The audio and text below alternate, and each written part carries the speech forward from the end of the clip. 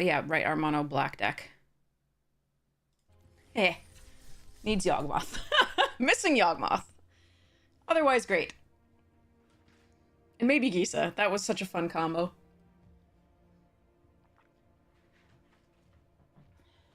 Alright.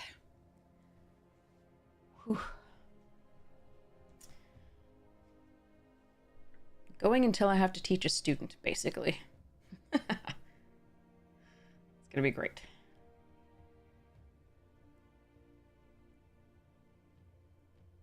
Ooh, someone subscribed to YouTube. That's so sweet. Makes me happy.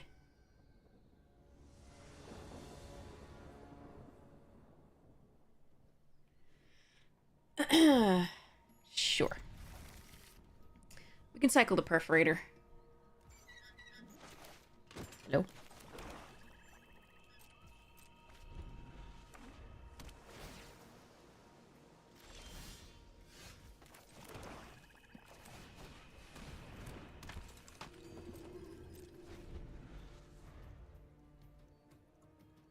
I could grief the perforator, the perforator here. It would have been interesting, but I think we'll just do this.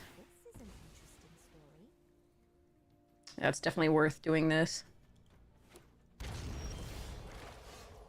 Priest time.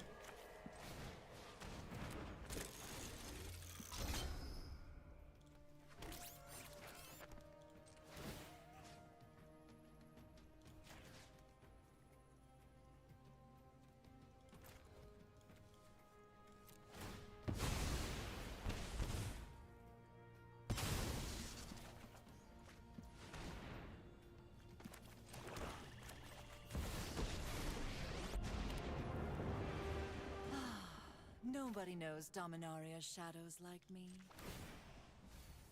Now a breach!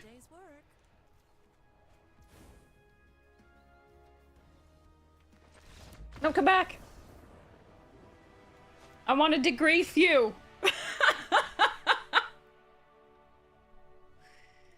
Aw.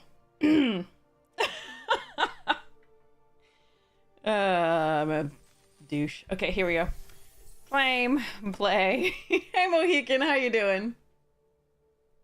Mwah, nice to see you. Alright. Here we go.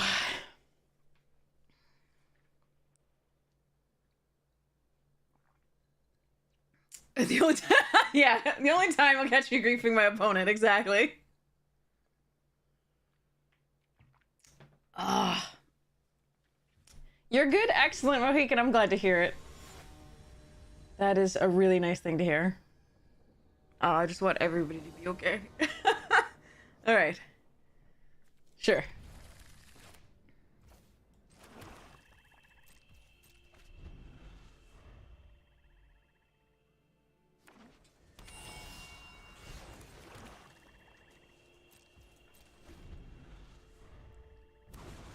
Hey, Evil Baboon, hello.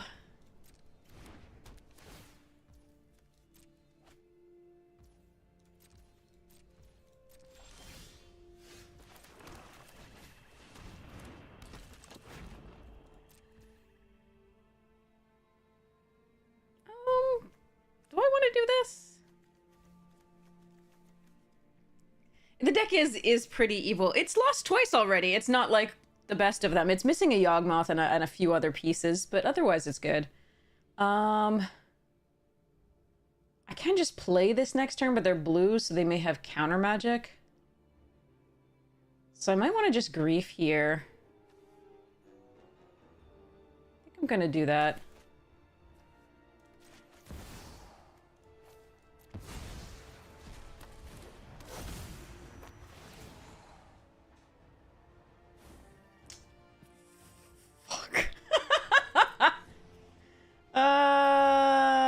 Right.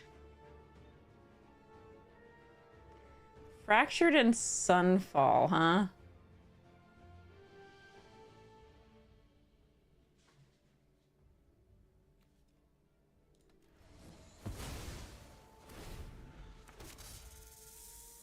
They need another white source for either of those.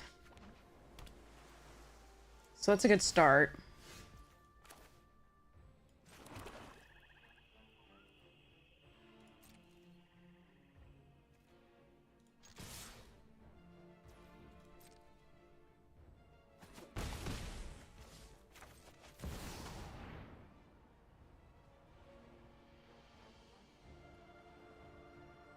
Did they draw a counterspell? Must be, right? No? When I win, you're telling me what you know about the Raven Man. You can quit at any time.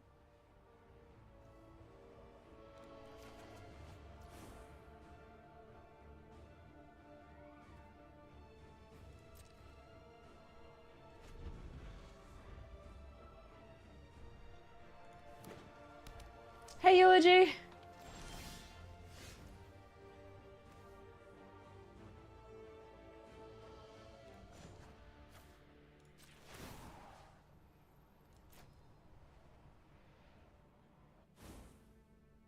I'm not finished with you yet.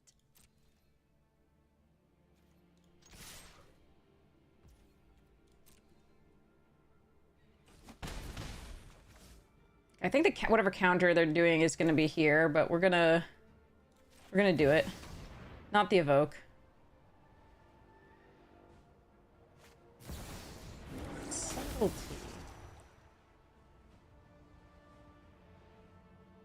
All right, Liliana's down then. Could have evoked and then with the priest, and then gotten it back with a forge fire and kept up the infernal grasp. That might have been better. Much more positive eulogy after I did my research.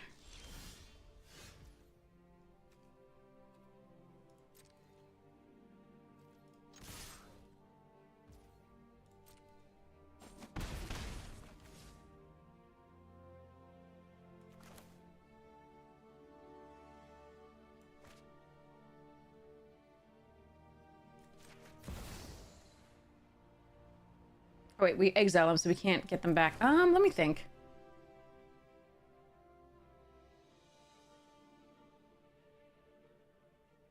I'm just gonna play it.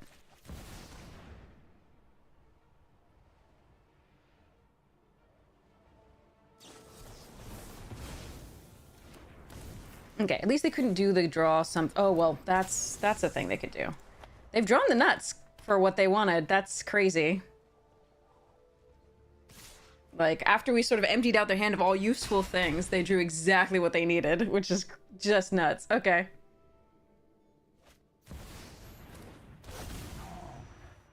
At least we don't have to be really worried about Sunfall right now, because it does hurt them more than it hurts us. I haven't drawn a land, which does suck, because now I can't do this to that. So I guess we just Bastion here? Or Priest. This is interesting. Next turn, though, they can hold up this. So I do... Unfortunately, I think because I didn't draw a land here, I lose. Because I can't kill the Titan. And next turn I won't be able to either, because the Interrupter will stop me from doing so. So... It's gonna be Priest. But they can lock down the Priest with the Titan. Too bad. They drew the nuts. Everything that we wanted to do that wasn't there. Now, I could have done the Grief that one turn, but they were just as likely to have a hard counter as they were to have subtlety. So, I didn't go for that. The good thing about locking down the Priest, where the Frost Titan is concerned, is that the Death Touch can still block. So here we'll see how I have to do this. So, okay, so they're not going to lock down the Priest. They can just sacrifice the Fairy Mastermind. But I have to take so much damage here. I don't think I want to lose the Biomancer, because I can't play this yet without the Aven Interrupter having bad things happen to it. So I need to keep 2 creatures in order to make them just sacrifice 1. But it does give me more mana, and that will help. Okay.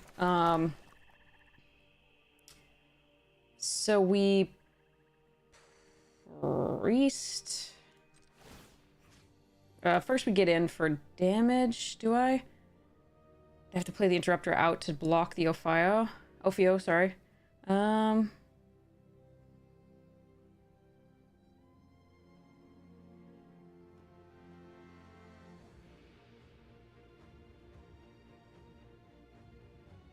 No, I think I just lose this. That was our one turn, I think, was there, and unfortunately, this sucks.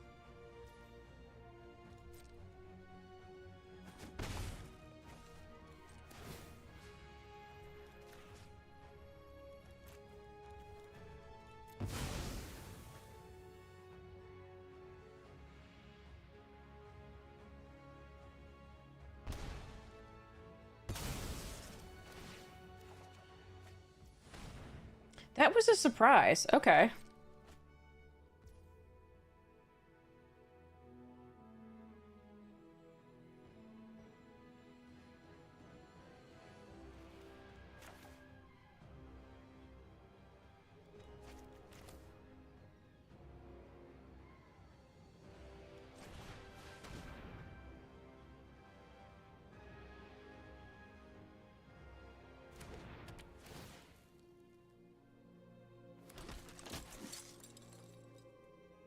Okay, I couldn't bait it out of them there.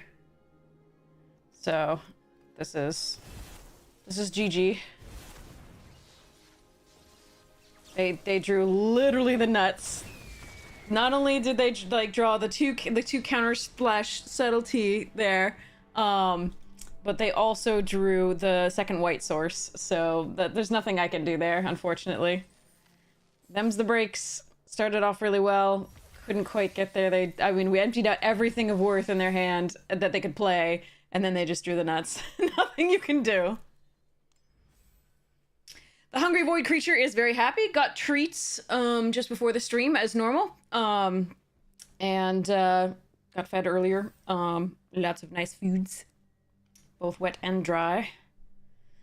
And he's very cuddly. He chased his catnip banana around a lot.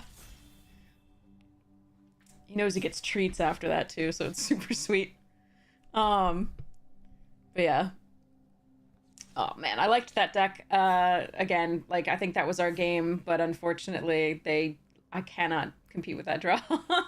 All right. Ooh, Chrome Host. Yeah,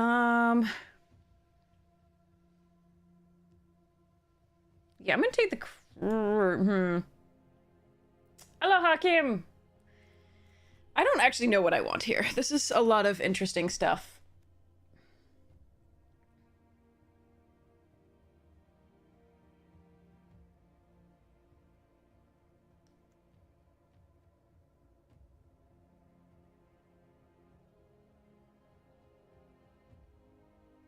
So what I'm looking at, like, I'd love to try this card out. I never got to try this card out, basically, at all in WoW.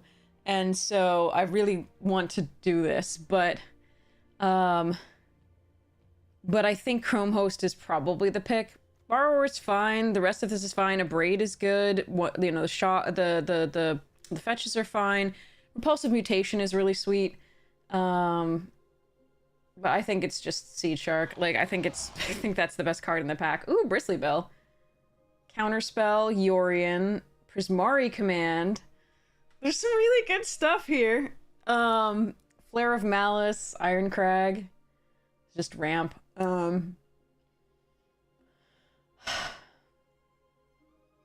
Settle's a good one.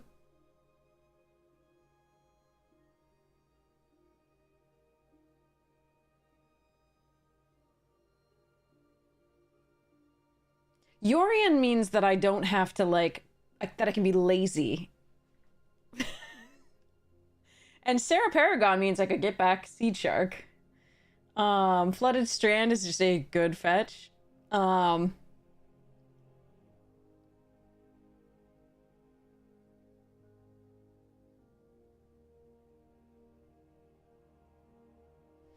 haven't gone blue-white. We'll take Settle, fine. You take Counterspell? Prismari Command's excellent, yeah. I mean, we'll take Settle because that was what first chat said, and we'll figure it out.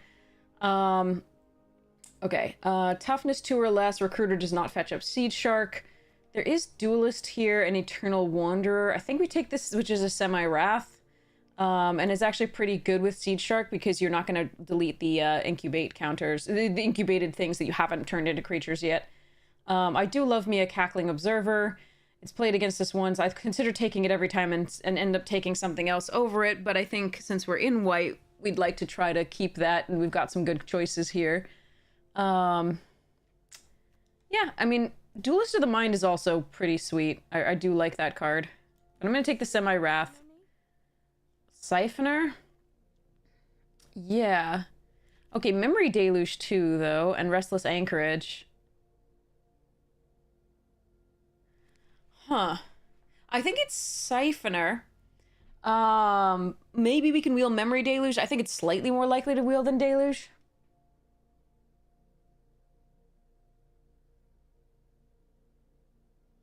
Yeah, I'll try it. Ooh, Stoic Sphinx. Is that good in this? There's so many flyers that have 3 power. And I don't have pump for it.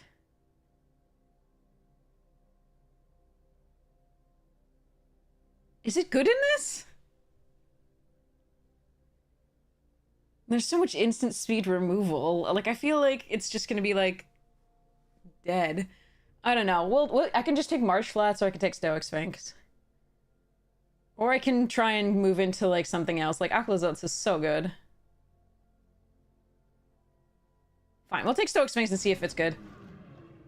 Ooh, Muldrifter, Machias, Journey to Nowhere, Watery Grave. Pest Infestation. I'm not seeing a lot of the white that I would want to see, so we'll see whether we move into something else as an early color. All right.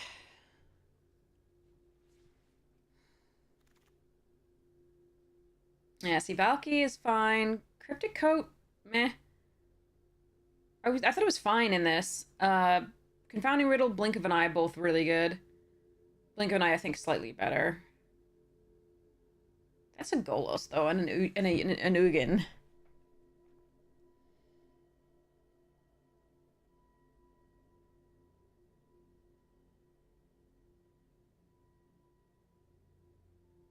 Cryptic Coat works really nicely with Sea Shark because you can keep recasting it.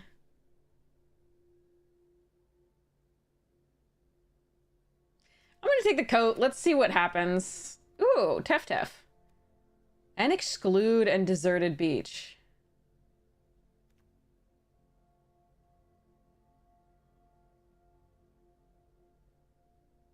Hmm.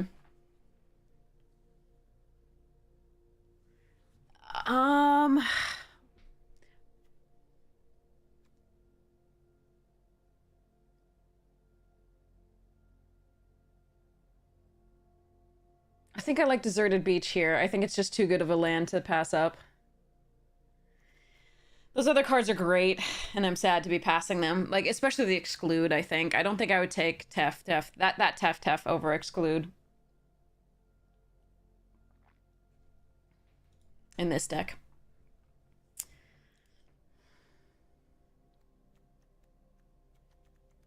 Well, maybe I would. We do have a Muldrifter. We just don't draw cards really well yet, otherwise.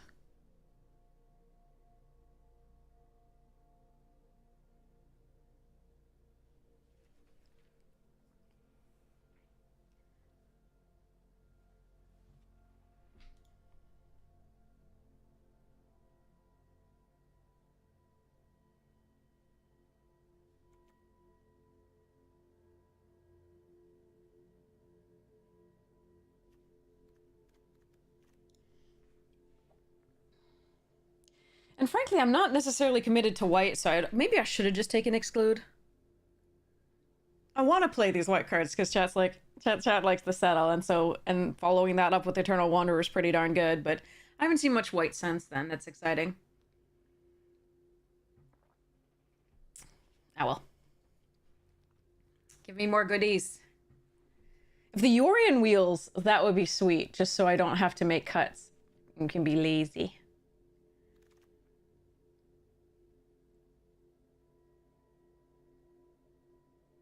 Okay, mutation is good. I don't really like Lyra in this deck. I'll probably take it here, but like mutation would be a thing to do, or a Lonely End or a Braid.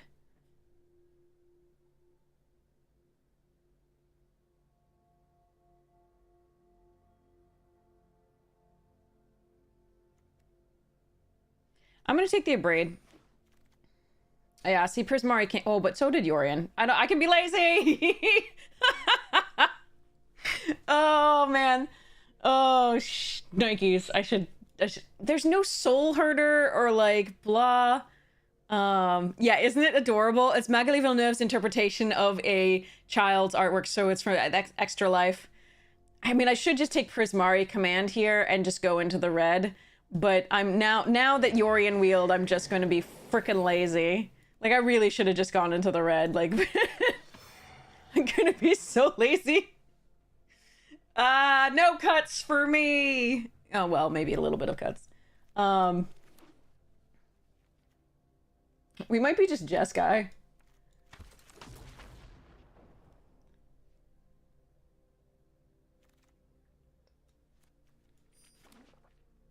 Yeah, I definitely should move into the red. There's no excuse for not moving into the red.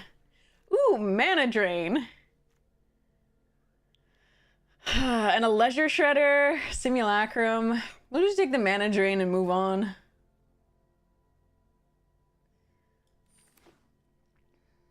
Yeah, I should be in blue-red. Blue-red is what is open. I should definitely be in blue-red. And we still can be. Like, we still absolutely can be. Why do you not think that's 2 mana? But like, we'll figure this out. What's the best card in this cube? Best color?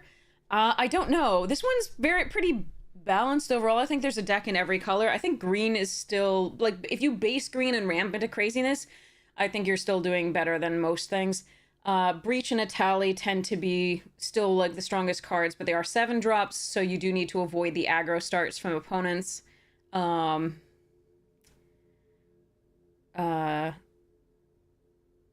Yeah, there's a lot of good stuff. There's a lot of good different decks.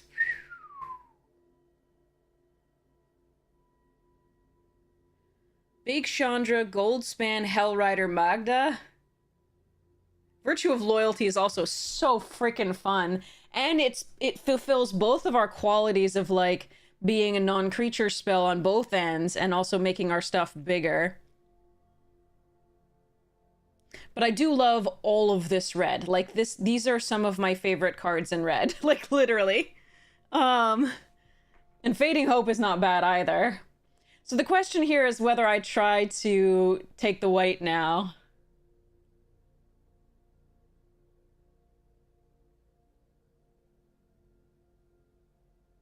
Or whether I just admit that I'm just going to be base red and splash the white. I'm just going to do this. Color signaling is a thing in Cube and in Draft in general. It's less apparent in play boosters, but it's still there. Okay, so we've got Rona Proft, Spyglass, Captivating.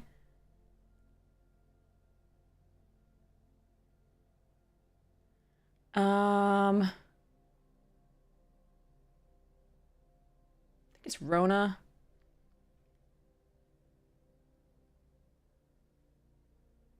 Brain Surge is also interesting, but I think I'll pay attention to that later. Hello, Robert. How you doing? So yeah, we'll see about this red. I'm gonna try and pick up the white from this pack because in this pack it's likely open since it wasn't open in the first pack. So we'll see whether we go full Jeskai or just blue white. But because chat wanted blue white, we're trying to make the blue white happen. And frankly, it's cube, so forcing something can work. You know, your deck will be a little less strong than it would be otherwise, but since so many of the cards are so crazy, you can usually make up for that. So right here we take Esper Sentinel over Ophelia Get Lost and like Carnosaur in the red and Mephits in red.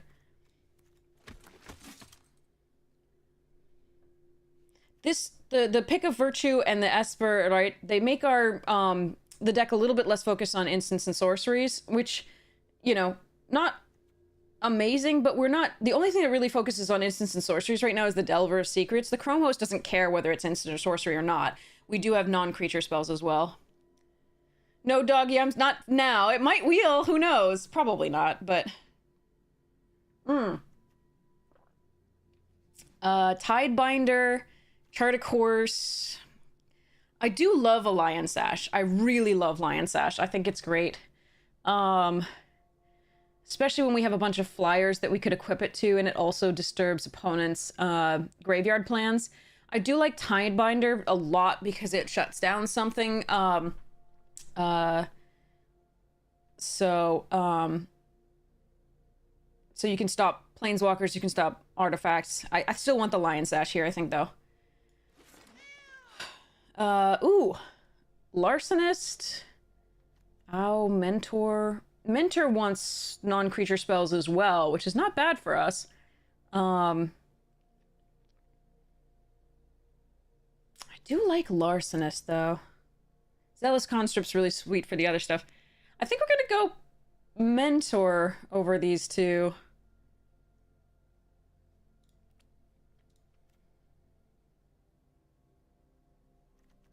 Yeah.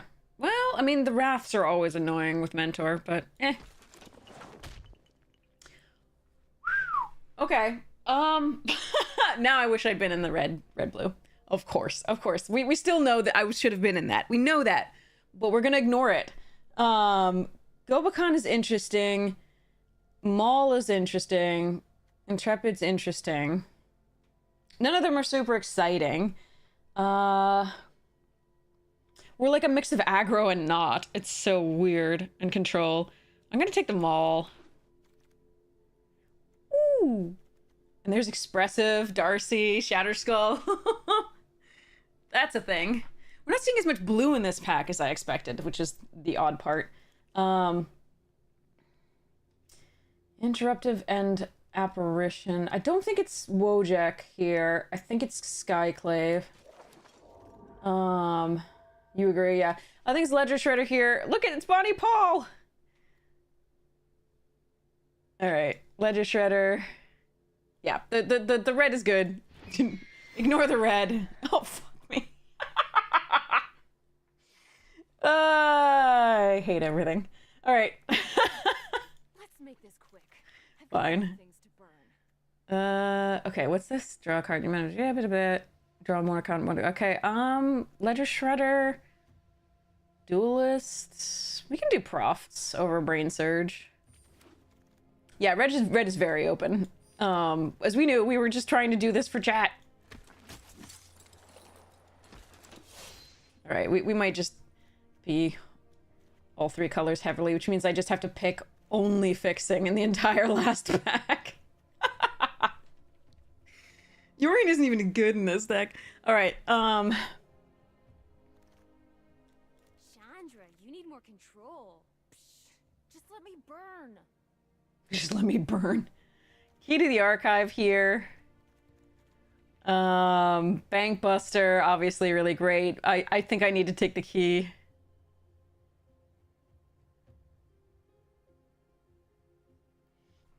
I mean, although the Bankbuster... Yeah, no, it's gotta be the key. If the Zayator Proving Ground were a different land, I would consider it. Sun Titan's really good with Yorion.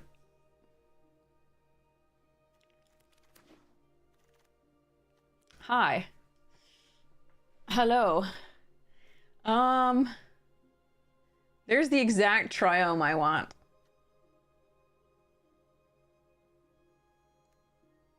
There's also Forge, which is a great card in this particular one. All right, let's just take Rogger and Triome and move on. All right, Forsaken Crossroads. Ooh, that's a Time Warp. It's just a jump to the left.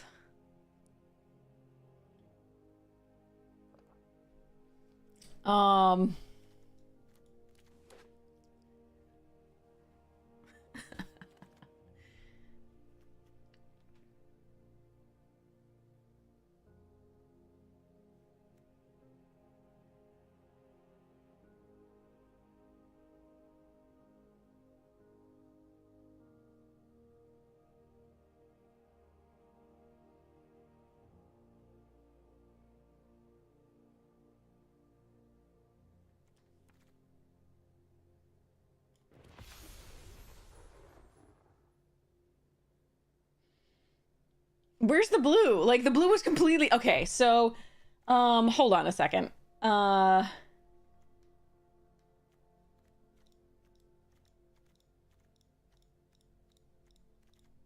Oops, get back in.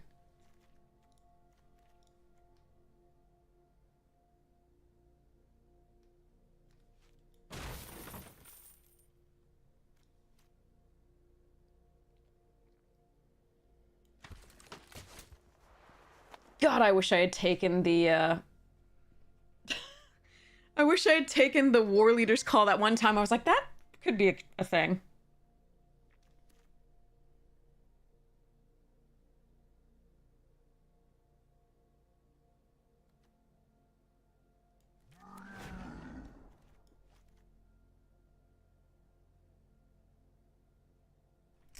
Yeah, I mean, the white-red is what's open now. Like, the white wasn't open in the first pack, but it's open in the last pack.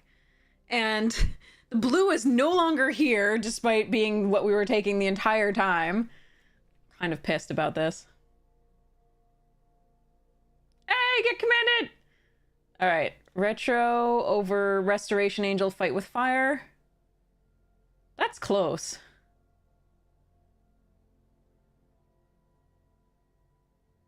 Yeah. Man, I really wish we were... I mean, the blue is just... Oh.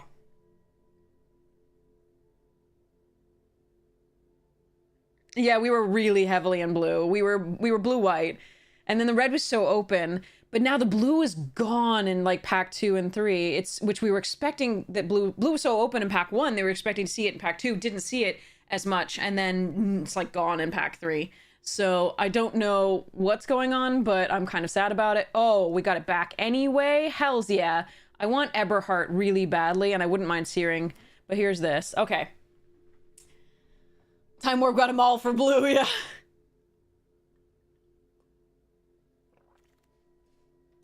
Okay, wait, how many? Oh god, I wish I had time for this. I do not have time for this. Okay, a braid. Mephits. Settle. I need Magda. Okay, fine. We're just gonna do this. Ooh, Slickshot and Dragon Master, and also this. All right, get commanded. Have fun. Yeah, I hope we do well with this. We'll see. I think it's gonna be Slickshot here. Ephemerate. Oh man, this was a weird one. If I'd known we were gonna be in Boros, I would have picked a completely different deck. But red wasn't like, oh, what is this? No, okay. We're like too big a deck for this. I might splash the blue.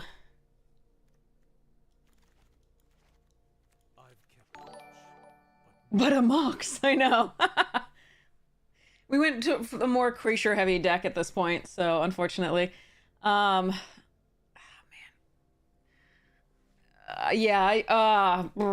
if I'd known, this was a really messed up one. I knew that red was open, but I didn't know that red-white was open. I was thinking we'd end up in red-blue, if anything. So I was picking wrong for that, but like that was the last color combo that I thought we would be in. It's still not a bad deck. It's a little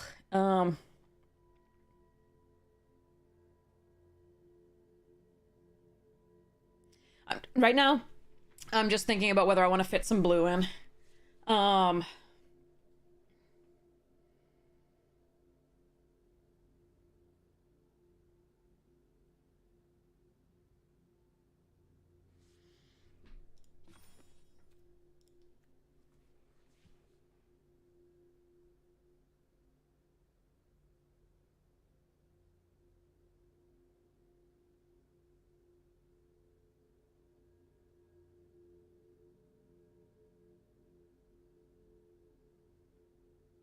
The only thing I think about putting in is the Seed Shark itself. I'm pretty sure. Like, Coat and Muldrifter are options, but I just don't think they fit quite well enough. So,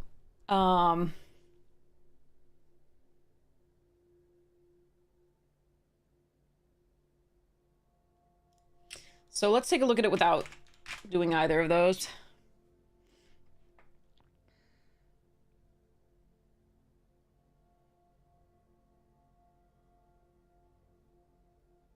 This has too many 6-drops for a damn Boros deck.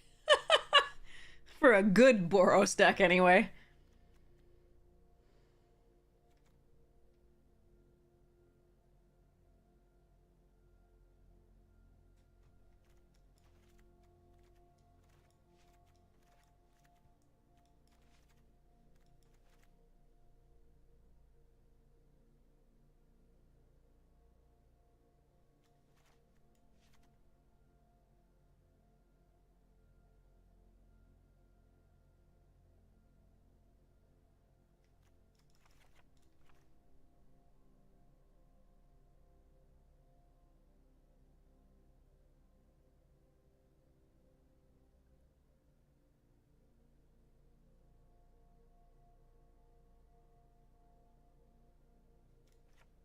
As much as I love Key and want to ramp to the 6-drops, I don't think that's what this deck needs.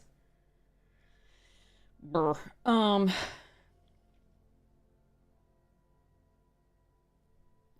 think we just take out the blue. We keep the Triome in, I think, because it cycles, and it provides 2 of our colors, and we keep the Forsaken Crossroads in. And I think that that's the very bad deck. Alright. It's not very bad. It's got individually powerful cards on it. It could actually draw something, but still.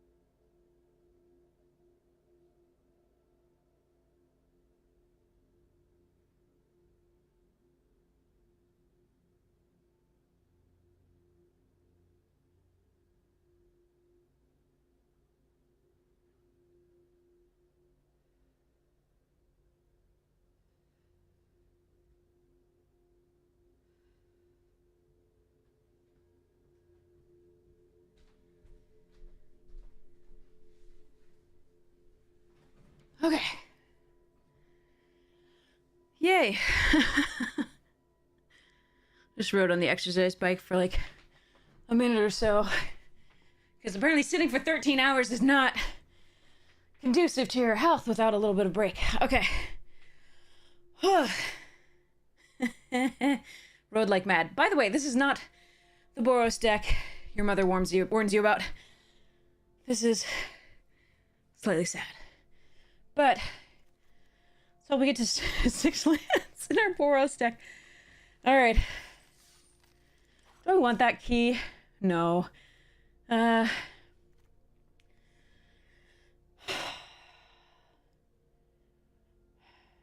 Maybe I pull 1 6-drop out for Elder Dragon War, because at least we get a 4/4 flyer. Fail case.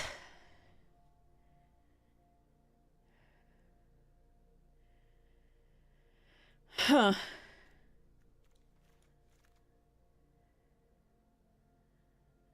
Gone up to moment to distracting cell.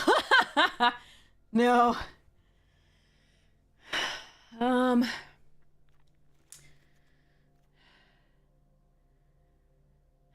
Let's see. Oh.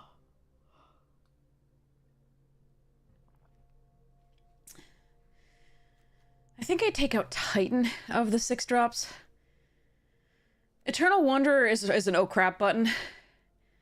So is Settle. Huh. Don't answer the bunny. Alright. I'm just gonna run it. We're gonna be stuck with like 3 6-drops in hand. It's gonna be great. Whatever.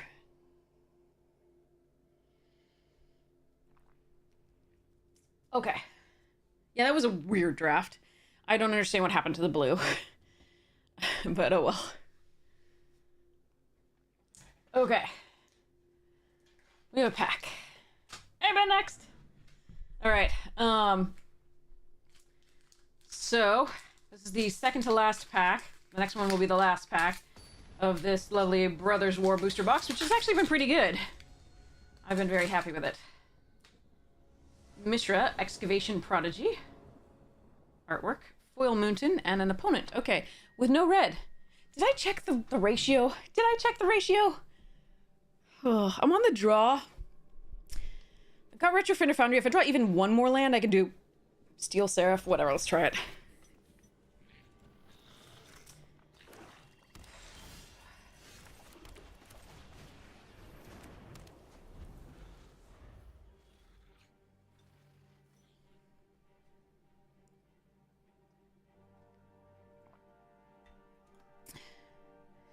Pretty sure that wasn't the question. Okay. Boop.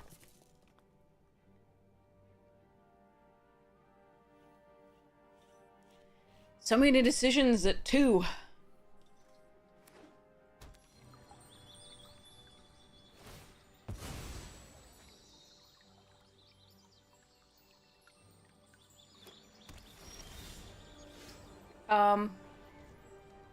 I am going to have to, I'm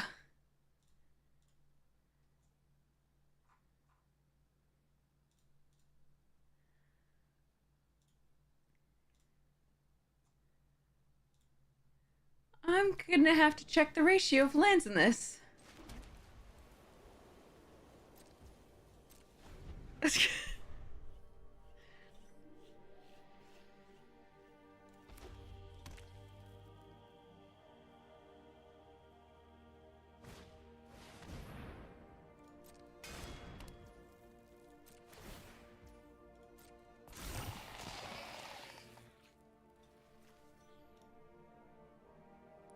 One, 7, Crossroads, Triumph. It's 10 red sources. 3, 4, 5, 6, 7, 8, 9 white sources. Okay.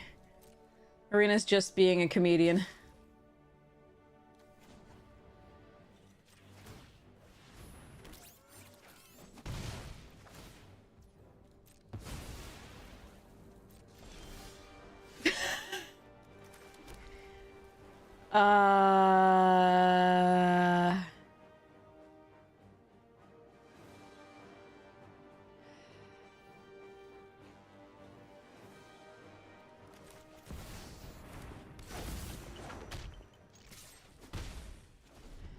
All right, well, some days Magic do be like that.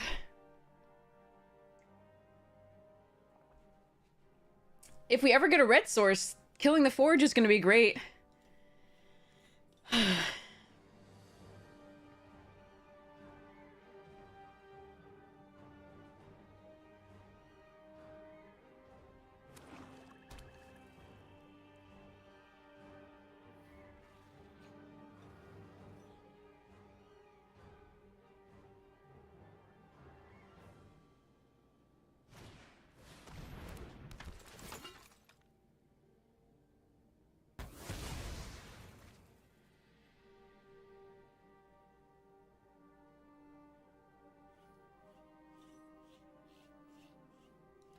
This opponent is taking a long time to do evil things.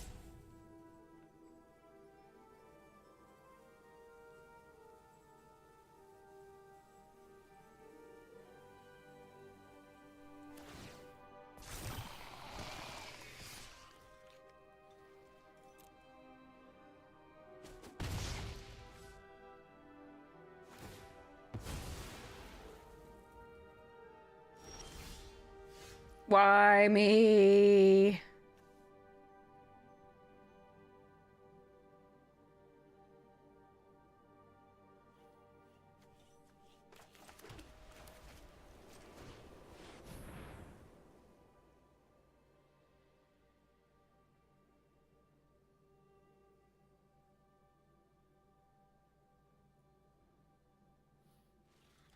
Oh dear Lord, OP, come on.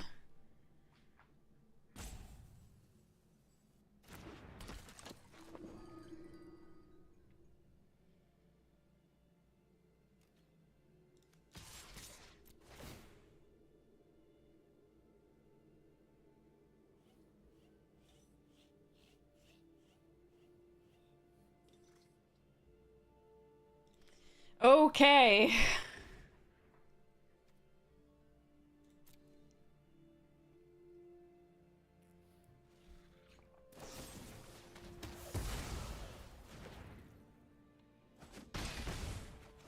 They didn't block the mentor with the Lauren? That seems wrong. That seems very wrong. Okay.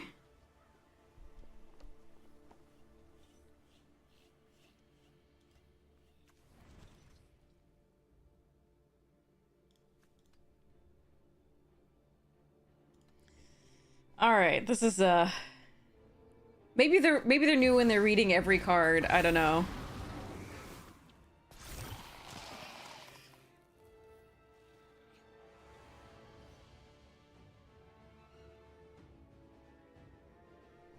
But dear Lord, you have literally no decisions to make here. Like you can literally, yeah, like okay.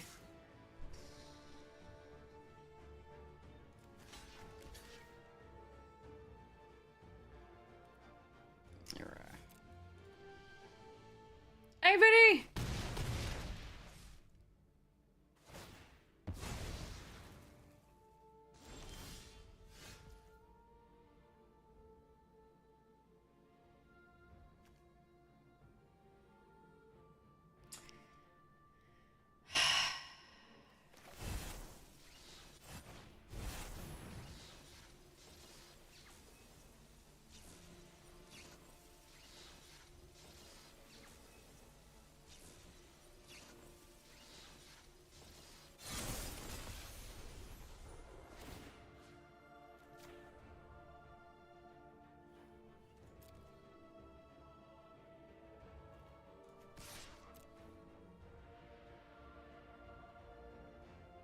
Yeah, we have 10 mountains and 9 plains. We've drawn 4 lands. They've all been plains. And our opponent is taking years to think about every single thing. And it's killing me a lot.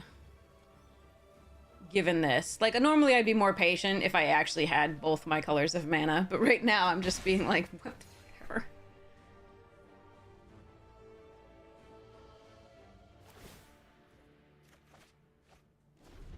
I found it. It's probably gonna be too late.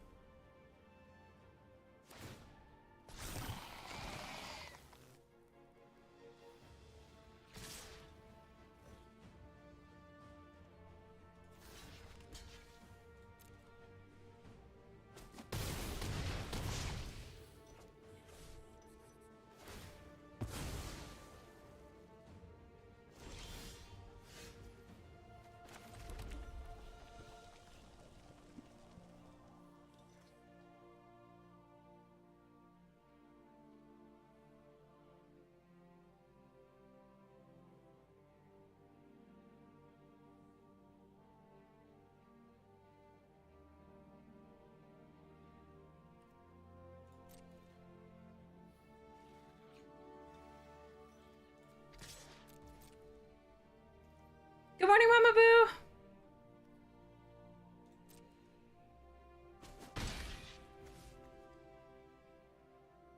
Yeah, I lose here, unfortunately. Nothing I can do.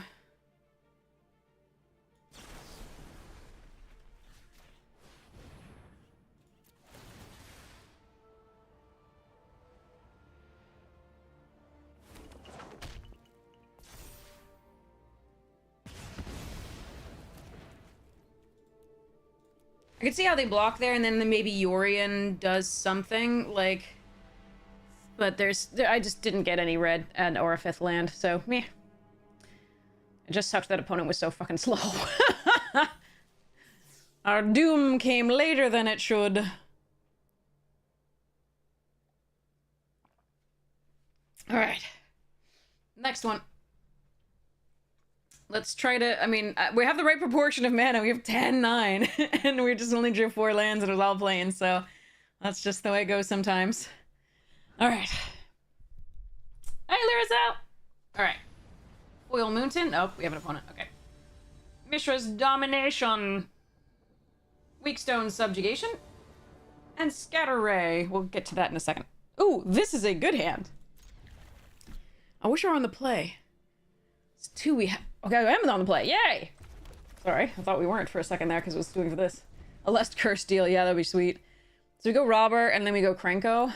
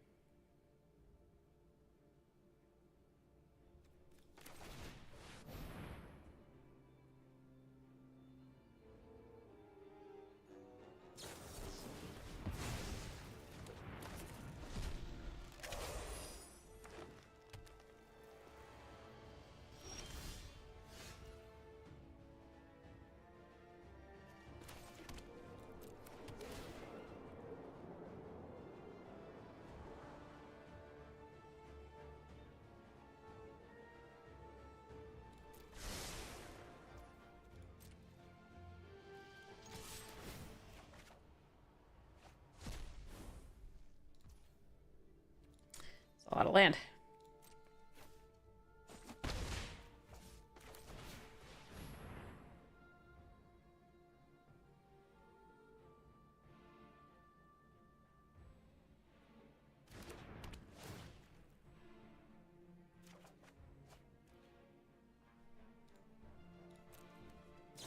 Because it's cast, not play a land, so I can't play the lands that they have.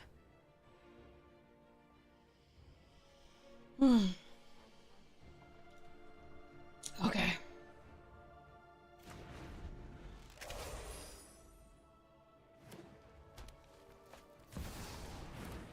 B.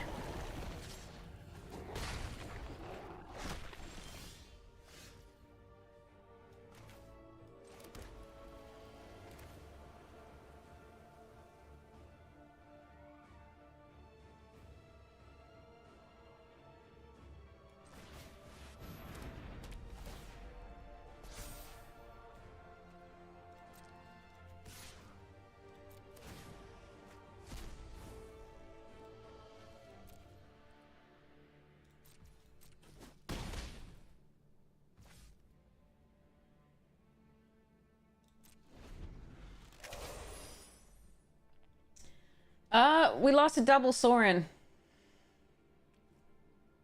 In the game, we would have made it to, in the round, we would have made it to the second draft.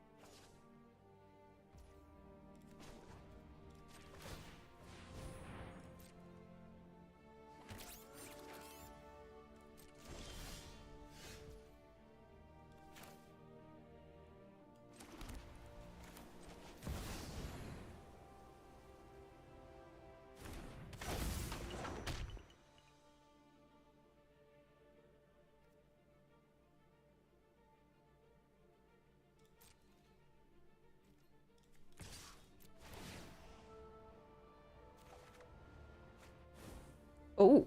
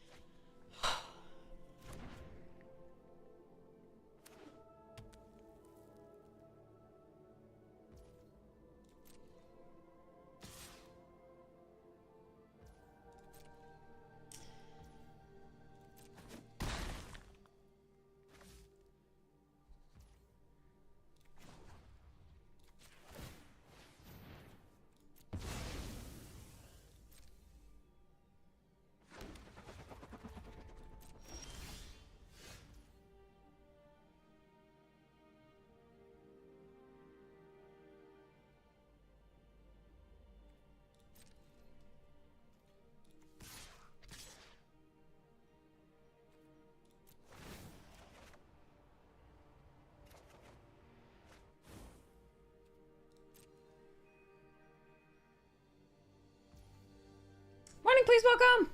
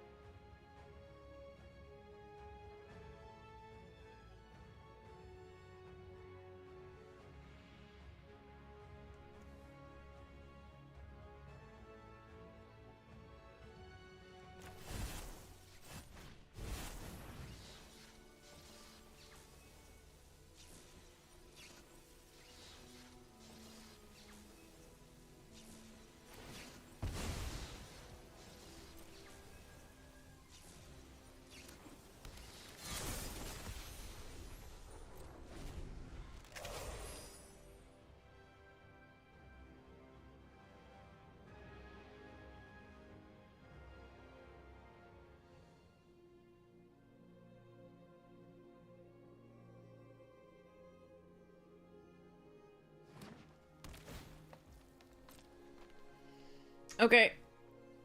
I think they need mass removal here.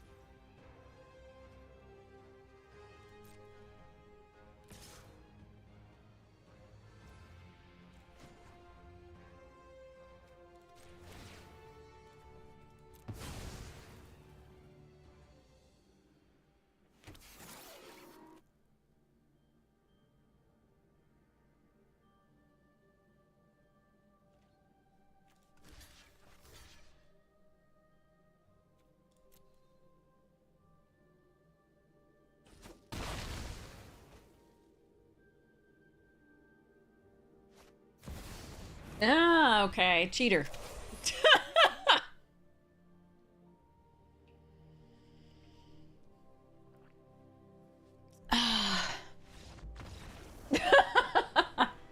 think they forgot that I make a 4/4 after that. Because I think they were thinking they'd have 2 attacks. And the second one, they could probably use like a primal command, or not a primal command, the primal punch thing plus Expulso and fight.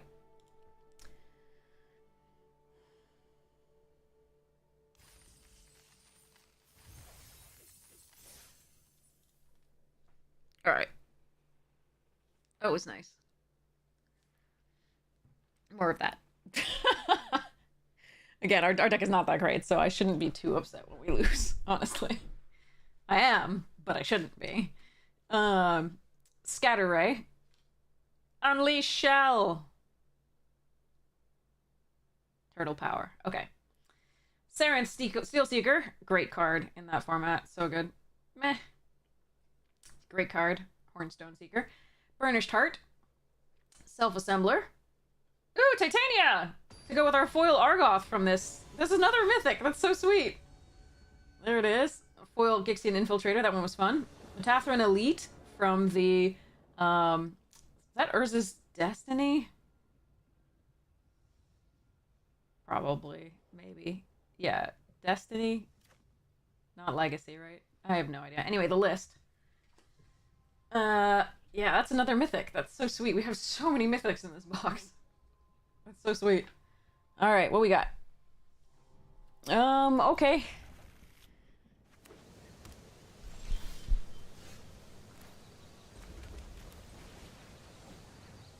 Yeah, Metathran Elite is cool. It was an all-star way back when, I think. It did something.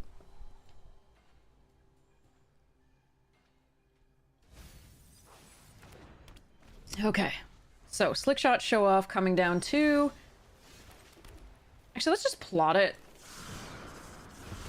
They have mana open for counter magic. No, don't touch my shit! Jerk.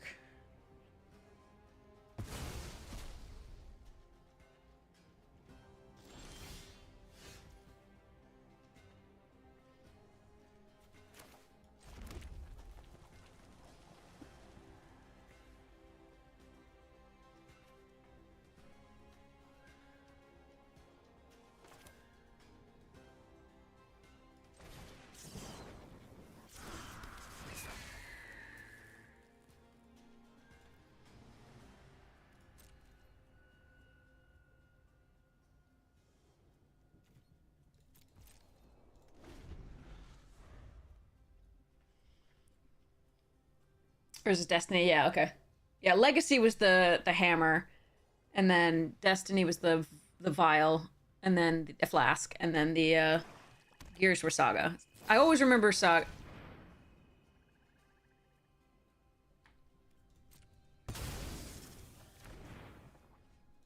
I feel that's greedy, but I'm okay with it.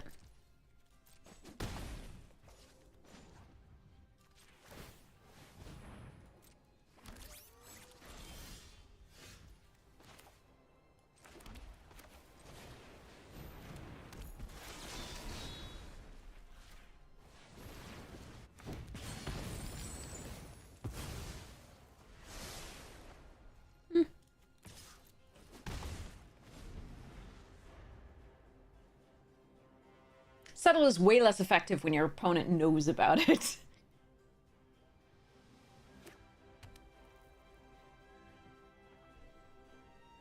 And is at least slightly in blue.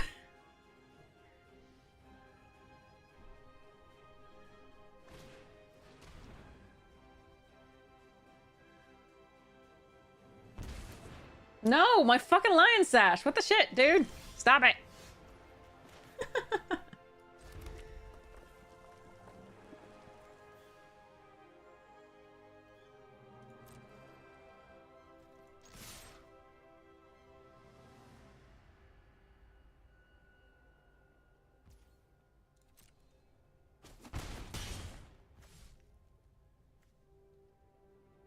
Alright, let's see if they have a counterspell. I feel like playing this out.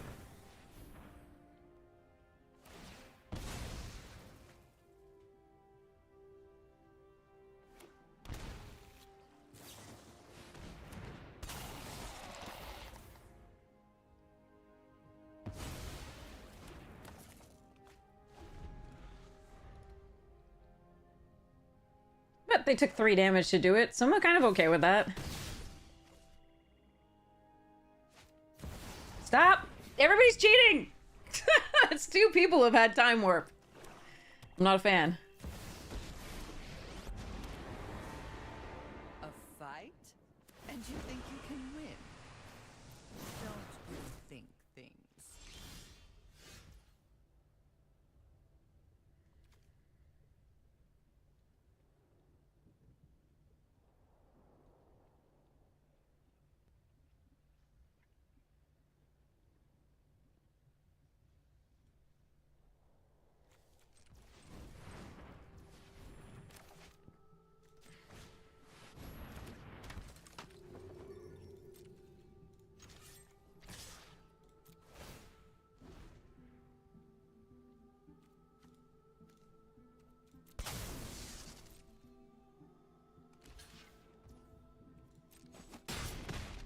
You picked a fight with the wrong necromancer.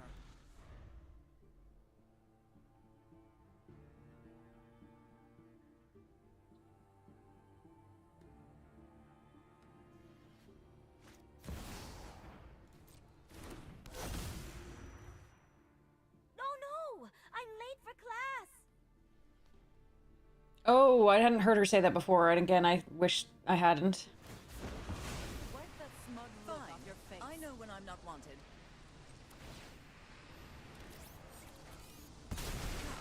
One of your friends has to leave.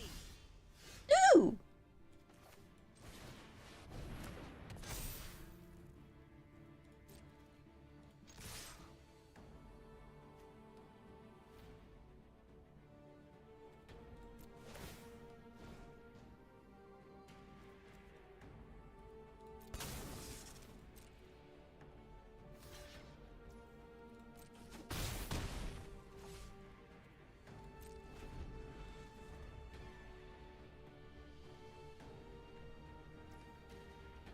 Opponent is messing with my dream of killing them. How dare they?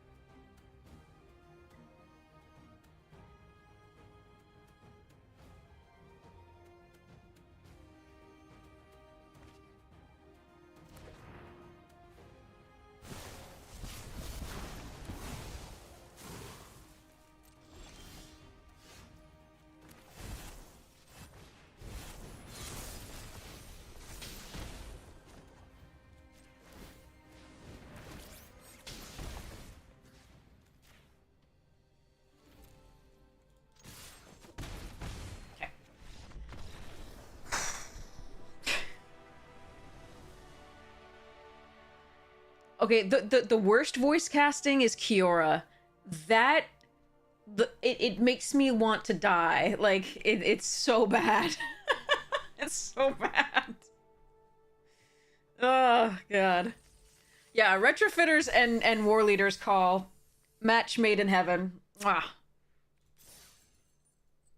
War leaders call and playing Magic in Boros. Needless to say. All right, running to the restroom. Be right back.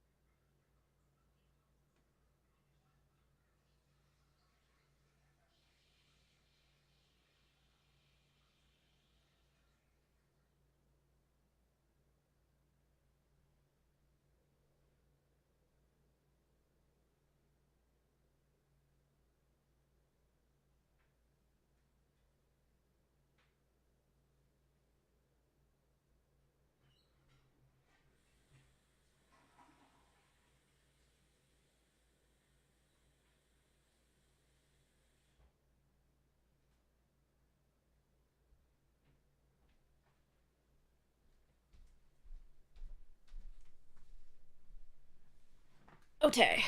Here we go. Play. Whew. Alright, should we take a look at this last pack? Last pack out of this box. This box has been amazing. I've been really happy with this box. At the time, it probably would have been well or worth more than, like, what I paid for it. I don't think it is now, necessarily, because I think a lot of the cards went down in value. Because they're printing so fast. Oh god, chat, look at this hand. Remember this? Remember this from the first loss of, like, just four planes? I still can't throw it away. But I need to draw a red source. Fudge. There are 10 red sources in this. 10 and 9 planes. At least most of our stuff we can play. I might just hold the Lion Slash until after the Mentor. The problem is if they kill this, it's really bad. Yeah, let's just wait.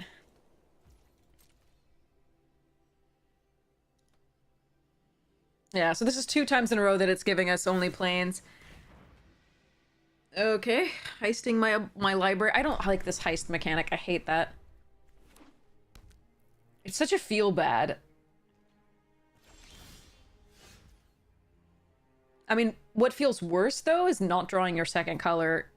Your primary color, in fact, because you have most of those. Alright, I guess we are monastery mentoring and pretending that it's gonna survive.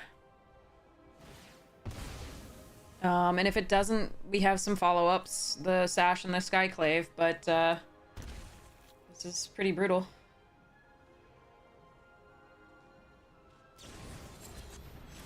They got my Virtue of Loyalty, only one of my best cards? Oh, joy. That makes me so happy, chat. And it's one they can cast, like... And I still can't draw any goddamn...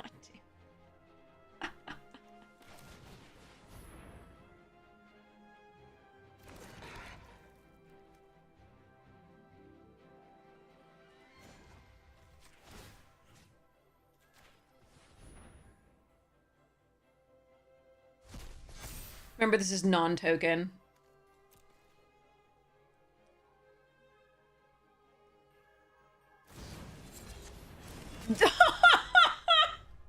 Oh, Chet, I hate it! I hate it! How is it that my opponents can, like, draw the nut stuff, and we just can't even draw our main color? Like, how is that possible?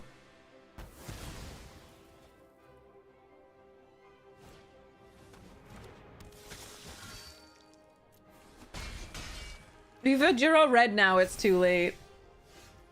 Yeah, but it wants to give me the 4th planes for the 2nd time in a row.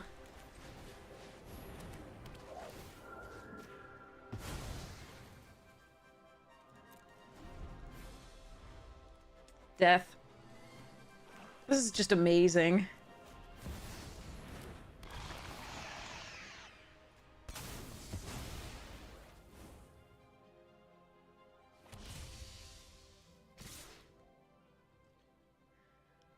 I don't even know if I want to play any more of this.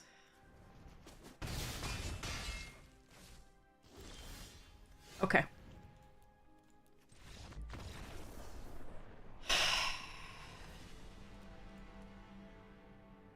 Twice in the same draft. Within the span of 2 games, I think. 3 games. Amazing. Absolutely amazing.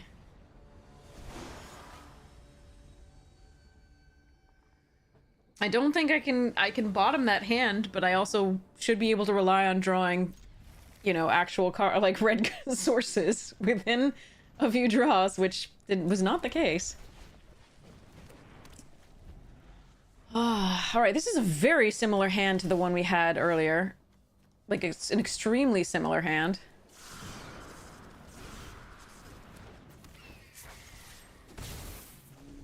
Interesting.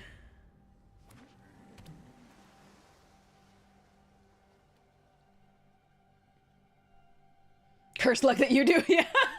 You don't like feeling alone, huh? Bone Crusher.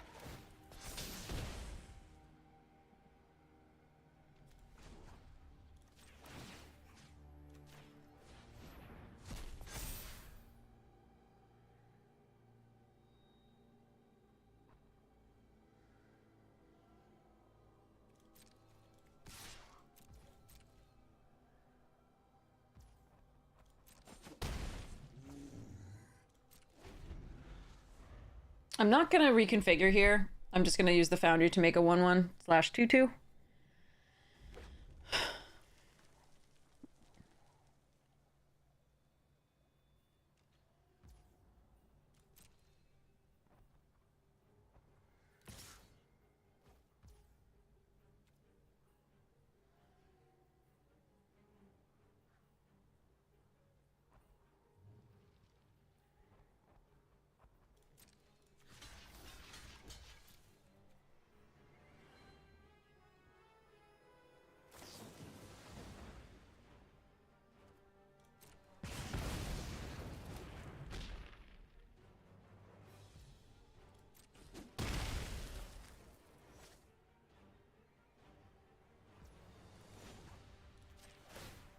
Hey, Auntie!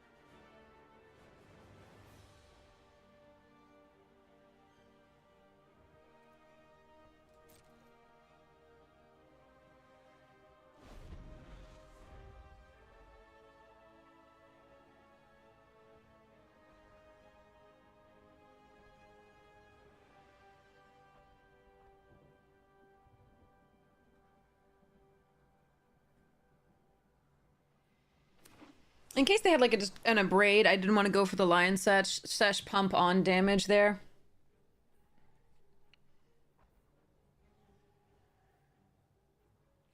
And in case they have like Mizzix's mastery, like I don't want to deal with the stuff in the graveyard. I want to remove it with a lion sash, in addition to making a token with a foundry. And then depending on what they do this turn, because I have to deal with a lot, the Inferno Titan can do. Oh, interesting. Actually not that bad for me right now. Chandra, the immolation sensation.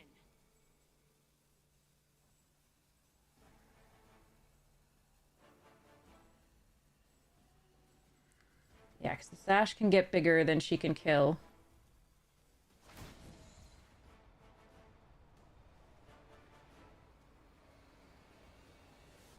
What? Okay.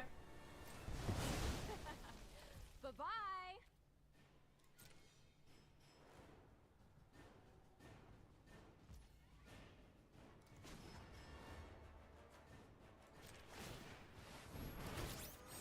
Really? Why did you tap white? I should have done this first. Okay. Anyway, we're just gonna play Inferno Titan and burn them out. Okay.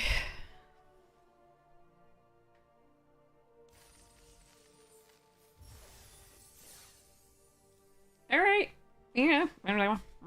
Alright, let's see what's in this last pack. You guys gotta see this box. It was super sweet. So, Mishra, Lost to Phyrexia. Foil Full Art Swamp. Nice. Warlord's Elite. That did some stuff. This was better than it looked at first, but still supremely underwhelming. Supply Drop did some stuff on occasion. Cliff Stomper was fun in a particular deck. Look at the bad printing on this. Look at the wavy lines there. Suchi Cave Guard.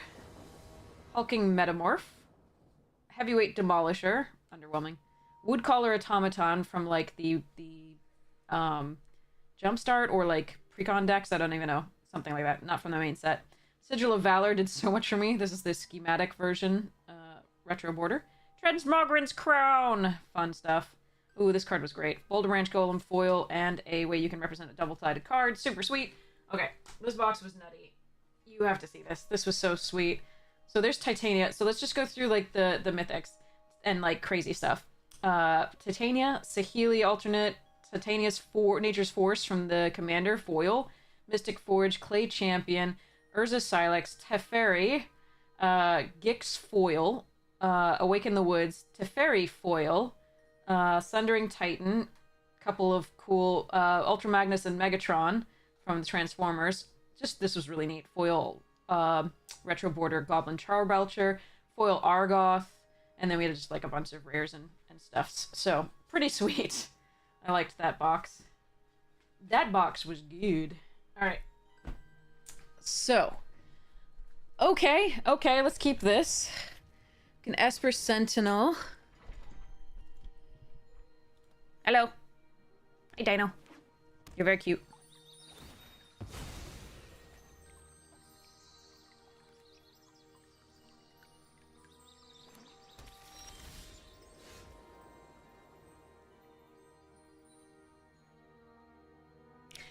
Let's see if we need the scry later.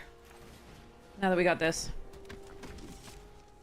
Although against the white deck, Esper Sentinel may not be as good. I think we were kind of hoping to see blue.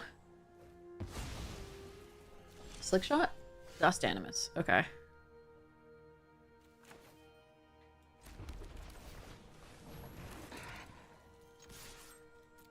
Boop.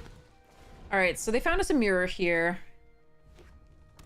This will be an interesting one.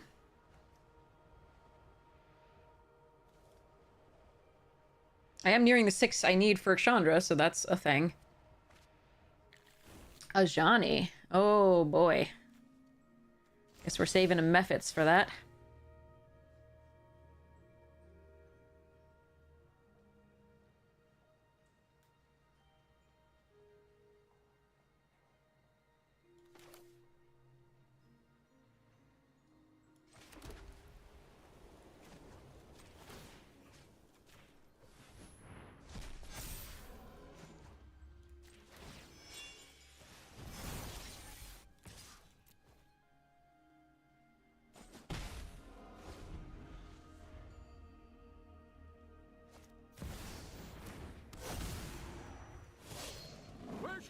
Today.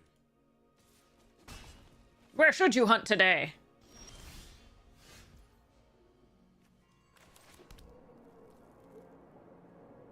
Do I have triple white or triple red? No.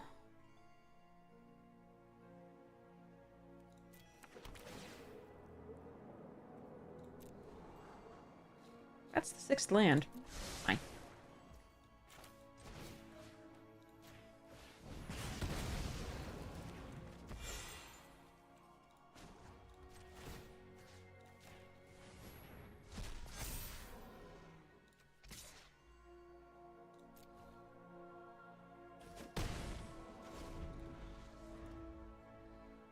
Yorion is just going to be a 4/5.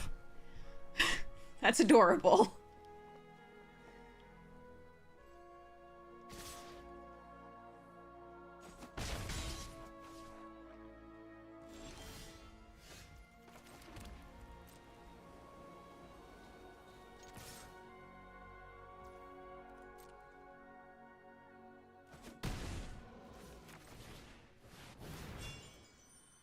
I mean, it's going to be a 6/5, but it's going to die right away. So realistically, who are we kidding?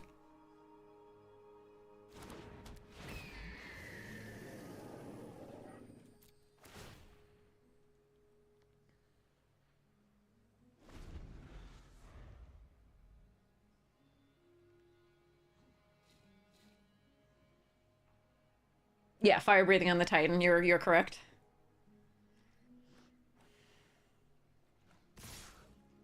No blocker. Of Wrath. Yep. And you pay 3? Sucker! Then I get to draw a card and keep my Lion Sash.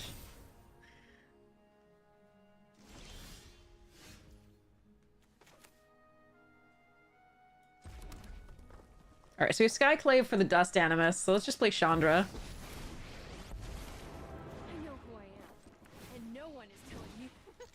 No pressure.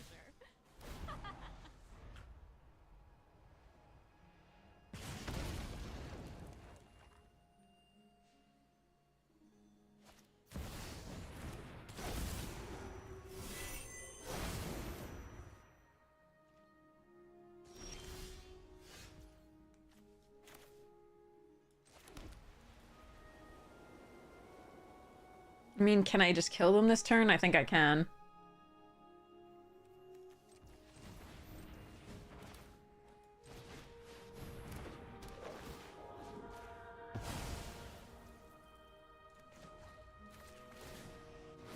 Let's get toasty.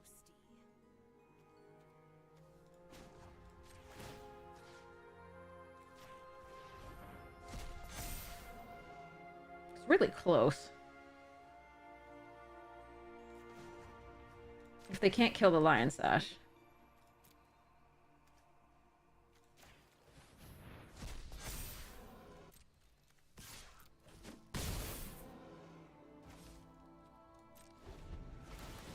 Okay. Can you gain life in response? Okay. Yay, Upwind Sword! I'm so happy! I'm so happy you got it! You're so welcome! Did it work? If it worked, that's great. If it didn't work, I'll send you a promo code. There was some sketchy stuff online where it was like, I redeemed this code and it didn't work, like, for some other people. So I'm hoping it worked for you. Let me know if not. I will get you a promo code. So I'm so happy that you have it. That's so great. Okay, sorry. That's awesome. I love giveaways that work, you know?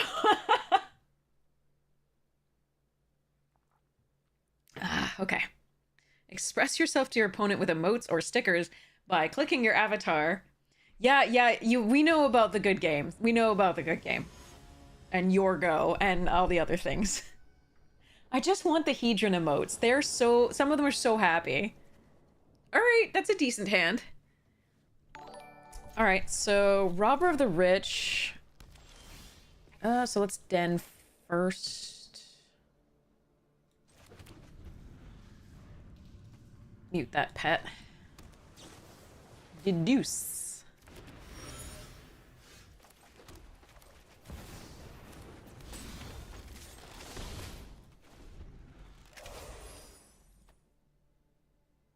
Your go is making you to slow roll. I like it.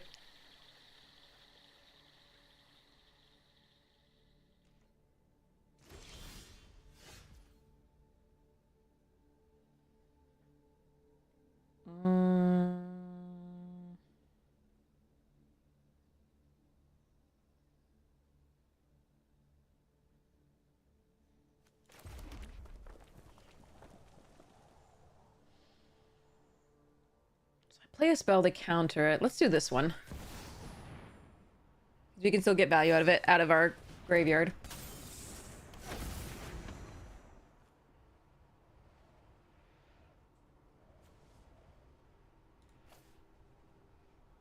I don't want to ditch any of these.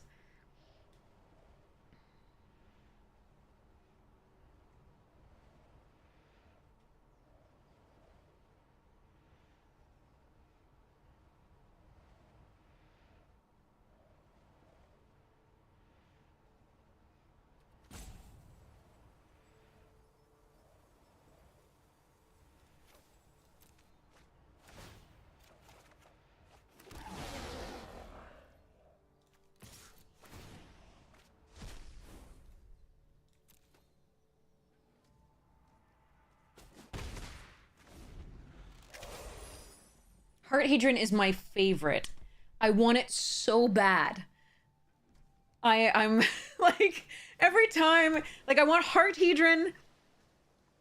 I want the Sad Hadron. I want the ones that never can make your opponents feel bad. Like, I just want the Heart Hadron and the Sad Hadron and the Raging Hadron, where you're like, this game's going poorly for me. Like, the ones that don't make your opponents ever feel bad. Those are what I want. And the Heart and the Hedrons are just the best ones of that. The card's owner. Ooh. Sweet.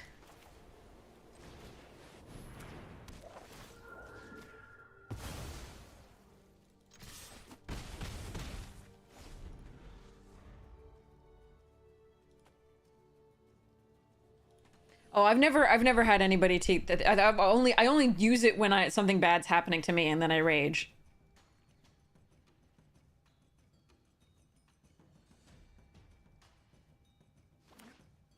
red. Teamer. Interesting.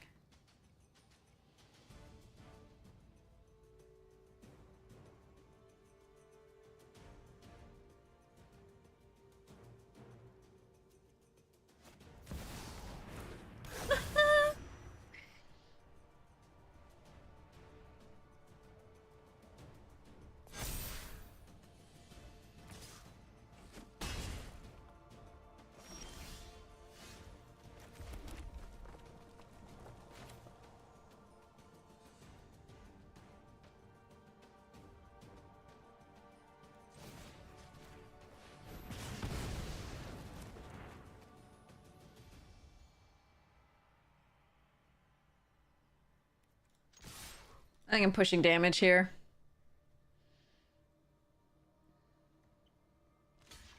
Yeah, I'm gonna get this if I'm correct. It's an owner. Yeah. It's still probably the right block for them to make, because the Pyromancer can give me stuff from the graveyard, but like value from the graveyard, but yeah.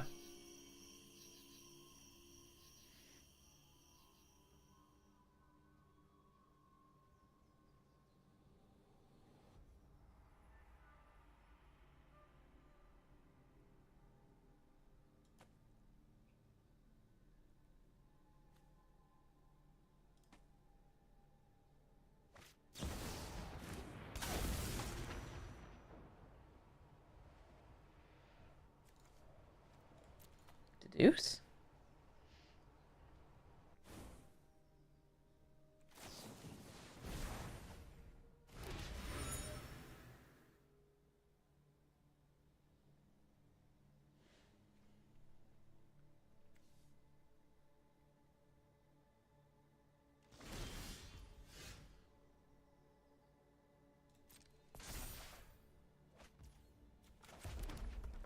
Alright, they block here, block here.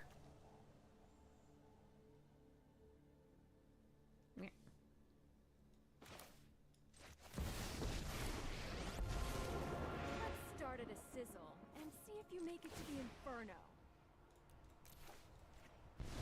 I've got a burning desire to finish you.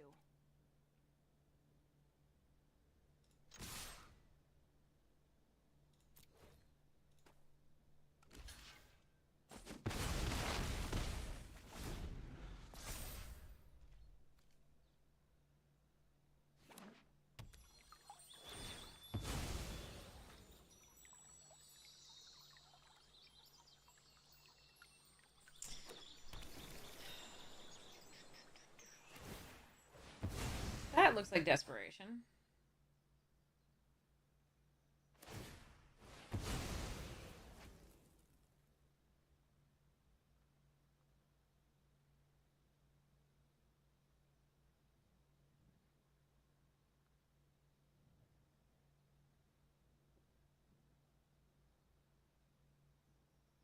So yeah, Den of the Bugbear can attack. That's 3/2 plus 1/1 attacking. Chandra ticks up.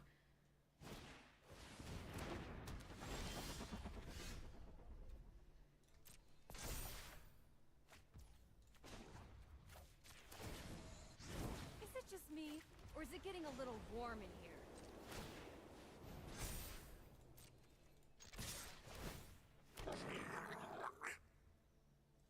The nice sleeve is, no idea. So I think it's a secret lair printing.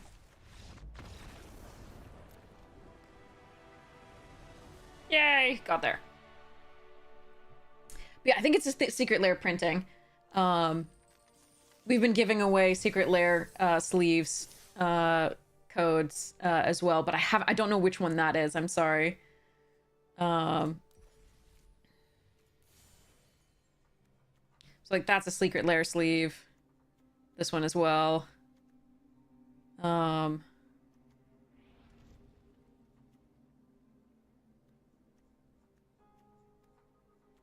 This is a secret lair sleeve, I think. This one too. Oh wait, actually think no, that might have been a promo they had online. But I've got a lot of them down here. These are Secret Lair sleeves. So, like, this is Mystic Remora. This is Burgeoning, I think. And then Coral Helm, something, something. Yeah, anyway. These are beautiful. They're the Secret Lair cards. So are these. Yep, these are all Secret Lair. So I don't have that one, I don't think. But look at this. Look at this. Look at that. Freaking awesome. I have this card in one of my decks. Skull Clamp. Yeah, there's some amazing Secret Lair sleeve things that you got. What is my favorite? Oh god. I mean, Magali Villeneuve's have to be my favorite. Let me show you. I think I have them somewhere in here. Why does it keep going up and down? Okay, all the way up and down. All right, hold on. They are very apparent. So I should see them instantly when they come through. There. Like, look at this. This is Elvish Mystic. This is Death's Shadow. This is Mother of Runes. And this is just a damn forest. Like, look at that. They're so good. Anyway. But I love this multiple different art styles of all sorts of things. Like, and this is Vulcan Baga, I think, who is a student of Donato Giancola. This is a picture, a portrait he did of Donato. So that's really cool.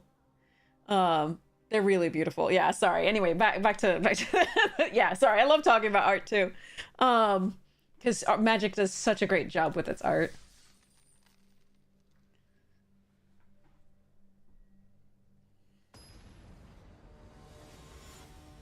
Your favorite Tillerian College? Fair. All right. Let me put these cards away in the box. Yeah, okay. You can first Forsaken Crossroads on white, put the Esper Sentinel out. Then play the Magda on 2.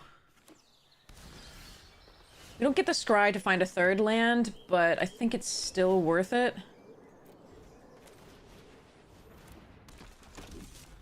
Hopefully we'll hit the third land soon.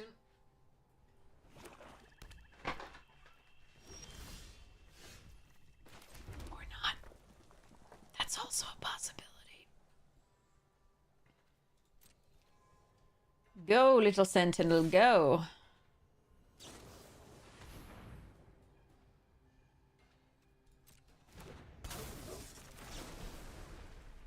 No. Bark. I love you. I am so sorry. I am so sorry. I killed a dog within a braid.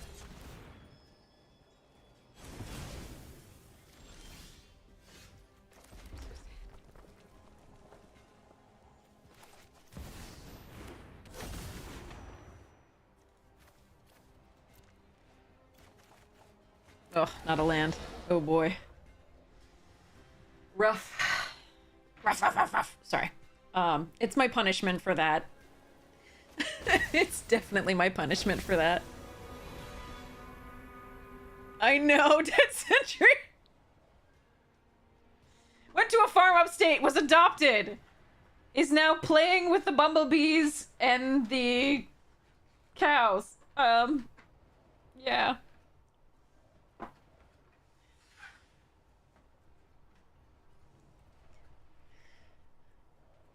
Okay. Yeah, my hand's bad is what they're looking at right now. They're like, I don't know which bad part of this to choose. Like, none of this is good for you right now. That is the correct pick.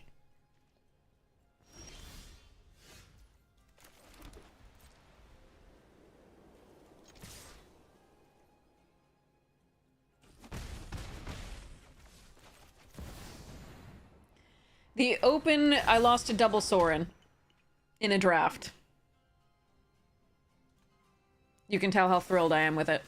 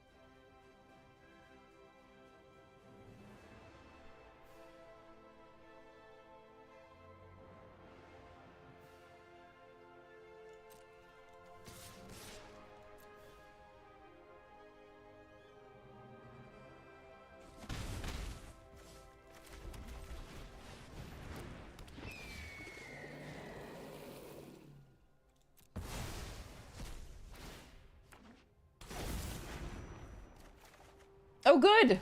Oh, good. We're saved, chat.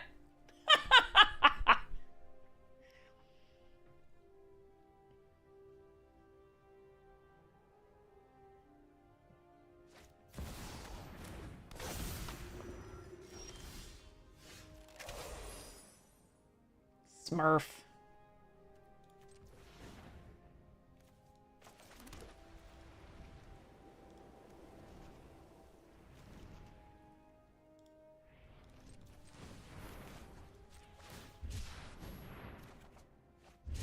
Ooh.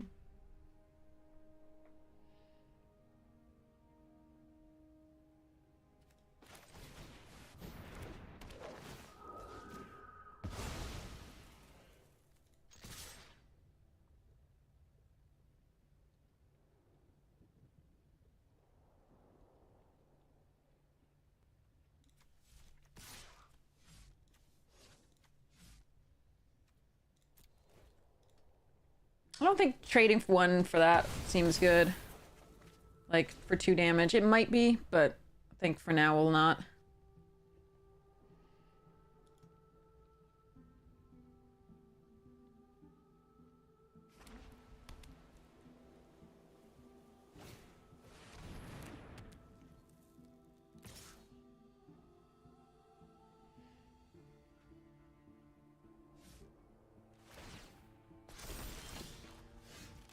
Lord almighty. Okay.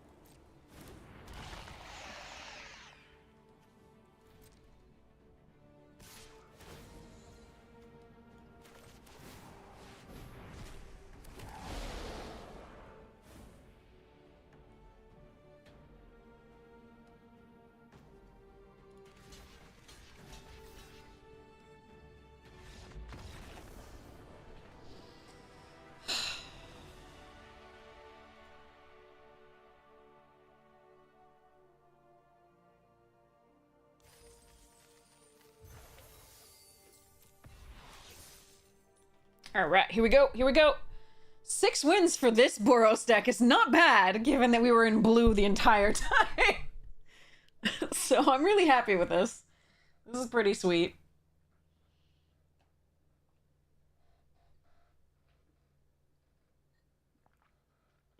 Oh, man. And we've only lost to, like, drawing 4 planes only in 2 games. So that's that's not bad.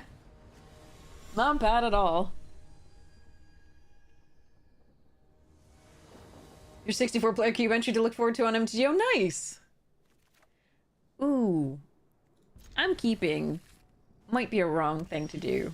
Ooh, that's a nice draw.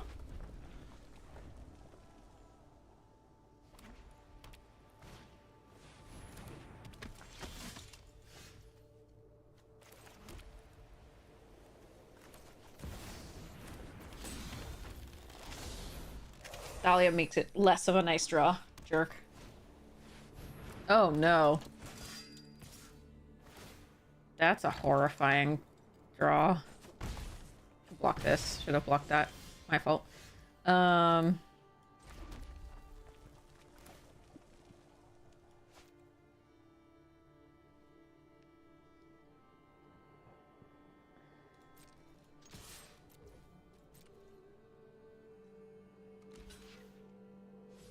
No, no, come back, block.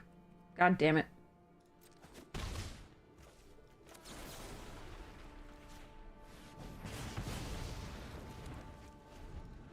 I should have blocked this. That was really bad. My fault. I was so focused on the Adeline and the Thalia that I didn't even see it. It was so bad. Oh no, we're gonna die at okay, we gotta hopefully get to 6 for either of these. but I don't see it happening. Ow.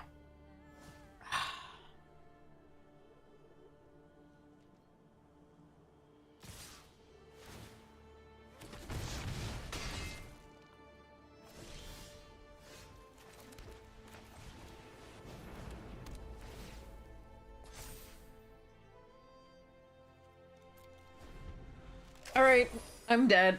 It's fine. Everything's fine. No! The perfects! Alright, yeah. Blocking the 1/1 wasn't going to save us here, but it was a mistake and I shouldn't have done that.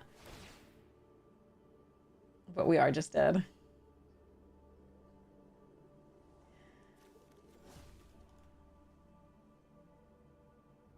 They had the nuts. Like, this into this is so stupid because I can't kill either. GG's.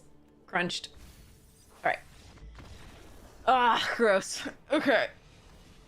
We did get our upper end this one too, which was, you know, it would have been good against a different deck, but unfortunately the white deck with the nutty draw is not something we can beat there. But 6 wins, like I said, I'm super happy with this deck.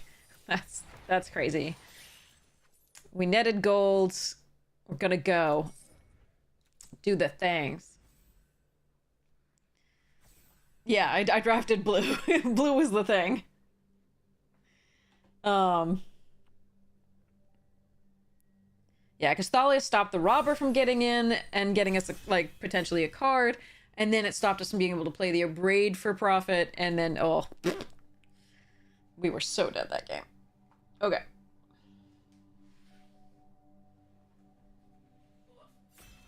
The next thing we have to open is a Infinity Draft Booster thing. Ooh, what am I doing here?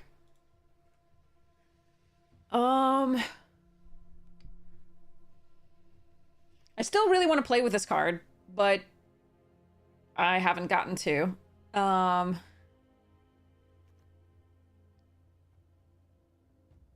Terra Sunder's really good. Grave Titty's fun. Luris is fun.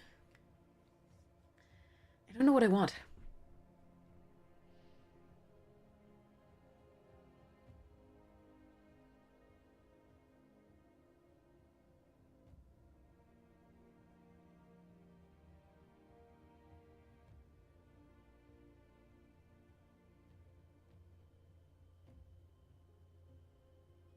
It is a time warp, but it's the last time we just went blue, nobody passed us blue. Like, it was annoying.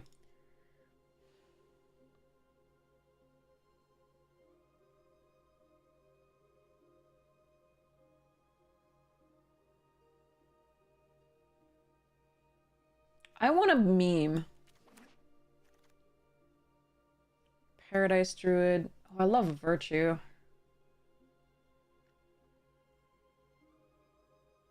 Actually, Paradise Druid. 6 over Catacombs.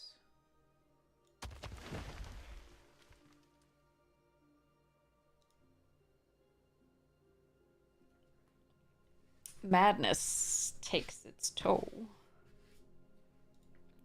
So listen closely.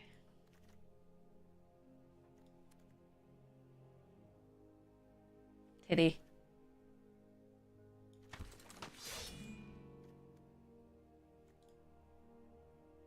This puts us in either white or red, potentially, but it also just fetches us a land, which I'm totally fine with.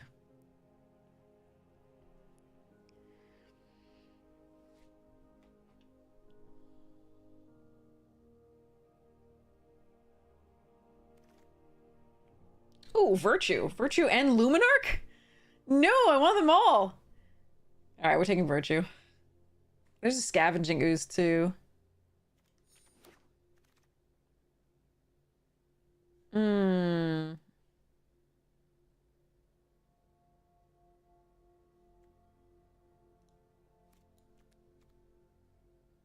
I love me a Retrofitter Foundry, as you've seen. There is a Fateful Absence.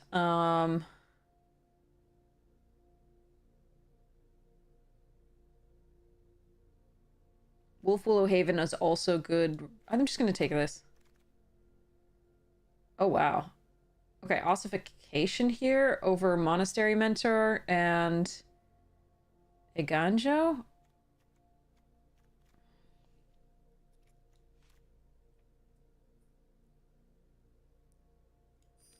I like Retrofish for all sorts of reasons. It's just a super, super strong card in Cube. It gives you stuff to do when you have... so it's basically a mana sink when you can't use your mana efficiently. It gives you a wide variety of possibilities. If you're flooded, it also gives you... like you can create multiple servos and or multiple, you know, a servo and a flyer and untap and do all the things. It just is, it's so versatile. And yes, it does work against the counter magic. Once it lands on the board, it's so nice. It also works with things that have, you know, creatures entering the battlefield effects very, very well. Token doublers proliferate. Not proliferate. Populate. This doesn't work with it because it's non-token, but it's still really, really nice. All right, Sun Petal, Thraben Inspector. I think we're going to take the Sun Petal here. I do love Thraben Inspector, though.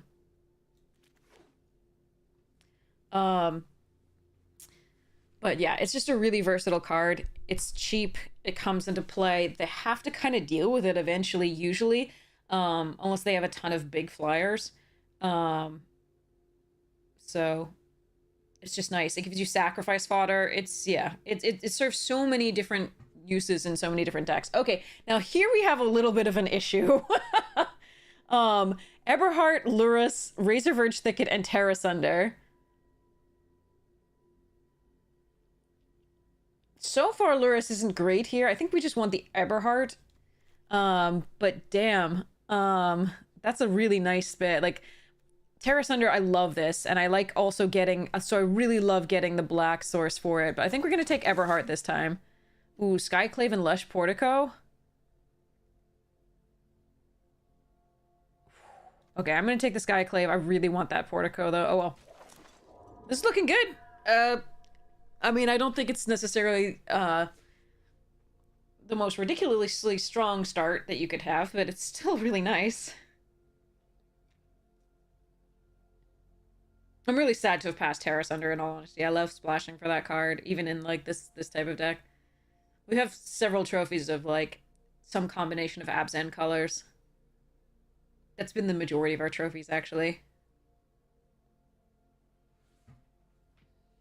So it's either been, like, green-black splashing the white, or green-white splashing the black. We do have a trophy with just green-white, though, I think. Not absolutely certain. Alright, Selfless Savior's a nice pickup. Woof woof! Ooh, a titty. 2 titties. Which titty do I want? Or do I want Archangel?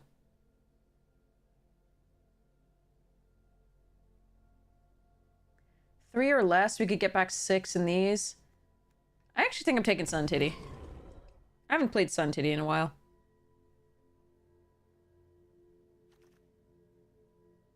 Probably don't actually want to play this, but we'll see how it works. I could take the Glacial Fortress in case we find, like, Bonnie.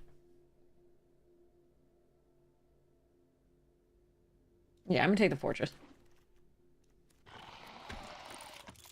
Okay, white was open. Ooh, hoof, there it is. So there's Misty Rainforest, Philia, Hoof Daddy, Micaeus, Elspeth. I don't really like those 2 in this yet. I think I like Hoof Daddies. Philia's really fun with the Blade Splicer and the Apparition.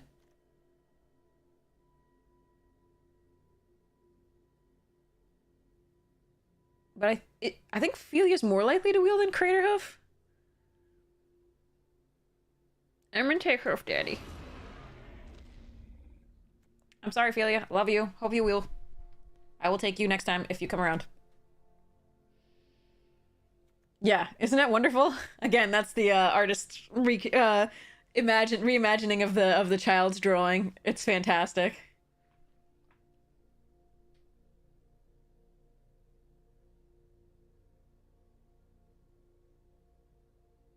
It loves to eat all things crispy, crunchy, and cheddar flavored. Okay, Prairie over Goldvein Hydra and Fabled Passage.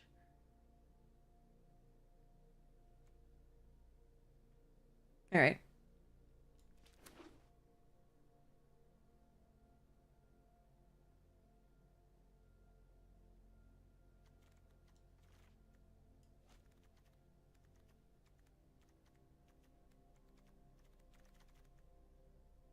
Ooh, Fanatic. See, Kaya is one of the things that I love splashing in this type of deck. I'm going to take the Fanatic here. I love Paragon. I love Sentinel. Recruiter's fine. Mana Tithe is a card. Okay. I also like splashing Slicer. But maybe we just want Journey to Nowhere here.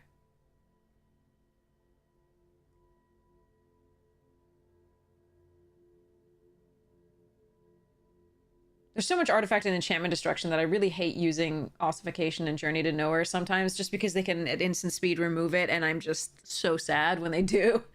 But I'm gonna take the Journey.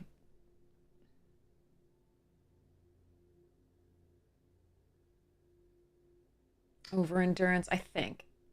Yeah. Ugh.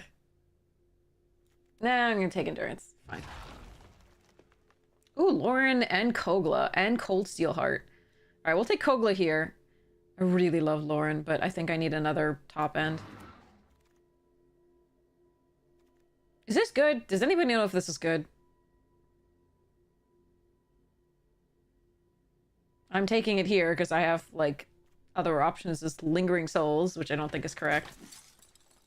Ooh, Thrag Daddy. And Touch. And a Jetmir's Garden.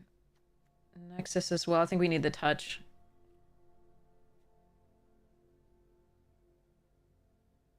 I mean, Thrag Daddy helps us get out the Great Henge faster, but I do need the removal, so...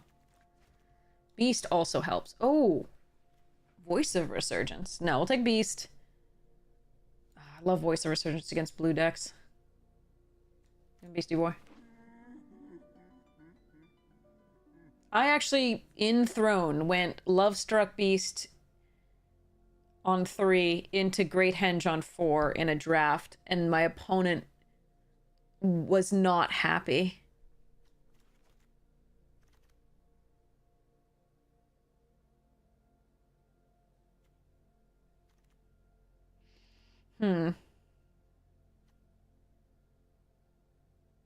This isn't bad in this deck now, but I think I just want the Misty to be able to search in case I get a duel.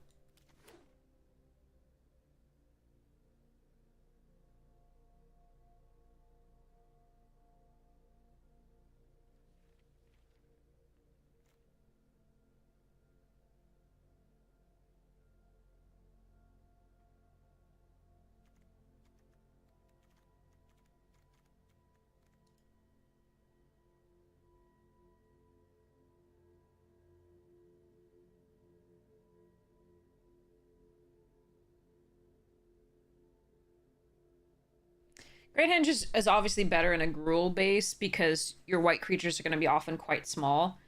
But we'll see. Yeah, Evan itself, seriously. It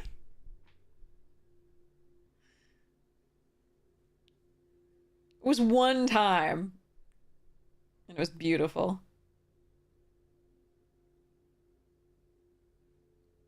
Reliving the glory days. Alright. For us, this isn't as good. Shoulder's Edict is very good. I still take this. We have a lot of creatures.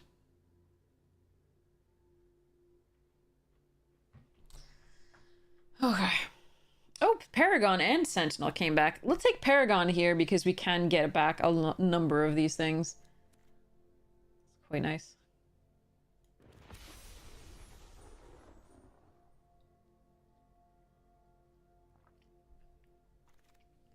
And the Journey. All right. Mono enchantment based removal. Yay. Bojo Beam. Lauren came back. White is completely open. Green, not as much, but white is completely open.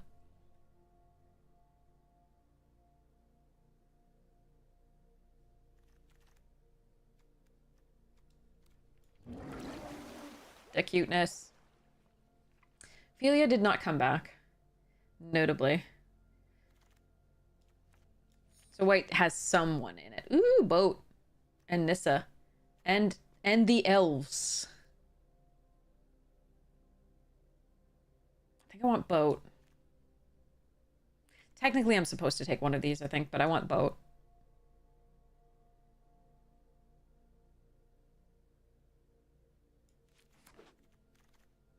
Ooh.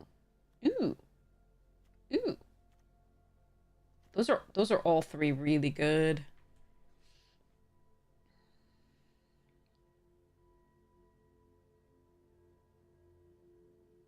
I think we want the survivalist.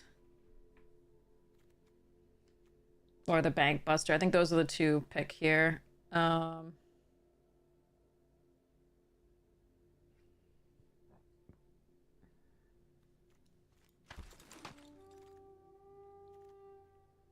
Pest infestation? Over Cerise. Yeah.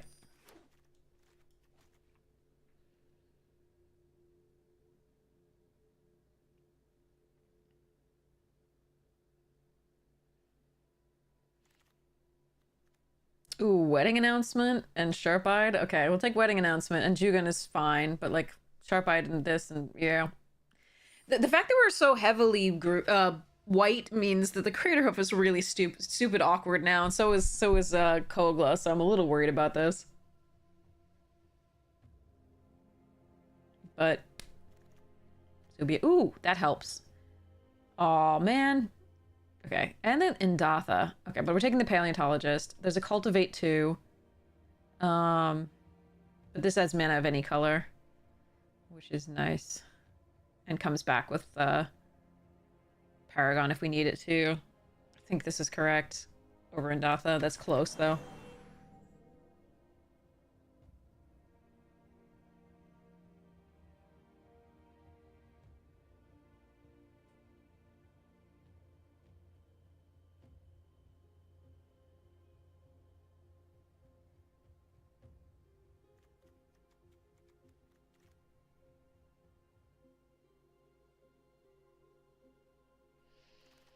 Can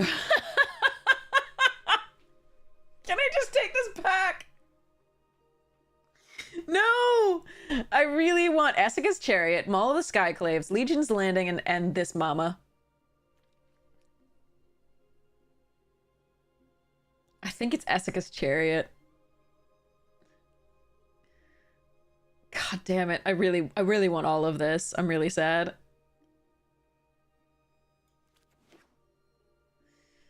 No, it's not Mama, I don't think. Not the Mama. Not the Mama. Ooh, Emperor. Oh god, look at this. And I'm probably March of the Otherworldly Light is really good too. In this right now. Run away. Oh well. You'll be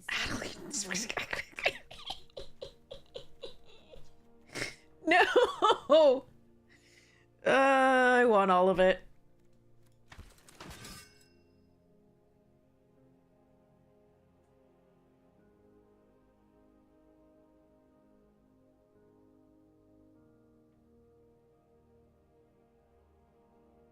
I'm upset now.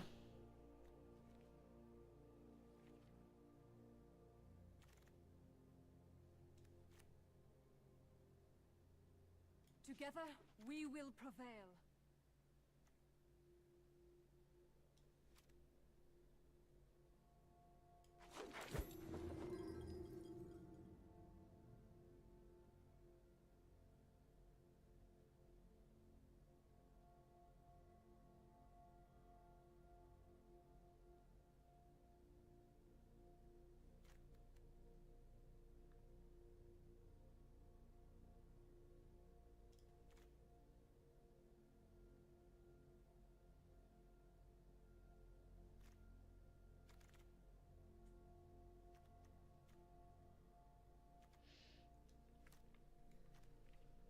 I mean, I could splash this. That's actually interesting. Nah. Meh.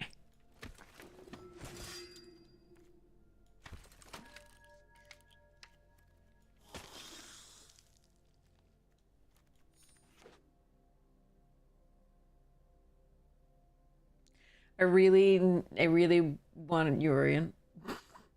I don't want to cut this. I want to do all the things.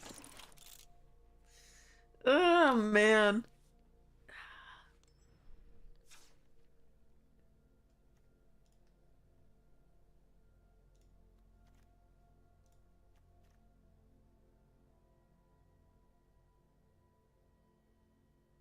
Is this card good? We're not a life gain deck, so probably not. But I mean, we could be a 60 card deck. It's easy. Just add these two and add lands and go. It's not correct, but it feels like fun.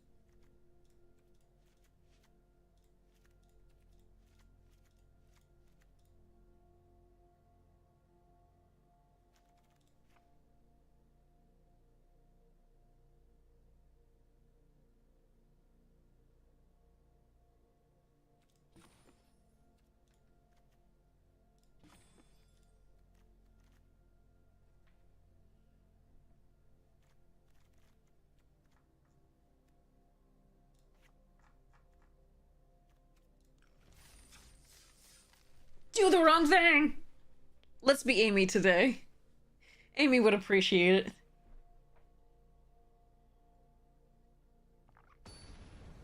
No Yorian, yes! 60 card no Yorian.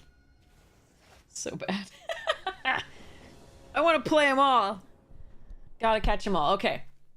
This is a really nice curve. That's beautiful.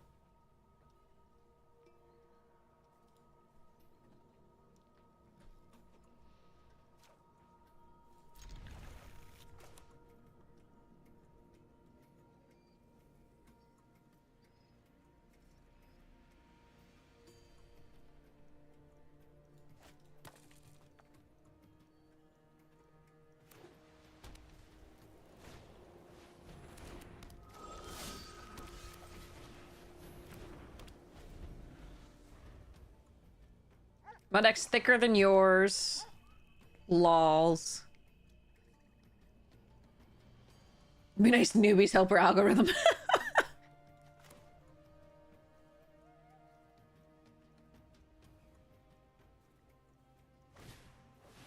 Okay, cheating.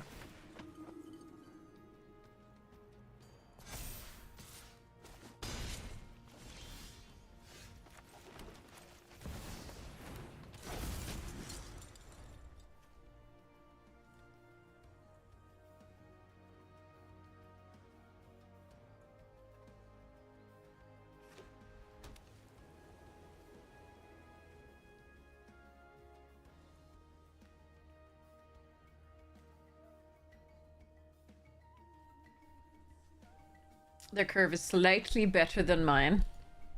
I mean, we both went 1-2, but Luminarch is a sick card.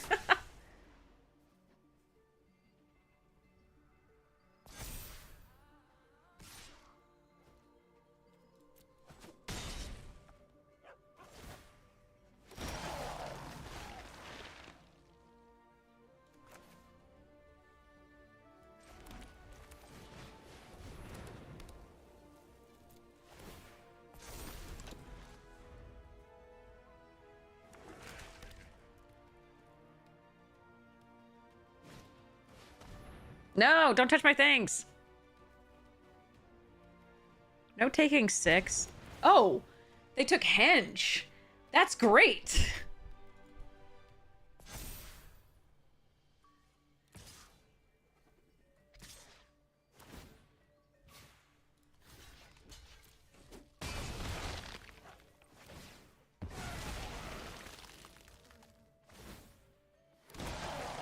Ugh, okay, well, I'm just drawing dead, so there's that.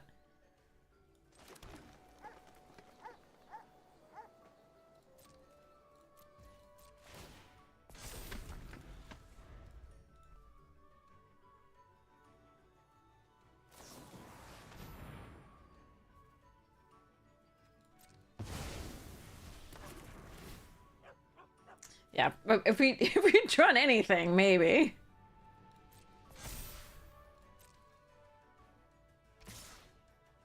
Hmm.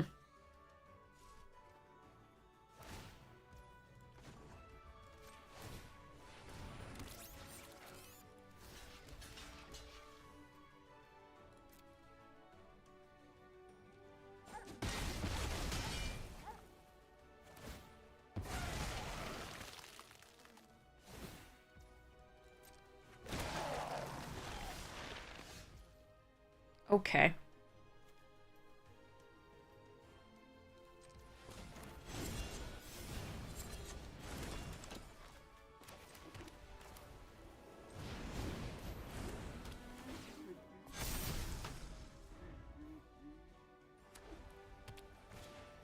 A good blocker.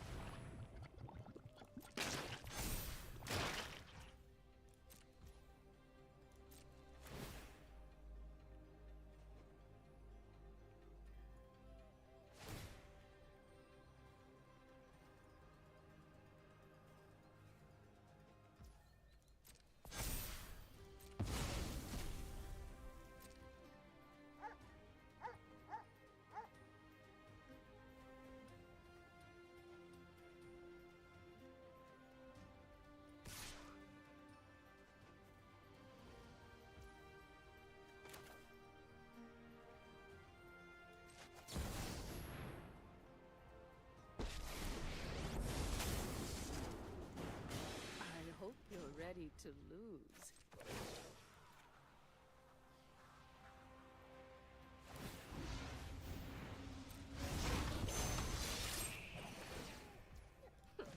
You are not much of a roadblock.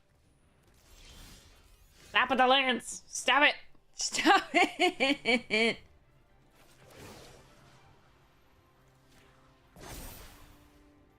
Strike fast and strike hard.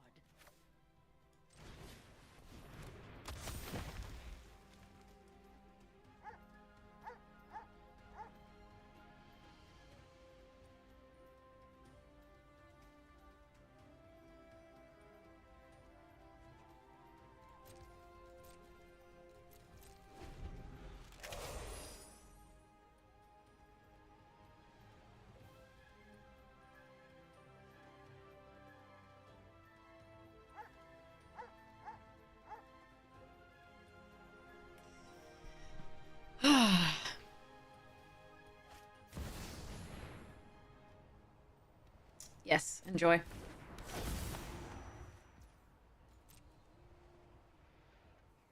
Lols, joke's on you. My hand is bad. Do they know they can choose not to?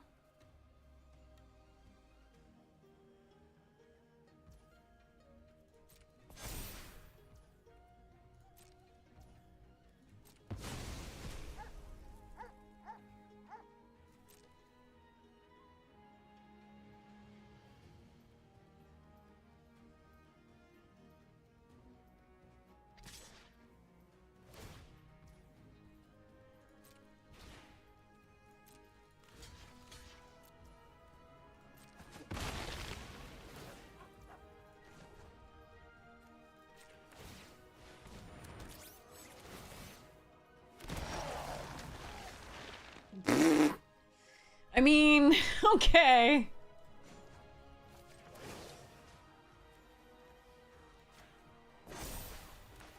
We've got the edge in this fight.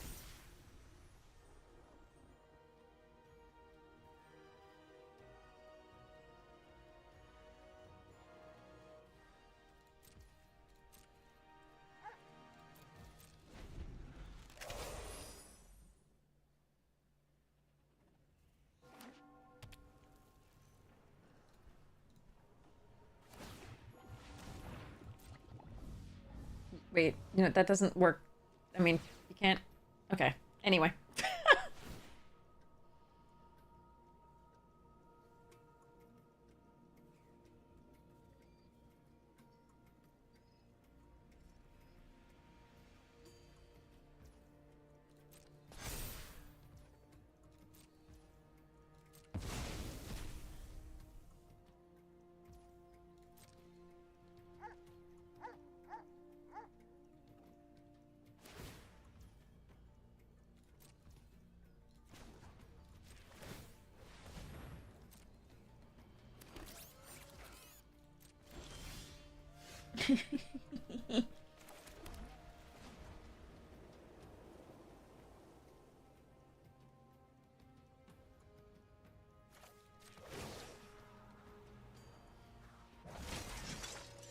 Keep watch for intruders.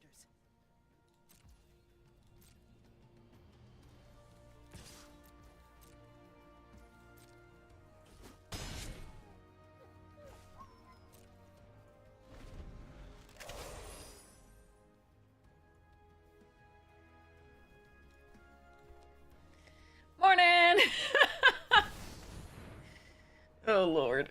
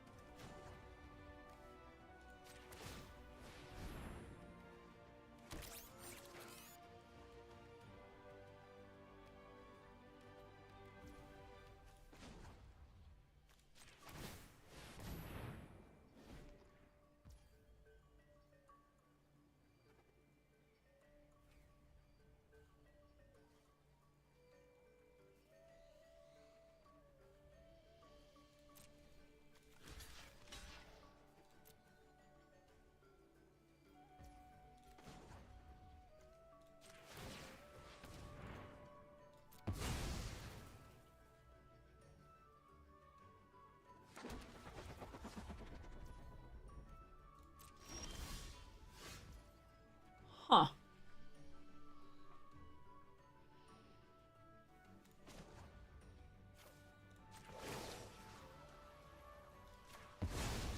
Our swords will cross again.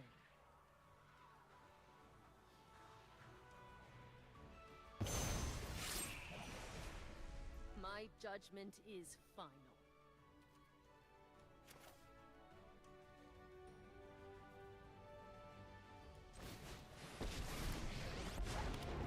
Witness the ties that bind us all.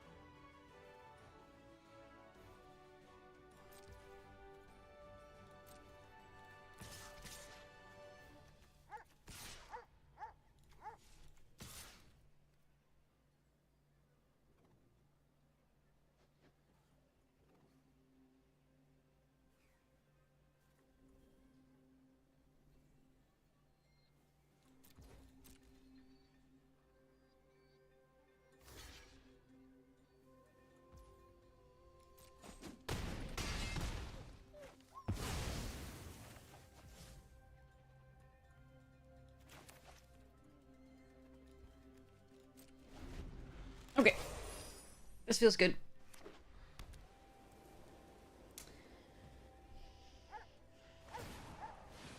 Absolutely. The land cannot forsake you.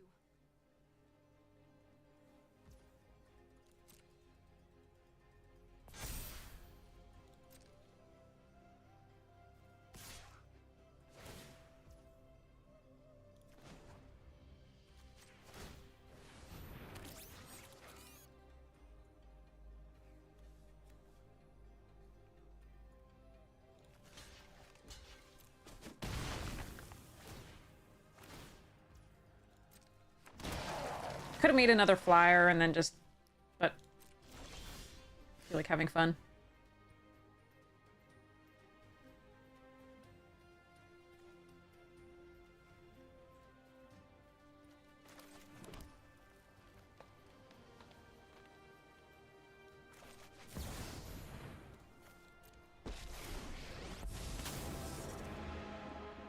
Run away.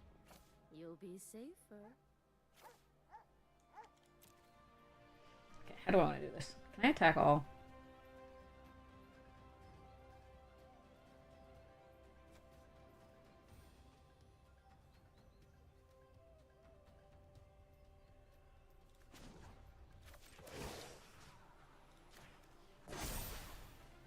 I have got new moves to teach you.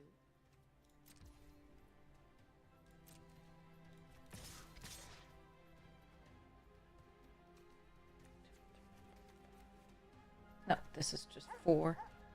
1. So this is 7. I need 3 to get through. Beast can't attack. 1, 2, 3, 4.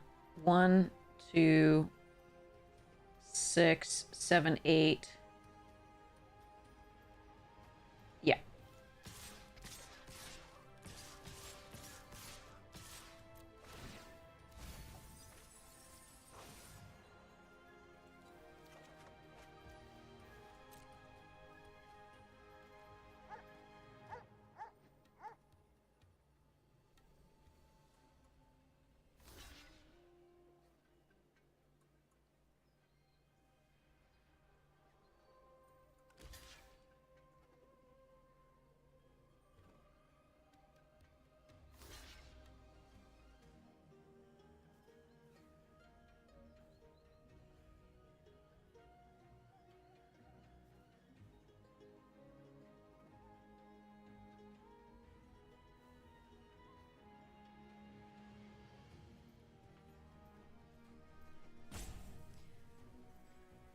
It's lethal. Yes, yes. Yeah, it is.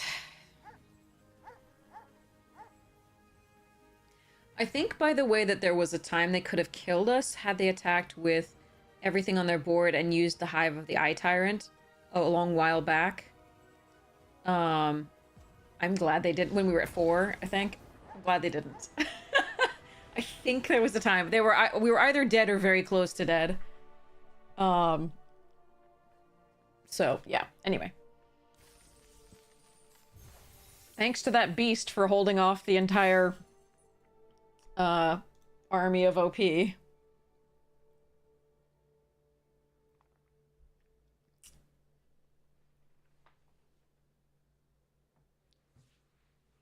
Why trade with it for the beast? We had a better play.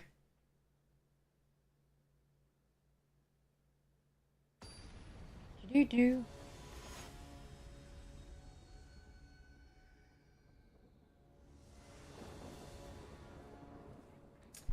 Okay. I like this. I mean, the Crater Hoof's a dead card forever, but it's okay. Maybe they'll force me to discard something and I'll be like, haha, I wasn't going to play this anyway forever.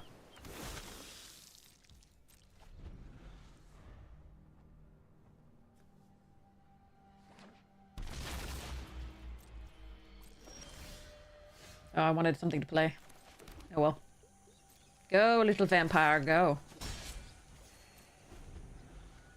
It's the, Secret Lair, Extra Life Secret Lair, where an artist interprets a 5-year-old's drawing or something, a little kid's drawing, and it's so great.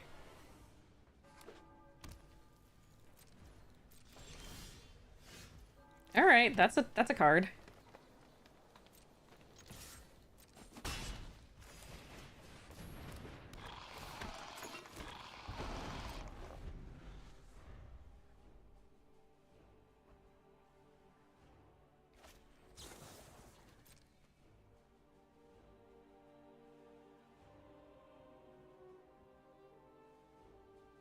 Yeah, I have that version too.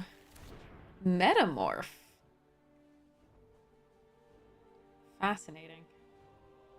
They're gonna metamorph the Blade Splicer?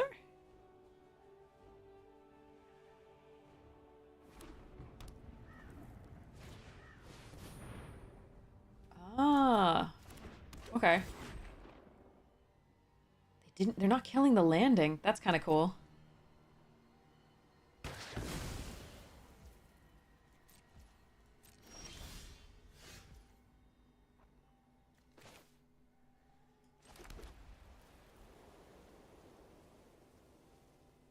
Hmm.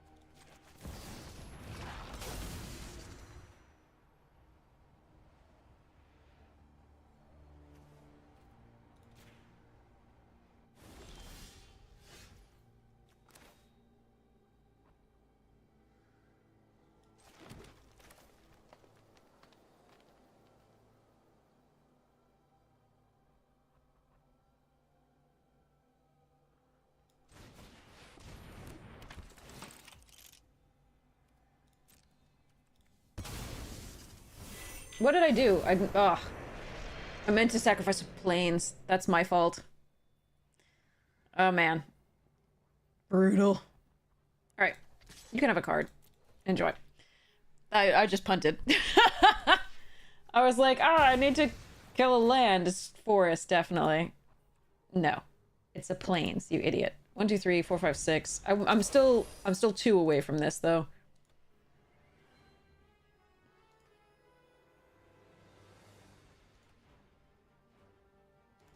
But I should have kept the 3rd forest.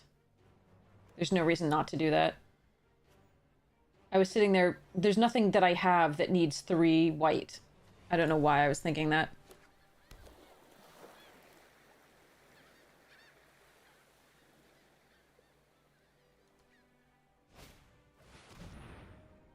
Surgical Metamorph followed by Phyrexian Metamorph is a thing that can happen.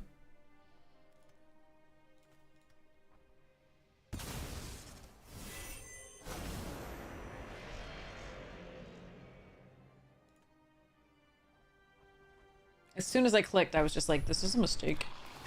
Wait, they also have Blade Splicer? Interesting.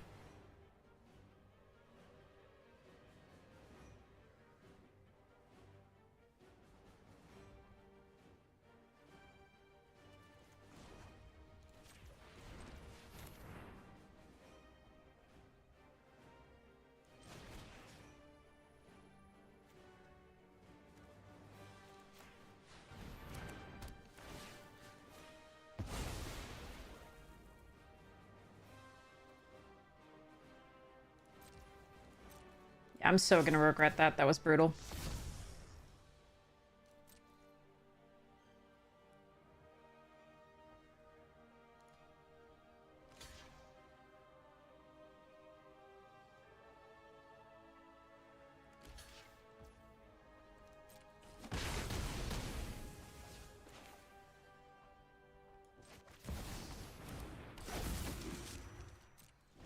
Yeah, that's literally the second land because we get the Adanto. Oh my god, I'm so angry with myself right now. You have no idea. As soon as my hovered over and clicked, I was like, "What are you doing?" You know that feeling of dread you get like just as it's happening, but there's no way you can actually stop the impulse of your finger to click, and it's just like, yeah. They're running blue, so maybe they can counter whatever it is I have to do. Who knows? But I did not give myself the best way to win this one.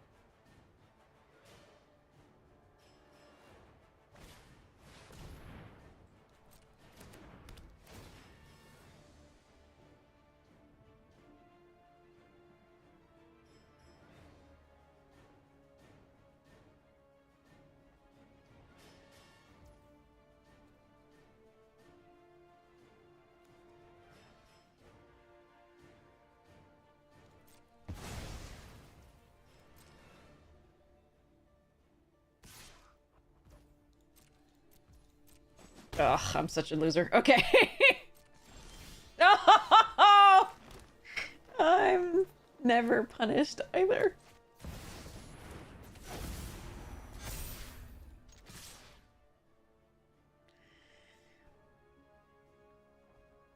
Opponent deserves to win this game, and they're not dead. They still may win it, but like, actually they might. Hold on. 8, 10, 18, -5. Yeah, they're still alive.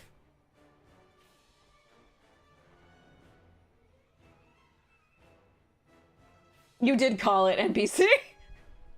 But I'm such a fool. Like, I'm so sorry, chat. Oh wait, this is double strike. They are dead. They are dead. Yeah. I'm sorry, chat. I'm sorry, OP. I played poorly and I still won, and I regret. I'm sorry.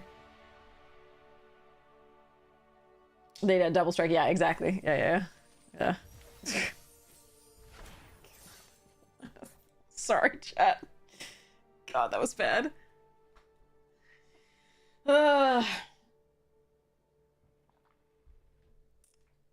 Oof. I know, but like, I feel so bad. I'm just gonna eat a cookie on my opponent's behalf.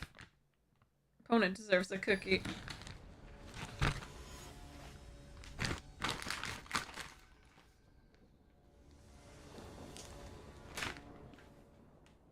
Hey, Doom Unit! How you doing?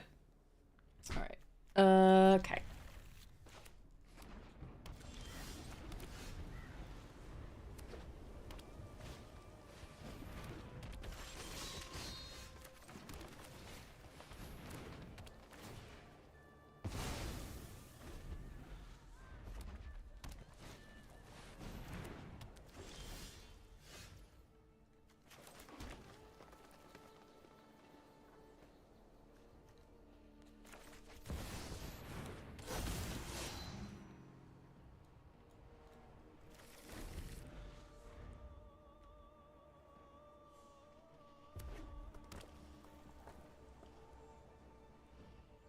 You woke up from a nap playing RuneScape?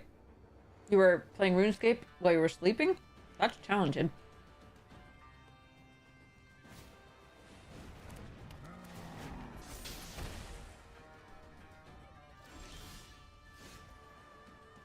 Highly talented.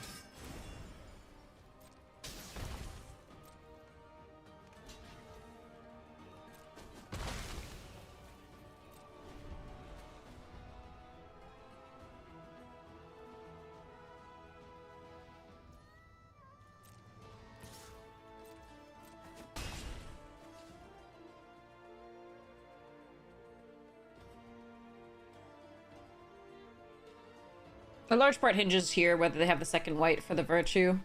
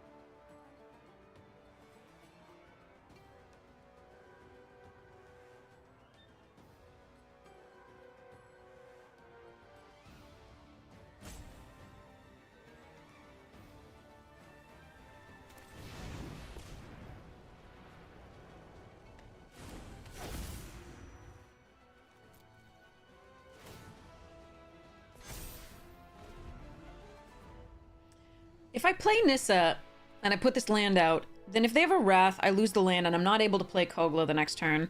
So I'm just going to do this and play Kogla.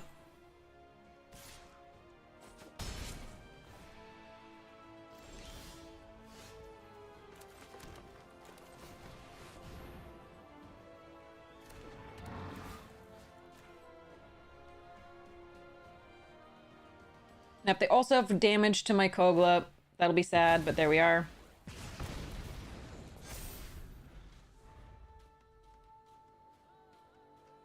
If they have Steal It and Throw It at me, that's a problem. Okay, I think we're good. We can destroy the War Leader's Call or the Bombardment. Probably the War Leader's Call.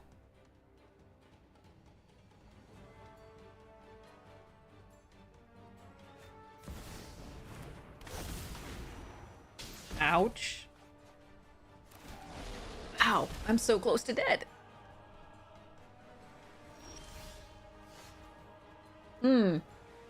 Artifact or creature? Okay.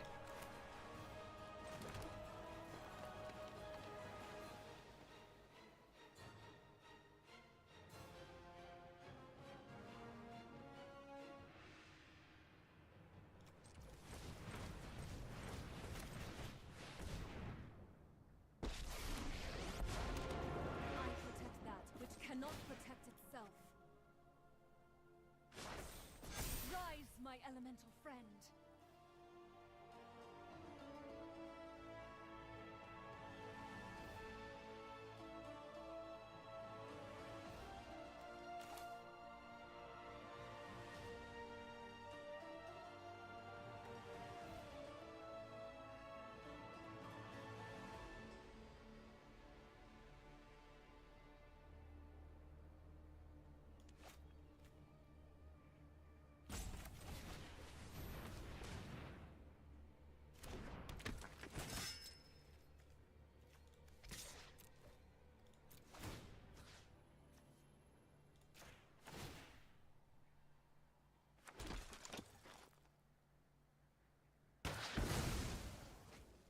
Think that's the right one to destroy here.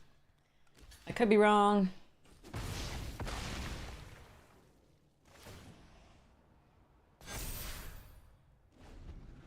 They need 9 creatures on the bombardment, so...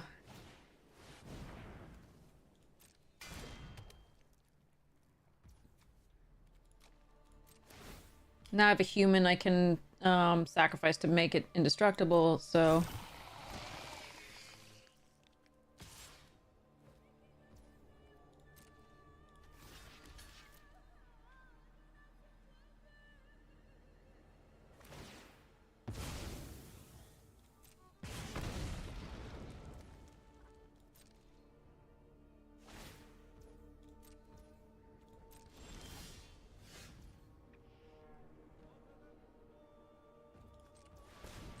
Okay, well, alright. So, what I was gonna do here is tap 4, play the Foundry, sacrifice, this forest,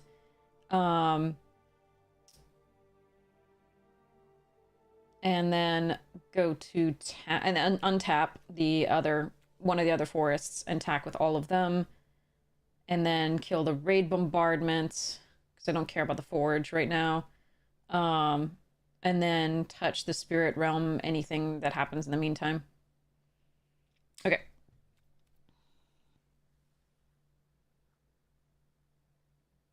Because we untap all our creatures, so we can block the Trampler, and it's only a 2 power, so... Alright. I liked their deck very much. I'm so glad we got Kogla, because Kogla saved us so hard. Alright. Cool.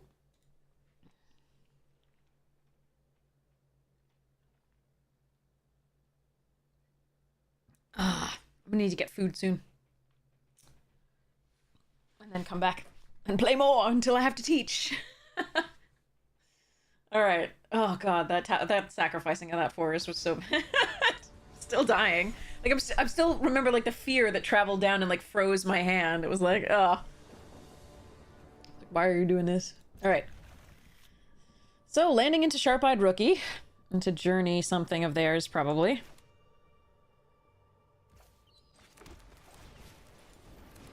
Mute the bat.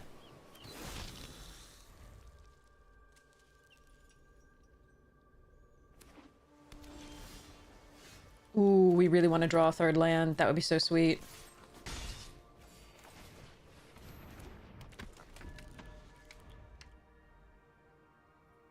Please deck, third land. Yes! Hells yeah! I'd rather draw a card here than get the third thing, even though the Legion's Landing is there.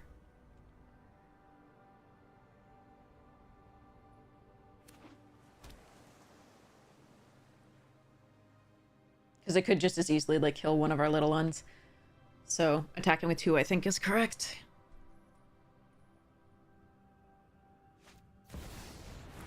Burb!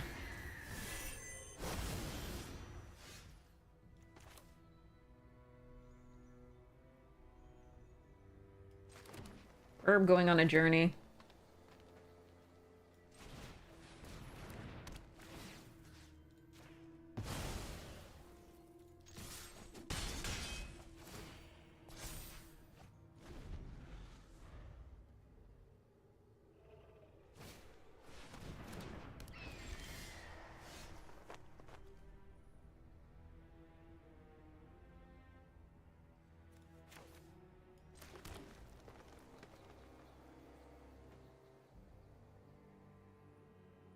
Awkward.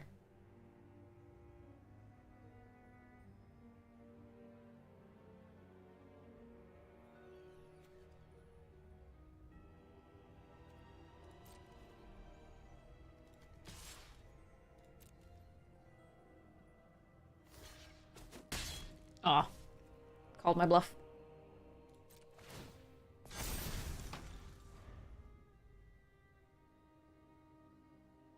Hi! I'm good. How are you, Bondia?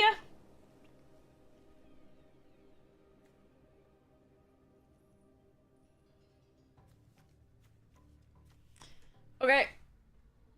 See what they want to heist or whether they want to do stuff. Let's see.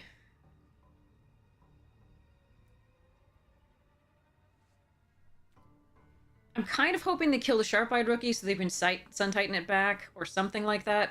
We'll see how this goes.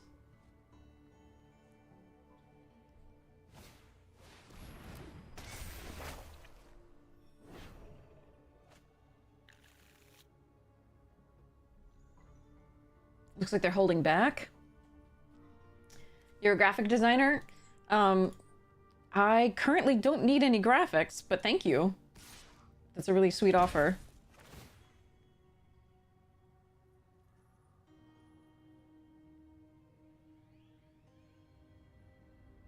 We're going to be looking at Bloomburrow stuff today. It's going to be great.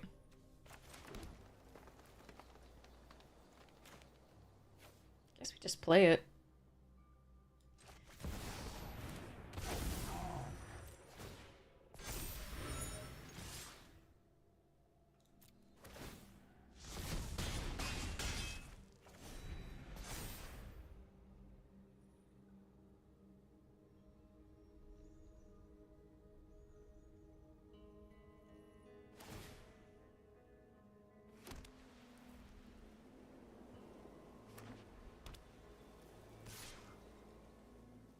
Pasting again.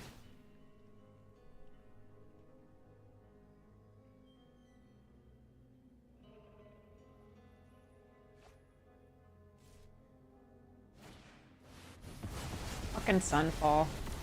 Alright, but we got a Lauren, so there is that. Oh, we can also just kill them with this. Never mind.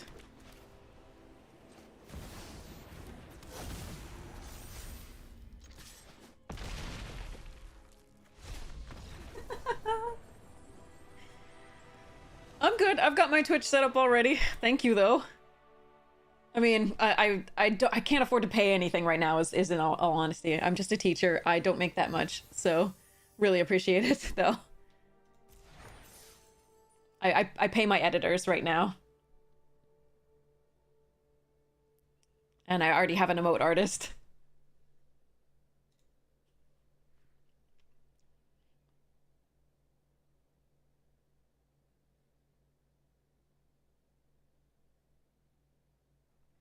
All the money goes into paying editors for YouTube right now. and paying the emote artist already.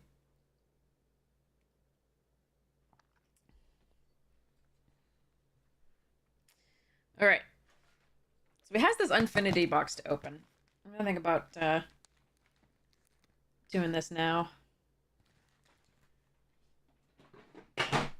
Oh. Yeah, attempt with bunnies. Hoof cast on an empty board, yeah. 4 to win. Hoof daddy, still daddy. Naked hoof, yes.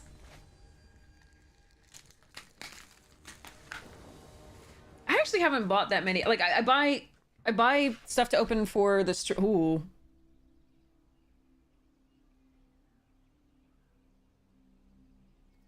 This is a risk. I buy stuff to open for the stream, so I do buy at pre-order prices, really good deals. The like collector booster box that we open on YouTube, and I buy the stuff we open. Ooh, okay. That's getting skyclaved.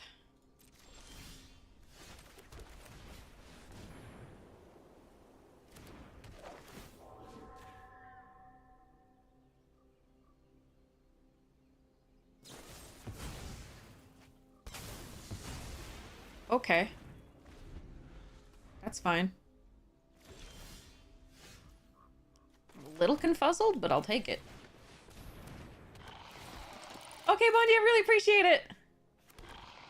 But yeah, so I buy less than I used to because it's not something I can maintain, but there we are. And then we do all the rest of the stuff. Okay, so let's go next to combat and charge with the Blade Splicer. And then let's do this, I guess. They counter it, so be it. Eventually we've got other things to do.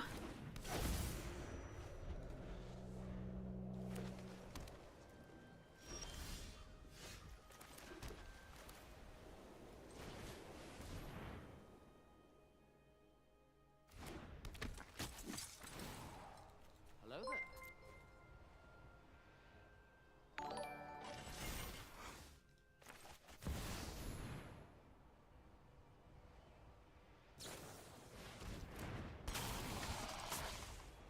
Okay. So I get to draw a card. And Sky Sovereign lives, which is pretty cool.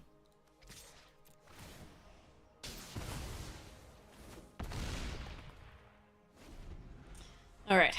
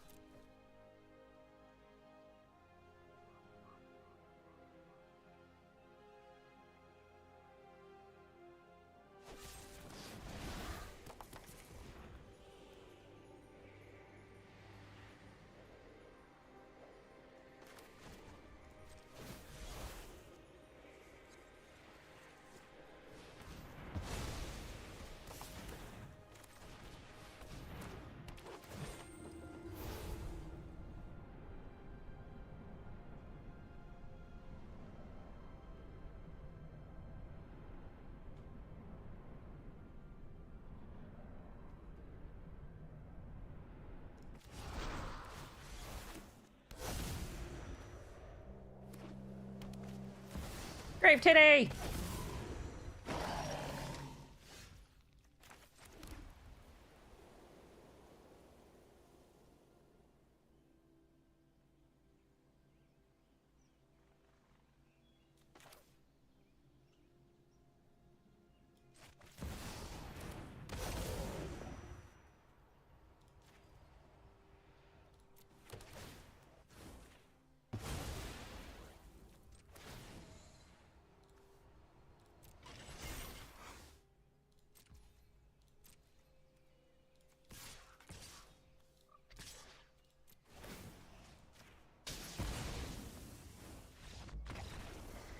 Booyah! Oh, that worked out perfectly. That was so nice. So pretty! Okay. Pew pew pew! Boat to the face. Okay. Alright, I gotta go get some food. I'm getting shaky. Sorry. What subject do I teach? I teach, I specialize in teaching English and like writing and test prep, but like other than that, it's easier to say what I don't teach. I don't teach biochem and phys, high school and above. I don't teach calc and above. To teach trig, I'd have to sort of brush up on it, but I do teach the trig that's on the SAT and ACT. But yeah, right now I'm doing college application essays a lot and secondary med school applications, and teaching rhetoric and AP Lit and Lang. So, yeah, that's right now. Those are the majority, but my students are like all ages and doing all sorts of things. So that's pretty cool. I have a private tutor, so yeah. They make me very happy. They are such cool people. Just to give you an example, sorry if people have already heard this story, but this makes me so happy for no reason whatsoever. So basically, I was teaching, like I was doing the secondary med school apps with one student, and her sister is in the room, who's also a student who was doing college applications earlier, and got into USC. Really happy. But she comes in and so my first student drops her phone and my other student goes beep, beep, beep, beep. And I was like, excuse me? And she apparently, the first student tells me that her sister learned Morse code, the letter L, and that's how she gives people L's. Which made me so happy. No, it was beep, beep, beep, beep, right? So it's L. She learned all of Morse code in order for this to happen. And I think this is awesome. And the first student thinks that reminds me that this is not nearly as awesome as I think it is, because I'm not the one receiving Morse code bullying. So, so it was just fantastic. So if you want to go around giving people L's in Morse code, short, long, short, short. There you go. It's just like, yeah. Anyway, I'm gonna go like heat up. We'll bring some food over. I think it's not heated. I think it's just a thing that I ordered. So, but I gotta get more water too. So I'll be right back with some food, and then we'll play more.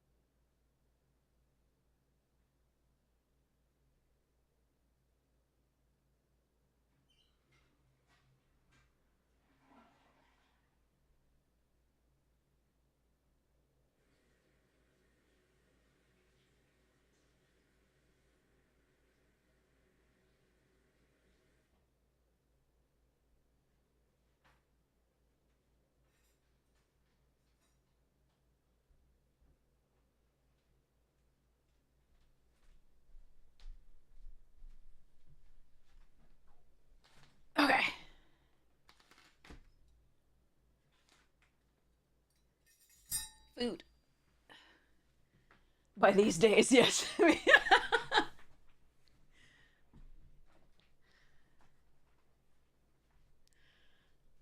Oh, yeah. ASL alphabet, nice. Yeah, that's a really good one and useful. Handing people pills, yeah. All right. Take a taste of this.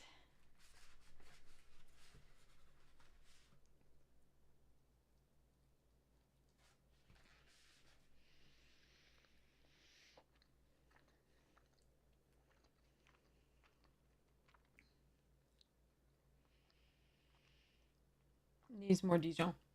All right. Anyway. I can go get mustard.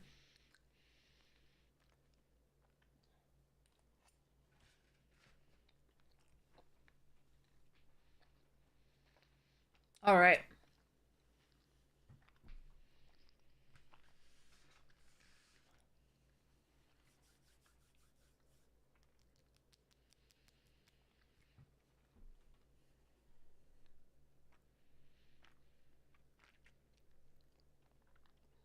One of my other favorite stories for those particular students is that one of the ones who was applying to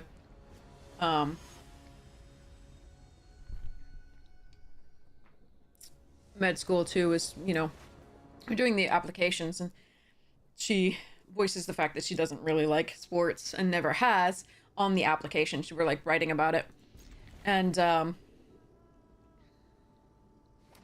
telling her not to, but like she's like, okay, but and then she tosses her phone up, fails to catch it, and says darkly, "Sports," and it was just the best thing.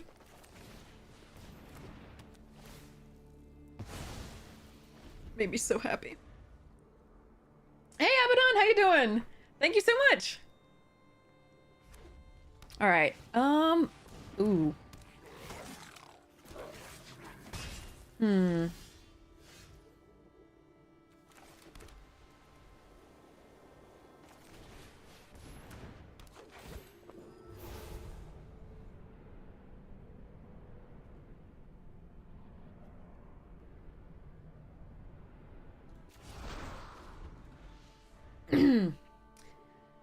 This is gonna be rough.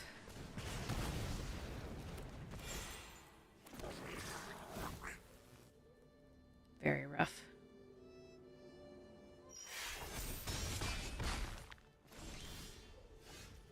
That's something.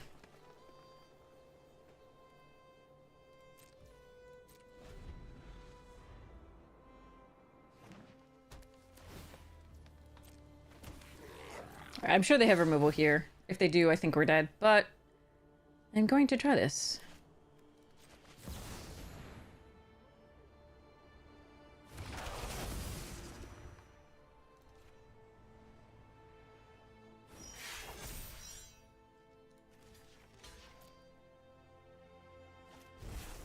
Oh, fuck me. Alright, they had the nuts. Nothing I can do.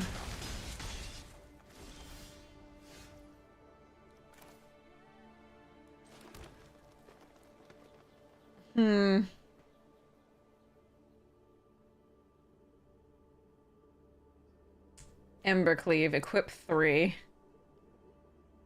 F's in chat. I think we're dead.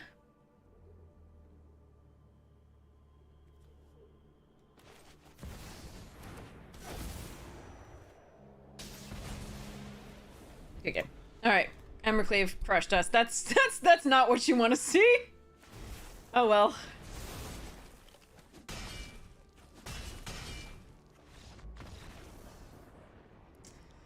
After you get war bossed out of it.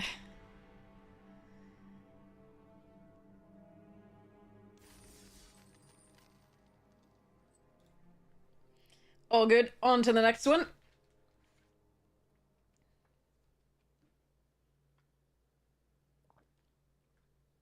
Mr. Warboss is a good teacher. All that mentoring. Good mentor, anyway. Not necessarily teacher. Mentors do often teach, but aren't necessarily always that way. Sometimes they're just good role models of, like, charge.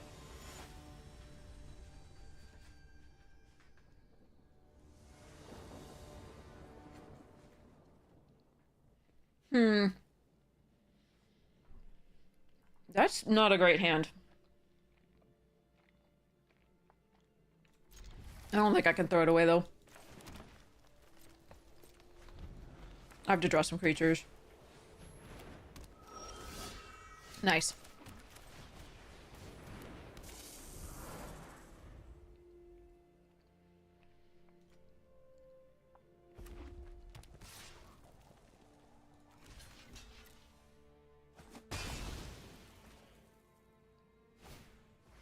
Absolutely. You do that. That'll be nice for me.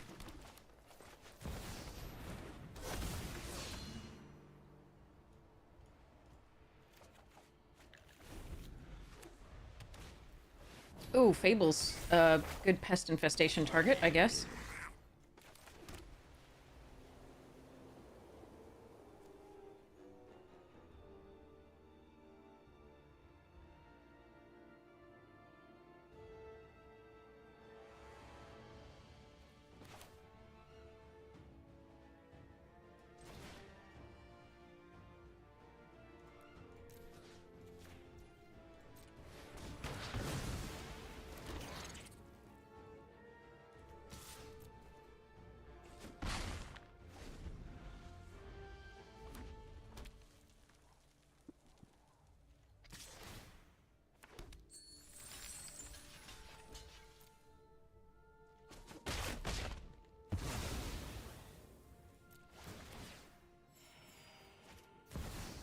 Stoneforge Mystic.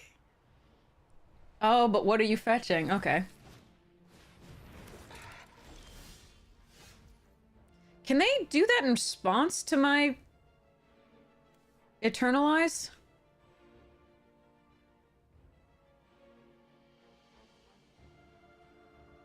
Question. No? Okay.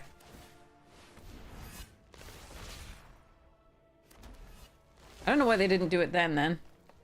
That was an odd one.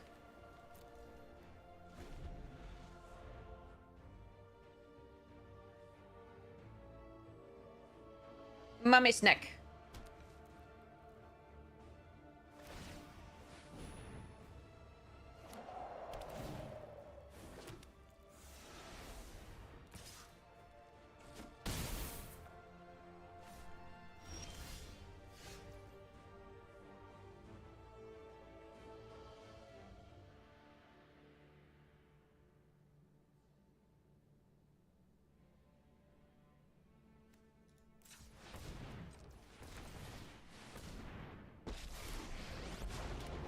In this land, we are all connected. Be wary of the ground you walk on.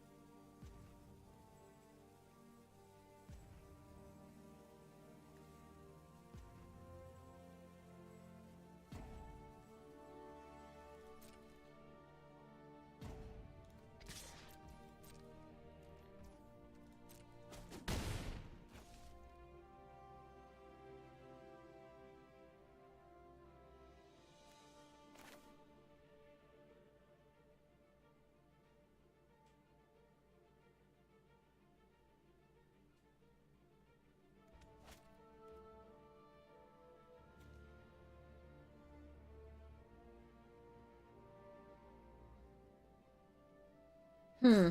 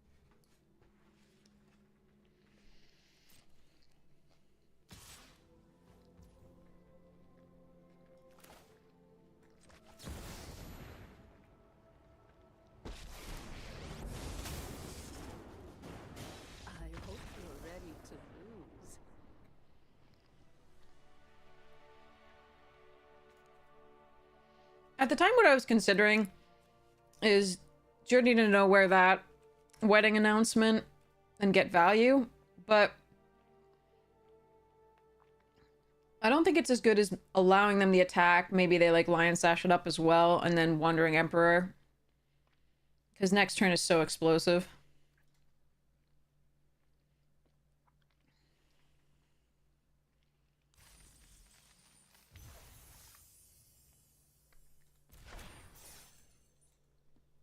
The other way was a lot of value, but I think this was better.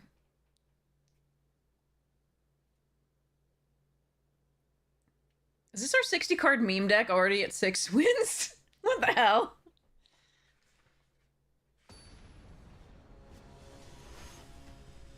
The moral of the story is do stupid things. Meme.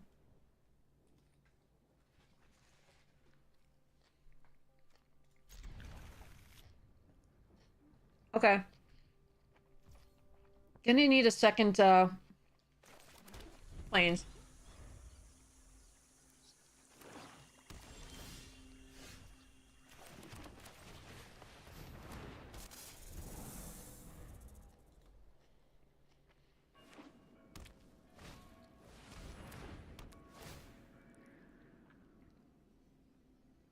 Lauren, doesn't take care. Is it an enchantment? It's just a battle siege. Can I destroy that with Lauren? I don't think I can.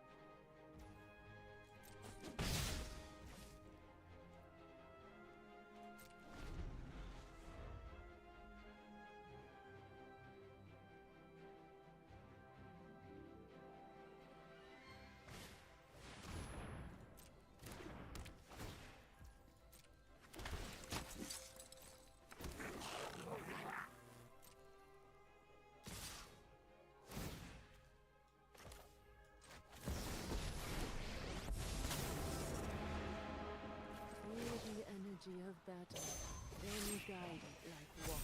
This is what you get for hurting my people.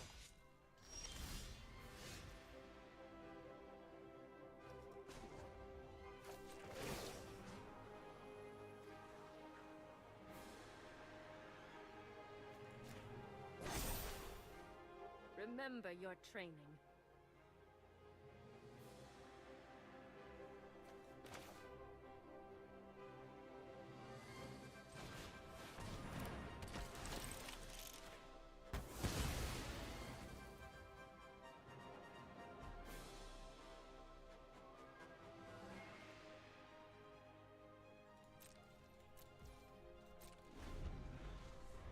Okay. I could have used pest infestation, but I kind of like keeping that, which they don't know about.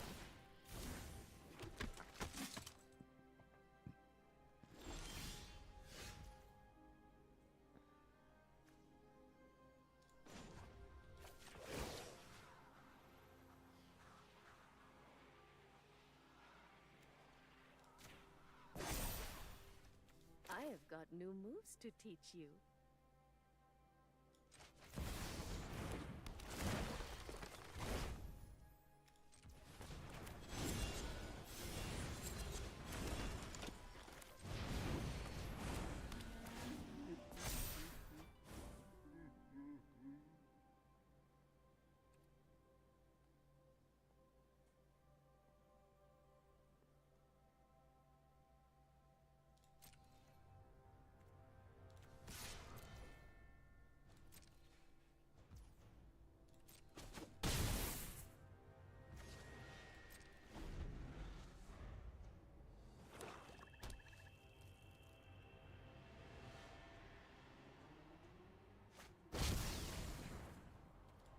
Alright.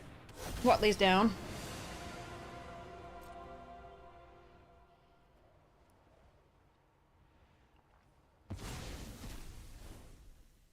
For now.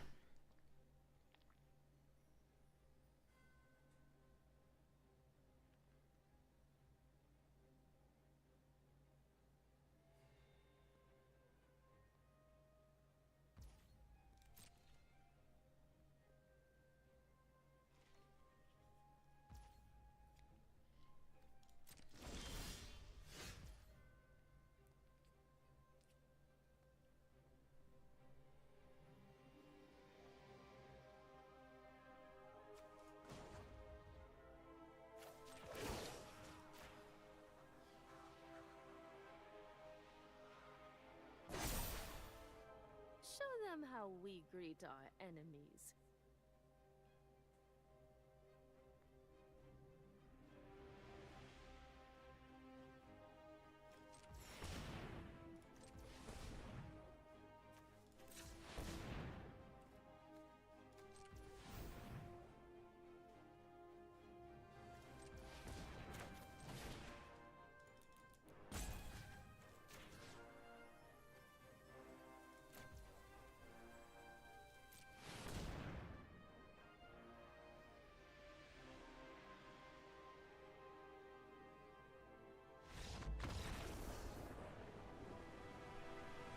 I'll take 8 little buggers. And then I will attack with all my things. Except for the 1/1.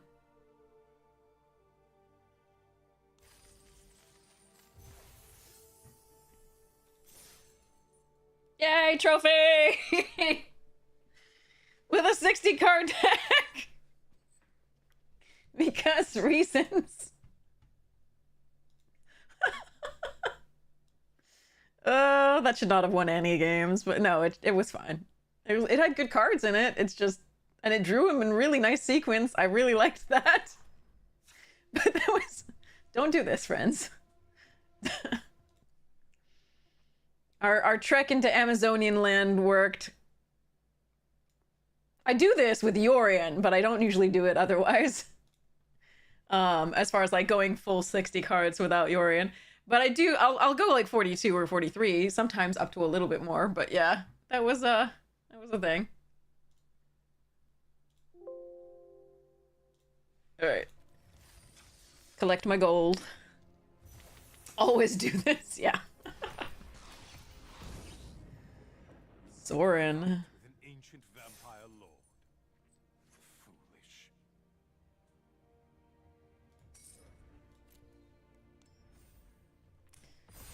All right, here we go.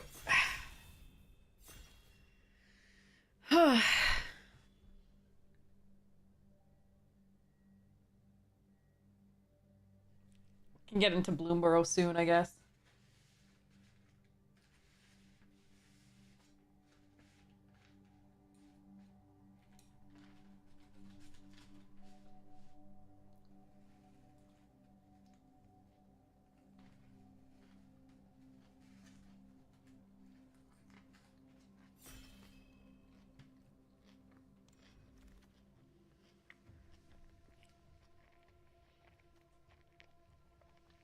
Is it time?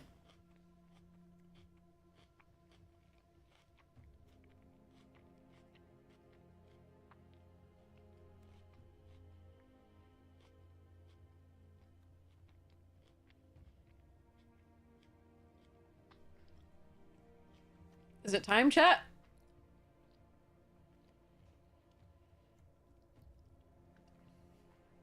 Or am I taking something else?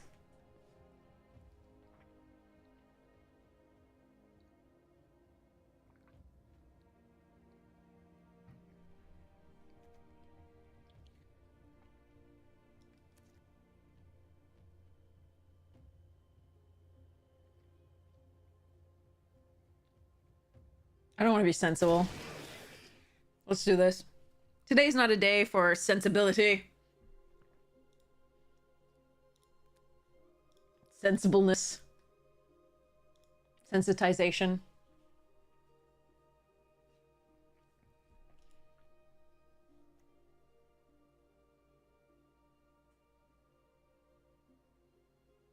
Sensitivity. Ooh, fractured identity. Agent of treachery. Nissa. Pest infestation. I'd like to be in green for Emrakul, because that's the best way to go about it.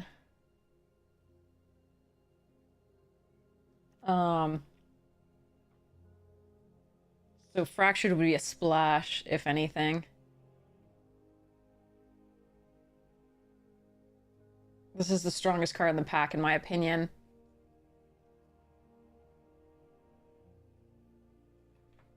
Woe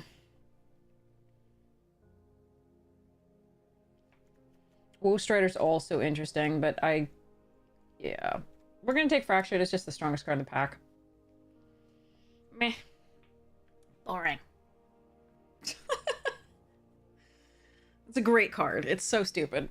Alright, Cultivate, Oracle, Captivating. Tarn.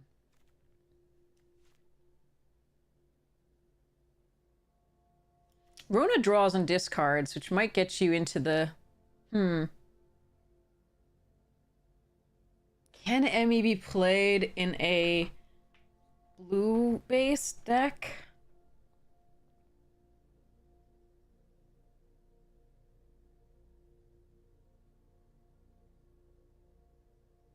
Is this cube too slow for...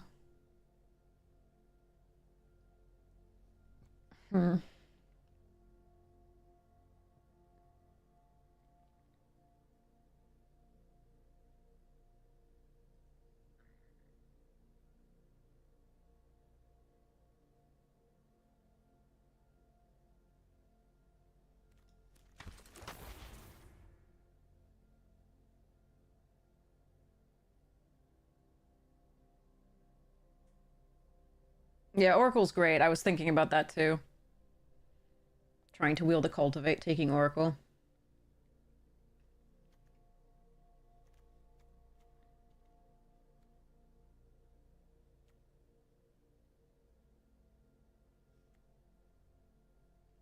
Hello there. I like Anchorage already with what we have. Siphoner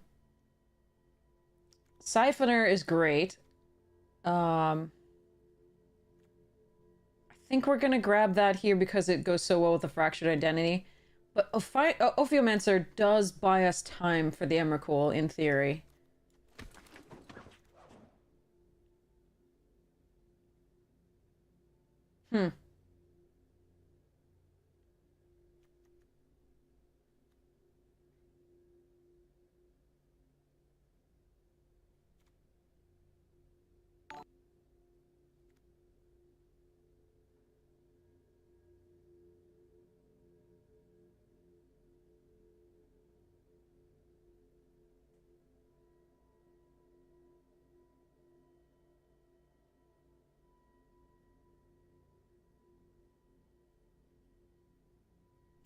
Oof, that one's a tough one.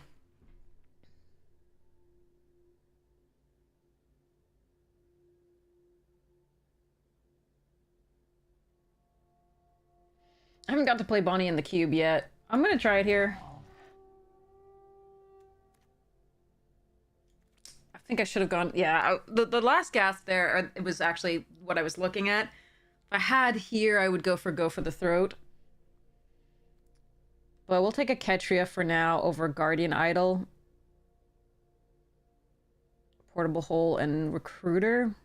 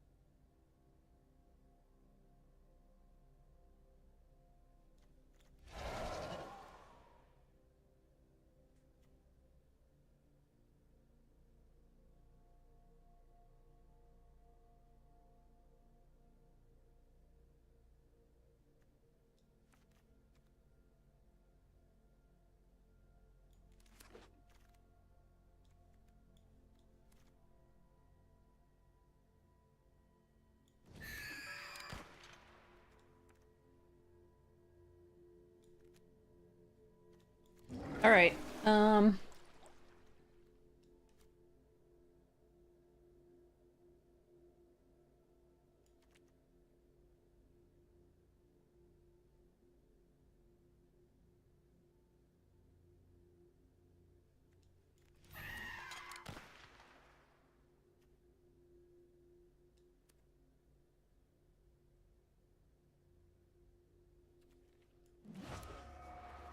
We'll take Gonti just in case we end up in black and Esper instead of, like, trying to go Bant.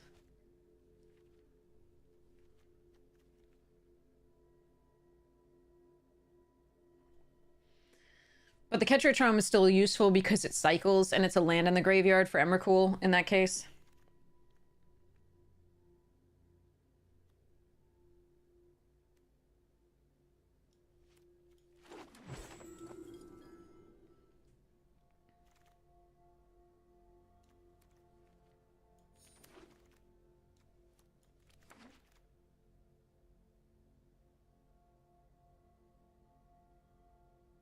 Huh. Goose, Sparas.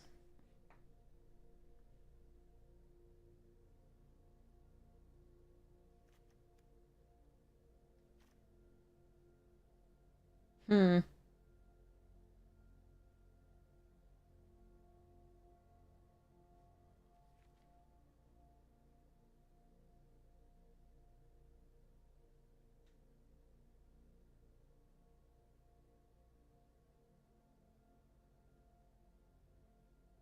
I don't know. That one's actually hard.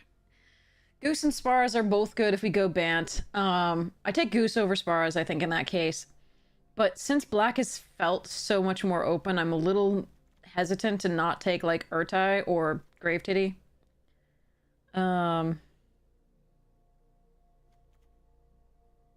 We've done a lot of black, though, so I'm gonna try this. Damn it. Oh, it's the froggy! Damn it. Alright. I mean, I can still shift. Languish is a fine pick here, too, or one of these. Or I can just go Titty.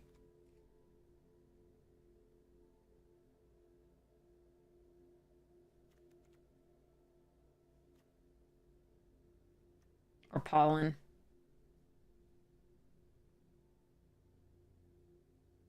Simulacrum is also interesting. I'm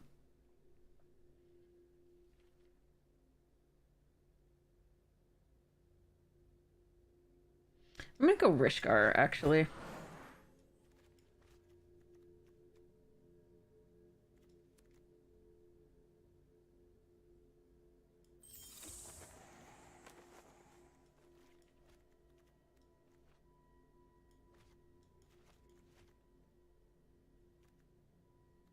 Brazen, Repulsive, and Fabled.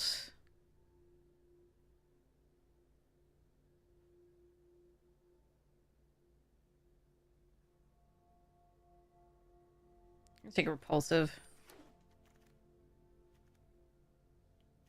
Paleontologist and these two.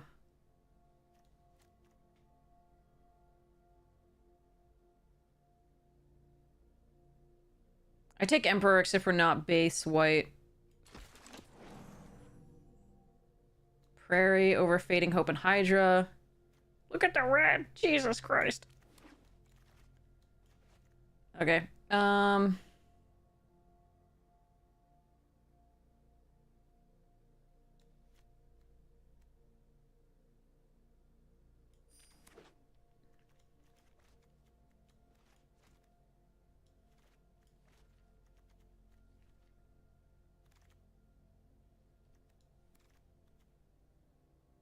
Embercleave, pick 8! I hate everything. I hate everything. Okay.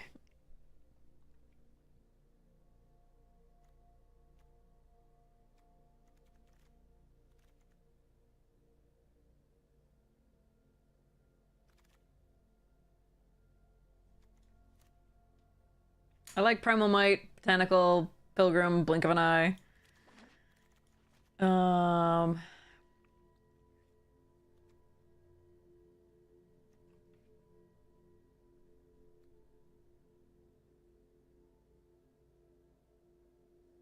Collecting evidence is the antithesis of Emrakul, so we're gonna take this.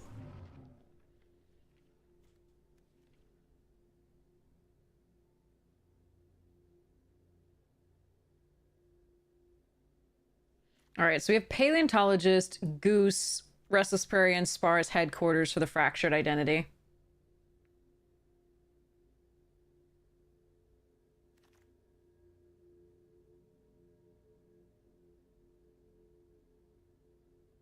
Could have had a nutty red deck. Alright, don't want any of those.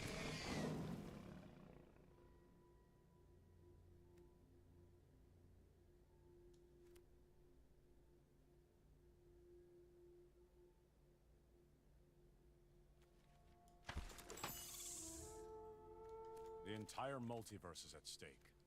I won't back down.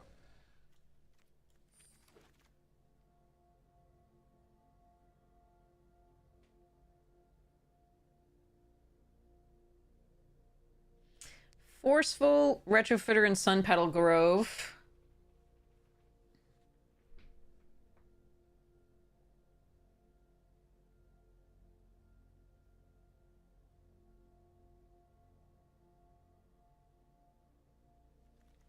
Just take a Retrofitter here.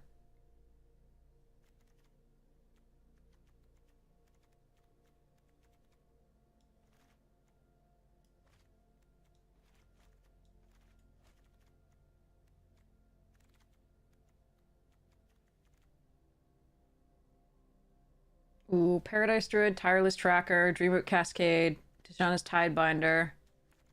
Taking Paradise here. Sorry, Tracker, I love you.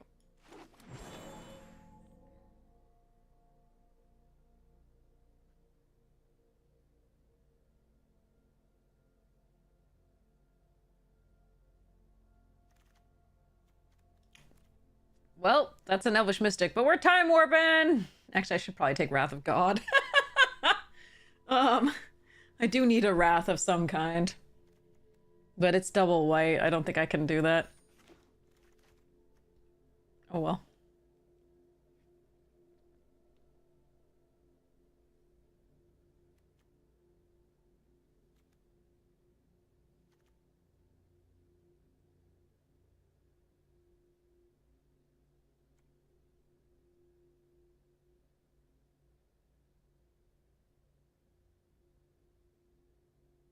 Hmm.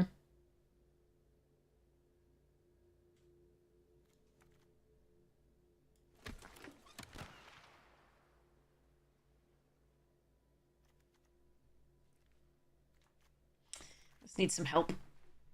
Okay. Metamorph and Ironcrag and Nomad are help.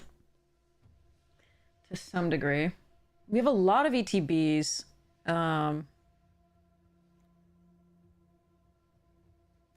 So that's not so bad for Yorion.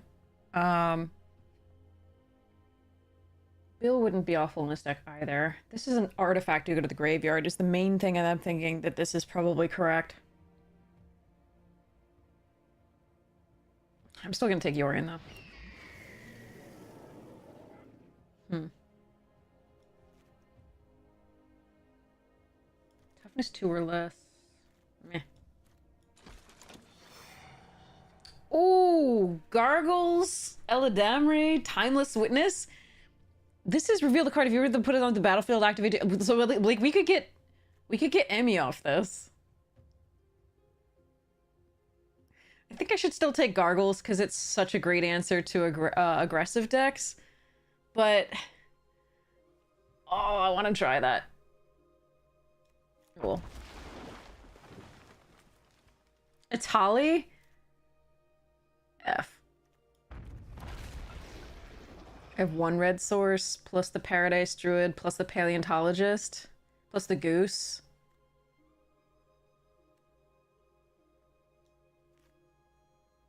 Should I just take Cryptic Code here? Probably. I want to run a tally. Tireless Tracker, Dreamroot Cascade here.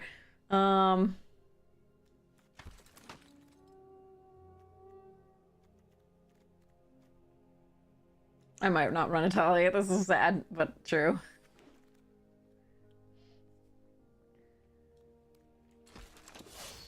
Yeah, this would have been so sweet. It wasn't open in the first pack, though. As far as I remember.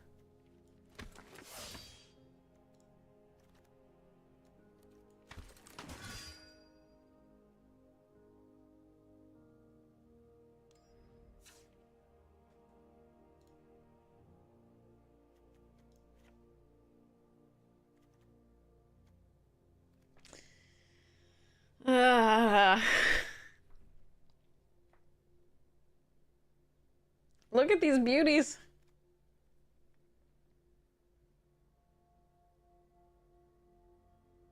Are they better than my blue? Should I just have, like, I wanted to try this stuff out. They're probably better than my blue, but I don't care. All right.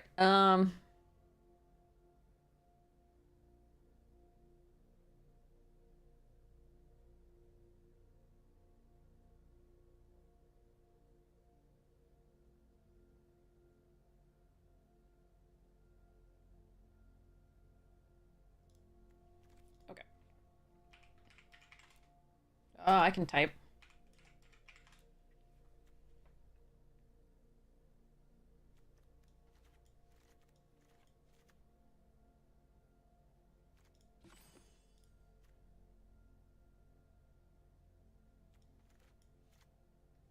Million 5-drops.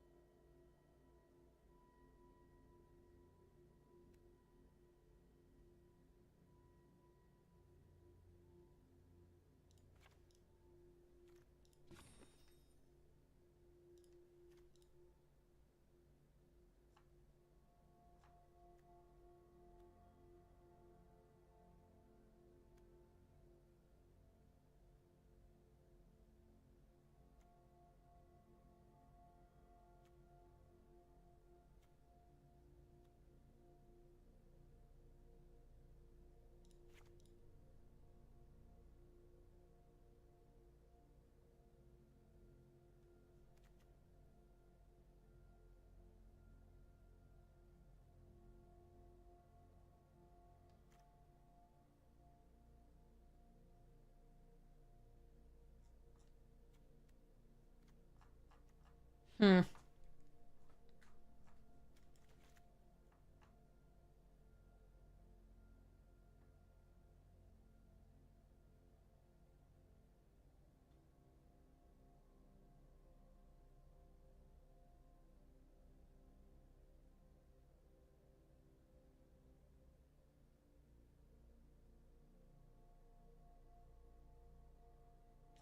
Not entirely chuffed with this deck.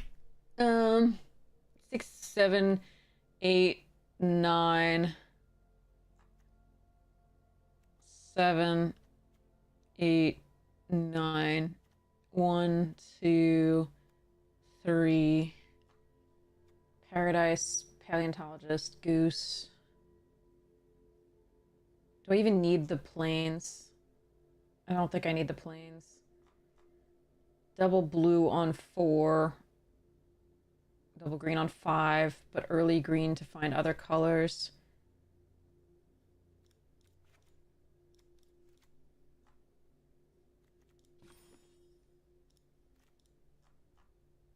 And green, 9 blue. So many more double blue than double green, though. But I really want it early to be able to ramp. Let's do 10 blue.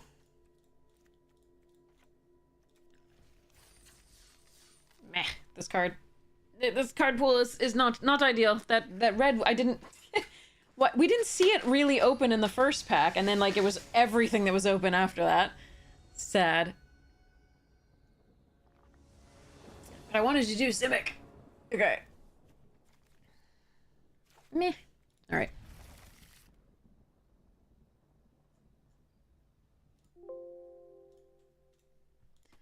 Alright.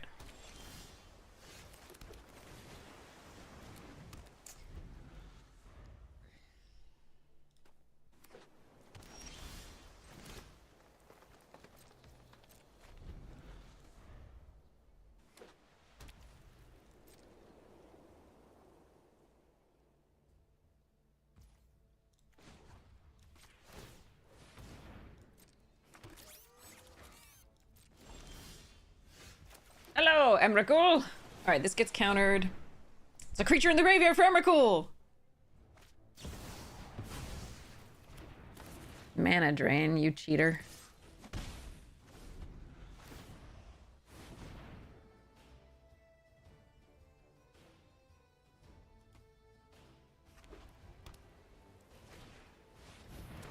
That's fine.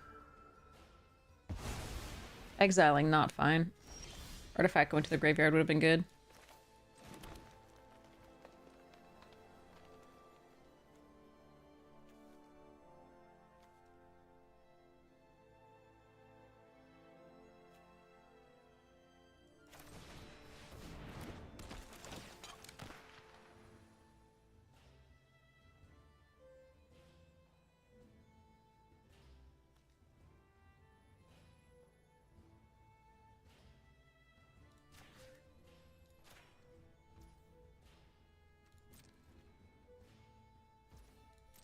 This means we can Mull Drifter next turn.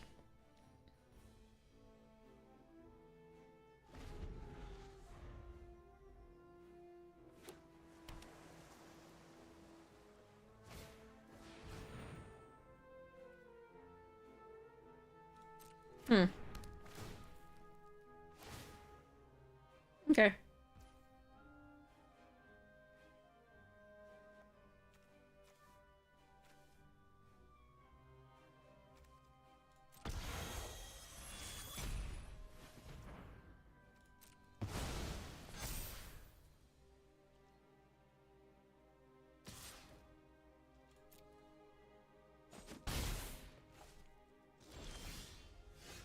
Oof. All right.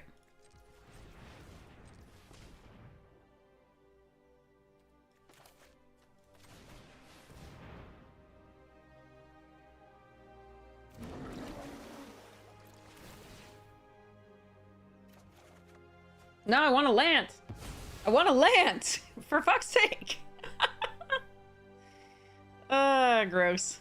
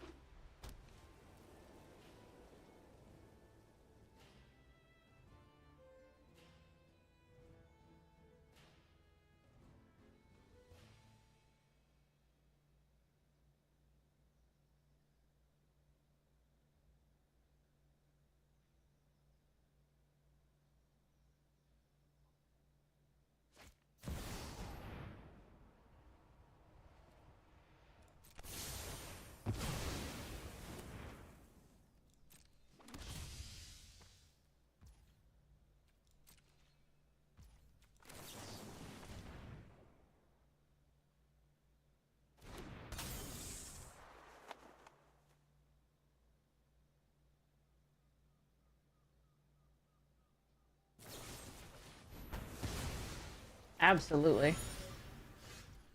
Ooh.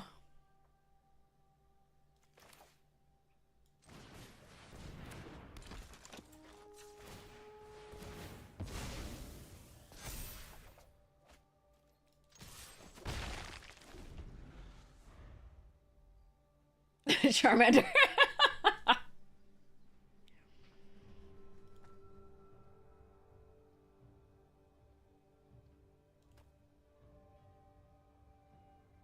I know the land for the Bonnie Paul there would have been super sweet, but oh well.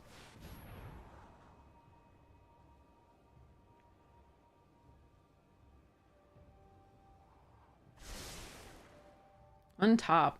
Okay.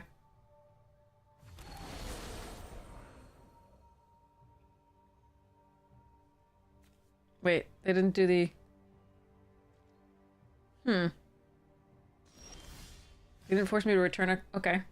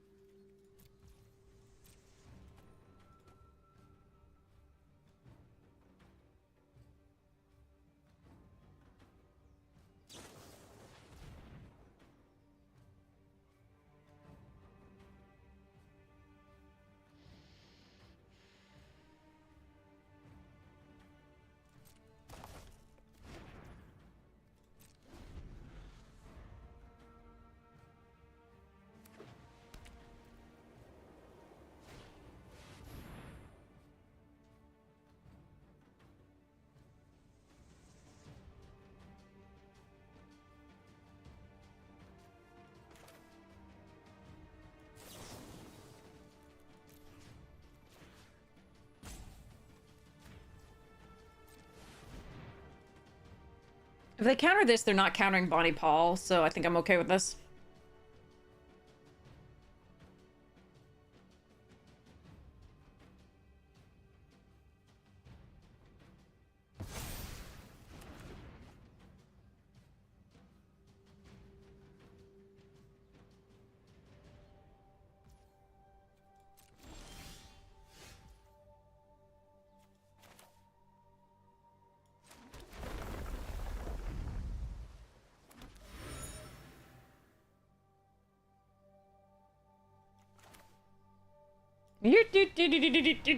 Okay, let's see if they counter this. Emmy's coming soon.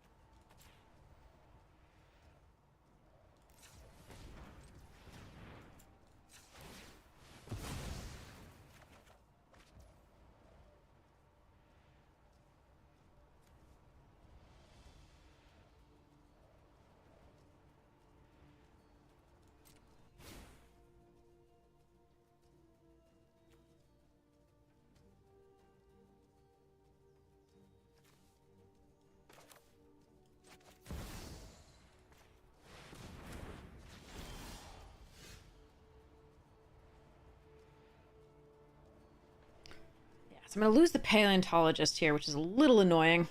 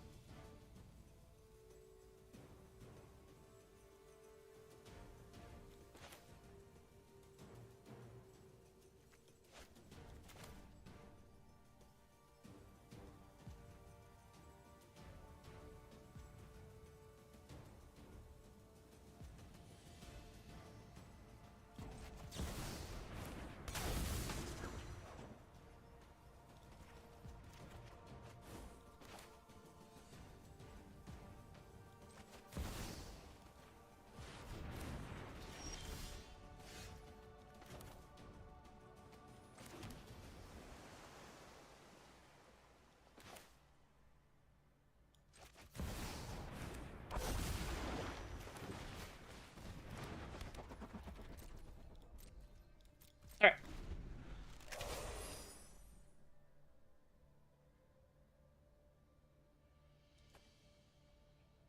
Whole point is getting to this. Whole point.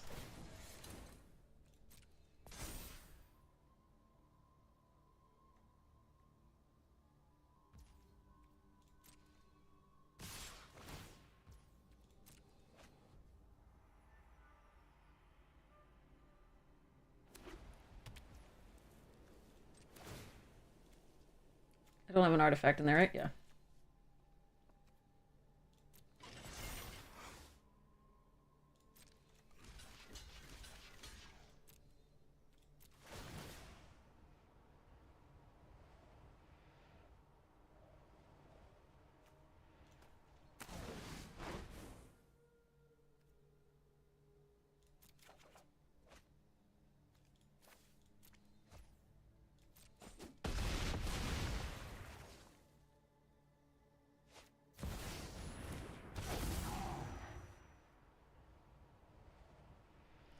All right. Yeah, the Aegis is definitely doing work.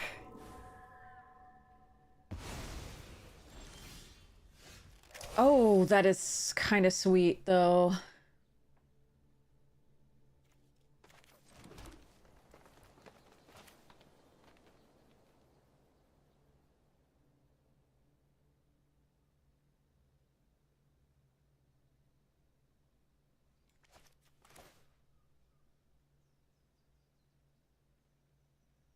Hmm. Can't cast it, though, so it's fine.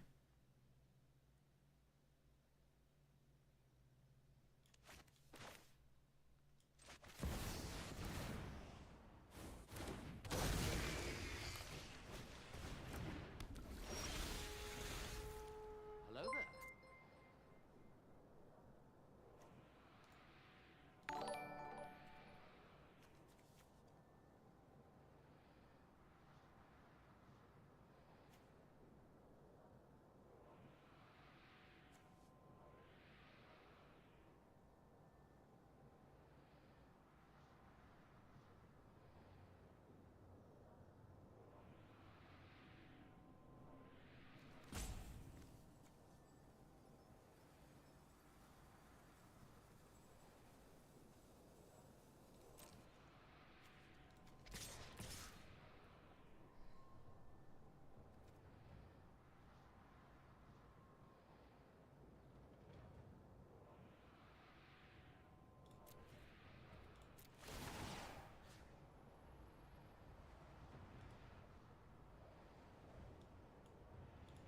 Why can't I submit 0?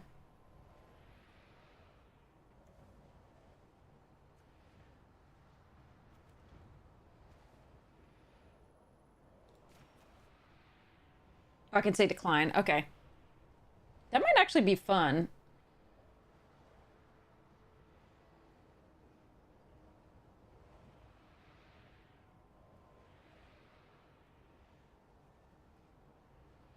Hmm.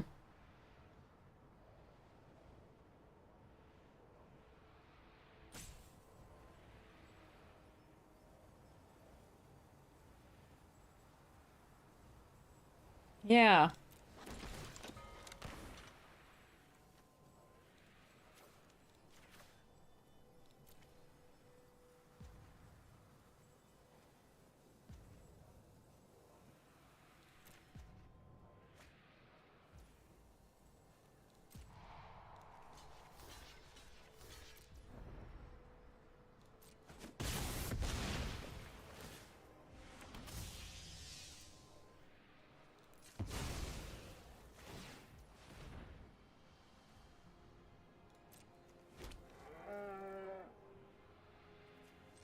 And then I'm gonna play the invasion and use the Aven to plot it.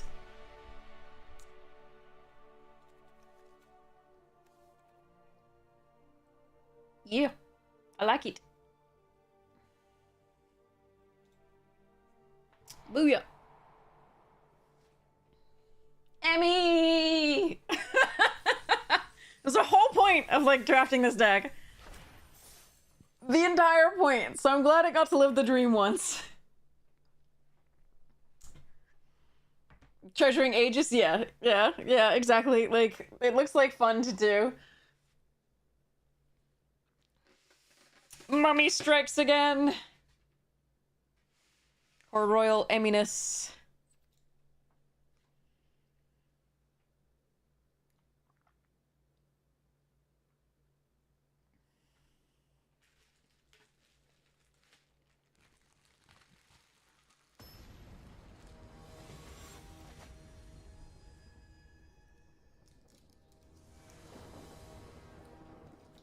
Hello there. Okay. Hmm.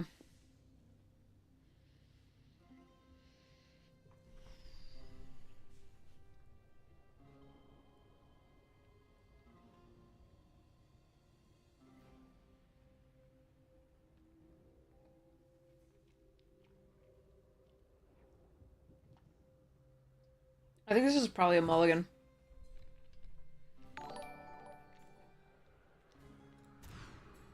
Alright. Much better.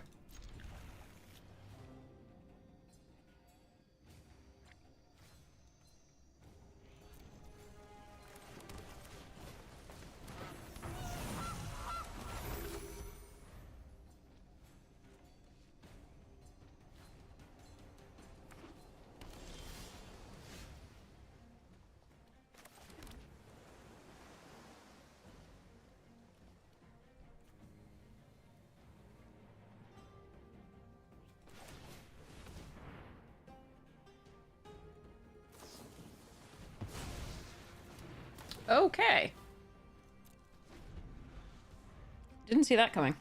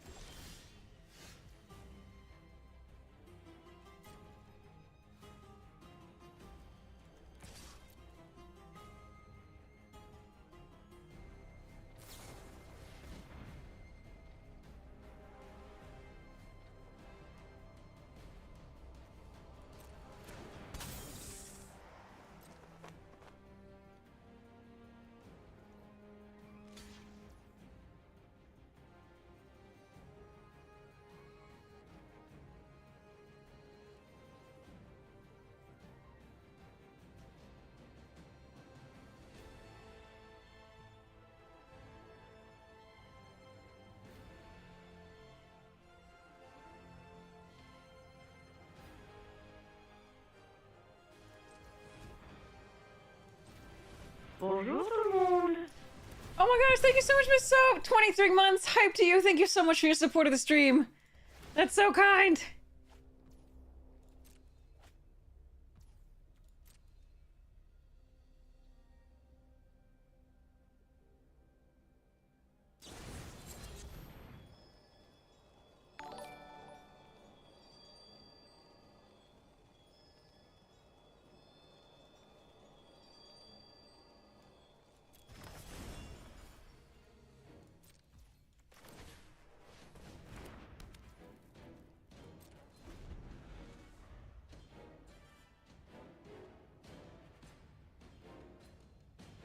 I hate playing against control so much. Me.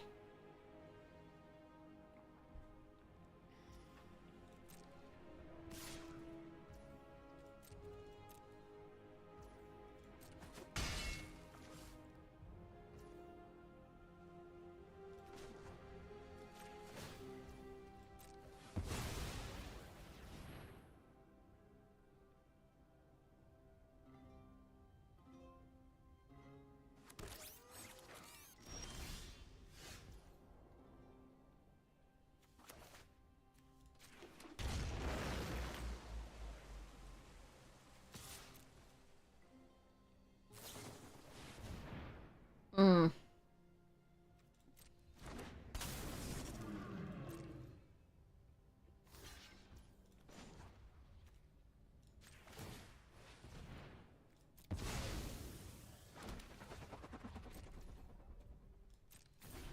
Yeah, I don't think we're getting this one. If this had been untapped, I would have been able to intrude. It would be sweet.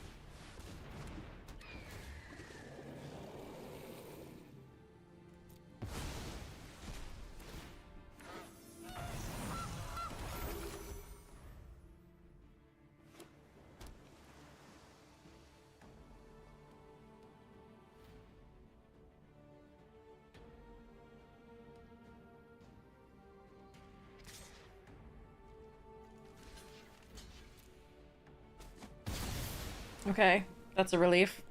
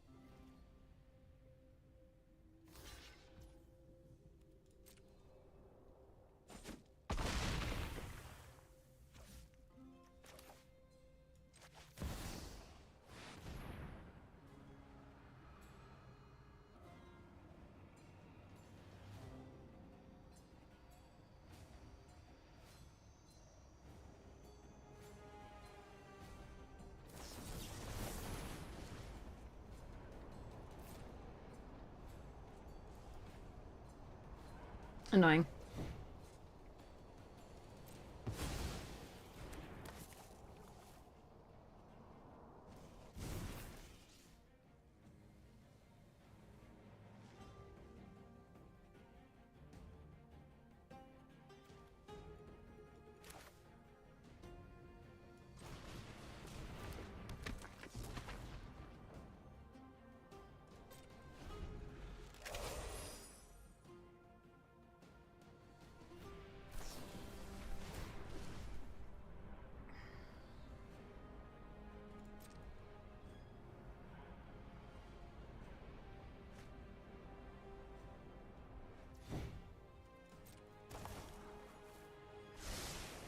Ugh, they topped as well. Jesus.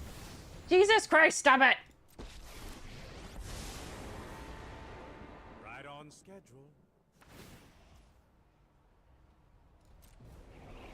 Let's take it back a step.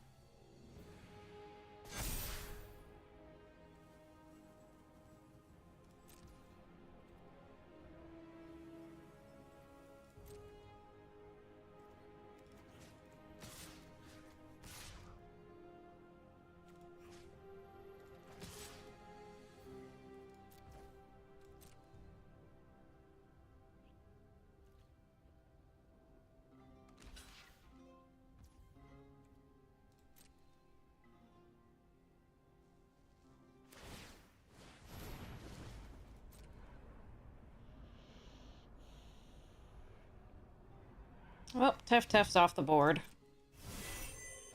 I just need to hope they don't get Emrakul. That's the only thing that I'm, like, super freaking afraid of. Now what?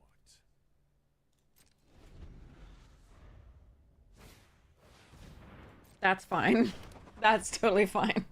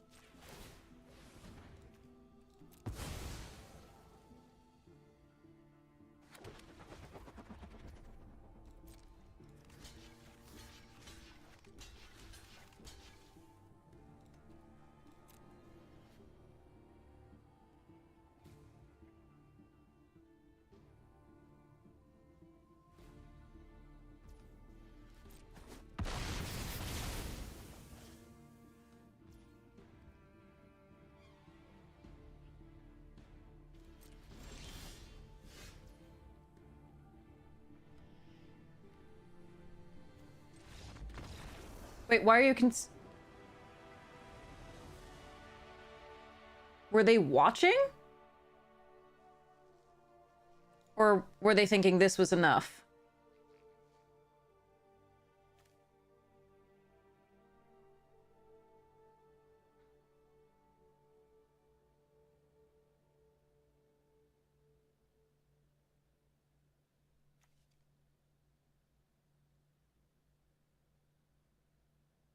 They have a copter they can activate. Or they can just block one of the bigger things. The Rona 4, 5, 6, 7, 8. They can also activate this.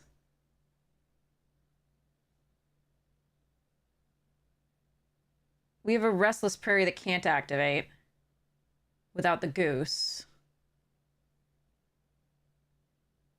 I mean, it's not a great turn for them, but they're on board, but like...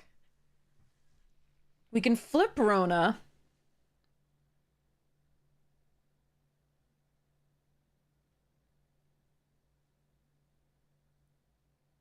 Or we can do the Restless Prairie. I don't think we can do both. Actually, yes, I think we can do... Okay, so 5 here. And then the goose flips the prairie. So it's a 5-5, 4-4, 2-2, 1-1. This flips. They can activate a land and just block two big things.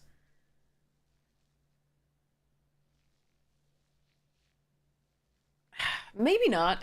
Maybe not. But anyway, it was weird that they waited until I drew Emacrol. But yeah, okay.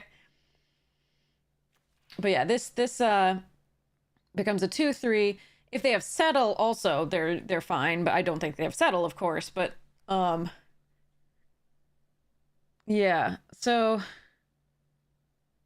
I mean, on board it's not looking good for them, but it's also not... I don't know that they're completely dead on board, but like just waiting to draw this was weird. That's all I'm saying. That was just weird. But okay, I'll take it. It was a game. Quite a game. Okay. So before I get completely talked out... Oh, there's another Arena Direct? With OTJ sealed. Ew. It was so much ew. But okay, let's do some Bloomburrow review, unless you all want to do Cube instead. But there's a lot of cards always in these sets, so I feel like I should start earlier rather than later and review them. Move this aside. Where though?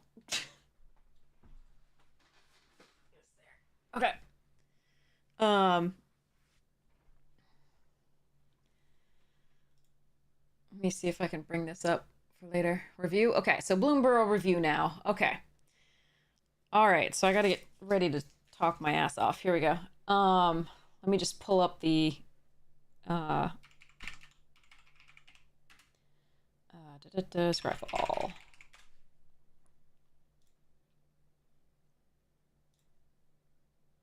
Bunnies and raccoons and otters and frogs and mice and help.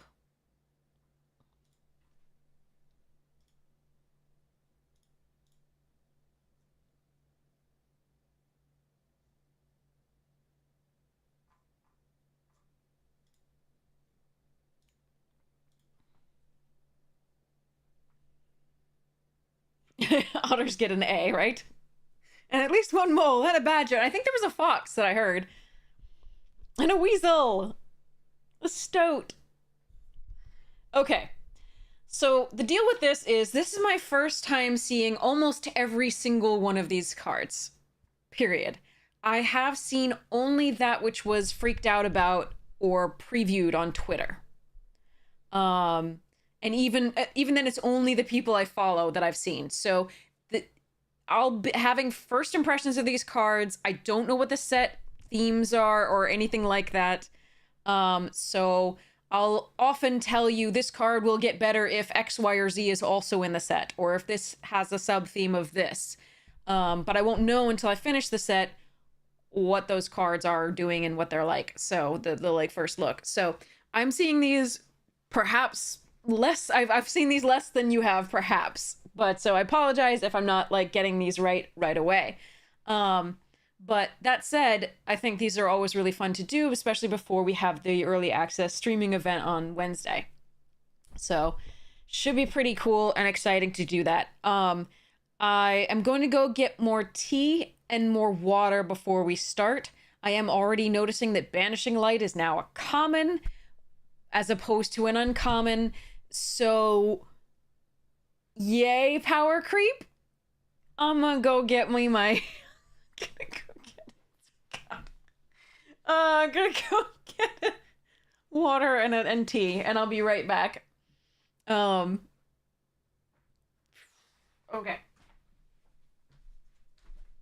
Hi, Floof.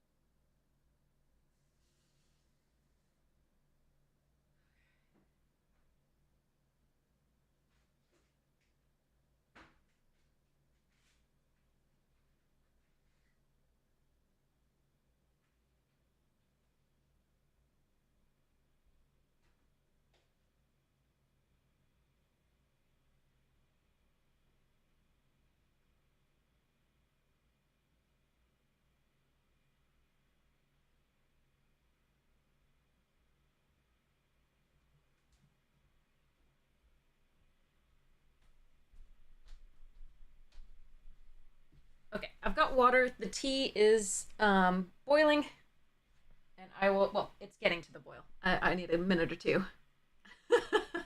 BRB.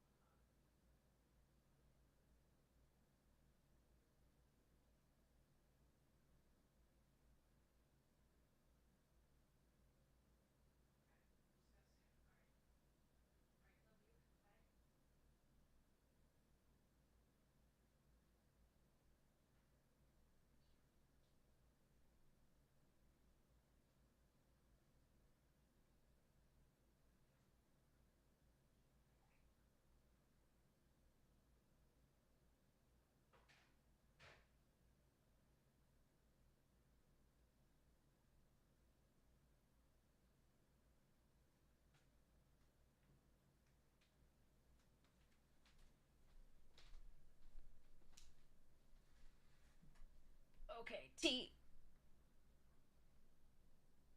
There we go. Phew. Okay. Welcome. MTG is awesome. Hi, Floof. Come here.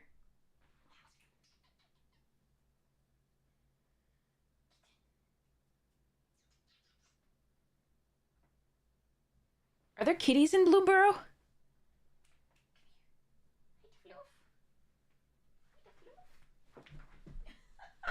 He's like, no, I'm gone. All right, so we're looking at this. There's a big kitty. Oh, nice. I like it. Oh, there's a coyote too. Interesting. I got something for the streamer early access event. I hope you'll all like it. My friend has assured me that it's very cute. And it's useful. I don't usually buy things just to like buy them that I'm not gonna actually like wear again, or like use again. So like I was so tempted to get like a little bunny friend, but like I'm not really gonna use a stuffed animal again. I could give it to my little nephew, but he has a million already, and his parents have forbidden me from buying him more. So, are there doggos? I don't even know. That's good questions. It has ears. It's not ears, but it has ears. Okay, anyway, so let's take a look at this. So what we're doing for those who are coming in again for the first time, this is again for the first time. Wow. Okay. This is a first look at the new set, Bloomburrow, that we're having the early access streamer event for on Wednesday. I will try to stream it the entire time that it's available. Last time we went for 17 and a half hours.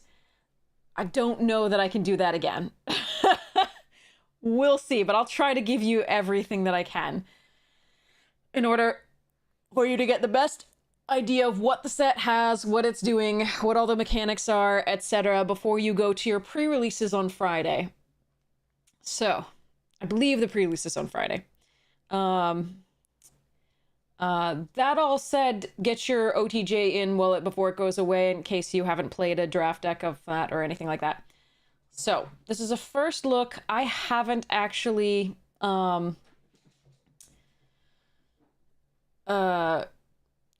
seen these before, except what I've seen on Twitter publicized. Like, I've actually seen Brightblade Stoat because Voxy was all ecstatic that they had a weasel for her. And Amazonia's like, they have a raccoon, why am I not there? So yeah. So yeah, and trash pandas are kind of my favorite too. So I decided, because Chad asked me what would you be, and otters are really cool. I would like to be like, I answered that I'd like to be like a fox or something like that, or something to that, or trash panda. I probably would end up being, they don't have these there, but I would end up being like a bear or an elephant, I'm pretty sure. So yes. Stoats, weasels, and otters are all stoats, fair. But otters are the cutest, fair. Okay. Well, no, that one's pretty cute, that stoat. Are ferrets also stoats, or are they just weasels? But yeah, okay. Anyway, so that was your question, exactly. So, there's a calamity beast bear? Okay, I would probably end up being like a bear or an elephant. That's what it would, I don't even know if the elephants are in this, but yeah. They're in Magic. They're just not necessarily in this particular Bloomburrow set. So, you can all tell me which animals you would be in this. The ones you would want to be, and the ones you think you would actually end up being as a card. Because that's different sometimes, like I said. But yes, okay. So, we are going to wait for the tea to be cooler to drink. You'd 100% be a rabbit, but you'd like to be an otter, fair. So, chat, yes, what's your persona? No, what do you want to be? Like, I mean, you can have a persona, that's great, but like, what do you think they would make you into as a Magic card? The carrot is doing something a little bit lewd to the sandwich. You're absolutely correct. The cake. All right. So, what we're doing is we're taking a first look at all these cards. They're commons and uncommons. They're organized by color, so we're starting in white, and I'm just going to let you know where I think they would be for me on the pick order, what I see as far as, like, synergies as we go along, etc. So again, I'm going to say this thing has a lot of usefulness, but its usefulness will go up or down in the pick order if we find X, Y, or Z happening in the set. So, all right, Banishing Light has always been good. It's been an uncommon in the past. Now it's a common. Sweet. I guess they decided that it can be an O-ring at common. And because O-ring was common at one point. So yeah, okay. Anyway, Banishing Light is a really good pick for white removal. Its usefulness will go up or down depending on how much artifact and enchantment removal there is in the set. If it's printed at common, it is likely that there's a lot of artifact and enchantment removal. That said, it's still one of the more powerful removals that white gets access to these days. So, what you need to be aware of when people play Banishing Light against you, or when you play Banishing Light, is that at instant speed, if you can remove it, whatever was removed under it is coming back into play. So you can ambush their creatures, you can do all sorts of things by removing Banishing Light and getting whatever permanent was under it back onto the field on your side. So it's worth understanding that if you have instant speed enchantment removal, right, removal for enchantments, you want to hang on to that and perhaps get the best value you can. If they have blue, you might want to think about whether it's going to get countered. So in that case, you'll want to do it without getting the full value, perhaps. But this is a high pick in white. It's not in the rare category, but it's probably going to be in the upper mid tiers. Because, again, enchantment for a non-land permanent, it can be whatever you want it to be besides a land, obviously. So, good pick. Moving on. Bravekin Duo. It's a rabbit mouse. I have slight problems whenever they put two creatures as one, because that's a rabbit and a mouse.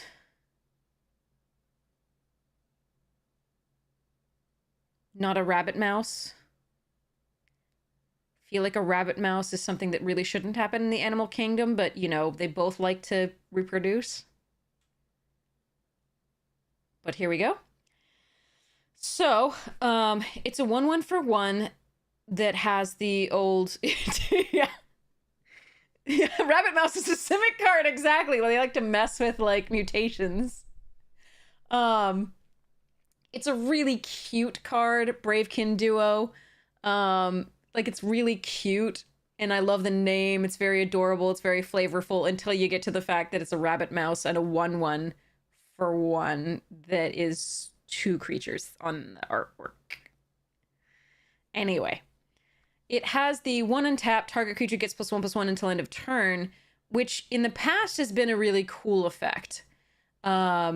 This does say activate only as a sorcery. We used to have something called like Angelic Page or something that gave target creature +1/+1 until end of turn, and it made combat really difficult.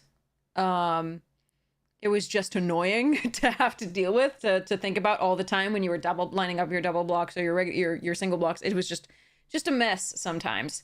The fact that this activates only as a sorcery means that doesn't necessarily help all that much. So 1 untap, target creature gets +1/+1 until end of turn. You can give a boost to something when this is no longer valuable as a 1/1 for 1. So they're doing a good thing these days in terms of limited, in which they're making cards that are good early game if you can get them, right? Maybe this gets in for 1 damage early, right? If you're on the play. Then it also has some utility late game. So you can tap to give +1/+1 until end of turn. Now, Mad Wobbler says that this set has payoffs for targeting your own creatures. If that's the case, this starts to get a lot more useful. Again, there's a lot of stuff where, you know, if you get a payoff for something, the cards will go up in value, even if they are not on their own going to be all that useful.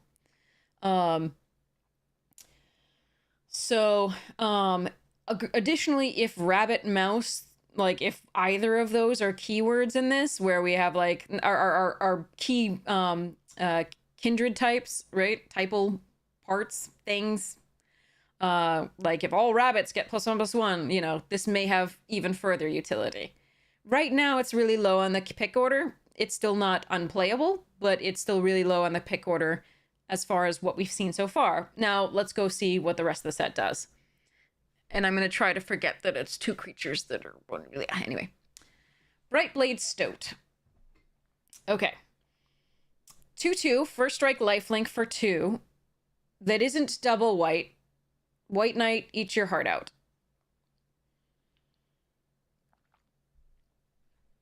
Wait, it's not even White Knight, because White Knight just had first strike. Lifelink is also... That's the Kithkin one.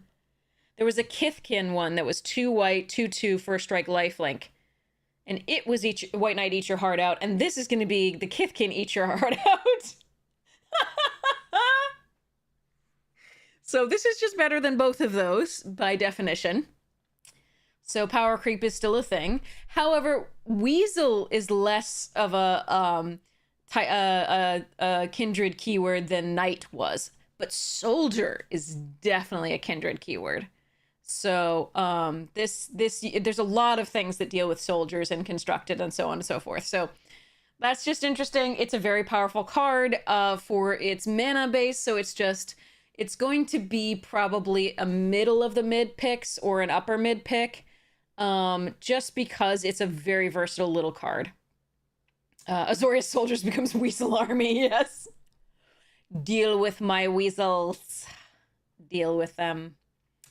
So yes, so it probably is, it ends up in like just under the Banishing Light in order, perhaps. Like they're close, but just under because the Banishing is removal and this is just a decent creature. It depends on how much we have, like, as far as pump and, like, +1/+1 counters and just, you know, tricks in that respect, right? Because the duo into Stoat and then Stoat attacking with this boost is, you know, it's not insignificant. So, still just a really, you know, good, decent attacker for 2. So, I like it. Builder's Talent, 2 mana. When it enters, create an 0/4 white wall creature token with Defender. That looks like Heliod, whatever something, which is interesting, which was a good card.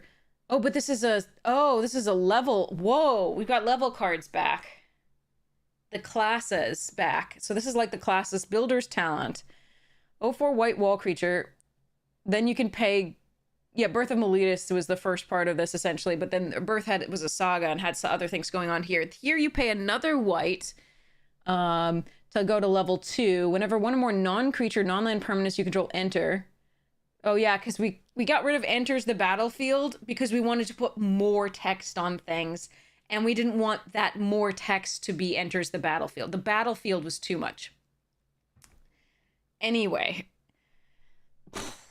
There's still walls of text, so they just... Oh, God. Oh, but they put leaves the battlefield here, too. Do you see this? Leaves the battlefield. So they still have leaves the battlefield, but enters is totally understood. Oh, my God. Anyway, sorry.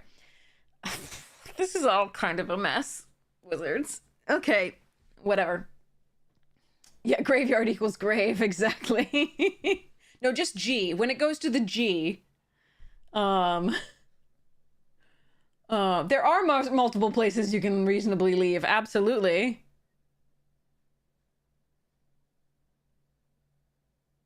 If we go for multiple places you can reasonably enter, then we're getting sketchy. Okay.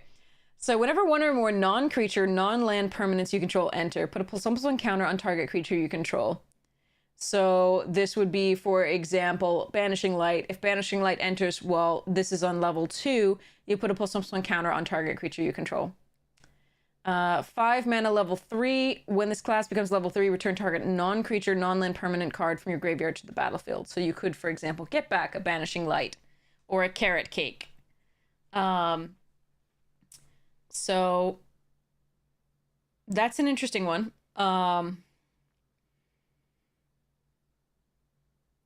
I imagine this will be a very good card in the Blue-White Flyers deck because it does exactly what you want to do in that deck. It creates an 0/4 that's going to stop people on the ground while you get in the air. It's also going to, as you play other spells that are non-creature, non-land, you get to put a +1/+1 counter on your flyers, start buffing them, get in there faster. And then if they, if they kill a Banishing Light, you can get it back and recast it, put a +1/+1 counter. So this does look like a really good control-based card. I don't think it looks like an aggro card. I don't think if you're going like Brightblade Stoat and a number of other like on the ground go wide stuff, I think this one is not going to be as good. Because on 2, you're not going to be making an 0/4. You're going to be wanting to play creatures. And the rest of this, right, isn't going to be as useful because, yes, pumping +1/+1 by playing something else, it's a little too slow for that deck, probably. So, really good for controlling flying decks. Less good, still fine, but, like, less good for what you want to do in an aggro deck.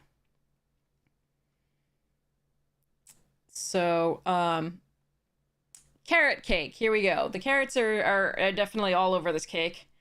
I would like you to point out that bunny face right there. That bunny face definitely looks like me when I'm presented with cake. So that's, yeah. Look at this bunny. It's like, God damn it. But wait, who's holding up this cake? Is this like tempting bunnies to, and this is like a wolf who's gonna eat them? What's this paw doing?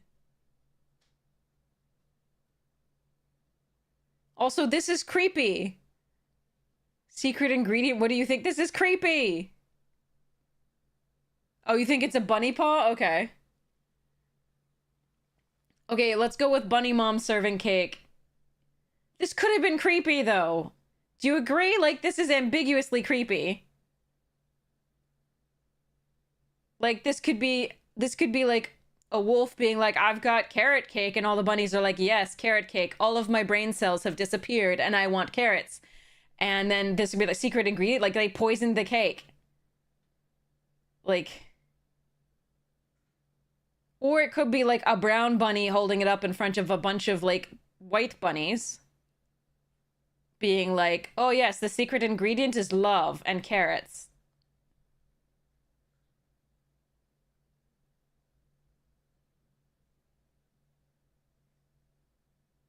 Maybe it's leaves that put them to sleep. Who knows?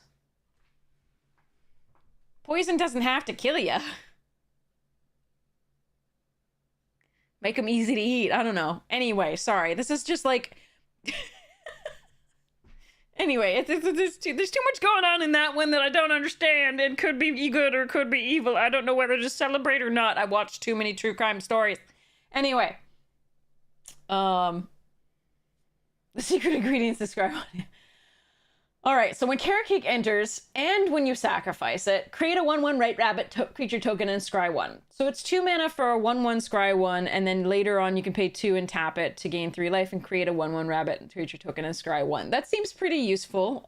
It's not exciting, but it's not, like, bad.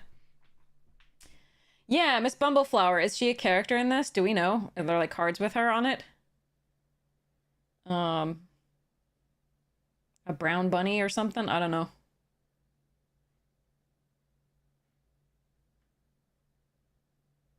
Okay. Anyway, sorry. Okay, so... I'm sorry, I got distracted by Dewdrop Cure over here, which is literally making me sad. Like, I'm so sad about this poor little mouse that's been hurt. I don't want to see that. Anyway. Miss Bumbleflower's gray.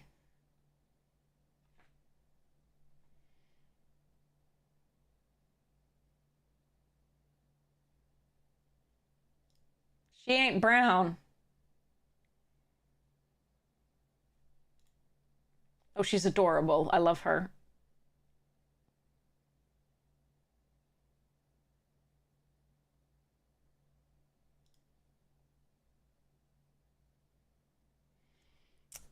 But anyway, so this is a fine card. It's a low pick for me currently. If there's a lot of food synergies, great, or artifact synergies, or bunny synergies, it'll be good. Like, I think it's fine. I just don't think it's, you know, a high pick at all. So this is on the low, the, like, mid to upper end of low. It's still fine. Like, it's still a fine card. Crumb and get it. I see what you did there. Sure. Okay. So, what is that bat doing? Is that a piece of bread? I assume, because crumb. It doesn't look very bread-like. It's a massive blunt. Smoke them if you got them. Okay. I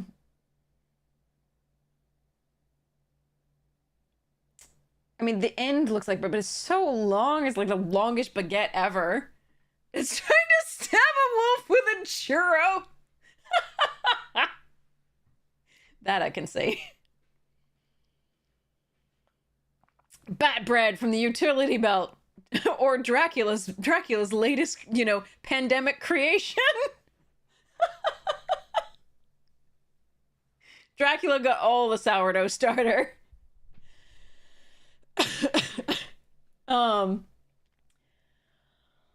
Also, what's the bat like wearing? What are these like dongly bits? Like, anyway.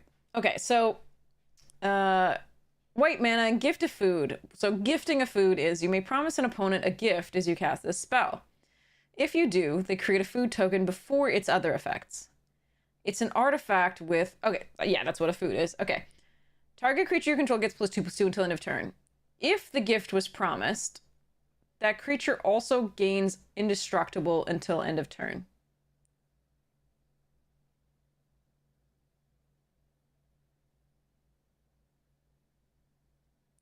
So it's a good combat trick. I like it as a combat trick. Gifting a food sometimes just doesn't matter as opposed to literally killing something and keeping your creature for 1 mana. So, I like it as a combat trick. The art is trippy.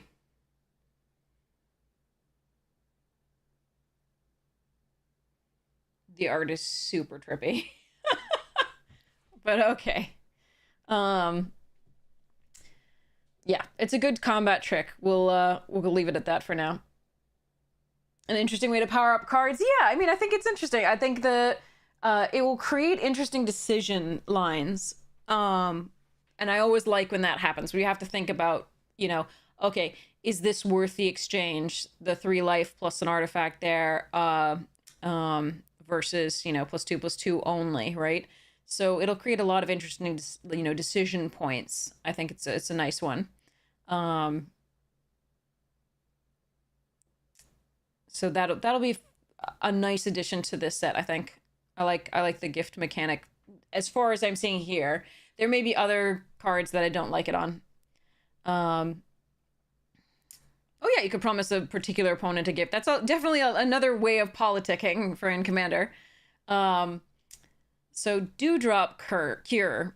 I really hate that I'm seeing this poor little mouse suffering, period. Please, could we have just been like... Yeah, anyway, I'm having a hard time. Okay, three, gift a card. You can gift a card. Oh, gifting a card is a lot. Let's see. Return up to 2 target creature cards, each with mana value 2 or less from your graveyard to the battlefield. That's already super strong. That's already super strong.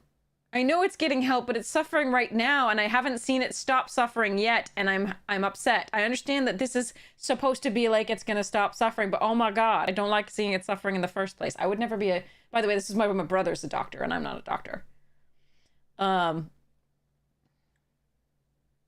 Like, don't show me to and fix it. If the gift was promised, instead return up to 3 target creature cards, each with mana value 2 or less from the graveyard to the battlefield. So I don't think this is gifting unlimited. I think it's strong enough at all, like all the time, with just the first part, like mana value 2 or less. I think in constructed, it's quite a possibility that you could run it and gift. But I think this is very, very much strong enough on its own without the gifting as a sorcery in limited. So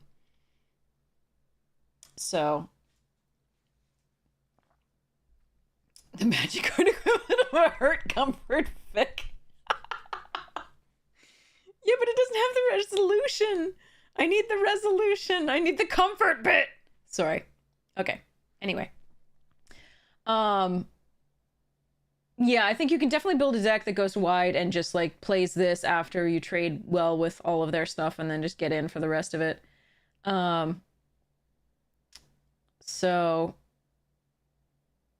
yeah. So anyway, this is a great card for limited, because oftentimes you're gonna trade early stuff. Like if you get Stoats back, it'll be pretty sweet. Oh, but yeah, definitely there's some constructed decks that'll love this and will be fine gifting. All right, Drift Gloom Coyote.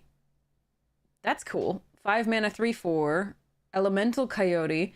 When it enters, exile target creature an opponent controls until it leaves the battlefield. If that creature had power 2 or less, put a +1/+1 counter on Drift Gloom. Okay, it's notably not non-token, so you can exile a token for full value because they'll never get that token back.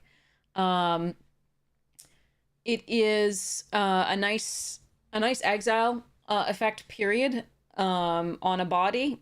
So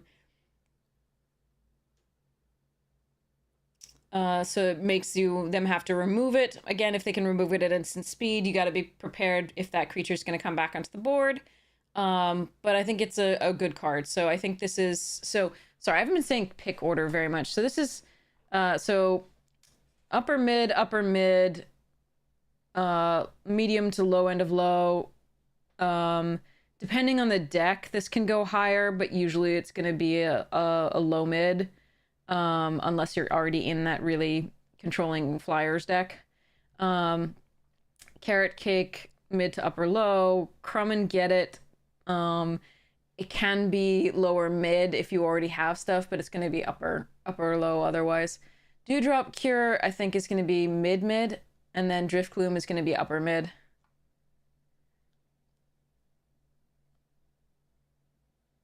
You think this is, yeah, EDH deck? Probably. I mean, this is pretty sweet. For some EDH decks, definitely.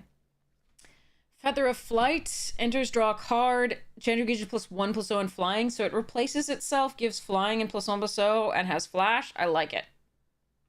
That's what I want in an aura, because you always have to be careful with auras because they can be 2-for-1s. Because your opponent can remove the creature that you target, and then you don't get the creature or that, so it's a 2-for-1. But this has enough of an upside if it lands, and it's cheap enough, and it has flash, that it's likely to land. So I really like this. And also it can be just end the game, right? Give something flying for the win. So I think this is an probably a mid pick. Could make it to upper mid pick. This is super sweet. Because statistically in the past we've had +2/+0 and flying, still good, but this replaces itself. It cantrips, so even in the mid game you can use it without too much fear because it replaces itself, and just get in for some of that extra flying damage. It doesn't have to be saved for, you know, the win or anything like that. So this is very nice. Flowerfoot Swordmaster is adorable. 1 mana for a 1/2 offspring. You can pay additional 2, so make it a 3 for a 1/2. And if you do, you get a 1/1 copy of it. Whenever this creature becomes the target of a spell or ability you control for the first time each turn, mice you control get +1/+0 until end of turn. So mouse is a relevant type. Okay. This also is something to target, which means that you can trigger Valiant. Yeah, it's like Heroic, but worse. Well, wasn't Heroic not abilities, only spells? I feel like that was the case, right?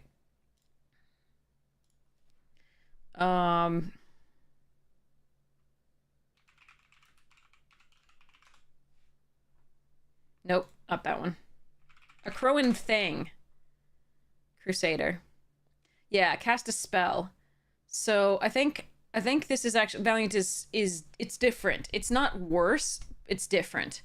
Because a lot of the heroic stuff would do various things, but you had to have a spell targeting. And this way you can have recurring instances of targeting. Like this can continue to target different things.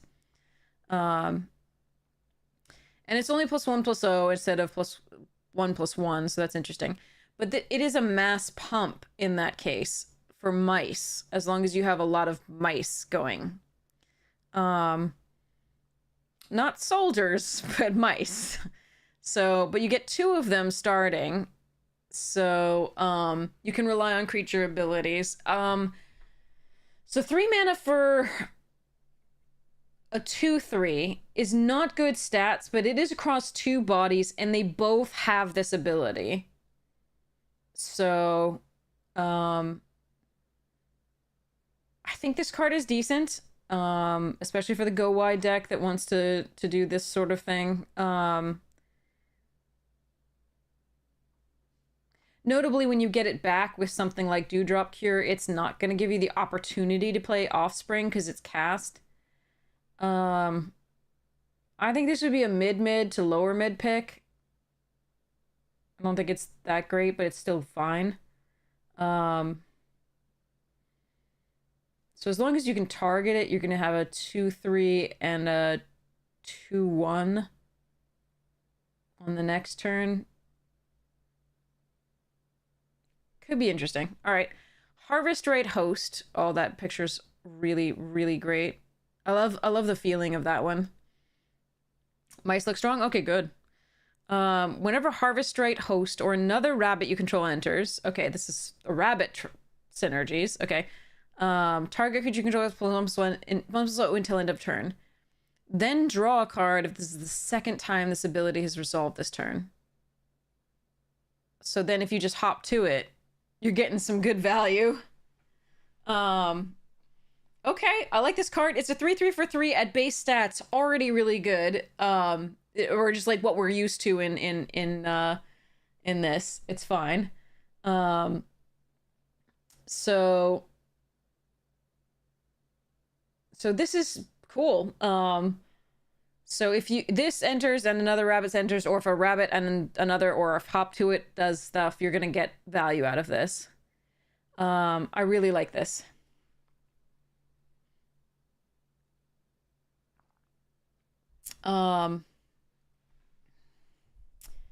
So yeah, but Rumor Gatherer had like a 1 toughness, right? So that was huge. This being a 3/3 really helps. So I like this. I think yeah, Hill Giant is so sad.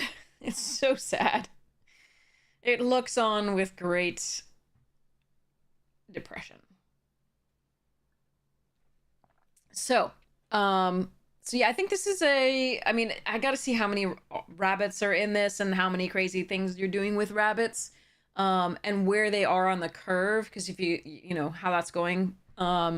But I think this is gonna be a mid to upper mid pick. Standing on the shoulders of Hill Giants, exactly. Mid to upper mid pick. I like this card. I think it's decent. I think its stats are especially good compared to like something that you could cast on 3 like this, even though this is 2 bodies. So yeah, I like it. Hop to it, really good with this. Create 3 1/1 white rabbit creature tokens as sorcery speed for 3. That's 3 bodies, but that have a relevant creature type. It's going to be a good card. We need to see how many big tramplers there are. If there aren't a lot of big tramplers, this thing is going to be sick. And then if there's a lot of mass pump, it's going to be even sicker. This is a bit of mass pump, but it's only for mice, so it would not account for those. But this into this is the dream. Oh wait, there's into this too is the dream. But yeah, so 2 and 1, it's just a good card. Going wide. So I think this is the same as this is upper mid to mid thereabouts. Intrepid Rabbit also goes really well right following the Harvest Rite Host. It's 3 mana for a 3/2 that you can pay another mana, so 4 mana for a 3/2 and a 1/1. And when this creature enters, target creature you control gets +1/+1 until end of turn. So it's a pump spell on a stick. So I like that. Normally I would insist on 3 mana for a 3/3 these days, like we've seen here. But because it has this extra +1/+1 targeted, that's nice. On a body, on an ETB. But the Offspring as well to potentially get for 4 mana +2/+2 or +1/+1 divided amongst 2 creatures. That seems pretty sweet to make sure that you're getting in for attacks later as well. This does seem really good, especially following these dudes. All right, now we've got gerbils. The rodents are multiplying. Jeez, there's so many different rodents. But like, if you're gonna have these kindred synergies, can't you just like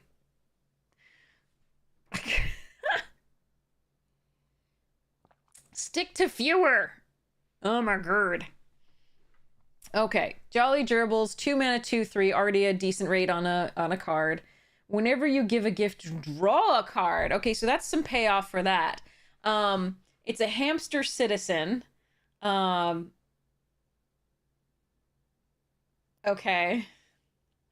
I mean, it's a fine card, especially if you can build around it a little bit. It's got decent stats already. I think it's a mid pick. It's fine, yeah. Life Creed Duo, Bat Bird. Again, 2 creatures. It's 2 creatures. It's not a bat bird, it's a bat and a bird. Ugh. All right, anyway. Yes, this is another hamster. Boo has company. Again, Simic card, exactly. 1 and a white, 1/2 flyer. Whenever the next creature enters, you control enters, you gain 1 life. Okay, so it's the uncommon that we just saw in the Distinguished Conjurer in Jumpstart / Modern Horizons 3. That one can also flicker things, but it gains life in the same situations when another creature you control enters. This one has flying instead of being able to flicker stuff for 5. No, bat bird. Yeah. So yeah, it's a card. I don't know that I would prioritize this highly. I think it's a low pick. But yeah. Mabel's Metal. 1 and a white. Target creature gets +2/+2 until end of turn. Up to 1 other target creature gets +1/+1 until end of turn. This is going to make combat hell if they have 2 mana open. Wow. Okay. I like it. It's a good combat trick. The thing to note here is that you cannot give 1 creature +3/+3. You have to. It says up to 1 other the target creature. You don't have to give something else +1/+1. But you're only going to get +2/+2 on 1 creature, so be very careful. But it's really good to divide that amongst 2 for combat math. It's really sweet. I like it. So this is going to be a mid pick to lower mid pick. It's a good combat trick. And you're going to want it in the go wide decks especially. And flyers.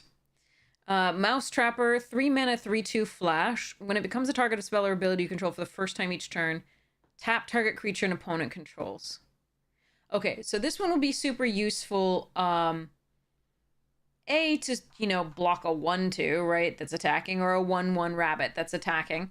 but also it'll be useful if we ever find an ability that doesn't activate as a sorcery, because you can flash it in, target it as a spell or ability, and then tap a creature so that they can't attack you with that creature, which is pretty cool. But you can also flash it in the turn before you do a massive attack with mice. Flash it in, and then the next turn, target it with a sorcery-based ability, tap a blocker down, and swing for lethal if possible. Or just a profitable attack. So it's very nice in the go wide deck to just tap down something that is otherwise making your life miserable. So seems fine to me. I think it's a mid pick. Could get to upper mid once we see whether there's a lot of things that target instant speed. I mean, we do have a lot of, like, Mabel's Metal targets 2 things, so can actually trigger twice on the Valiant, which I kind of like. So this is actually going up, in my opinion, now that I'm seeing this. Which is, I like. Okay. Combat's gonna be hell in this.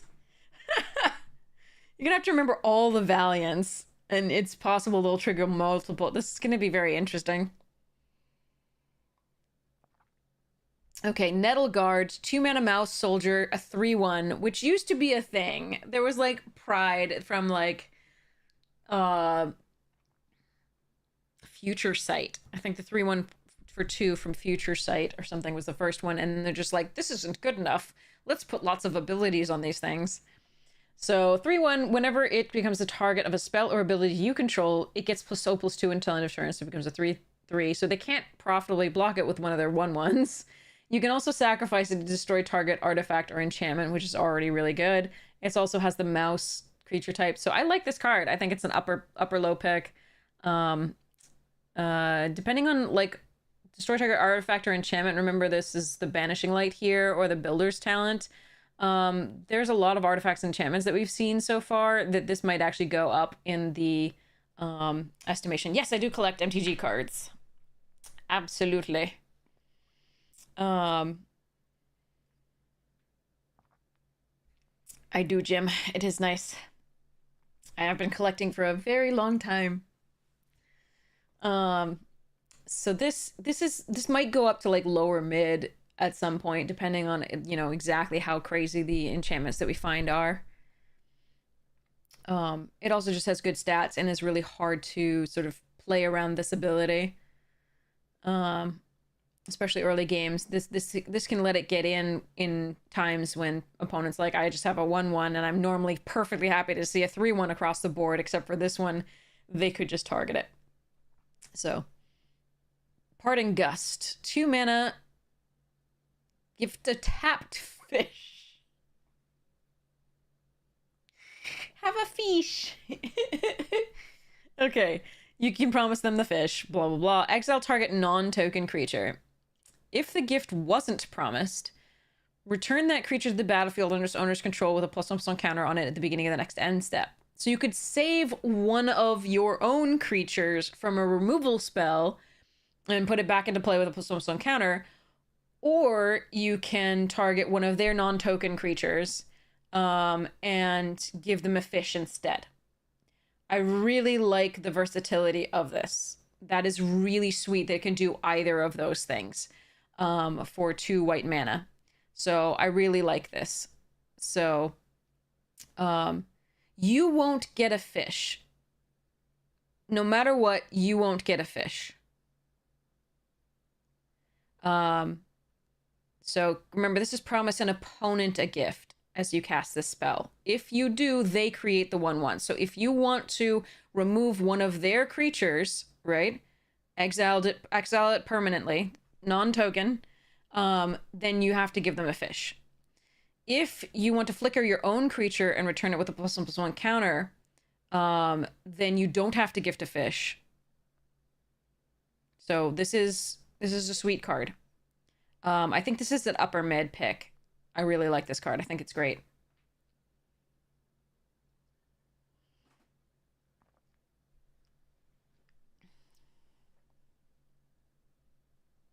You could also do that. No, you can't delete your own creature. You can't delete your own creature under any circumstances either. Your creature will come back with a +1/+1 counter on it at the end step. So you can't delete it entirely.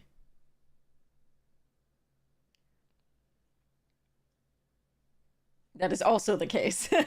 So, Pileated Provisioner, 5 mana, 3/4 flyer, which, depending on the set, is strong or super weak. When it enters, put a +1/+1 counter on target creature you control without flying. Okay. Again, it has to go in one of the smaller decks, I think, in like the mouse deck, instead of a bunch of flying deck, like a specifically dedicated flying deck. But it's still good because, again, it targets for the Valiant and puts a +1/+1 counter. So it's more like you're getting a 4/5 worth of stats for 5 and then a 3/4 body in the air. So seems fine. We've had stuff like this before with a soldier one in Bro.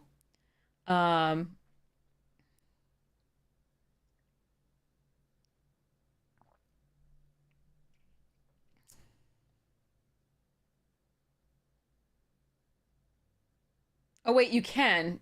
Wait, okay, wait, hold on. Oh, if you promise. Okay, If the gift wasn't promised. Exile target non-pro... Okay, yeah, you could actually... No, sorry, you're correct. So, if you don't promise... No, wait. If you promise as well as target... Okay, I see what you're... Yes. I see what you're saying. Yes, you can exile your own creature, non-token creature, by promising them this thing, and then you give them a tap fish, and you lose your creature permanently. Yes, you absolutely can do that. Sorry, I misinterpreted this. All right.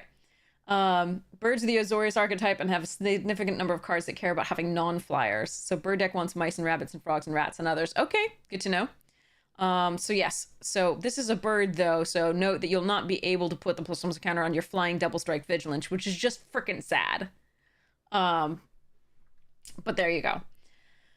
So this will go up in value depending on, what the stats are of various things. And it was nice to have like one of this type in the soldier deck in Bro. So it's possible that it's going to put a similar spot there. I know people who ran like 3 of them too. It's interesting. All right. Rabbit response. Like rapid, but not. Okay. Moving along. 5. I can count. 4 mana, instant. Creatures you control get +2/+1 until end of turn. If you control a rabbit, scry 2. I'm like reading ahead to 2 here. Okay. So this is the mass pump we were talking about. If you control a rabbit, scry 2. That's going to be less important usually on cards like this, because this is usually going to be a card that you play when you're going to end the game, or at least destroy their entire board. So usually the scry 2 is a little less, but again, as we saw with the investigate on the MKM card, in response, rabbit, yes. So as we saw with the MKM card with the investigate, like again, it wasn't really like you were going to be playing much more of a game, but it's still a nice little thing to have if you don't end the game with it, because you could put multiple in and expect to just throw 1 or 2 off and still get value off of the next one, or the next few cards.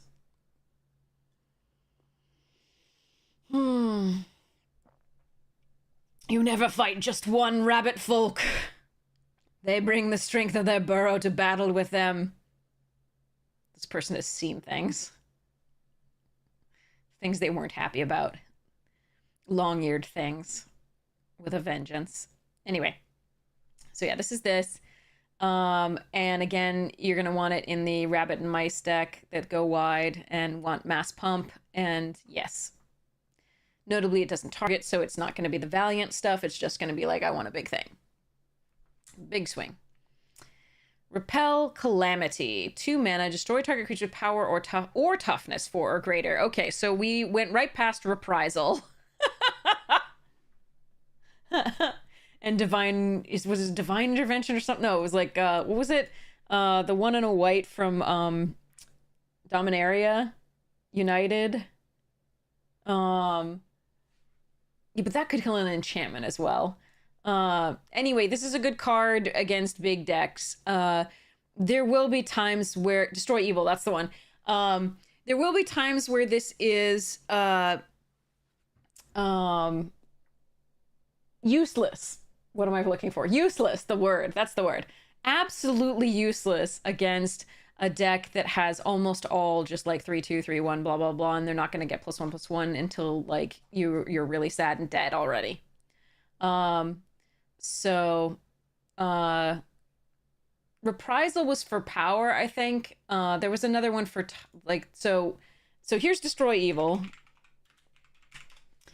This one could hit an enchantment as well, but here's Toughness 4 or greater, and then Reprisal. Here, destroy target creature with power 4 or greater, can't be regenerated. So this is the combination of those two without the option to destroy an enchantment. So there are going to be a lot of decks that it's really good with though, and like if they do a rapid response, rabbit. I hate them for doing this to me.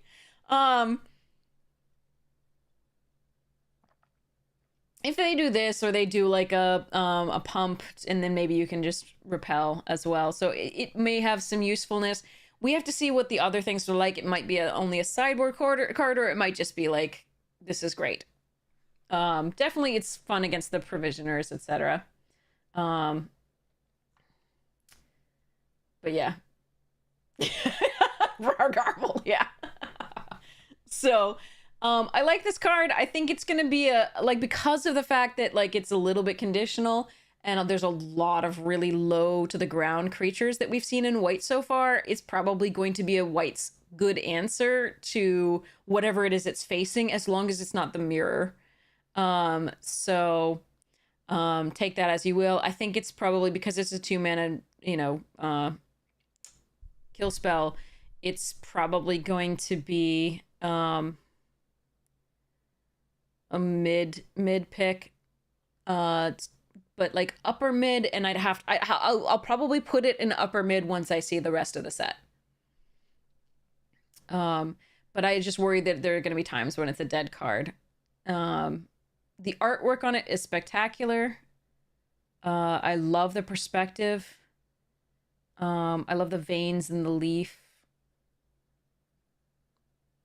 It's really, really a cool card. From a design standpoint, that's pretty cool.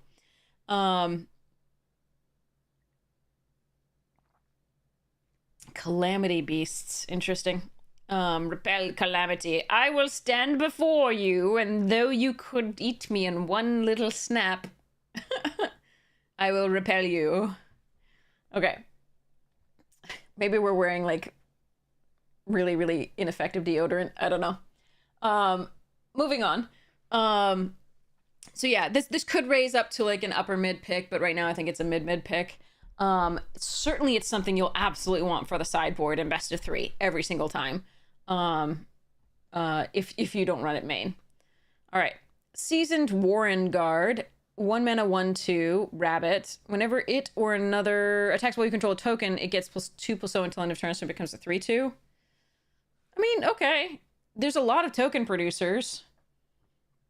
Wabbit Warrior. Yes. I'm hunting wabbits. Okay. I mean, it's fine. It's a 1/2 for 1, which can attack pretty well. There's a lot of token generation, including on 2. You could go that into the Carrot Cake, which would be a pretty good start, and will fix your next draw. So it's not bad. I think it's greedy to, I mean, this one's greedy to expect too much of. A 1 mana 3/2 potentially late game still, like, it's fine. I think it's fine.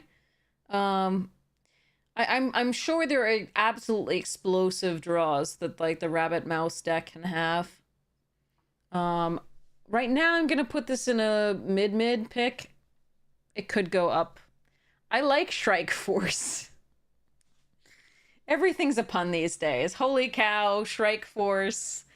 rapid rabbit response. Wizards is gonna put me in an early grave. Anyway, but I kind of like these. Aren't shrikes the, like, jerks of the bird world? Aren't they the ones that, like, eat all the other birds' eggs and babies or something? I feel like I read that somewhere. I could be confusing them for a different type of birds. They're definitely not burbs. I think they're... And impale other creatures on the cactus. Yeah. Okay, that's the one. Yeah, they are the serial killers of burbs. Yeah. Okay. The stabby ones. Yeah. Yes. So they like take other things and like just bash them down on like thistles and thorns and like and cactuses, and it's just like ugh. So okay, so it's not the one. Yeah, they are the jerks. I was just forgetting how they were jerks. The manner of their jerkitude. Okay. So, when you're calling about as a cactus, everything looks like it should be on the end of a thorn. Oh. Flying double strike vigilance is really nice when we have all these things that pump and put +1/+1 on counters. So I'm really happy with this card. I think it's a mid pick. Could be upper mid. I just have to keep seeing what we see overall in terms of like flying answers to them. Or removal. Sonar Strike. The bat is using its echolocation as a weapon. Okay. 2 mana. I mean, it's like it's got its tool belt and yeah. Anyway, didn't we see Batman do that at one point? Sonar Strike deals 4 damage to target attacking, blocking, or tapped creature. You gain 3 life if you control a bat. Okay, so they just decided that everything was too low power. Because, like, this combines, right, Gideon's Reproach, right, which is 4 damage to target attacking or blocking creature, right? And then with also just tapped, which is so cray-cray. So you can kill not only something that's not attacking or blocking, but also something that's just using an ability that you really need gone, right? And then you gain 3 life if you control a bat is kind of incidental. This is pushed for white removal.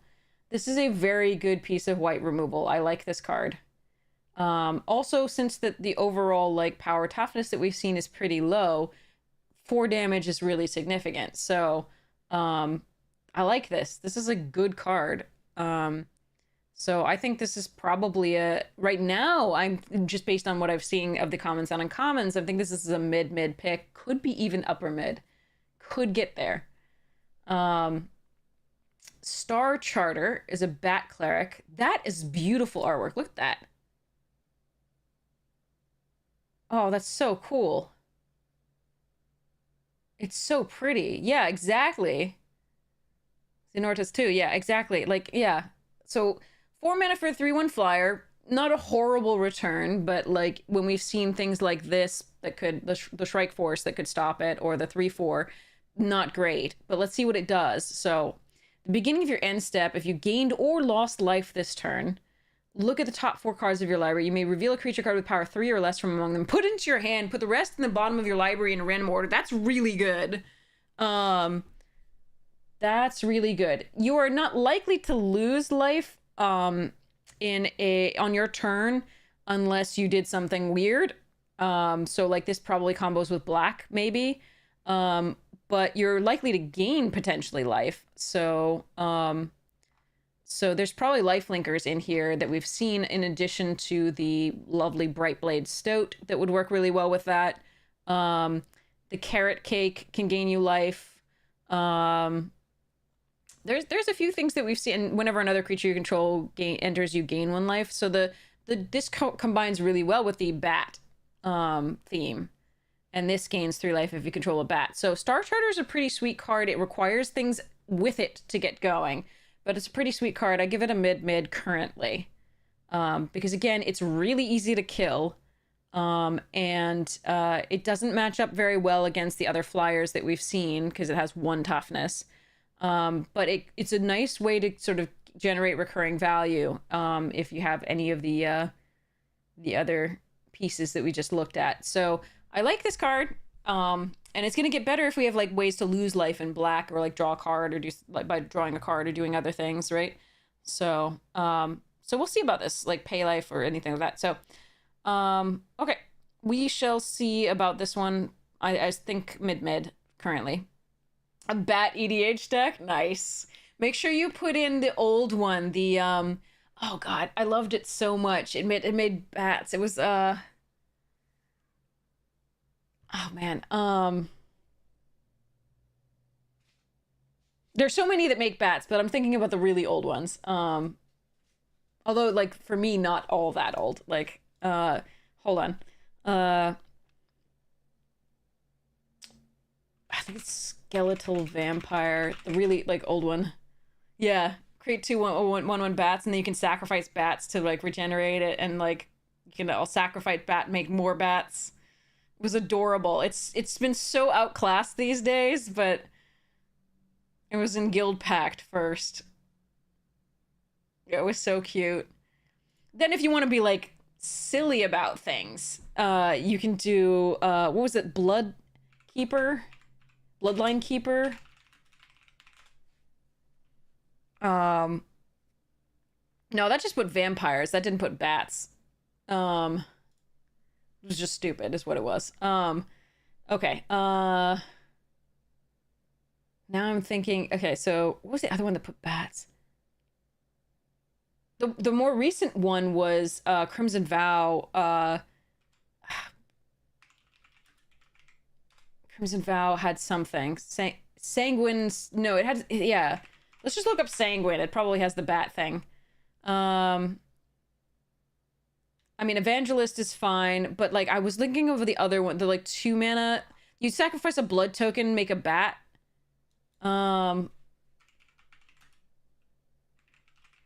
Is that it? No. Blood something. This is gonna be like 8 million things. I'll know it by the art.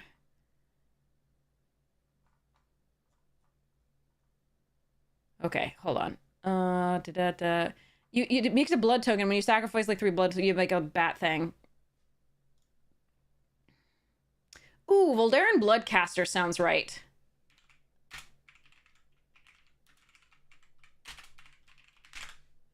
Yeah, that's the one. That's the one. Ooh, and Desecrated Tomb was fun, yes. I can type. You could do reanimation theme and then just make bats. That's sweet. Okay. Thistledown players, Mouse Bard, singing with my sword. No one come too close or you will get stabbed. Okay. 3 mana, 3/3. Whenever it attacks, untap target non-land permanent. Okay, so we've seen that be useful with a few things that could then be used again. But it also just gives something Ursat's Vigilance if you really need. And it's 3 mana, 3/3, so that's fine. Decent stats.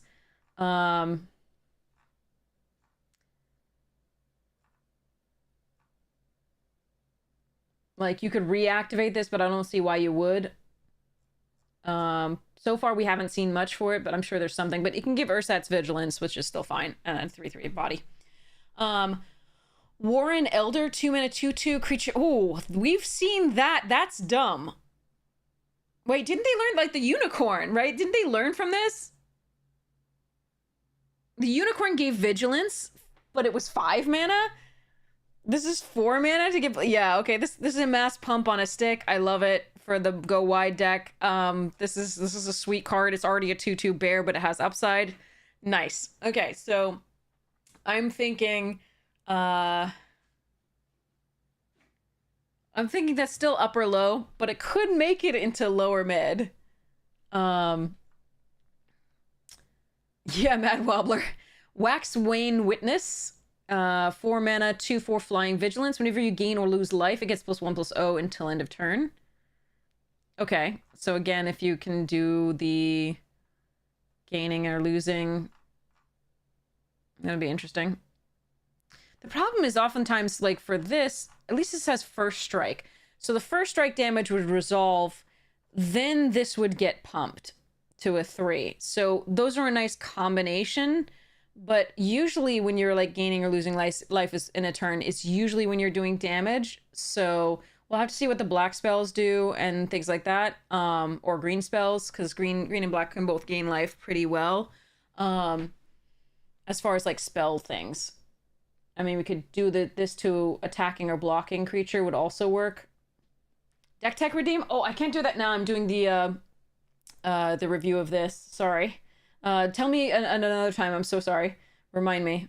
But we're gonna be doing this for a while.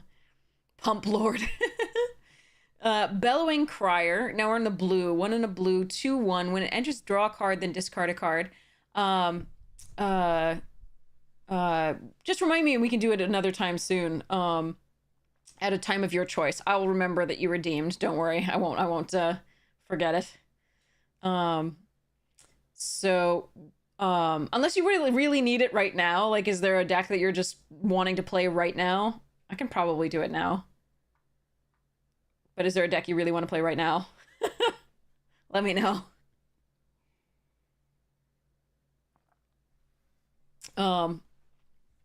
So while I wait for your answer there, enters, draw a card, then discard a card. This is a fine, like, playable 2-drop just because it can fix up a hand that wouldn't otherwise be keepable, potentially, where you could discard a card so you can loot when it comes into play. And so this just is a utility card for that. So basically, you keep a hand that you're not really sure about. Hopefully you can draw a discard and fix that hand up a little bit. You also remember discard a card. So if there are graveyard synergies in this, that's going to be also very useful. So we'll see about how this goes. It helps with Flutter Screw, potentially, for an opening hand. We'll see. So, okay. And if there's any synergies for discarding cards, I don't think Madness is in this set, but like if there are any synergies with discarding cards, we can see. Calamitous Tide. Wow. That's not something you want looking out for you from a wave. Oh, Threshold is in this. Okay, then that's going to be another reason that this will be a little bit better than it looks otherwise, because it normally is going to be a mid-end of low pick, like not a high end of low, mid end of low. So, but Tide, interesting. Return up to 2 target creatures to their owner's hands. Draw 2 cards, then discard a card. But at sorcery speed for 6. I mean, it can just clear out the way and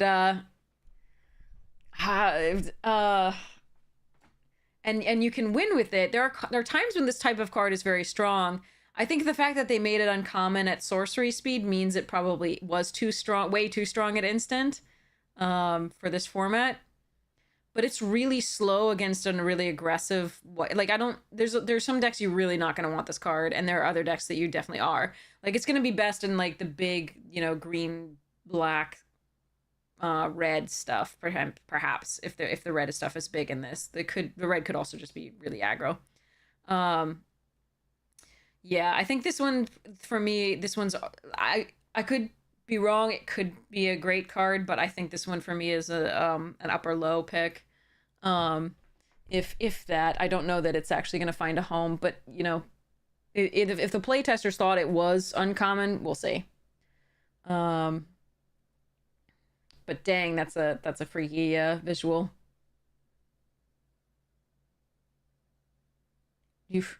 Okay. Charmed Sleep. Here we go. That's been reprinted multiple times. It's blues enchantment-based removal that taps something. It does leave it on the battlefield, but hopefully it's not providing anything horrifying, like an ability like a mass pump.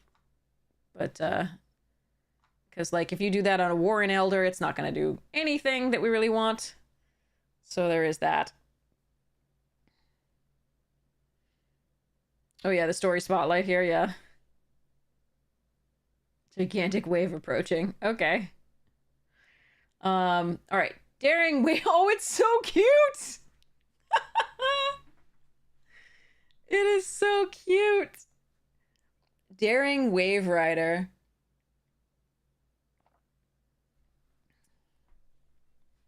The blue enchantment doesn't remove. This is an old one. This has been reprinted since like freaking forever ago.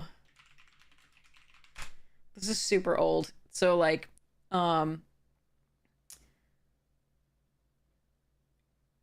Y'all printings, like these aren't even the oldest. Like there are versions of this a long time ago. They just weren't called Charmed Sleep.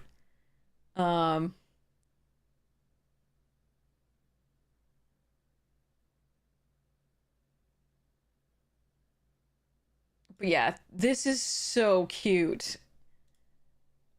Oh my god, it is so adorable. Yeah, claustrophobia and things like that, yeah.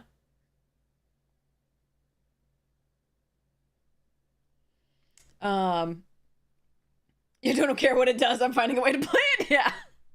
Fair. When it enters, you may cast target instant or sorcery card with mana value 4 or less from your graveyard without paying its mana cost. If that spell would be put into your graveyard, exile it instead. That's pretty sweet. It is 6 mana, but if you can flicker it for some value, or if you like already have some really good instants and sorceries in the graveyard, it seems pretty sweet. There's also might be prowess in this set at some point. I'm not sure. But yeah, like this is yours. This is yours. I love it. This is your persona. That's awesome. What would you be in which animal would they print you as a card?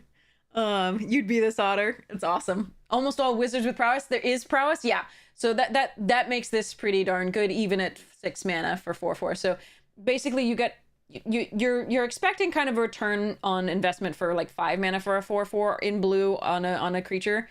But this also has the additional like ETB. And that is pretty sweet for without paying its mana cost. And especially with prowess like being a thing, that seems really nice. And if you have any flicker, this seems extra sweet because you can get further value. So I like that. Dazzling Denial. Obviously like counter magic you're not actually going to want, but this is going to be great with that. The Dire Downdraft. Spell costs 1 less to cast if it targets an attacking or tapped creature. Target creatures only put us on the top or bottom of their library. Getting to flash that back here would be super sweet. And trigger prowess would be very nice. But you're not going to want to do it on counter spells unless you can flicker this and then counter the spell. So, because this doesn't have flash, it's not a Gear Hulk. I'm just saying. But this is so cute that I might have to force it into decks. We'll see. All right, Dazzling Denial. 2 mana, counter target spell unless the controller pays 2, so it's a quench. But if you control a bird, they have to pay 4. We've seen stuff like that before with fairies, where it's 2 or something more if you have fairies. So we're gonna have to play around this in limited, which does suck. But there we are. Just be aware of its existence. It's going to be interesting. So this one, by the way, is going to be a mid pick, or a lower mid pick, even just because it's more expensive and it's a very good card, but it does rely on a few things to go right for it. And at 6 mana for a 4/4 is not a great return on investment. So this one is going to be a low pick. Dire Downdraft is going to be a upper low to lower mid pick. It's just a useful Griptide has always been pretty useful. And Griptide for 3 for attacking or tapped, pretty nice. And then something that you can recur from the graveyard with this is kind of a nice value there. So, seems decent. Eddie Merc Crab, 7 mana, 5/5 flash. Costs 1 less to cast for each instance. Oh, but enters tapped if it's not your turn. Oh, but tap up to 2 target creatures. What the hell? Oh my god. Tolarian Serpent eats your heart out. Oh my god. Not Tolarian Serpent. What's the serpent from Dominaria United? This... No. No. Oh, Tolarian Terror. That's the one.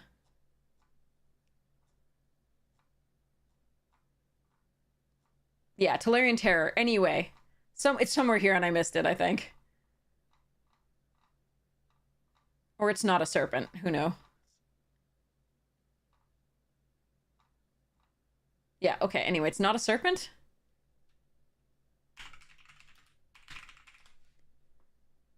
It's a serpent. Why didn't it show up?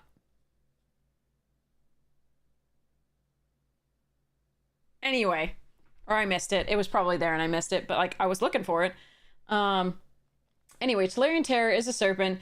This one was already good, right? It does have Ward 2, which the other one doesn't, but this one you can cast. Yeah, it's going to end your tapped. Who cares? You're going to tap down 2 creatures that would be attacking you otherwise, and then you're going to get in for 5. It's so nice. And it's cheap too for instants and sorceries that are in your graveyard. So it's unfortunately that's a card that's going to encourage, you know, grabbing a lot of denials, stopping them from doing early game, and then doing this, which just is going to be miserable. This card is really good. So this crab is crabby, and I like it. I think this is probably going to be an upper mid pick. Definitely, like, and you, I mean, depending on how many cheap cantrips we have, yeah. And we've got prowess things, so we're gonna be focusing on instants and sorceries a lot anyway. Wow, and how many burn spells we have? Burn is gonna be key. But you can also like do sonar strikes and then just like kill everything until you play this. That's kind of crazy. But yeah, this is a good one. Calamity Beast. Oh god, yes, it could. Okay. Anyway, this is going to be a higher pick than a lot of the things that we've seen so far. Finch Formation. Wow, that artwork is really cool. It reminds me of the old Quentin Hoover stuff with a little bit of the outline, and yeah, that's pretty neat. Okay, Offspring 3, so you can pay 6. If you do create a 1/1 copy of this, when this creature enters target creature you control gains flying until end of turn for 3. I don't think you're going to Offspring this that much. But, you know, it's nice to have something that's good early and late in limited, so that's pretty nice. 3 mana makes something flying is nice. And again, it's targeting, so that will trigger your Valiant. And then, you know, late game, if you get it in that, and you can just make 2 of them, make 2 things flying. So that could end a lot of games. Pretty quickly, especially if you have bigger creatures. So I do like this card. I think it's good. I think it's a lower mid pick. But it seems sweet. A Windrake otherwise, a 3 mana 2/2. Gossip's Talent. But like if you can flicker this is also good. To give another thing flying. Gossip's Talent, 2 mana. Whenever a creature you control enters, surveil 1. Whenever you... So that's another way, by the way, to get instants and sorceries into your graveyard, potentially, for the Eddie Merc Crab. So that's an interesting thing to note. 2 mana. Whenever a creature you control enters, surveil 1. 2 mana. Beyond that, the next turn or the same turn. Whenever you attack, target attacking creature with power 3 or less can't be blocked this turn. Okay, for minis... That's good. It also means that you can get in with something small and then prowess it up after it can't be blocked, right? So post-block, declaring blockers, and before damage is dealt, if you then cast stuff that gives it a plus, and then also prowess, then you can go from there. So I do like this card in the deck that it seems like it's going to go in. I think that's pretty sweet. And then 4 mana, whenever a creature you control deals combat damage to a player, you can exile it, then return it to the battlefield and store under control, give it Ursat's Vigilance, or also ETB again, right? That's pretty sweet. ETB the Finch again, right? Yeah, I like that. That's a good one. That one's probably a mid or upper mid pick. Might really be upper mid depending on what we see here, because people keep saying that thresholds in this, and the surveil will be really nice for that. And again, it also might get stuff in for there. Into the Flood Maw, 1 mana, gift a tapped fish. Return target creature an opponent controls to its owner's hand. So it's unsummoned, but then we also get other things. If the gift was promised, instead return target non-land permanent an opponent controls to its owner's hand. Okay, so you can bounce whatever, you know, maybe equipment or other things, or enchantment or stuff. So like basically you could say, okay, we could remove the Banishing Light and instant speed and then eat something for the gifted stuff. So basically eat your big creature with the creature that you had thought was removed, but you can have a 1/1 tapped fish in return. Gift does an additional thing. Basically, the spell has an effect, right? 1 blue, instant, unsummon. Return target creature and opponent controls to its owner's hand. But then if you're promised the gift, then you get a different effect. Return target non-land permanent an opponent controls to its owner's hand. So that includes all sorts of things other than just creatures. But you have to give them a tapped 1/1 blue fish creature in this case. Gift means you give something. In this case, it's a tapped fish. So you can choose, for a more powerful effect on your spell, you can choose to give them something. And that varies, like between fish, card, etc. So, or food, yeah. So this is a sweet card. Unsummon's always been a fun card in Limited. The fact that it can be a boomerang instead, at the price of a fish, not so bad. So Night Fisher, 5 mana, 4/5 flying, which is an air elemental. That was 4/4 actually. Just slightly better than an air elemental, and then also has whenever another non-token bird you control enters, create a fish. Oh, that's cute. Yeah, I like it. That seems pretty fun to build around with a bird deck. It's also decent value for 5 mana, 4/5 flyer. So, and especially with this, it seems to block everything profitably that we've seen. The Double Strike Vigilance, the Pileated Provisioner, etc. The 3/1 Star Charter, so seems pretty good.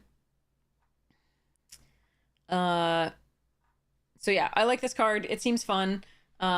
If you can build around it, even if you can't build around it so much, I think it's still a decent return on the cost. So this is going to be a mid pick, unless you're like really determined to do birds, in which case it'll be an upper mid pick. If you've already got tons of birds, you're going to want to pick this highly, or if you're like determined to force it.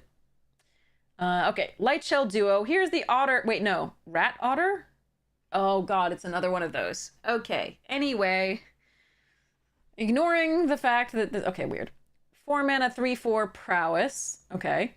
When it enters Surveil 2, that's useful again for the threshold that we talked about and for putting instants and sorceries in your graveyard for the Eddie Merc crab. So there's that. All right. Yeah, I mean, this is a fine card. It's not great, so it's going to be upper low pick, I think. Long River Lurker. 3 mana, 2/3 ward 1. Other frogs you control have ward 1. Look at it, it's like Cutthroat Frog. Okay. When it enters, target creature you control can't be blocked this turn. Whenever that creature deals combat damage this turn, you may exile it. If you do, return it to the battlefield under its owner's control. Making one thing unblockable is pretty good, at the price of 3 mana for a 2/3 ward 1.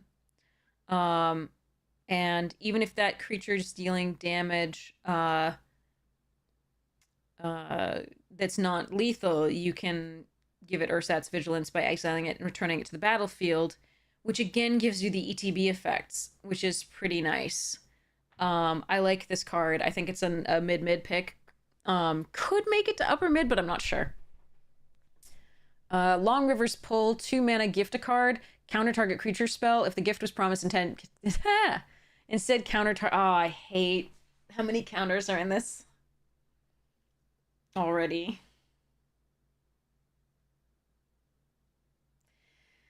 So this is a double blue instant speed counter essence scatter, basically, but it's 2 blue instead of 1 and a blue. But you can allow them to draw a card and counter any spell instead. Make it a pure counter spell by giving them a card. I'm not a huge fan of cheap counter spells in limited, period, no matter what. But this one's a good one. It's just I don't like counter spells in limited. Number one, their utility is only so-so because you have to be ahead for counter spells to be really powerful anyway. Number two, I hate playing around them. I like having both sides just playing their spells and having fun and negotiating that. But that said, you know, it's one of the flavors of blue. So I see what they're doing. It's fine. I'll be fine, hopefully. But I mean, Dazzling Denial here and Long River's Pull so far at 2 mana is a little rough. But countering a really impactful spell at the cost of a card is not so bad in draft. In Cube, it's a little bit annoying. Like, you don't want to do this necessarily in Cube because the chances are what they draw is going to be almost as strong or stronger, or like thereabouts on the level of the other one. In draft, though, if you counter a really big bomb, you're really happy. Again, if you're ahead, counter spells are good. If you're behind, less so. So anyway, it's a fine card. I think it's going to be a mid pick.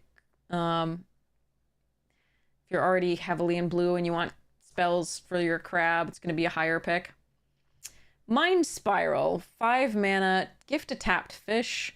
Target player draws 3 cards. If the gift was promised, tap target creature an opponent controls and put a stun counter on it.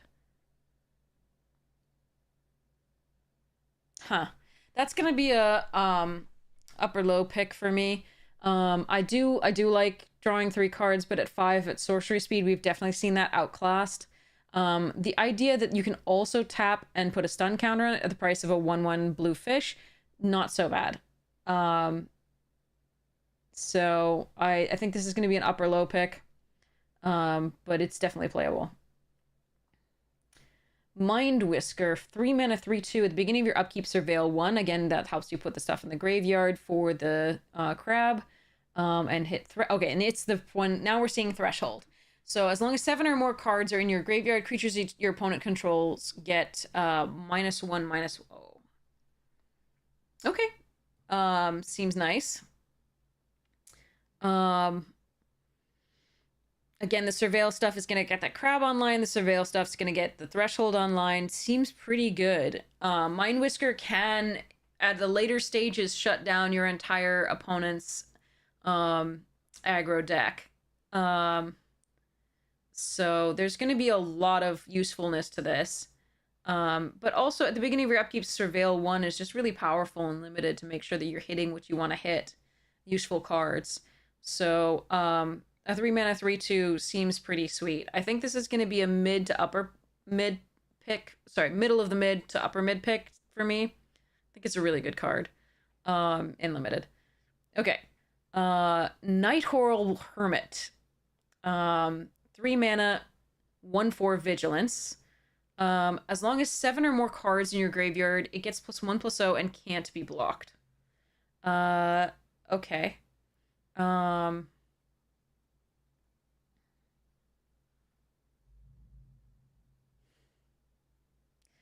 I like its body against a lot of the aggressive stuff that I saw in white.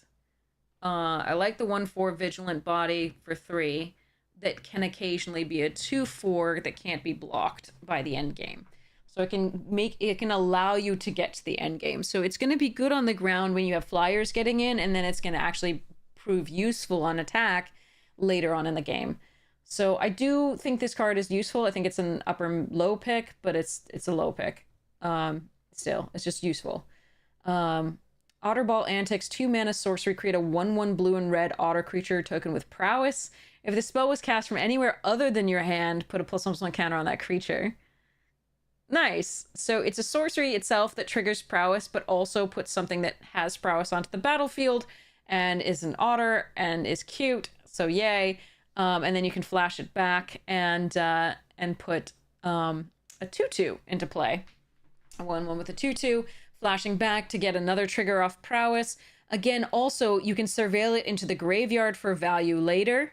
It's a sorcery that will be good for that crab, and it's a card that works with the, threshold, and then eventually, if you need to, you can do this flashback thing. So it's a very versatile card. I like it. I think it's probably a mid pick. I like it. But, all right. Pearl of Wisdom, 3 mana. This spell costs 1 less to cast if you control an otter. Draw 2 cards. Again, things that fill up your graveyard and get you more cards and are things that trigger prowess. Really going to be good for that deck.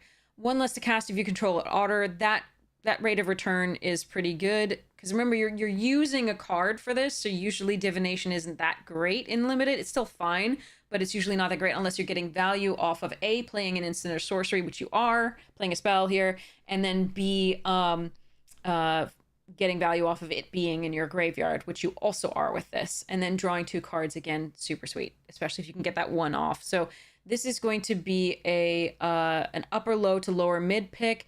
It'll definitely be lower mid if you have otters, or if you're in that spells deck. If you're not in a spells deck or threshold deck, it's going to be much less of a high pick. Plume Creed Escort, wow, look at that. That art is so cool. I bet this looks unbelievable in foil. Sorry. Anyway, so 2 mana for 2/1 flash flying, already good. When it enters target creature you control, he is hexproof and 10 of turn. This is going to be an upper mid pick for me. This is going to be upper mid. I think this is so good. It's going to save so many things from removal that really matter. It's also a 2/1 flyer for 2. It can block flyers and non-flyers. This is just like Vaporkin on steroids. This is just nutty. So like, here's Vaporkin. Hello, I typed that in the wrong thing. Okay. So I can't type though. Okay, so here's Vaporkin, and then they made the soldier from Bro. What was the soldier from Bro? Does anybody remember the 2/1 flyer that that you can return a soldier to your hand and it got bigger? Anyway, it's really cool. Sentinel, yeah, something Sentinel Harvard Zephyr Sentinel, yeah, okay. I think Zephyr Sentinel sounds right. Okay, so yeah, Zephyr Sentinel, that's the one. Okay, so this thing was already good too, but the one that you're doing, so you can get a 3/2 flyer with this one, return up to other 1 target creature you control to its owner's hand. If it's a soldier, put a +1/+1. This is more valuable. Hexproof is way more valuable. So this is a really good card. This is upper mid, right? It could even be a low high pick. Like, it depends on how you do it. It's also got a relevant creature type, which is bird. That's really sweet. I like this card a lot. This is a very good card, in my opinion. Run away together, right? Oh, it's really cute. Nobody bothered to look for Lebo and Pula because everyone knew they didn't want to be found. Oh, that's cute. That's very cute. So this one is a reprint of cards that we've seen before from Throne originally, I think, and that one had the Frankenstein one art, but this art is so much better because Frankenstein does not end well for the kid. So the monster does not do good things to that child. Anyway, So this one, again, is an instant that is really nice because we've got a lot of ETB effects in blue. We've got a lot of instant and prowess effects, payoffs, and so on and so forth. So it's just going to be a nice versatile card. It's going to be an upper-low pick. Missed opportunity, yes. Shoreline Looter, 2-mana Rat Rogue, 1/1. Can't be blocked? Oh boy. Okay. Whenever it deals combat damage to a player, draw a card, then discard a card unless 7 or more cards are in your graveyard. Okay, so Threshold means that you have 7 cards in your graveyard. So if you deal combat to a player and combat damage to a player and you draw a card and there are still 7 cards in your graveyard, then you discard a card. Then you don't discard a card. If like your opponent was able to remove stuff from your graveyard, then you discard a card, rather. So yes. So there just has to still be Threshold when you deal the damage and draw the card. It seems a good card to me, especially if you can pump it. Always things like this tend to be a bit of a problem in some sets. They can have really explosive versions, and they can, if you have a lot of like pump, it's going to be crazy. It is a rat, so it's not going to get pumped by the mouse or rabbit mass pump, but you can probably pump it in other ways in other combos. Yeah, it'll help you get to Threshold by itself, because you can draw a discard whenever it deals combat to which player. You would get to loot, so it's a looter. Sorry. Anyway, it's a really good card. I think this is a upper mid pick because it enables so many good things in it. It is really easy to kill, but it can't be blocked, and it does enable the Threshold stuff, and it fixes up your hand. So I do really like it, especially if you can find any ways to defend it, like this Plume Creed. So I think this is a slightly higher pick than this, but they're both probably upper mid picks. Shore Up. Oh, Shore Up's back. Okay. So this we first saw in Dominaria United as well. Target creature you control gets +1/+1, gains hexproof until end turn, untap it. It's a good trick. It's a really good trick, and it's an instant, and it works with all your things and your prowess and your blah blah blah. So it is. You are cooking. Can we start from the top? Yeah, the VOD's going to be up on YouTube. So if anybody misses any of this and actually wants to listen to me prattle on about cards, YouTube will have it. So no, but thank you for reminding me to say this.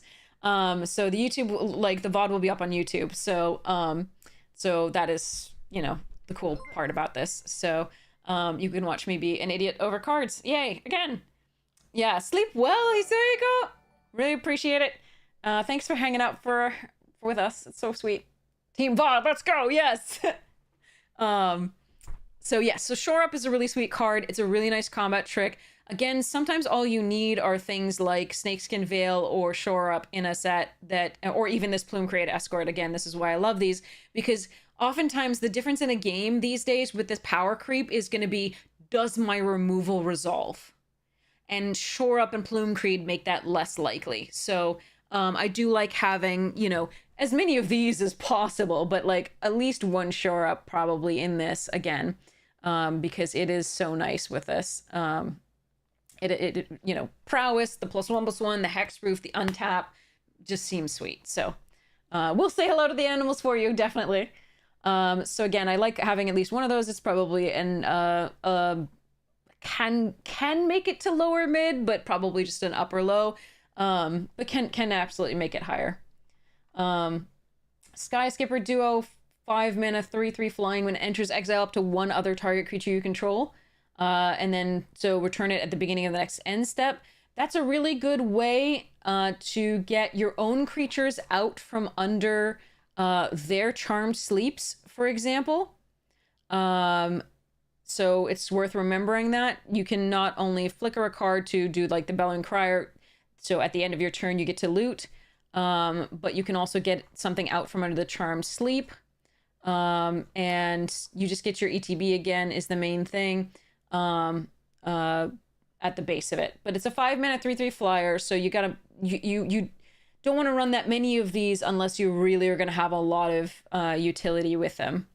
Because it's not a really good return on investment that we're seeing with the flyers. It does block the, like, Plume Creed, though. And it does block the 3-1, just not profitably for the white. So, Spellgyre, 4 mana, counter target spell, or surveil 2, then draw 2 cards at instant speed. That's a nice one for limited because of the versatility. You don't have to counter a spell. You can actually use it to draw 2 cards and surveil. Again, that's going to help you get to the threshold. It's going to help you get the prowess off these things. I like this card. I think it's good. I think it's a mid pick. Because 4 mana counterspell is not a return that you want, but you can leave up the 4, and if they don't play a spell because they're playing around it, you can still get value by drawing 2 cards, surveilling 2. So, seems good. And again, it's fixing your draw, so you're effectively seeing up to 4 cards. So it's a sweet one. It's a nice one. But again, it's another counterspell, and I hate counterspells. So, take that as you will. Splash Lasher, 4 mana 3/3 Hill Giant on this, but you can offspring it, meaning pay 6 mana to create a 3/3 and a 1/1, both copies of this. When it enters, tap up to 1 target creature and put a stun counter on it. So this is a bigger version of Frost Links, which we've seen in the past, and can be strong, can be not strong, depends on the format. I do like the 3 mana 2/2 body better than I like the 4 mana 3/3 body. That said, the versatility of being able to play it on 6 and getting 2 versions of it that tap and put stun counters that also make bodies is really nice. So I think this is a mid pick. I think it's a decent card. It is a frog wizard. We're going to see how many frog synergies that we have in this, but so far I haven't seen that many, so we'll see about that. But again, if you can get this flip, like the Sky Skipper duo, to work on this Splash Lasher is pretty nice. The, like, flickering this, pretty sweet. So, Splash Portal. Oh, that's cute. Look, it's going in there and it's coming out. This is so sweet. Anyway, exile target creature you control, then return it to the battlefield on its own. So it's a flicker effect at sorcery speed. So you can't protect it from something. But you can get it out from under that Charmed Sleep. And you can get the ETB effect again, right? Or you can give it Ursat's Vigilance, where after it's attacked, you can come back and then play the second main phase and flicker it, right? If that creature is a bird, frog, otter, or rat, draw a card. So there's a little bit of frog synergy. So I do think this is going to be useful. A lot of this seems to be good ETBs on stuff in blue. So, and the fact that it cantrips is really sweet. It's a sorcery to trigger. It's less important that this triggers prowess, I believe, at this point. But what you could do is, if you had a prowess creature, you can play this first, flicker this, tap down a potential blocker, and then get in with a prowess creature, for example. Seems okay. Like, this seems decent. I think it's probably a mid pick. But it could graduate to upper mid. The sorcery speed is, again, what makes it less interesting than things like Essence Flux, etc. It does get you an extra card potentially, but the potentiality of that is somewhat muted by the fact that it's a sorcery. So you can't do it in response to something. Sugarcoat, 3 mana, flash, enchant creature or food. Enchanted permanent is a colorless food. Why would you enchant a food and make it a food?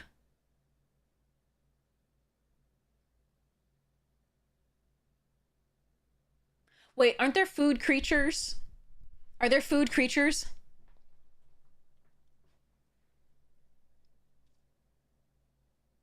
Oh, it needs not to fall off. That makes sense. I was like, oh, okay. I've gotcha. Thank you for that. That helps. Okay, so you turn something into a food. Again, this is good removal as far as blue is concerned. The only thing is it's an enchantment aura, so it's not going to trigger... it's not going to be an instant or sorcery in graveyard once it falls off. That's the only thing, but it will trigger prowess. So that's good. Yeah, I mean, loses all other card types and abilities. You got to use it judiciously because, again, you're giving them something that can gain 3 life. You are also giving them something. Remember that these Splash Portal is going to be very good against that. Like, this isn't something you're going to want to play against blue, really, because they can flicker your stuff. Oh, wait. This is not a creature. It's not a creature anymore. Never mind. So this isn't going to be good against that. Never mind. We're fine. We're fine. So, because it does change into a food. Got it. Yes, we're fine. This isn't going to fix. So this is a better thing than I was initially thinking. Permanent would be a problem. Creature, not so much. Okay. I think we're all right with that. So, yeah. So Sugar Coat is a good piece of removal for blue. I think it's going to be a, yeah, Minimus Containment, sort of. Except Minimus Containment was a ramp as opposed to 3 life. So you just have to keep that in mind. I think probably this is in upper mid to mid pick in blue, but you kind of already really have to be in blue and not have better removal. The other utility that this has that you want to keep in mind is that you can do it to your own stuff. So if you have a creature that you just block with and it's gonna die, you're chumping, you could flash this in, it'll remove it from combat, make it into a food, and then you can sacrifice it for 3 life.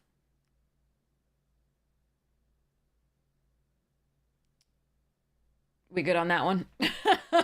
I'm pretty sure that'll work that way.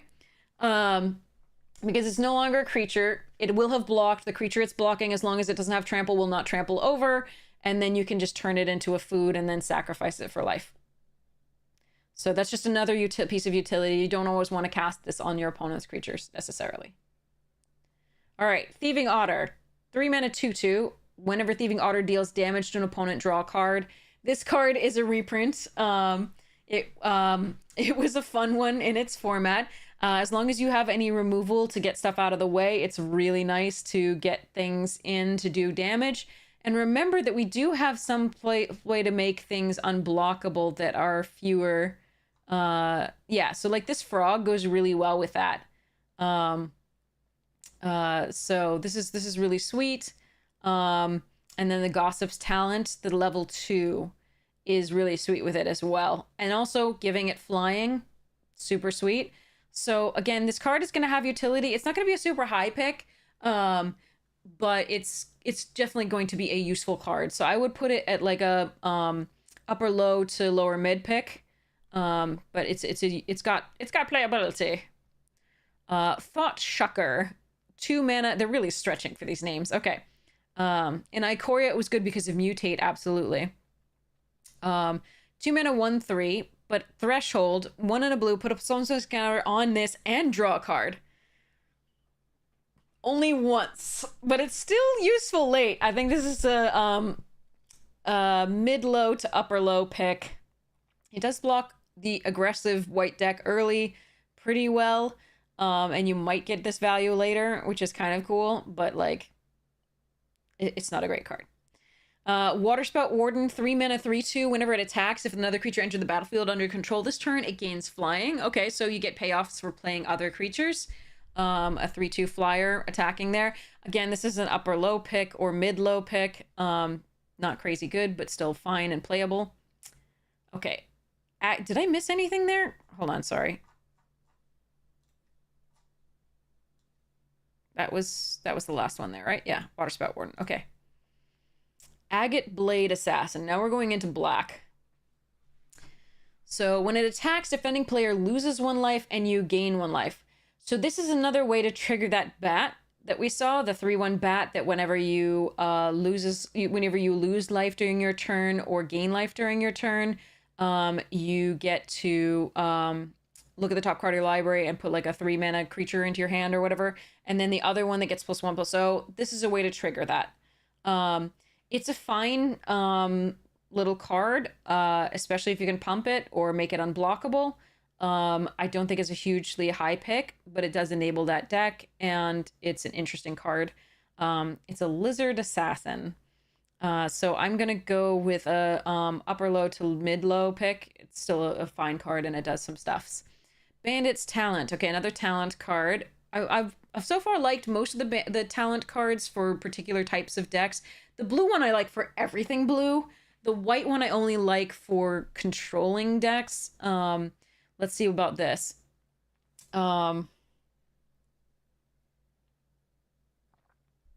So 1 and a black, when it enters, each opponent discards 2 cards unless they discard a non-land card. So they either discard 2 cards, so 2 lands, or discard a non-land card.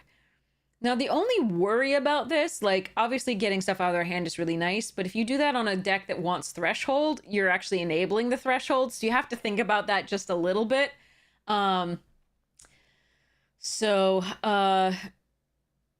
It is a card of their choice, or 2 lands, which is not bad on 2, I think, but doesn't impact the board that much on that. But because it's a talent, let's see about the next levels and see what we want for that. Normally, I'm not a fan of, like, target opponent discards a card for 2 mana. That's not good. Or 2 lands for 2 mana is okay. So, Black Source, at the beginning of each opponent's upkeep, if that player has 1 or fewer cards... Whoa.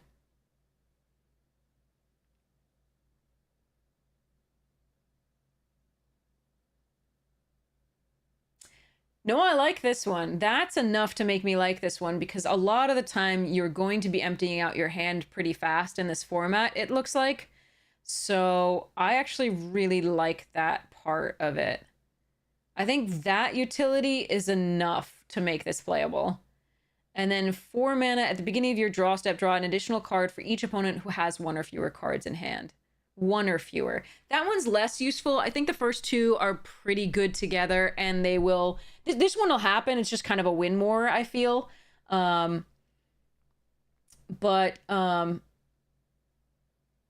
yes. So this seems nice. Wait, 1 or fewer, not 2 or fewer? Wait, no, hold on. I thought it was 2 or fewer. Hold on.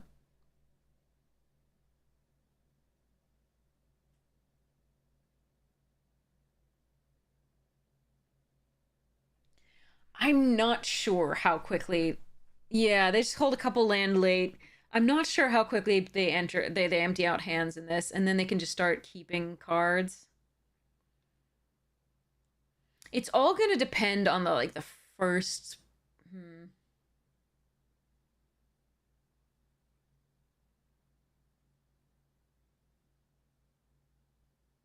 I think this is a little situational. Right now, I'm going to give this an upper low to low. Sorry, so to mid-low pick, but I think it could go down even further.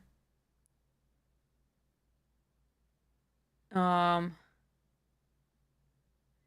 need to see what other hand disruption things they have in this, and then I'll think about it. But right now, I think it's a little too situational. Later on, I will reevaluate. Seems situational to me right now. Now it's 1 or fewer. I thought it was 2 or fewer. That's different. Very different.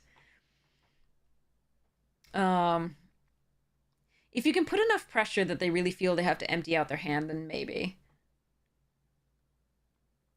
But I don't think this is going to make it unless you have a lot more disruption. All right, let's see. Bonebind Orator. 2 mana squirrel.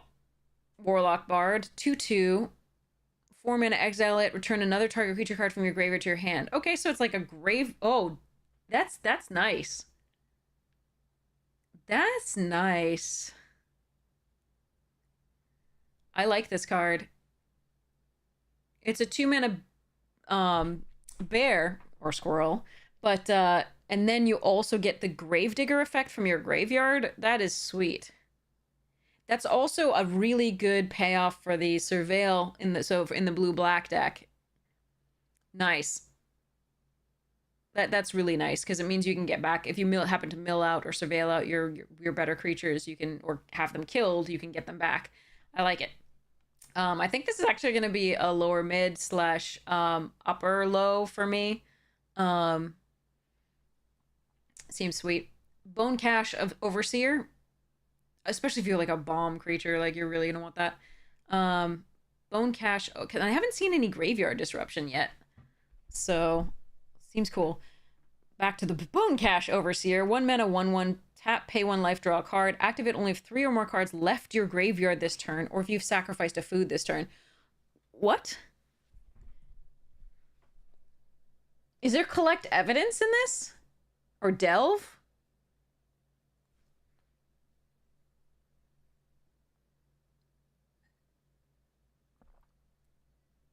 What is this? Okay, this one doesn't make sense without the squirrel mechanic. Forage is a cost for their stuff. It means exile 3 cards from your graveyard or sack a food. Okay. So, exile 3 cards from your graveyard using forage on something, which we'll try and find. Pay 1 life, draw a card. Activate only if 3 or more, or if you sacrifice the food this turn. So, like, it's good in the food deck. We've got a lot of food generators that we've seen. So, like, this is really good in the... with that food, the white food that makes a rabbit token that we saw. So that's pretty good. Okay. We'll see what other food we get. But like drawing a card, paying a life, and sacrificing food seems sweet on top of that. I think it's going to be an upper low to lower mid pick currently, but like we'll see where it ends up. Could be sweet. Consumed by greed. Oh boy. Them squirrels and their greed. Okay. I need food. Okay.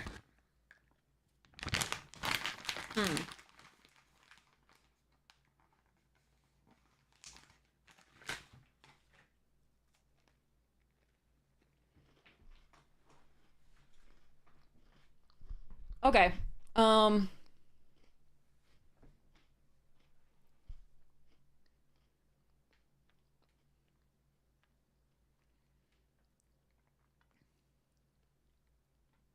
Kind of looks like they're being consumed by sludge. But maybe that's the form greed takes these days. Not sure. So, target opponent sacrifices a creature with the greatest power among creatures they control. At instant speed, that's sweet. That's an effect. The problem with, like, target opponent sacrificing a creature with the greatest power among creatures they control is that's not always the threat to you. Sometimes they have a giant blocker on the ground that you don't really care about that much, but they have a flyer that's killing you, and you really want to kill the flyer and not the big dude. That said, it's still a fine removal spell, usually. Most of the time it's going to be good, where you're like, I really just want to kill that really big thing. So that's still fine. Now, gifting a card, again, in limited is okay, as long as you're not doing the, like, cube thing. If you really need to get rid of that big creature, and if you really want one of your bomb creatures back to your hand. So, I think this is going to be upper mid pick. But there are times when it's going to be, like, not as good as you'd like it to be, obviously. All right. Daggerfang Duo, 3 mana, 3/2 Death Touch. When it enters, you may mill 2 cards. Okay, so there's milling and surveilling. Okay. And that's going to be good for getting stuff to exile from the graveyard for this forage mechanic that we're supposed to be encountering at some point soon here. And it already has Death Touch, and it's a 3/2. That seems pretty good. Especially if you have a way to pump it. It's super sweet on the attack. Or give it Menace. I don't know. But again, that'll fill up the graveyard for the stuff. So this is going to run some good utility in that. So I would assume this is going to be like an upper low pick. All right, Dire Sight. 3 mana, surveil 2, then draw 2 cards. You lose 2 life. So this is Read the Bones. Sorcery Speed. We've had it instant before, I think. Something like that. Read the Bones, I think, was a sorcery, but I think we've had an instant version of this. Rowan's was 3 mana. It was like 4 mana, though, so...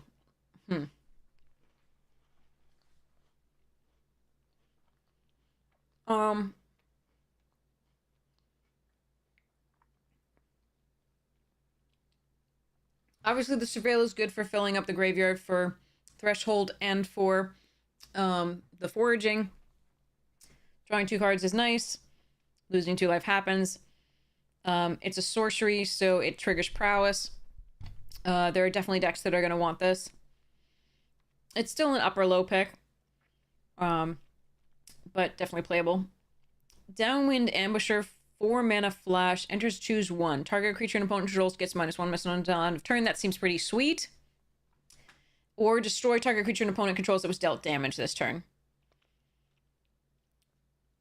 And losing life does trigger bad things, yes. So the Dire Sight does trigger that. The 3/1 bat thing, and then the 2/4 flyer, I think. The white ones. Skunk Assassin. I like it. I think this is probably an upper mid to mid pick. I think there's enough things with 1 toughness that this is pretty sweet. And at flash, that's pretty nice because you can also trade with something. And also, so it also makes combat a little bit interesting because remember, you can either give like something +1/+1 in combat, but also giving, you know, your opponent's creatures -1/-1 is pretty nice. In the same vein. Or destroy, like having the option to destroy target creature and opponent controls that was dealt damage this turn is also a very nice thing at flash. So I like this card. Oh yeah, first strike. If you can do this with after the Weasel Stoat first strike, right? Then you can do the Downwind Ambusher, just as you could with like the vampire in this in OTJ, right? It was a 2/2 flying vampire that destroyed target creature and opponent controls that was dealt the damage this turn. If you had anything with first strike, like the horse, the really crazy steed mount thing, that was always a really fun combo to do. All right, Early Winter. Oh, it's so cute. Oh. Choose 1, exile target creature or target opponent exiles an enchantment they control. So it's a 5 mana removal spell, which traditionally has been a little bit slow given power creep, but it does exile. It is instant speed. So by exiling, it's not allowing them to Gravedigger it back, which we've seen. It's not allowing that creature to contribute to Threshold. And it is just it's useful. It's useful, but it's gonna suffer from the, you know, the whatever a 5 mana in, removal spell suffers from, which is that it's pretty slow against really aggressive decks, and really aggressive decks often don't have one thing that you're gonna want to remove for 5 mana. It's just not gonna be a good ROI. So this is gonna be, I mean, target opponent exiles an enchantment control. The versatility on this is interesting. Which makes it not just the final whatever it is that we had from Amonkhet, which was the 5 mana, you know, exile target creature. But it does have a little bit of versatility there. This is yet another thing in which Black is dealing with enchantments, which for anybody who was around before Feed the Swarm is so wrong. Black should never be able to deal with enchantments. That's traditionally been its color pie thing. But suddenly we now have Feed the Swarm in this, and Black can deal with enchantments. It's annoying. I'm sure there's another card that's in like from the EDH or other things that I've been ugh. That I've been about. But yeah. Black has traditionally never been able to deal with enchantments, but now we have Feed the Swarm in this. Meh. It was not part of the color pie. And now it is. All right. So, again, I think this is going to be probably...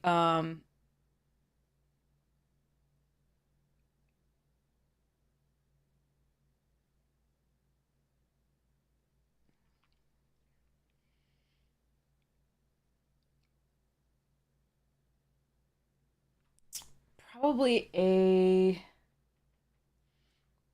I mean, you're gonna need to remove shit, big stuff and so on and so forth. It's just, you're gonna hope you don't hit too many aggro decks with this as one of your main pieces of removal. I think it's gonna be a lower mid pick, because it's still good removal, but yeah. So Feed the Cycle is 2 mana as an additional cost to cast this spell, forage or pay. Okay, so now we get this forage. Or pay 1 black. So you can pay 1 and 2 black to destroy target creature or planeswalker. Or you can exile 3 cards from your graveyard or sacrifice a food. So that's a thing. This is going to be an upper mid to lower high pick because it's a really good removal spell. At its worst case, its fail case, it is a hero's downfall. As fail case is a hero's downfall, so that's cool. God damn. Power creep. Okay, anyway, take this card. It's good. Fell. Wow, look at that artwork. Wow.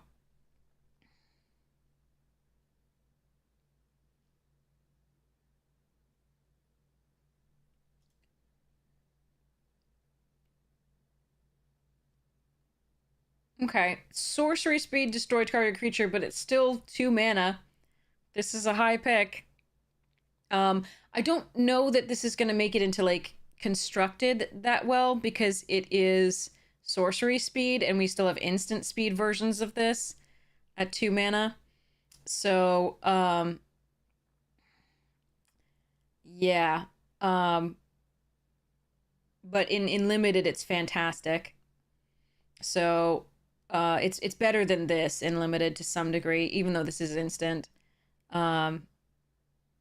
They're about the same in limited, I should say, actually, because mostly you're not going to run into planeswalkers, but the fact that this can be 2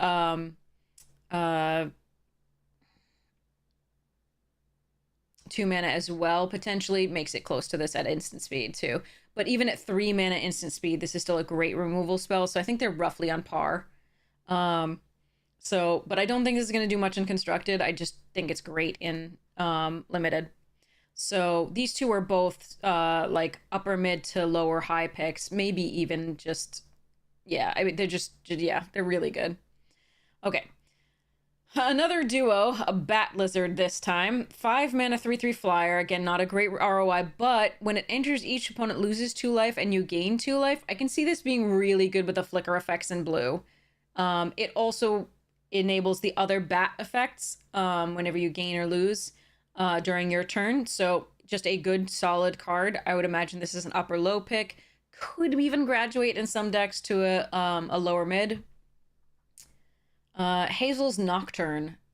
4 mana, instant. Return up to 2 target creature cards from your graveyard to your hand. Each opponent loses 2 life and you gain 2 life. At instant speed. Interesting.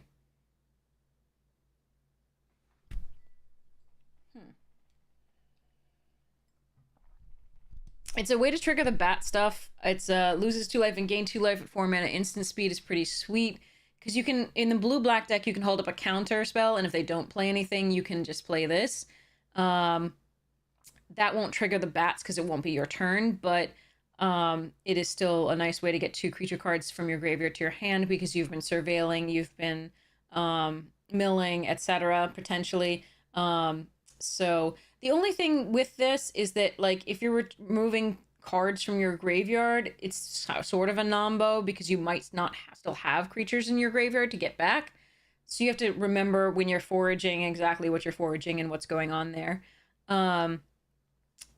So it's a good card. The 4 mana makes it a little bit prohibitive. It is 2 target creatures from your graveyard to your hand, but we've had that in like Soul Salvage before at 3, which was a sorcery, not an instant.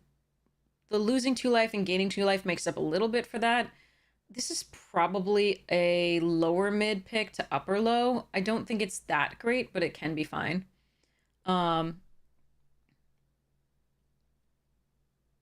It could go up, in my estimation. I just have to play with it a bit to see how fast or slow the format is. Huskburster Swarm. 8 mana, 6/6. 1 less to cast for each creature card you own in exile and in your graveyard.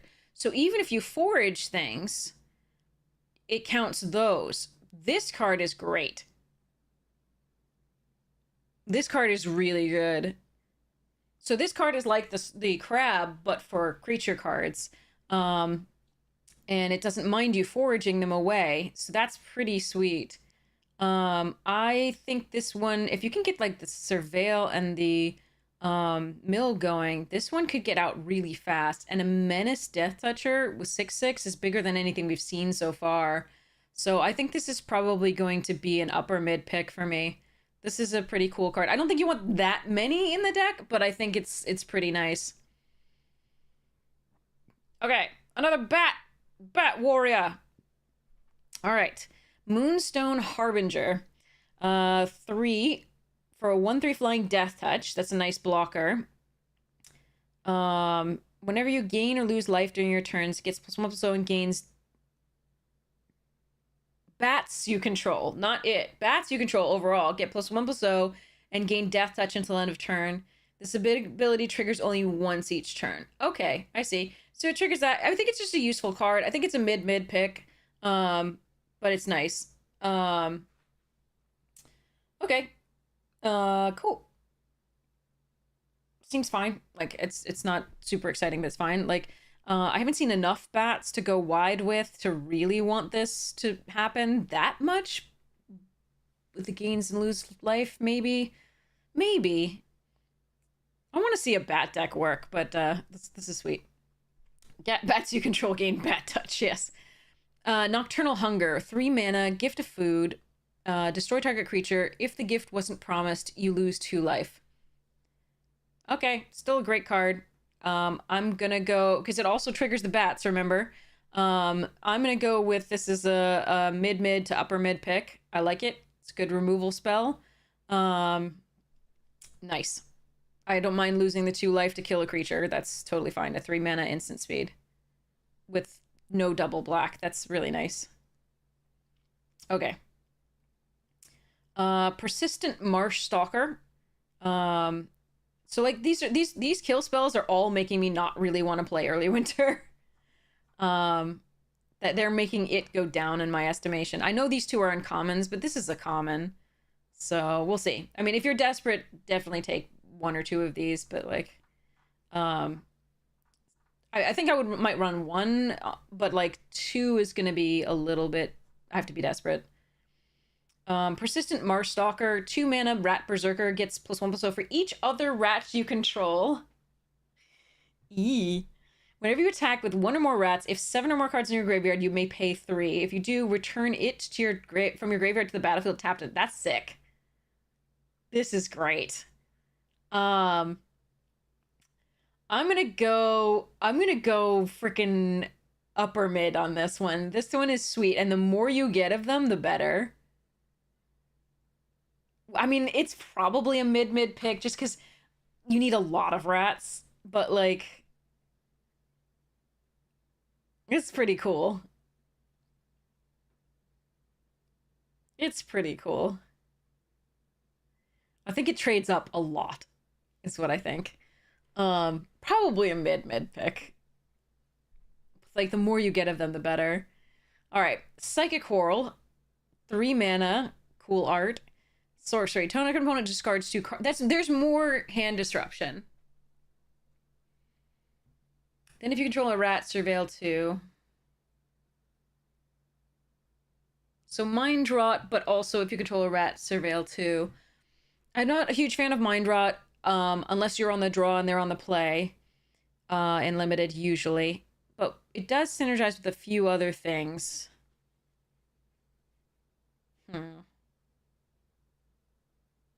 I think this is gonna be a mid-low or thereabouts pick. Middle of the low. Ravine Raider. Yeah, some puns, right? Mind Rat. Ravine Raider. 1 mana, 1/1 Menace Lizard Rogue. 1 and a black. It has the Shade ability, meaning pumping +1/+1. Menace, a pumpable Menace creature is good late and it's good early. I think this is a fine card. I haven't seen any lizard synergies right now so much. So it's just an okay card. I think it's a upper low pick or mid low pick. Ruthless Negotiation. Target opponent exiles a card from their hand. Another piece of hand disruption. If this spell was cast from a graveyard, draw a card, so you can recast it. So it's good for prowess that way.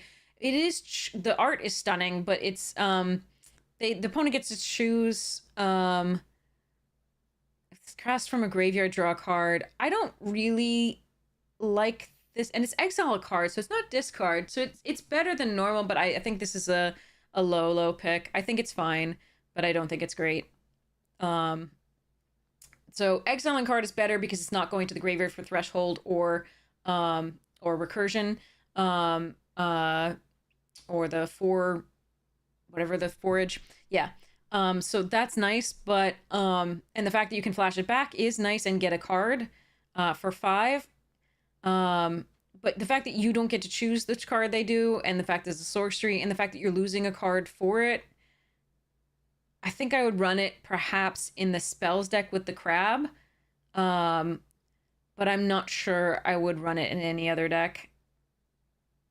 So anyway, so I think it's a low pick for me. Saver, 2 mana. Target creature gets -2/-2 until end of turn. Create a food token. Nice. I like it. It enables the forage stuff, and it's just a good removal spell. I love this. This is great. This is a low end of mid or mid pick. Seems good. Scales of Shale, 3 mana. This spell costs... Oh, here's a lizard payoff. This spell costs 1 less to cast for each lizard you control. Target creature gets +2/+0 and gains lifelink and indestructible until end of turn. Okay, and if you control a couple lizards, that's sweet. So, like shitting, but backwards, yes. That's a good one, right? Miss the Mint. So, seems okay. I mean, it's not a bad combat trick. I'm not going to want to run a lot of these necessarily, but +2/+0 lifelink and indestructible is sweet. I think probably upper low, I think it actually gets to. Pretty good, but not, like, I don't think it reaches the mids. Sinister Monolith, 4 mana. At the beginning of combat on your turn, each opponent loses 1 life and you gain 1 life. That's a good bat enabler. Yeah, even if it's not a combat trick, you can save your dude. Absolutely, but, like, I'd rather it be a combat trick because it has lifelink and +2/+0. I think if you're having to do it to indestructible to save your dude, it's gonna probably be not ideal. Unless you have a bomb. Like, I don't know that I would be worth playing this on a single creature if it's not like a really important creature to you. So Monolith, this enables the bat stuff. Tap, pay 2 life, sacrifice Sinister Monolith, draw 2 cards, activate only as a sorcery. Black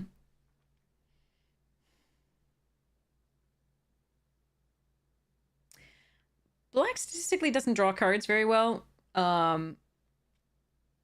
The fact that this can be enabling your bats is really nice. I think if you're not in a bat deck, though, I'm not hugely into this. Losing 1 life, you gain 1 life. We've had similar effects to this, which is the ill-gotten... Is it ill-gotten whatever? What is it? Inheritance.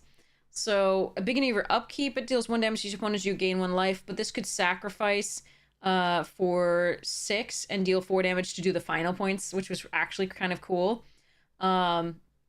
Which made it actually pretty scary.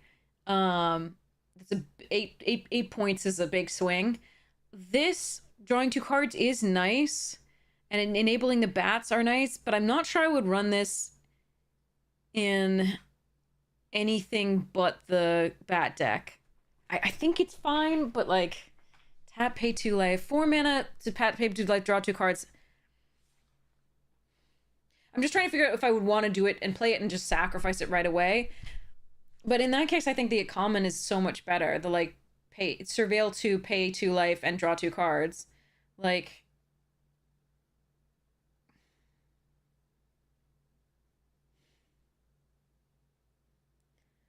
Do we have anything that cares about card types in the graveyard? Do we have any, like, Delirium or anything like that? Because I haven't seen anything so far like that, and that's why putting an artifact in the graveyard would be pretty sweet. But it's not an instant sorcery in the graveyard for your crab. It's not... Yeah, I think I'd play this in the bat deck, but I don't think I would really play it anywhere else. So, I mean, it has versatility in the fact that you can either choose to just let it sit on the board and drain for one, but then or you could just draw 2 cards for 4. I'm gonna go with this as an upper low pick, but it can go a lot higher if you're in the bat deck. All right, Stargaze. Whoa, look at that art. Is that a flying squirrel? Or a bat? It's cool. Oh, say so some bat folk. It's gotta be a bat. Looks like a fruit bat. I think. Anyway, X and 2 black. Look at twice X cards from the top of your library. Put X cards from among them into your hand and the rest into your graveyard to lose X life. It's a good way to fill up your graveyard for threshold. It's a sorcery. Again, can trigger prowess. Can be good fodder for that crab. Twice X cards. So if you pay 4, you're looking at 4 cards, putting 2 cards from among them into your hand and the rest into your graveyard and losing 2 life. So, but you're looking at more. So the scries. So this gets better. This only gets better than crap. Where is it? Okay. This only gets better than Dire Sight if you pay 3. And even then, it's kind of a little bit of a toss-up because you're going to lose 3 as well. But you get to look at 6 cards instead of 4. So this only gets slightly better at 3 as opposed to like 2. X is 3 as opposed to 2. So it's worth considering. Now it does trigger the bat stuff because you do lose life, but so does the other one. So again, you have to consider which one is going to be overall the better return on investment. The Dire Sight or the Stargaze. So yeah, it's gonna be interesting. But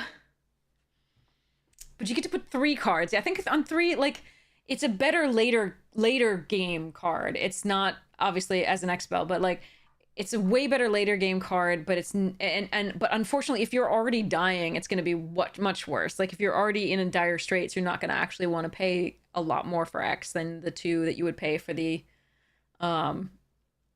common. I think this is an upper low pick, but could be fun.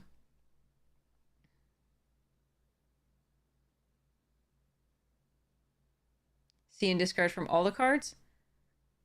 No, but you surveil on the other one. Do you see? Surveil 2, then draw 2 cards. But yeah, you do see all 4. You don't see... If you surveil 2 and put those away, then drew 2 cards, you wouldn't have seen those 2 cards. I see your point. It's just... I still think... and remember, this is also double black, so it's just a little bit harder to cast, so to speak. So yeah, I'm still going to go upper low with this one for now. We'll see how that works. Oh yeah, I think in Constructed it can do crazy things. Starlit, you can just like look at your entire deck.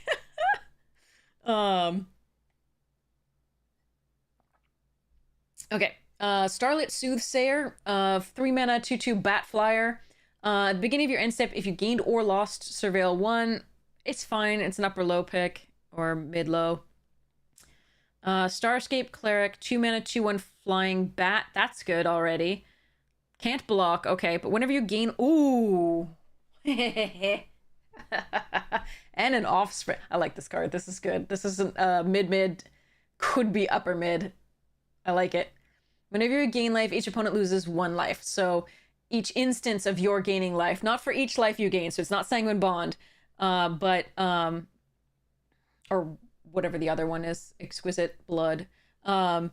I can't remember which one does the gaining when they lose or losing when they gain. Anyway. But yes, whenever you gain life, each opponent loses 1 life. So, so that is, that's a fun one. And you can create copies of it later on, make it better. I like it. So yeah, mid-mid to upper mid. Thornplate Intimidator. 4 mana, 4/3, Offspring 3, so you can pay 7 to get a 1/1 and a 4/3 copy.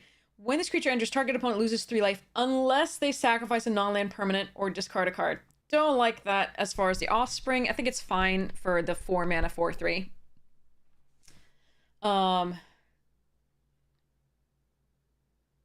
Maybe late game you're going to want to pay 7 for. I don't know. The fact that they can choose is really rough overall. But it's a rat at 4/3 for 4 is not bad, and then also has that extra thing. So I do like it at 4/3. I think this is a fine playable card. So I think it's a upper low. Could make it to upper mid. Sorry, lower mid. But it's just fine as a 4/3. I really like it. The Offspring I think is a little bit less impressive.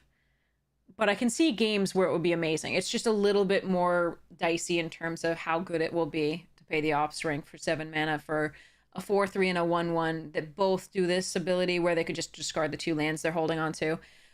But it's worth noting that against black, you're definitely going to want to hold cards in hand, your lands in hand. You're not going to want to necessarily play them all out in this format. So that's something to keep in mind. Because we've seen multiple cards now that rely on you having fewer than X number of cards in hand or punishing you for not having cards in hand by having to sacrifice non-land permanents, etc. So, Thoughtstalker Warlock, 3 mana, 2/2 Menace, Lizard, okay. When it enters, choose target opponent. If they lost life this turn, they reveal their hand, you choose a non-land card from it, and they discard that card, otherwise they discard it. Wow. Okay, I like this card. This is an upper mid to mid-mid. Probably upper mid because this is just really good. This effect. Getting for 3 mana for a 2/2 Menace is already a fine rate. It's not great, but it's fine. And then no matter what, when it enters, they're going to discard a card. But if they lost life this turn, which is quite likely given what black does, there you get to choose a non-land card and discard that card. That's epically good. I really like this card. I think this is a very good card. Okay. Wix Patrol, 6 mana, 5/3. When it enters, mill 3 cards. When you do, target creature opponent controls gets -X until end of turn, where X is the greatest mana value among cards in your graveyard. Seems good. Catoblepus was a fun one. Didn't rely on your cards in their graveyard, but Blight Breath, right, was equal to your devotion at 3/2 for 6. This, you're likely to have, like, if you're milling 3 cards already, if you're milling 3 cards already, you're likely to hit something with any sort of casting cost, right? Mana value, right? And so if that, as long as that's 2, you're already getting a really crazy rate of return on a 5/3 body. Remember, this is 3/2 and was already really good. You're already getting a really good on a 5/3 body and at 6 mana, and then you're killing something, and you're also filling up your graveyard again for that forage mechanic, for that threshold mechanic. Yeah, it's just good. Just good. So, I think this is, you're not going to want like too many of these necessarily, but it is a rat that's a relevant creature type, and it is filling up your graveyard. So I'm gonna go for, like, you're not gonna want like more than maybe 2 of these, perhaps. It depends on how fast the format ends up being. Bleepus was in a fairly slow format, so having a 6-drop wasn't so bad, having multiples of them in your deck. This one I'm gonna go for now with a mid-mid, but it could get upper mid if the format's a little slower. Agate Assault, 3 mana, deals 4 damage to target creature. If that creature would die this turn, exile it instead. Exile target artifact. So the fact that you can choose that has that versatility is nice. It is sorcery speed, which means, yeah, but it's 4 mana for 3 mana for 4 damage. That's not so bad, and it exiles it, so it doesn't fill up their graveyard again. That's really nice. I think this is going to be a mid to low mid pick. Probably mid, because this is a nice set of damage for 3 mana. And exiling an artifact isn't bad either. But that's just a good removal spell. So I like it. Seems good. Yeah, obliterating a braid, yes. Yeah, a combination of obliterate and a braid, but at 1 more mana. Nice. It's not a combination of, a choice between, to some degree. But it does exile. Each tone exiles, so that's better than a braid and similar to obliterating bolt. So. Okay. Alania's Pathmaker. 4 mana, 4/2. When it enters the battlefield, exile the top card of your library. Until the end of your next turn, you may play that card. Okay, we've seen this be good. It's an otter wizard, which is kind of sweet. It's until the end of your next turn, which is really nice. Being able to dig further into your library in red is really nice. The equivalent of drawing cards for red. That's what they've decided red can do. And it's still until the end of next turn, so it buys you time it buys you a card for the next turn in case you don't actually have stuff to do. It's a 4/2 for 4, not great ROI because 2 toughness in this, as we've seen, is pretty low. We can get to power for like 1 or 2 mana most of the time, so it's not going to block very well. And it doesn't have prowess, so it's not going to get bigger. But that extra card is probably pretty nice. We still like the Wolverine from OTJ, the irascible Wolverine here. That was 3 mana for the plot. But it was until end of turn only, not until your end of your next turn. So this is 1 more mana to do 1 more power and have that happen until the end of your next turn. So it's fine. The 3 mana removal that cannot kill Shouldered. Yeah, I understand. But yeah, this is a fine card. I think it's an upper, lower, mid, low pick, but it seems okay. All right, here's the next talent. 1 red mana enters, create a colorless equipment artifact creature token named Sword. With equipped creature gets +1/+1 and equip 2. Okay, that's fine. 3 mana, at the beginning of your combat on your turn, attach target equipment you control to up to 1 target creature you control. 4 mana during your turn, equipped creatures you control have double strike and haste. That could get out of control fast. I need to see what other equipment is in this. But 1 mana for a +1/+1 sword that equips for 2, not a horrible return in certain formats. But the other 2, if you can get to those, right? You can start equipping that sword for free, which is also really nice. And then the double strike and haste, right? You can not only equip the sword for free onto something you just played that turn, but double strike and haste it up. I kind of like this talent a lot more than I like it a lot more than the black one. I like it a lot more than the white one in terms of versatility. The white one is really good in certain decks. But the blue one's good all the time in any blue deck. And then I don't think the black one is very good. But this one I like too. I think it could be very good. I am not certain yet, so I think right now it's a mid pick. But like this could do crazy things. It requires a lot of investment of mana, but I think it could do crazy things. And like when you have a turn where you're not doing much, you can just level it up. So I think it's a mid pick right now, but it could be low mid, it could be high mid. I'm not sure where this is going to fall yet. I have to see the rest of the set. All right. Fires the missiles! Blooming Blast. 2 mana, instant, gift a treasure.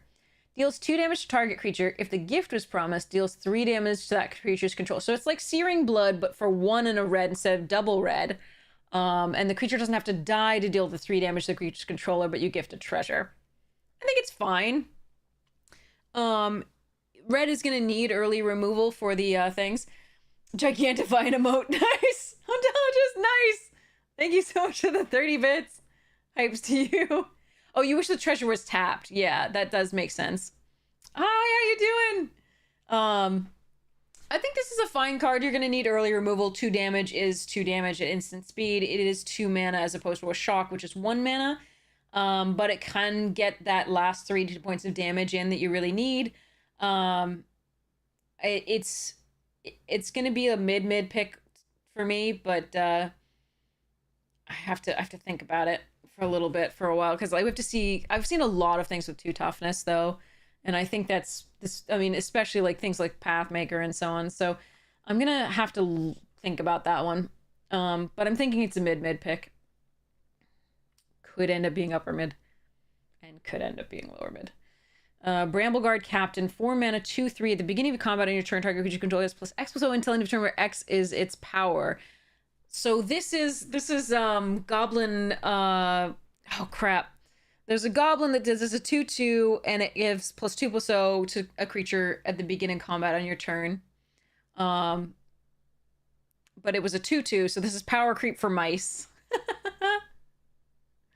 Forget what the Goblin's name was, but it was reprinted in, I want to say one of those special sets, but yeah. This is a good card. This is a good card. Because not only does it's not just the plus 2+0, it's whatever this is. So you can actually pump this and be bigger. So technically, yes, being a goblin as a type has more support overall in Magic. Mice have only been a fairly recent thing to be a kindred stuff.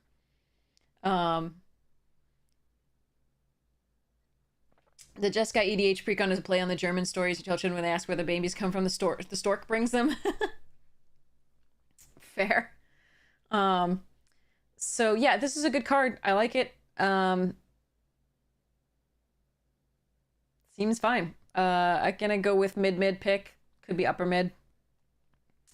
Depends on the rest of the aggression in the Boros deck, because I think you want to combine with this white where more of the mice are, period. But it's still just a good card, pumping a flyer too. Like, I think this would be good in Is It as well. And some of the black has actually more flyers than normal, so could be good in black too. And if you'd play it in green, if you should have a lot of tramplers, that would be sweet. But if you don't have, green's usually big enough that you don't, if this doesn't give trample or the creature doesn't have trample, then you don't necessarily want it that much. Brazen Collector, 2 mana, 2/1 first strike. That's good return already. Raccoon Rogue! Raccoon Rogue! Alright.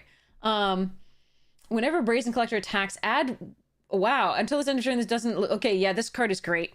I think this is upper mid. This is a really nice card. It ramps you when it attacks, and it's a 2/1 first striker, so if you can get it early, it's super sweet. A Badger Bard with Bob Ross hair. Happy little bard. Happy little bard. Okay. Okay. Yeah, I like this. It's probably mid, but I think I'm gonna do high mid because reasons. All right, Conduct Electricity. Like, if you get it early, it's so great. If you don't get it early, it's a little less great. We'll say Conduct Electricity, 5 mana instant, 6 damage to target creature, 2 damage to up to 1 target creature token. Okay, so that's similar to something we had in OTJ, which was 6 damage and 1 damage, I think. What was the one from OTJ, chat? Red card in OTJ. Why am I blanking on this? So I think it starts with a T, but I'm not sure.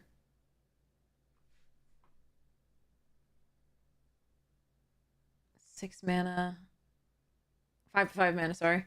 You forgot about OTG when MG3 released? Yeah, me too. I'm just like, oh, what's this card? Hold on.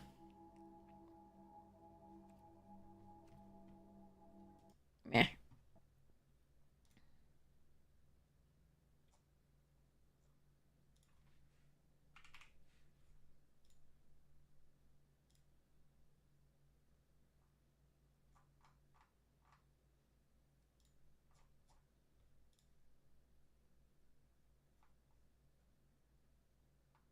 Trick Shot.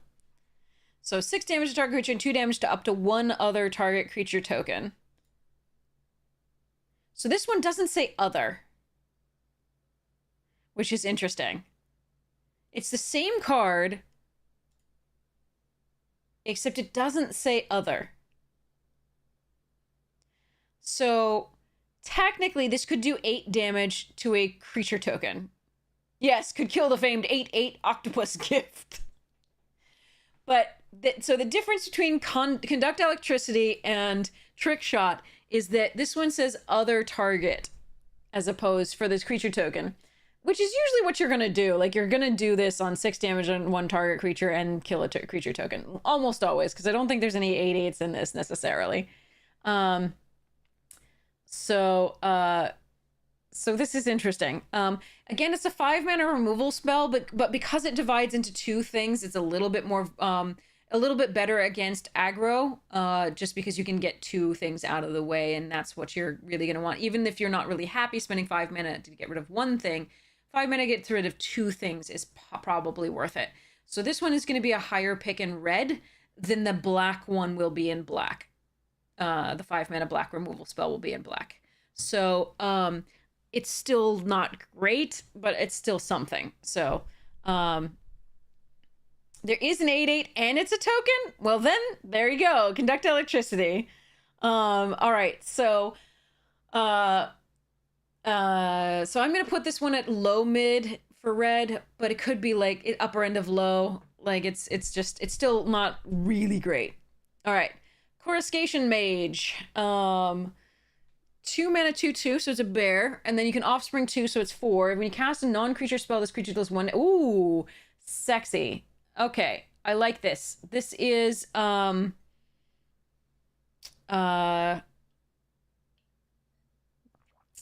this is really nice. This is going to this is gonna burn so many people out, and if you can get 2 of them, that's so sick. I think this is an upper mid pick. And I think you should build around it. It's so sweet. This is a great card. I really like this card. So 2 mana 2/2 already good, but like decent stats. This is a bear, and then you have the offspring, which gives it more versatility. Later you can get 2 versions of it, and then whenever you cast a non-creature spell, which is a lot of what you're doing in the otter deck, they care about prowess. They care about all this stuff. This is just really nice. I like it. I really like this card. Okay. So, it's a mini gutter snipe.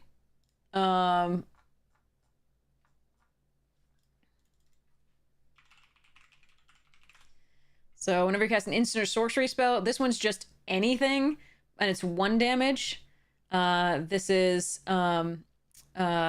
anything in 1 damage, but it's also 2 mana for a 2/2 rather than 3 mana for a 2/2. So it's a really nice spell. I like it. 2 otters and a gutter snipe trench coat. Exactly. So Flame Cache Gecko, 2 mana 2/2. When it enters, if an opponent lost life this turn, add double red Rakdos colors. And you can pay 1 and a red, discard a card, draw a card. So if they lost life, first off, it's adorable. Take a look at it. But like if they lost life, which again is easy to do in the black-red deck, add Rakdos, and then you can already rummage. So it seems pretty sweet. I don't think it's great. It's not like this. So I think I would put it as a mid pick. But it seems sweet. Flame Lash being reprinted, 4 mana, instant, 4 damage to any target.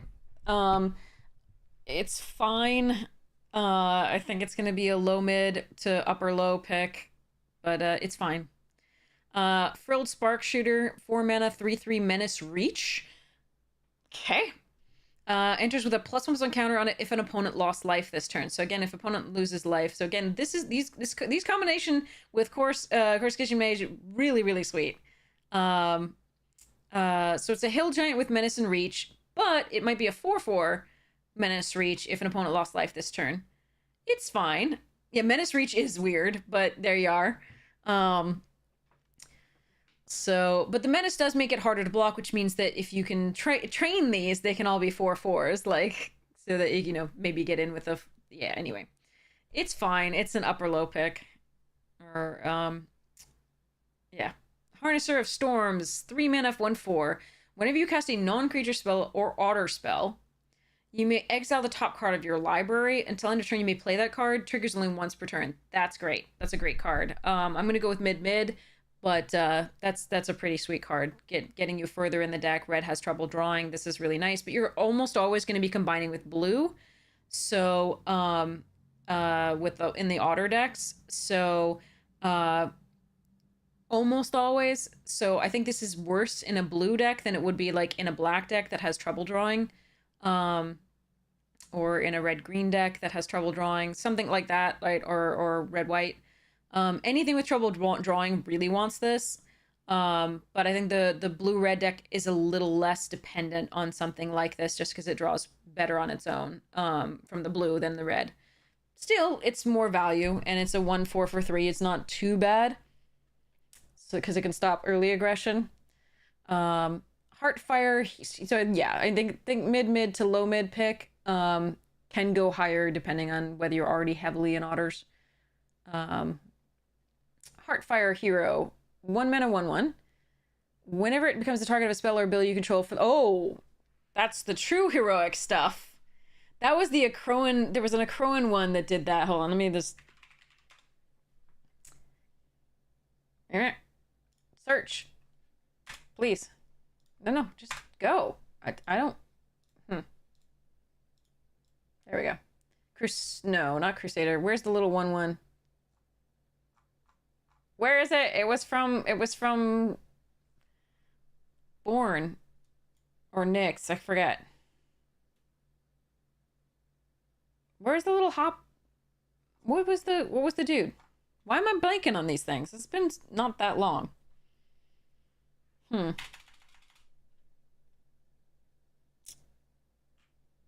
Red dude. 1 mana red 1/1 that got a +1/+1 counter whenever you targeted it.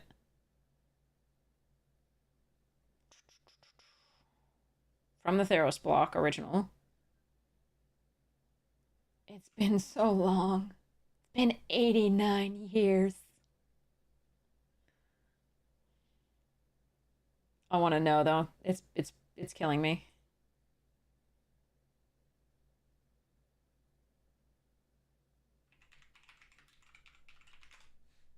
Yes, thank you. I did this with Fall of the Hammer and just crushed my opponent. I did like 4 Fall of the Hammers in a row and just killed everything they put out. It was so much fun. All right, so this thing, Born of the Gods then, not oh no, that's Journey into Nyx. Yeah, Born of the Gods was this thing. Okay. Okay. So that's this. But then also a spell or ability, not just a spell. And then when it dies, it deals damage. This is so good. This is so good. Oh, man. We're lucky they don't have Follow the Hammer in this set. So basically, I took this thing, and then I did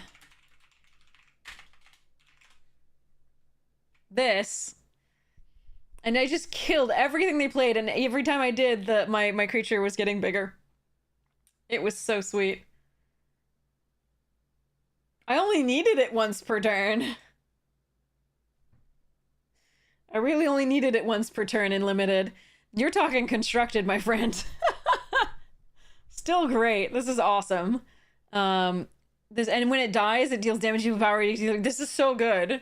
You have to build like a really dedicated deck to it, but like it's just a good card and it's gonna need removal pretty quickly, right? So yeah, I'm gonna go with mid, but it could go upper mid for this. It's so sweet. Okay, Hoarder's Overflow with Lovely Raccoon, 2 mana, enters in whenever you expand. What the hell is expend? Put a stash counter. Okay. You expend 4 as you spend your 4th total mana cast spells during a turn. Okay. So if you play this and 2 of these, you put a stash counter on it when it enters, and a stash counter when you spend the second one of these. Okay. 1 in a red, sacrifice it, discard your hand, then draw cards equal to the number of stat. Okay, so that's building a luck. Connect the dots, yeah, similar, except connect the dots is like attacking. Paying 4 mana is a little bit Stash counters indicate how shiny your mustache is. Yes. You have to make this gesture with twirling your mustache when you do whatever this is. So I feel like this is probably too much work in this format. Connect the dots seems so much better because again, you're going to be attacking no matter what, and yeah. This you have to spend 4 mana each turn to put a stash counter on it for it to be worth it. But you could end up drawing quite a bit, but like attacking and getting counters on Connect the Dots felt so much easier. Obviously it's a rare, but and then you can get the cards. This way, if they exile this, you lose the cards that you exiled. But if you do this, you don't lose any cards. That's one of the differences, but I just don't think this is that great. I think this is an upper low pick. Kindle Spark Duo, 3 mana, 1/3, deals 1 damage to target opponent whenever you cast an... Oh! Oh. Nice. I think this is going to be an upper low pick, but it could be lower mid in a lot of decks. There could be some real fun with the prowess decks that, like, it just pings the hell out of opponents. It costs 3 rather than the 2 for the Alchemist. But Alchemist was so here's Thermo. So Alchemist was only instances of sorceries, remember? It's 2 mana, which does really make a difference. But like instant or sorceries only. This one is non-creature spell. So this was like prowess, like non-creature spell. So that is actually quite interesting because your enchantments are going to do this and all sorts of other things. So I think, yeah, power and no defender. So it's not like those, the trebuchet stuff type idea or whatever it was from WoW. I think this could end up being a low mid pick if the right things happen.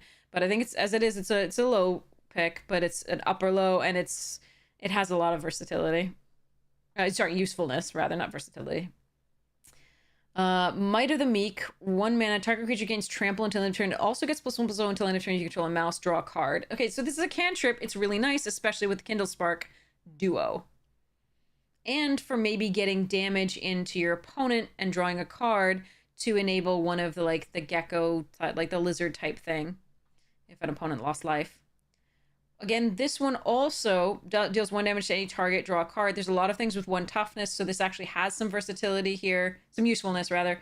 It's a sorcery speed, so again, it's not going to do combat different stuff, but necessarily it can do post combat. And then draw a card. It does cantrip itself. It can go face, which is interesting, and draw a card. So again, it's going to be enabling those sorts of things, and it's going to enable the lost life this turn. So if you can double spell with this, it's kind of nice. Quake Tusk Boar, 5 mana for 5/5, reach triple haste. That's going to kill me at some point. I guarantee it. I absolutely guarantee it. If this doesn't do the final points of damage to me at some point, I will eat my leather hat. Okay. So this card is good. I think I would probably take it as an upper mid pick or mid pick. It depends. I don't know how many I would take. But yeah, it's good. Seems good. I understand why they gave it reach, because if you are somehow outgrowed by the white deck, you're probably going to want to reach like with the flyers and block rather than attack. So I get it. But that's good stuffs. Rabid Gnaw. I will avoid the 5th nutritionist. So Rabid Gnaw, 2 mana instant. Target creature you control gets +1/+0 until end of turn. Then it deals damage equal to its power to target creature you don't control. That's a great spell at instant speed. That is nutty. That is a high mid pick. That is a high mid pick. This is a good card. We're expecting to see something like this in green. It's in red. So this if you can get, remember,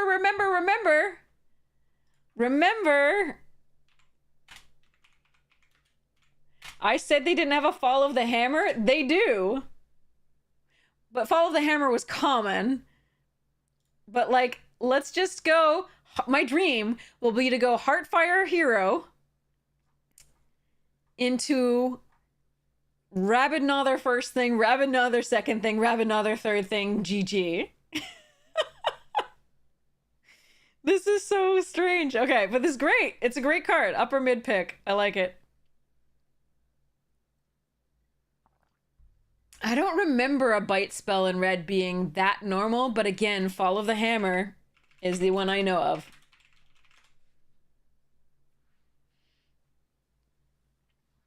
So this was in Born of the Gods, along with this card that we just showed you.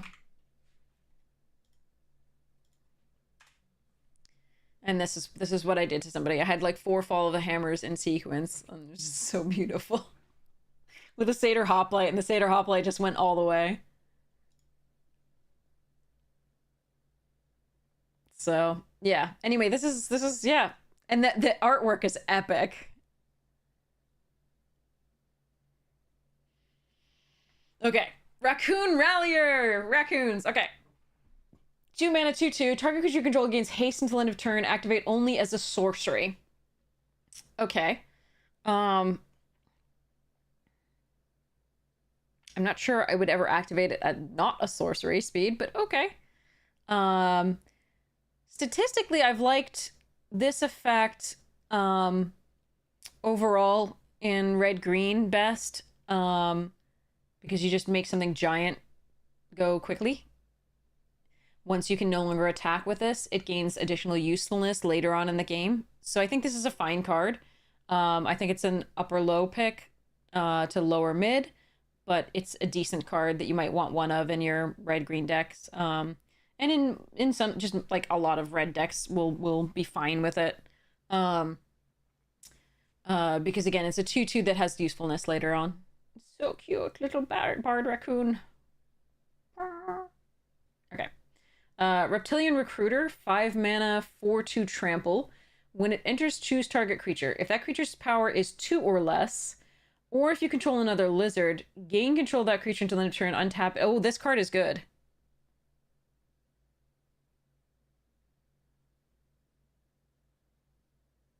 This one's also going to kill me soon. I'm sure. I'm going to die to this card.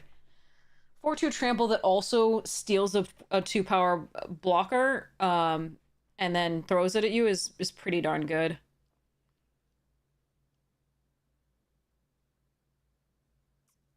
And if you control another lizard, just take it, anything, and grow. I think I'm reading this correctly, that if you control another lizard, you can gain control of anything, whether it has power 2 or greater. But if you don't control another lizard, you still get a power 2 or less. Untap it and throw it at them. I like this card. I think this card is good for finishing games, just like this card. Me too, Quinn. Me too. So I think this card is good. I think it's a mid to upper mid pick. So mid or to upper mid. Roughshod Duo, 3 mana, 3/2 trample. When you expend 4, target creature you control gets +1 and gains trample until end of turn. Good in red green. I think this is a upper low pick. Seems fine. But you have to have cast something for that. And this isn't a great ROI on initial investment. Oh, it's a duo, freaking mouse raccoon. Okay. Yeah, so it's not a great investment originally. So you really do want to make sure that you're paying, your full mana per turn before. But this can probably get out of hand pretty quickly in the certain decks. But I still think it's a low pick, upper low pick. Sazakap's Brew. 2 mana, gift a tapped fish. As an additional cost to cast this card, spell, discard a card. Target player draws 2 cards. If the gift is Okay, so this... This is a strictly better tormenting voice.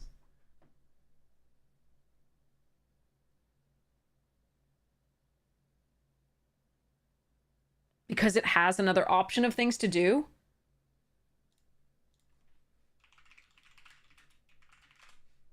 Yeah. And it's an instant.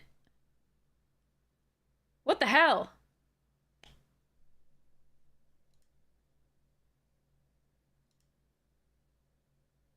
We've had instant before, but we haven't had the strictly better with the okay, you can also have +2/+0.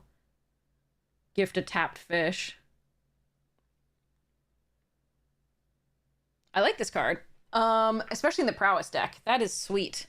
So I think this one is gonna be a lower mid to upper low. I don't think it's gonna make lower mid most of the time, but in the prowess decks, I think it could.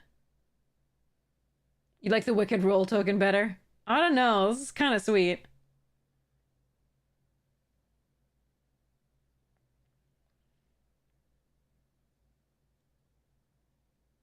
This is pretty good. The Wicked Roll token, the Wicked Roll could fizzle if they killed the thing you targeted with the roll. So this one doesn't fizzle. Because you have 2 targets. You can also mill them out. Remember, it's target player. This is just discard a card, draw 2 cards, right? And the Wicked Roll, like, whatever the Wicked one was, yeah. So this is interesting. This seems good to me. I like it. I don't think it's like crazy good. It's just like it's really good compared to the previous iterations that we've had one. So yeah. There's 2 targets, so it's not going to fizzle if you target a creature with +2/+0. Your target player draws 2 cards, so you can target yourself or them. Yeah. If you've done milling, I don't know. It's interesting. It's still like a upper low pick. To maybe because it has the versatility as a combat trick, might just get to lower mid, but I don't think so. It's close. Steam Path Charger, 2 mana, 2/1, offspring 2. When this creature dies, it deals 1 damage to target player. Okay. Not great. It's fine. Upper to mid low, middle of the low pick. Upper low to middle low. Take out the trash, 2 mana, take out the trash deals. I mean, if you get enough of these, I don't know. That is value. And it does create the like 1 damage to the opponents that matters for the next thing. If you can time it appropriately. Yeah, I still think it's low, but yeah. Take out the trash. 2 mana. Take out the trash panda! Take out the trash, deals 3 damage to target creature or planeswalker. If you control a raccoon, you may discard a card. If you do, draw a card. Okay, so 3 damage to target creature or planeswalker. That's fine. It's a incinerate without the exile effect. But it goes planeswalker as well. That's less useful and limited because usually there aren't that many planeswalkers. One hopes. But if you control a raccoon, you can rummage, which is similar to the one that we had in Ikoria, I think. Ikoria had a 3 damage spell that could discard a card and draw a card as well. Actually, it could put a card on the bottom of your library and then draw a card. But here you have to control a raccoon to do so. It's still a good burn spell. So it's going to be a lower mid to mid pick. Teapot Slinger, 4 mana, 3/4 menace. Whenever you expend 4, it deals 2 damage to each opponent. I like it. So you get paid off for spending the... I think this is going to be me, by the way. Although I really love that teapot and I don't think I'd throw it. For the last time, it's porcelain, not stoneware, you ignorant fool! I love it. Maybe that is me.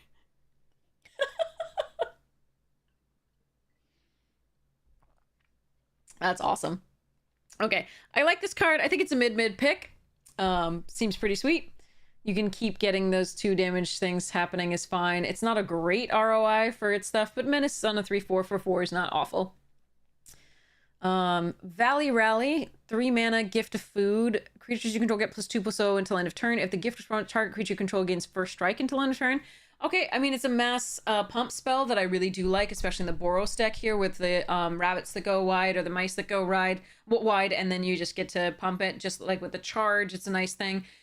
Giving first strike to make sure that a creature doesn't die is kind of sweet. The gifting of food, though, might not be worth that. You may, most of the time, just use it as a trumpet blast or whatever it's going to be here. So, and it's instant speed, which is nice. It doesn't say attacking creatures, so you don't have to time it appropriately, because I know of a lot of people who are used like trumpet blast or whatever it is that cares that the creatures are attacking. They've done it before declare attacker step and been so miserable. I have done it once myself. It does not feel good. This one does creatures you control anyway, so it's okay to play it whatever. So I like this card. I think it's going to be a low mid pick. It could make it. It could be. So I think it's a low mid, but it could be an upper low. It depends on how this all goes down. I think it's probably okay as an upper low maybe, but it's really on the cusp. I like it. War Squeak. This is a squeak. Okay.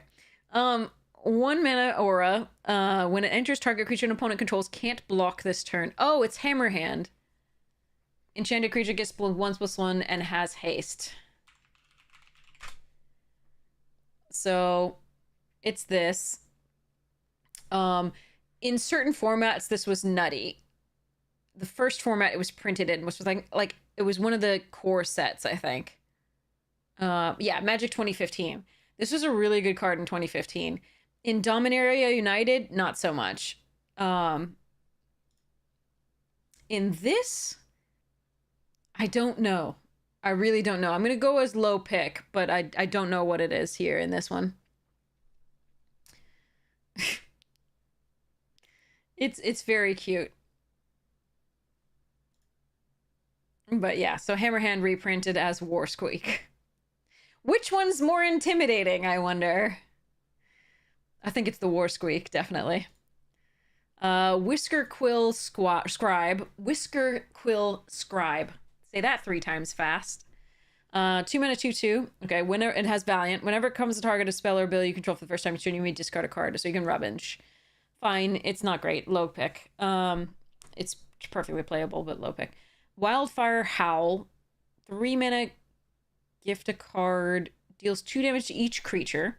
If the gift was promised, instead deals 1 damage to any target and 2 damage to each creature. So you can kill something for 3. The 3 toughness creature and all 2 toughness creatures. This is going to be good in Gruul in particular, which has bigger creatures and wants to deal with all the lower creatures that are doing the aggression before it can really get built up on the board. I think this is going to belong in only certain decks, of course, for that reason. You're not going to want to play this in a deck that's really aggressive, like Boros deck. No. Okay. So again, that's going to be like, that's going to mess with its utility. It's going to be one that you really want if you're pretty slow to get going, if you're more controlling deck. But it's going to be one that you don't want at all in certain decks. So I'm not going to rate this one. You'll figure it out based on your deck. Baker's Bane Duo, 2 mana 2/2. When it enters, create a food token. Okay. Whenever you expend 4, it gets +1/+1 until end of turn. Fine card, low pick. Very useful, but low pick. Okay. Bark Knuckle Boxer. Raccoon Berserker! Maybe that's me. Who knows? Okay. No, I think it's the teapot one. Okay. I'm going to need more tea soon. Okay. Raccoon Berserker, 3/2, 2 mana. Whenever you expend 4, it gains indestructible until end of turn. I do like that one. That one's pretty decent. I think it's a mid-mid pick. Mid to low mid. It's a good card. It's definitely versatile and can definitely get there if you keep starting spending 4. Remember, you're not going to be able to do that the turn after it comes into play, most likely. Ideally, you play this on turn 2, in which case it's a decent attacker without being indestructible. But on turn 4, if you spend, you get a 3/2 indestructible attacker. So, yeah, I mean, It's a fine card. I don't think it's an upper mid, but I think it makes mid pretty well, sort of, or low mid. It depends on how aggressive a deck you have. Again, this part of the green deck isn't necessarily going to be the one that you want to play with the 2 damage to all creatures, but it could get indestructible if you paid 4 mana.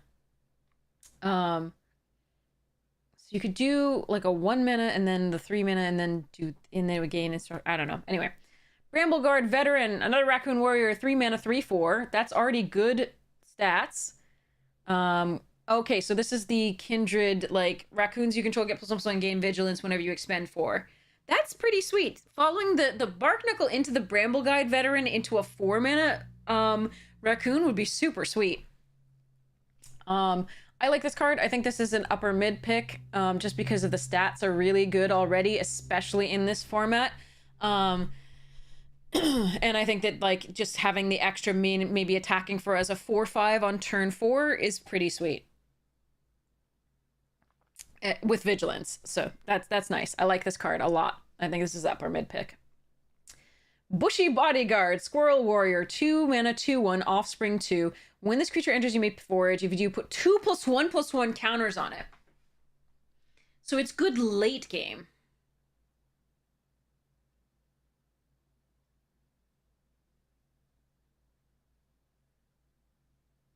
Yeah, so this is way better late game than it is early game. But it's a lot of value at 4 mana late game if you can forage twice. So, and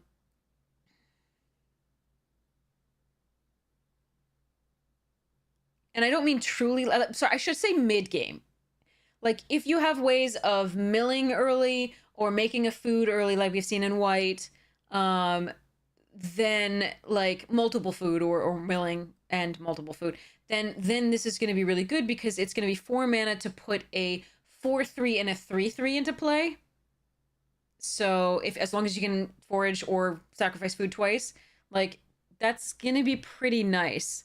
I think it's a mid pick, but if you build around it, like if it goes in the right deck, it could be a really high pick. But I don't think you're most likely not going to want to play it out on 2. I think the earliest you're really going to want to play it out is on 3. As a 4/3 for 2 mana, which is pretty sweet. Because I think on 2 was when I first saw making a food and milling enough to forage. So I think. But I think, at 4 mana, at the turn 4, I think you probably could do both of them. So there's a potentialities for that. So yeah, so this one seems sweet. Like, I think it could go really high if you have the deck for it. But fail case rather, it's a 2/1 for this. So it's nice. And if you can get it back, then it's going to be a 4/3 most likely. Like, if you're grave digging it up, it'll be a 4/3. It won't get the offspring because you're not casting, but like, yeah. If you can grave dig, it's going back to your hand, but like, yeah. Anyway, Cash Grab. So it's a good one in like a milling deck. You can put it in the graveyard if you have recursion, get it back, and then do stupid things later. But yeah. Cash Grab. Oh, God. The puns, they hurt. Cash Grab. Yeah. Okay. Mill 4 cards at instant speed. Okay, yeah, see, this can put the 4 cards in for that. You may put a permanent card from among the cards milled this way into your hand. If you controlled a squirrel or returned a squirrel card to your hand this way, create a food token. This can actually do quite well. You can only return a permanent from among the cards milled. So it's like, if this is already in your graveyard, you're not getting that back with this. But it mills 4 cards and creates a food token if you get a squirrel. So this is a way to make this on 4 really good. Oh, barely cut off. Sorry. Thank you, Narvox. Really appreciate it. Sorry. I didn't realize. Sorry about that. But yes, Cash Grab. Here we go. So this one seems like it's decent, especially in a dedicated squirrel deck, but it also really enables the forage and other things because you've got the mill 4 cards, and then you also have the food token if you return a squirrel. So in a dedicated squirrel deck, I think this is very strong. In anything else, it's a low mid. Sorry, it's a middle of the low pick. in anything else. But in a squirrel deck, it could go as high as a low mid pick, middle of the like low end of the middle picks. I gotta use a different system. I gotta use like A, B, C, and D, and I gotta like actually label it, but then people don't know what I'm talking about. So anyway. So Clifftop Lookout. Let me make sure the mana costs are there. Okay. Clifftop Lookout. 3 mana 1/2 reach frog. When it enters middle of the load, exactly. When it enters, reveal cards from the top of your library until you reveal a land card. Put that card on the battlefield tapped and the rest on the bottom of your library. And I love this. That's a good card. I'm going to go with middle of the mid to upper mid. I like this card very much. Especially with flicker effects, right? It can just until you reveal a land card, you're always going to hit. And it ramps you on, so from 3 to 4. That's really nice. It has reach as a 1/2. There's a lot of cards that blocks pretty well.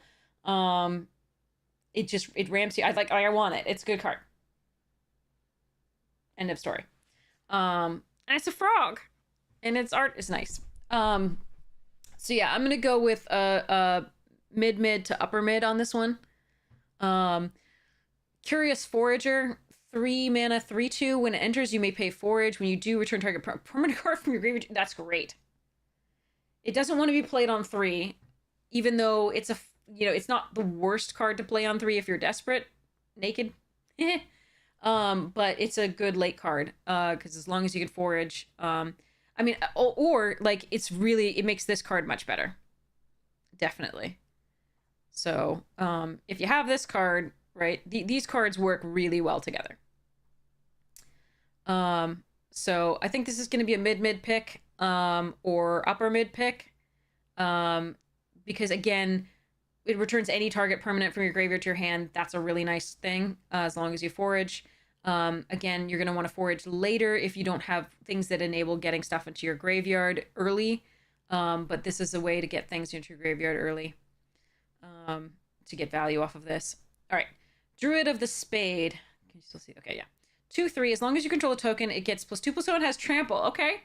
The rabbits have lots of tokens. We're looking good on that one. I'm going to go with an upper low pick. But that's a nice one for rabbits.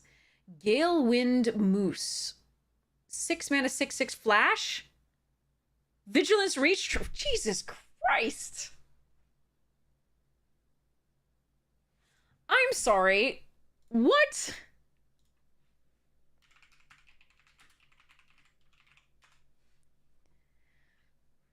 Yeah, I get this is a common. It's a 6/6 trample but it was a staple, and like, what the Vigilance Reach Trample Flash. F. At uncommon.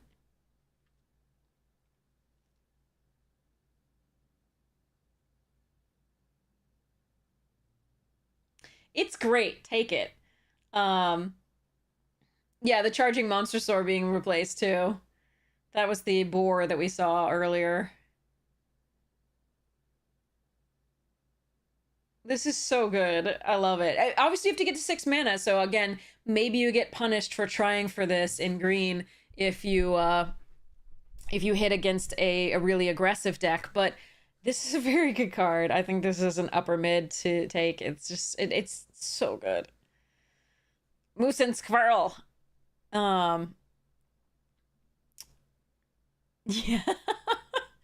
Giant Growth is back. The best art for this, by the way, is 8th. I want to say 7th and 8th edition. Like, so okay. No. Okay, I want this one, but I want View All Prints.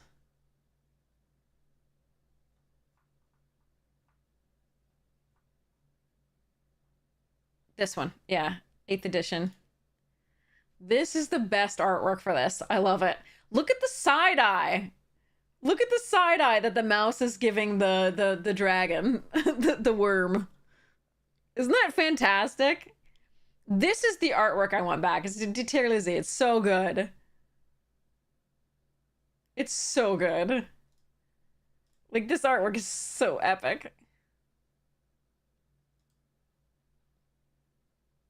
Oh, it's so good. Was it also 7th? That's Battle Bond, I think. It was 6th as well. Okay, it was 6th. And 5th. Okay. So 5th was the original printing of that art. Looks like. Wait, well, yeah, because 4th was still the original, like, artwork. Okay. Yeah. Oh, God. But here's Giant Growth. We'll see how good it is. It used to be an all-star. We'll see how good it is in this format. I think it's a combat trick that can save a lot of your stuff against the mice. If your stuff is small. I'm not sure that green wants... It seems to me in green that you don't want the +3/+3 unless it has trample. Like, your creatures are already big. What they need is a way to get that damage over the little 1/1s into your opponent. So, like, I think this is going to be good in, like, a green-blue flying deck where you can pump a flyer. Anything with evasion. But green itself isn't hugely into this card because its creatures are usually big enough already. They just want to be able to translate into that into damage to the opponent. So Giant Growth itself is not for green necessarily, if that makes any sense. It'll be for the other color in your deck. Unless you have a trampler already, unless it already natively has trample, but usually this is going to be big enough already. So yeah, this will be good for whatever other color you're running, in theory, more than it'll be good for the green cards in your deck. Okay, Hazard Root Herbalist. 3 mana, 1/4. Whenever you attack, target creature you control gets +1/+0 until end of turn. If it's token, it also gains Death Touch until end of turn. So what we're seeing is a lot of bunnies and token stuff. So like Rabbit Druid here, your tokens are going to get Death Touch and +1/+0 and trample and things, and yeah. So this seems good though. With the green-white deck, I think it really wants to be in a green-white deck. I don't think there's a lot of other stuff that produces really good tokens for this. But it is also a 3 mana 1/4, which blocks the early aggression well in green for other stuff. So if you don't have something like this lovely 3/4 here, maybe this is something you'll choose. But I think in the rabbit deck, it's very, very good. So in the green-white deck. So I think it's really has a particular niche overall. So I'm not going to really put this on a high pick, but I'll leave it up to you based on your deck, this one. Heaped Harvest, 3 mana, it's a food. When it enters and when you sacrifice it, you can search your library for a basic land card, put it on the battlefield, tap, then shuffle. Another good way to ramp, and it gives you life. So it's, yeah, I like this card too, just like I like this card. This is a body with reach, which is really nice. Puts a land card into the play tapped. This one has a lot more things in blue that will flicker it. I don't think we have too many things that flicker food, like artifacts, but I think this is decent on its own. It also fixes, because you can search for a basic land card, as opposed to this where you're just going to get what you get. This one you get to search for a basic land card, and so you can fix your mana that way. It's a little slow from what I've seen in this, but we'll see how it goes. It does have the added thing of the 3 life and yet another basic land card.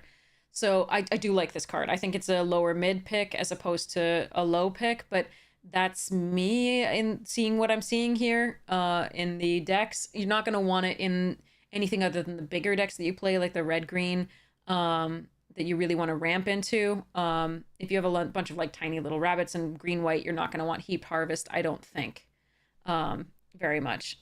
But like squirrels might want this, potentially, just because it's a food and it does ramp you, but yeah. High Stride, 1 mana, target creature explodes +3 and gains reach until end of turn. Untap it. We've had this before. It's a reprint of a different card with a different name. It's a nice combat trick sometimes, but it's not a high pick almost ever. I think it's a nice sideboard combat trick in best of 3, so that you can stop yourself from getting overrun by flyers. But usually this isn't a high pick. Even though it's a fun trick, it untaps, gives like Ursat's Vigilance that way. +1/+3 against reach. You can eat whatever flyer almost always. But statistically in the past, it hasn't been that useful. Like a high pick at overall. So it's a low pick. Maybe this is the set where that changes. Hive Spine Wolverine, 5 mana, 5/4. Elemental Wolverine. When it enters, choose one. Put a +1/+1 counter on target creature you control. So that's a targeting, so that's good for Valiant.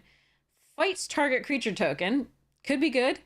Destroy target artifact or enchantment. That's a really nice versatile card. I'm going to make this... This is an upper mid pick. I like it. Honored Dray Leader. Squirrel Warrior. Look at that expression. Ah! Okay, sorry. Great. Good stuffs. 3 mana, 1/1 trample. That is not a good return, so let's see what else it does. Enters, put a +1/+1 counter on it for each other squirrel and food you control. Love it. Whenever there's another squirrel or food you control enters, put a +1/+1 counter on it. Okay, so it isn't necessarily something that you really want to play on turn 3. Unless I'm about to come in to like put 2 squirrels into play for 2, right?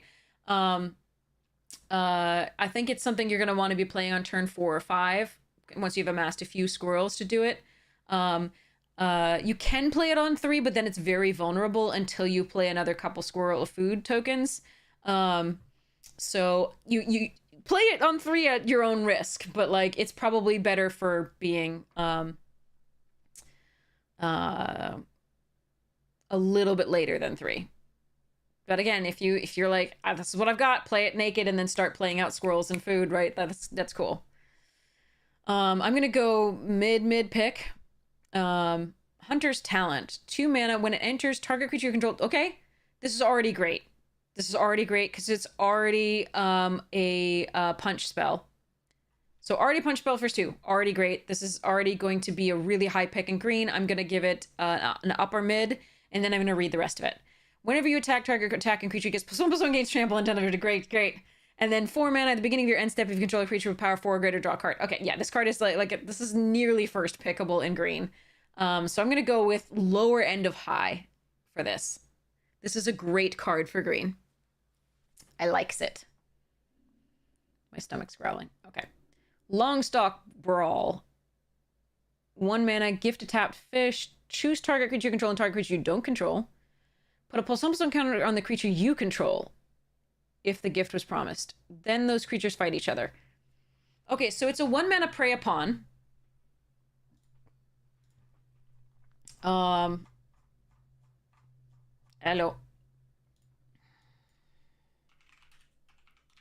So we had this before. Right, target creature you control fights target creature you don't control at 1 green. This is also a sorcery. But if you gift the fish, you get to put a +1/+1 counter on the creature you control. So your creature's bigger, and then they fight. So this one's okay. I'm not hugely a fan of it. It's fine. You might need to play these. So I'm going to go low mid to upper low on this one. Because sometimes you're just going to need to play a Prey Upon that maybe makes it bigger.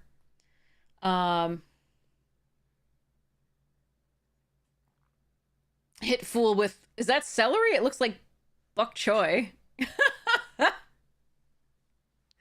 I have no idea. But yeah, okay. It looks like bok choy to me. This is really funny. Or like... I mean, yeah, who knows? Alright. Overprotect. 2 mana. Target creature you control gets +3/+3. Gains trample, hexproof, and indestructible. I love it. This is a mid to upper mid pick. It does all the things you want. It is overprotective. I like it. Blor's defenses are impervious. Blor the Impervious. I like it. Paw Patch Formation, 2 mana. Choose 1. Destroy target creature with flying. Destroy target enchantment. Draw a card. Create a food token. Huh. I think this is going to be at its best in like blue-green. Because it triggers prowess, draws a card, creates a food token. Or destroys an enchantment that is causing you issues.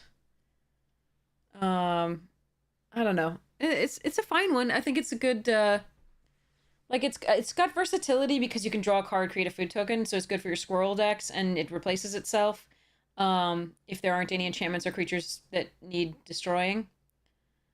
So and again, it destroys the classes, which I think is actually really important. So I don't think I'd mind running one of these in green, especially because you're weak to flyers in green usually. So I think this is probably actually a mid pick to low mid. I don't think it is actually a low pick. I think it's actually pretty good. Okay. Peerless Recycling, 2 mana. Gift a card. Return target permanent card from your graveyard to your hand. So it's an instant speed Nature's Rebirth or something. Was it Nature's...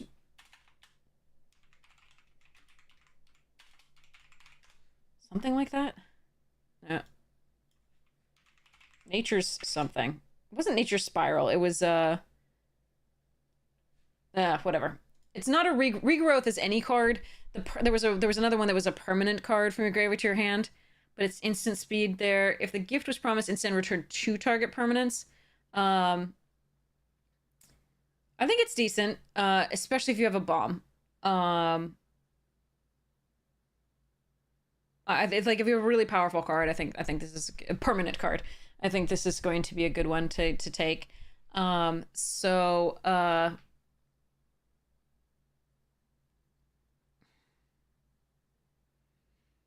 I think it's a low mid to upper low pick because again, it's 1-for-1ing on a good, but it's a good card. It has to be in your graveyard and so on and so forth.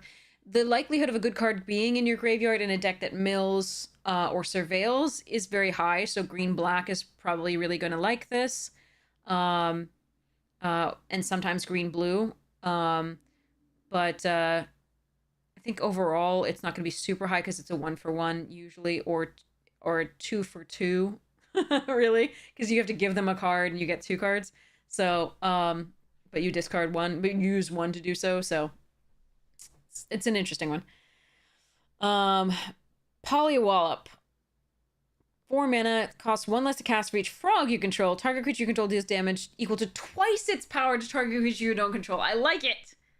I like it at instant speed. I like it, and it costs 1 for... Yeah, okay. So I'm gonna go with this one as an a lower mid to mid pick. I like this card. I think it's fine. Oh, and a Rabid Bite. Jesus. Okay. Sorcery speed, though. Like, this one's actually pretty sweet because it's instant speed. Even though it's 4 mana, that can really change a combat. Rabid Bite is still good. Rabbit Bite, yes. So it's still good. This is still gonna be a low mid pick. I actually think I like this one. Just like the instant is so huge. The instant speed on this, just because it can make combat so brutal for the opponent. Yeah, I really like that one. And note that it pumps because it's twice its power. Like, of course, if it's a 1/1, that's not really going to make a huge difference. But as it gets up, it's a lot more. So, okay. Rust Shield Rampager, 4 mana, 4/4 Raccoon. Nice. Offspring 2, can get 1. This creature can't be blocked by creatures with power 2 or less. That's the Offspring is really not useful, really, there, I feel.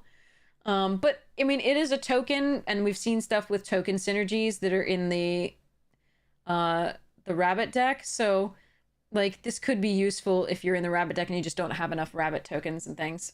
The Offspring, it's not. I mean, can't be blocked with creatures with power 2 or less. Is usually something like to prevent you from getting chumped with a big creature, as opposed to getting a 1/1 in.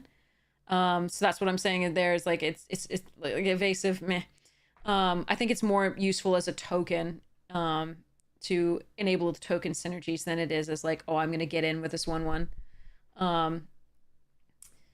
So I mean this prevents it from being like blocked by a 2/3 and a 2/2, you know? So so it's more useful for that, I think, for the bigger creature than it is for the smaller. But I mean, you have a point. It's just I think it's more useful the other ways.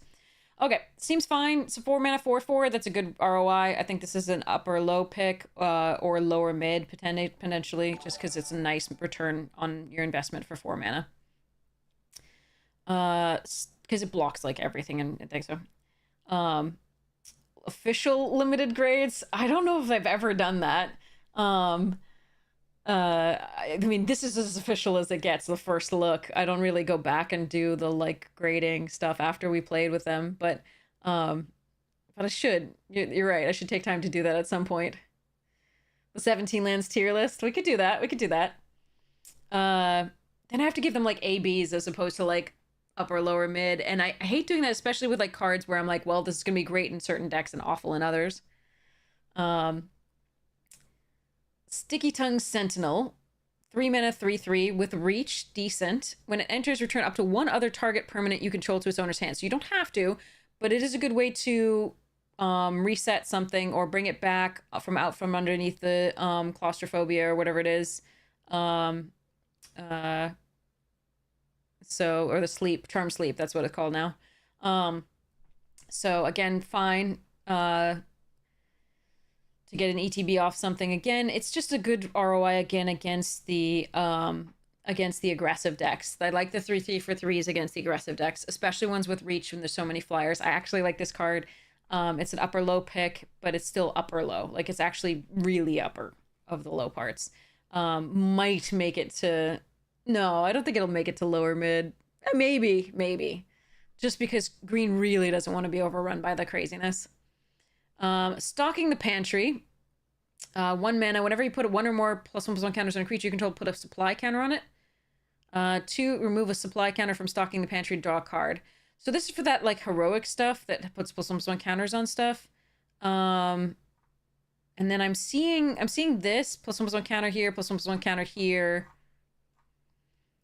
We saw a +1/+1 counter here. We saw a +1/+1 counter this and this. We saw a +1/+1 counter in the white as long as the creature didn't fly. We saw +1/+1 counters here and here. No, this is just get +1/+1, not a counter. So we've seen a few +1/+1 counters. I still think that this is probably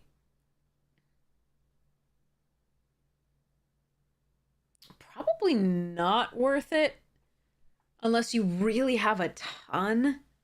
I don't think it's worth the card.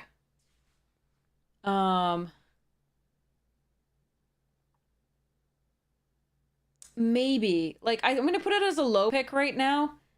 But it could come up in my estimation. I have to play the set more, I think. An 0/2 that puts a +1/+1 counter on target creature and you gain a life. Again, that's going to be a low pick. +1/+1 counter for 1 and an 0/2 body, not awful, and it is a frog, which is a relevant creature type, which we've seen. But I don't know. I don't know if that's worth the card again. It does trigger the bats for what it's worth. You gain a life. But I don't know. Don't know about that one. I think that's a middle of the low to low end of low pick. 3 tree Root Weaver, 2 mana, 1/3, add 1 mana of any color. This one's going to be a higher pick for me. This is a middle of the mid picks. I really like cards that do this, that ramp you for 1 mana of any color, that stop the early aggression as a 1/3. I really like this card. It's a mole, so it doesn't really have a relevant creature type, but it's still, I think this is a good card. So it fixes and it does the things. 3 tree Scribe, 2 mana, 2/3. Again, also a good rate. Whenever it or another creature you control leaves the battlefield without dying, put a +1/+1 counter on target creature you control. So this is really best in the blue-green deck. Again, the flicker effects are going to be so good with that. It's also the return of permanent to your hand. This thing goes very well with this. It's got a relevant creature type in the frog type. +1/+1 counter is nice. Blue-green has lots of flyers that you could put that counter on. I like it. I think this is a good card. I think this is an upper mid to mid pick. I think it leans toward the upper mid just because I think that's a really nice card to build around. And it's just a decent ROI to start with. Okay. Against aggression. And green really wants to stop the aggression until it can get this giant honking moosey out. Moose. That's Canada's national anthem, isn't it? Oh, sorry. Okay. I watched too much My Drunk Kitchen. Okay, Tree Guard Duo, 4 mana for Frog Rabbit. 3/4. When it enters, you get until end of turn. Target creature you control has vigilance and gets +X/+X, where X is the number of creatures you control. That's good with a flyer. And again, white has the flyers, so this seems okay to have like 1 or 2 of in a deck. I don't think it's as good in red-green because you'd really want the trample instead, but meh. And something with evasion. I mean, menace might be good with it, but I think it's best in white-green or blue-green with something with flyers. So seems okay. Low pick, but seems okay. Treetop Sentries, 2/4 with reach. So it's a giant spider. When it enters, you may forage if you do draw a card. That's pretty sweet. Again, low pick, but still quite decent because there's a lot of flyers in this. And it's got a good butt for the flyers that we've seen. And the fact that you could draw a card off of that is really nice. Also, this one's wearing a skull mask, and that's adorable. So, yeah, Dat Booty. Wear down, 2 mana, sorcery, gift a card. Destroy target artifact or enchantment. If the gift was promised, instead destroy 2 target artifacts or enchantments. I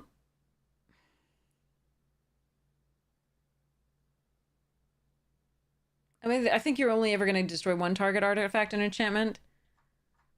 And I kind of like this one better. So I'm going to put this on a, like, upper-low pick. I really don't want to give them a card and destroy 2 artifacts and enchantments. I haven't seen enough yet. We haven't gotten to the artifacts and enchantments yet. This might go horribly, like, right, in my opinion. Once I see the artifacts and enchantments. Like, I've seen a few enchantments that I do want to destroy, but, like, this card seems more versatile and better for that anyway in green. But we'll see about this. Okay. Plume Creed Mentor. Whenever it or another creature you control with flying enters, put a +1 counter target you control without flying. Okay. There's so many bird things that are like, yay, play birds, but also play things that don't fly. And I feel like if you want a dedicated bird deck, most of it's going to fly. And I'm kind of sad that I can't put the planet counters on the other burbs. The burbs are not helping out other burbs.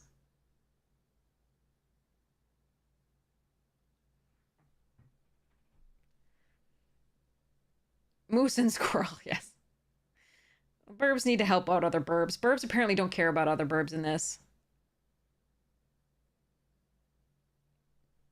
You're mentoring them, but you're not actually mentoring them. I mean, yeah.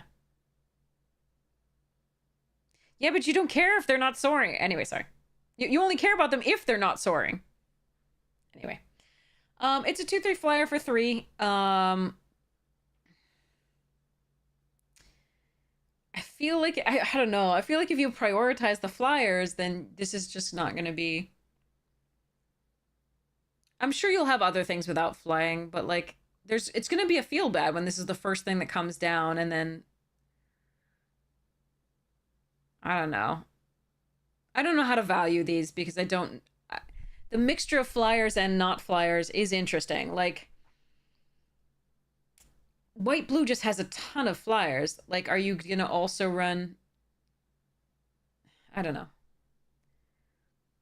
You can run rabbits with that and, like, put +1/+1 counters on your rabbits. I feel like your rabbits are supposed to be just chumping until you get in with your flyers. Yeah, I mean, this is going to be good with the white talent. This is that deck is the blue-white flying deck that's controlling. It's using the counter magic and using, like, some stuff on the ground just to chump or block until you get in with your flyers. But I don't like putting the +1 counters. In each case, I want to put the +1 counters on the flyers. I don't want to put it on the things that are chumping and blocking. But so I don't know how this is going to work. We'll see. The synergies seem weird. I don't know.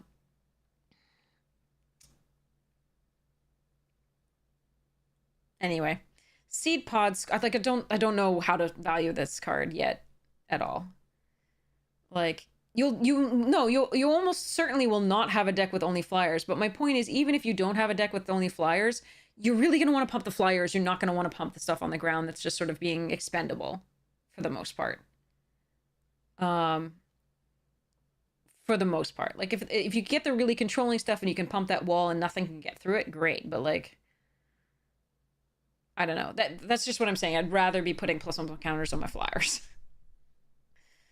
So, but yeah, I mean, it's probably still fine. But, like, again, you want more creatures with flying to enter so you can put +1 counters.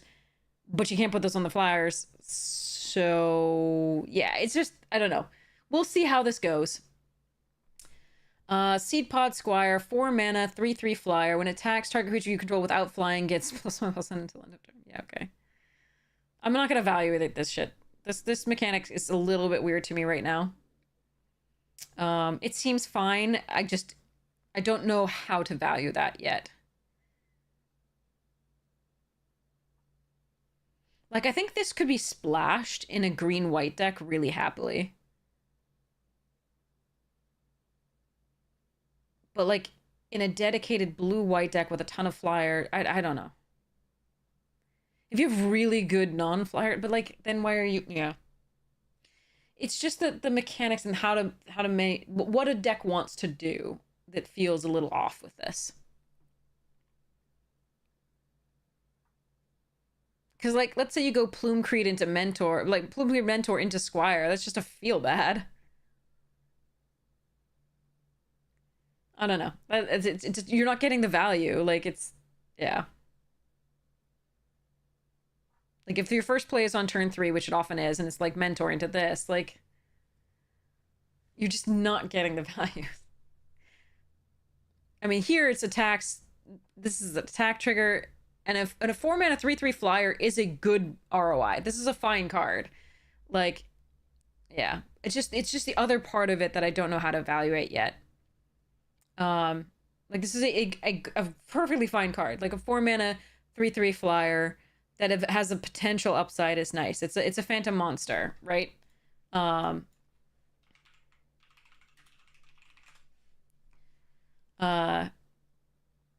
it would be if this loaded. Hello? There we go. Phantom monster! Look at that prettiness. Voila. Okay. Okay. So, yeah. So, I mean, it's a fine card. It's just... And this could be great. I don't know. I can't... It just doesn't seem to me to be what you want to do with flyers. Yeah, you just pump some rando who's staying home blocking. Exactly. That's the thing. Like, it just doesn't do what a deck with flyers wants to do, is the thing. As far as I can tell. Maybe I'm wrong, but let's see. Okay. Mind Drill Assailant. 4 mana, 2/5, Threshold. As long as 7 or more cards, gets +3/+0. So it's a 5/5 when you have Threshold, and you can also pay 3 to Surveil 1. I mean, that's just useful. I like it. It's a upper-low pick, but seems sweet. Tidecaller Mentor, 3 mana, 3/3 menace, already good stats and a good ability. When it enters, if 7 or more cards, return to 1 target non-permanent to... Ooh, sweet. That card's great on Threshold, and it's great early. This card is an upper-mid pick. I really like this card. It's probably a mid-mid to pick if you value, like, because it's 2 colors. But I think it's, like, if you're in these colors, it's a really high pick. But yeah, this is a good card. Okay, Cindering Cutthroat. 3 mana Lizard Assassin. Enters with... And remember that these are hybrid mana, so they can be either in a mono black, mono blue, or combination deck. So,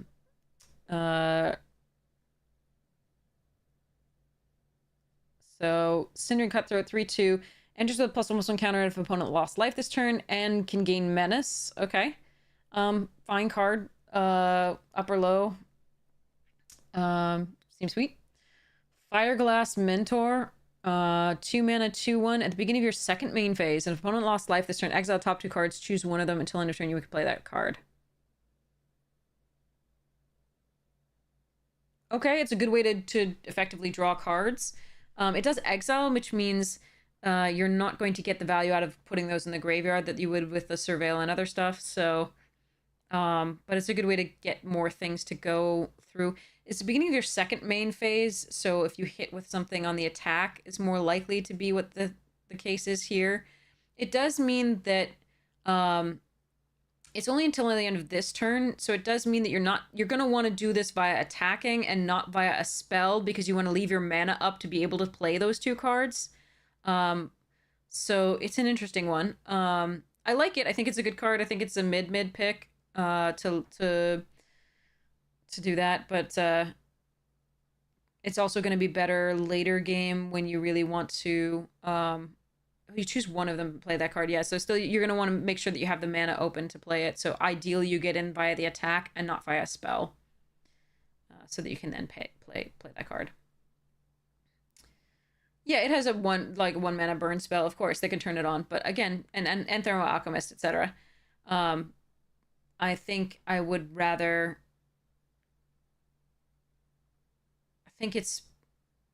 I would rather, of course, get in by the attack, and red has a bunch of things that have menace and so on and so forth, natively, as opposed to stuff. You could also Grixis it up, and these two combine pretty well.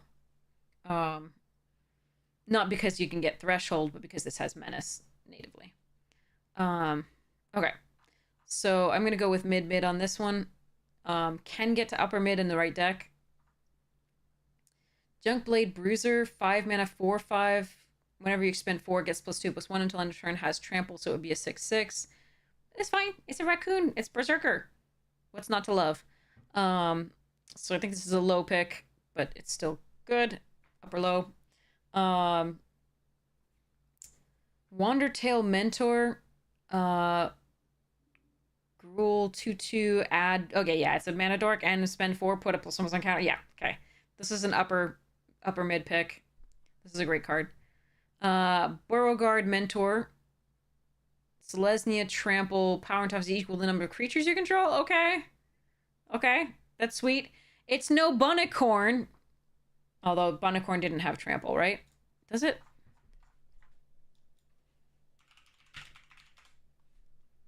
Yeah. But it got power and toughness equal to the non-land permanents. Haha. This card is great. This card is dumb. I love this card.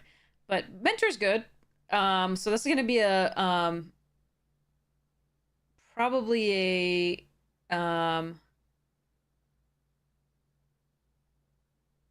think this is an upper mid pick as well. I think it's pretty good, especially like since there are so many 1/1 bunnies. So good. And like it goes wide very quickly. And then the offspring as well, making more.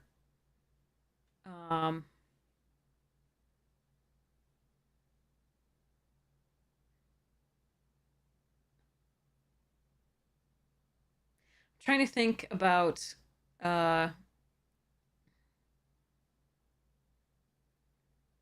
so what I've seen means that this card that we saw in red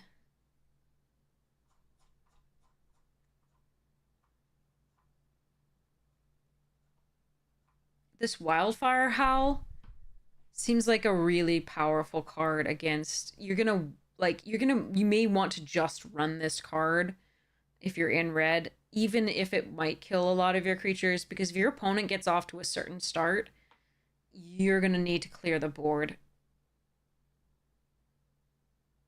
So I think this Wildfire Howl may make it into a lot of red decks that I wouldn't normally have put it in. But as an oh crap button, I think you might need it. Okay, back to this. So Beauregard Mentor, yeah. Head of the Homestead, 5 mana 3/2, but also creates 2 1/1. Nice. Okay. Yeah, this is a upper low to lower mid. Moonrise Cleric. I mean, just 3 bodies for 5 is really, really nice. And it's a valid creature type. And remember, we have the rabbit that gets better whenever multiple rabbits come into play. You draw a card. It's so good. So this one has a lot of synergies. Moonrise Cleric, 3 mana, 2/3. Whenever it attacks, you gain 1 life, so it triggers the bat stuff on its own. I like that. This is a good return for a 2/3 flyer anyway, overall. I like this card. I think this is a lower mid to upper low. Starseer Mentor, 5 mana, 3/5. Flying Vigilance Bat Warlock. At the beginning of your end step, if you gained or lost life, target opponent loses 3 life unless they sacrifice a non-land permanent or discard a card. Yeah, I mean, these combine so nicely. And the general Bat Warlock stuff, 3/5 flyer, still Flying Vigilance seems good here. I think this is a mid-mid pick.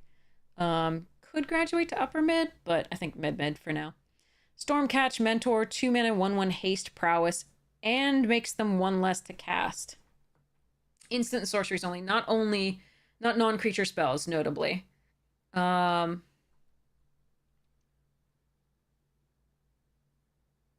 Seems sweet. So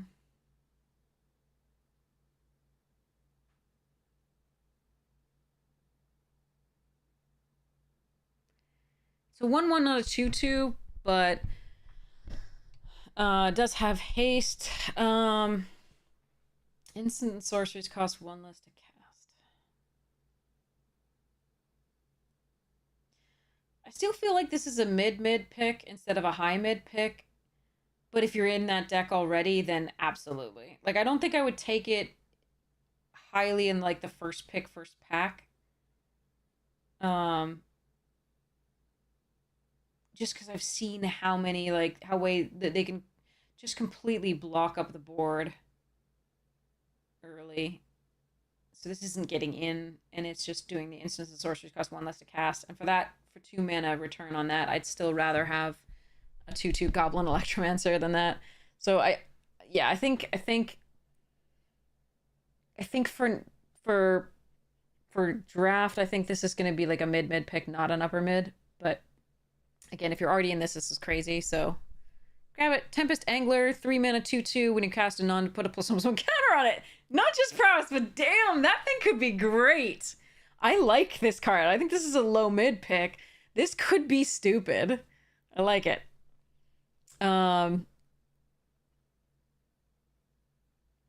Plus its art's cool. Corpseberry Cultivator. 3 mana, 2/3. Beginning of combat on your turn, you may forage. Okay. Whenever you forage, put a +1/+1 counter on it. Okay, that's fine. I think it's an upper low pick, but like not that. Okay. It's fine. Vine Reap Mentor, 2 mana, 3/2. Whenever it enters or dies, create a food token. That's a good card to have on 2 for the squirrel deck. Really good. I'm gonna go for mid, but it will be upper mid or even a higher pick if you're already in squirrels. It just really enables everything you want to do with squirrels, but unless you go into the squirrels deck, I think it's not good enough. I mean, it's a 3/2 for 2 with a food token. And aren't you going into this if you're going to green black? I don't know. I think it's a mid for now. Seedglaive Mentor, 3 mana, 3/2, Vigilance Haste. That's sick. And Valiant. Put a +1/+. Okay, this card is dumb. This is an upper mid pick. Could even be a low end of high, actually. This one does everything you want. That's good. Yeah, that's good. Veteran Guard Mouse, 4 mana, 3/4. When it comes to the target of spell or ability, you control this +1/+1 and gains first strike until end of turn. Okay. And scry 1. Nice. All right. Upper end of low. Seems good. Or low end of mid. Lily Splash Mentor, 4 mana for a 4/4 frog reach. Nice. And then you can also flicker with a +1/+1 counter on it. At sorcery speed only, but still really good. There's so much stuff for that. This is an upper end of mid. I really like that card. Pawn Prophet, 2 mana, 1/1, enters draw card. Okay, again, that's a nice one to flicker. So this is the elf. I mean, it has a relevant frog type, relevant creature type. So again, this is going to be the, is it Soothsayer? Is that what it was? No, it's something else. Whatever anyway, the one that draws you a card. There's an elf. This 1 and a green draws you a card when it enters the battlefield. This is a similar idea. And it's a frog, and it does synergize with the blue-green stuffs. Elvish Visionary, thank you. That's what it is. Yeah, so this is a fine card. It's a low pick, but still very good in synergizing with all the other stuffs. Bark Form Harvester, 3 mana, 2/3, Shapeshifter, Changeling, every creature type, so it can be a squirrel, which sort of looks like what it is, but it's also all the other things. Reach for 2/3 for 3, 2, put target card from your graveyard on the bottom of your library. This is actually going to be kind of useful in the decks that threaten to mill themselves or surveil themselves out. So there are use cases I can see for this. It's also a creature of every type, so it can go in with the typal synergies and kindred synergy stuff. So it's good. It's better than it seems in a lot of ways. So I'm gonna go with low pick here, but still, like, it's useful in ways that it doesn't, not really immediately apparent. There are a lot of artifact and enchantment based removal, so it's worth keeping that in mind. But it does stop the early flyers potentially if you really need it. Like, this is going to be like a, it's going to be like a 23rd, 22nd pick sometimes, but it might prove useful if you have very little other reach, etc. And or if you're really worried about milling yourself out. Or if you just really need another frog or squirrel or thing. So, Bumbleflower's Share Pot, 2 mana, enters the battlefield, create a food token, 5 and sacrifice it, destroy target non-land permanent, activate only as a sorcery. So it's one of those, put an artifact on the battlefield early and then kill something later. Again, if you don't have a lot of removal, this is going to be a really good one. It also gives a food, so that's useful for the squirrel decks. It's useful for just, like, gaining life. It's also a token for the rabbit stuff, synergies, and, like, the green synergies that require a token. So yeah, this is going to go in some decks. It's a low pick, but it's still going to go and it'd be useful in a bunch of things. So, Fountainport Bell. 1 mana, when it enters, you may search your library for a basic land card, reveal it, then shuffle and put that card on top. Okay, and you can sacrifice a draw card. I actually like this card. Huh. So it's a way to get a land card, fix your mana. It's something you can put in a deck that makes certain hands keepable that wouldn't be otherwise. It puts something in your graveyard to forage for. To forage with, rather. Once you sacrifice it to draw a card. Like, it's a decent card. It's not awful. Like, it really isn't. So, okay. Sorry if you can hear my stomach. It's crumbling. Determined to get through this, though. Okay. Before I eat. So yes, search library for basic land card, put that on top, draw a card. This is a fine card. Like, it's a low pick, but it's unless you need fixing, in which case it's a good card. I haven't seen anything that mills your opponent. So that's good for, not losing the card that you put on top, which is nice. Okay. Heirloom Epic, 1 mana, 4, tap, draw a card. Yes, Abadia. How dare I?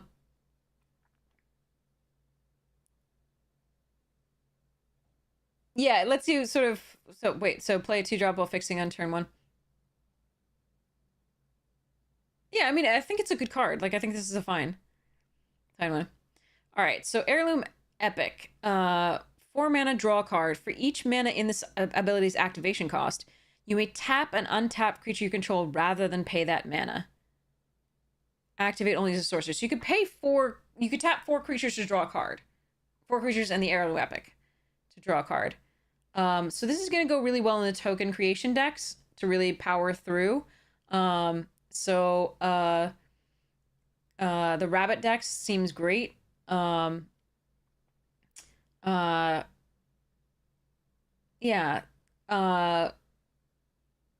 I don't think it's a super high pick. I think it's like a low mid pick, but it seems decent for those types of decks.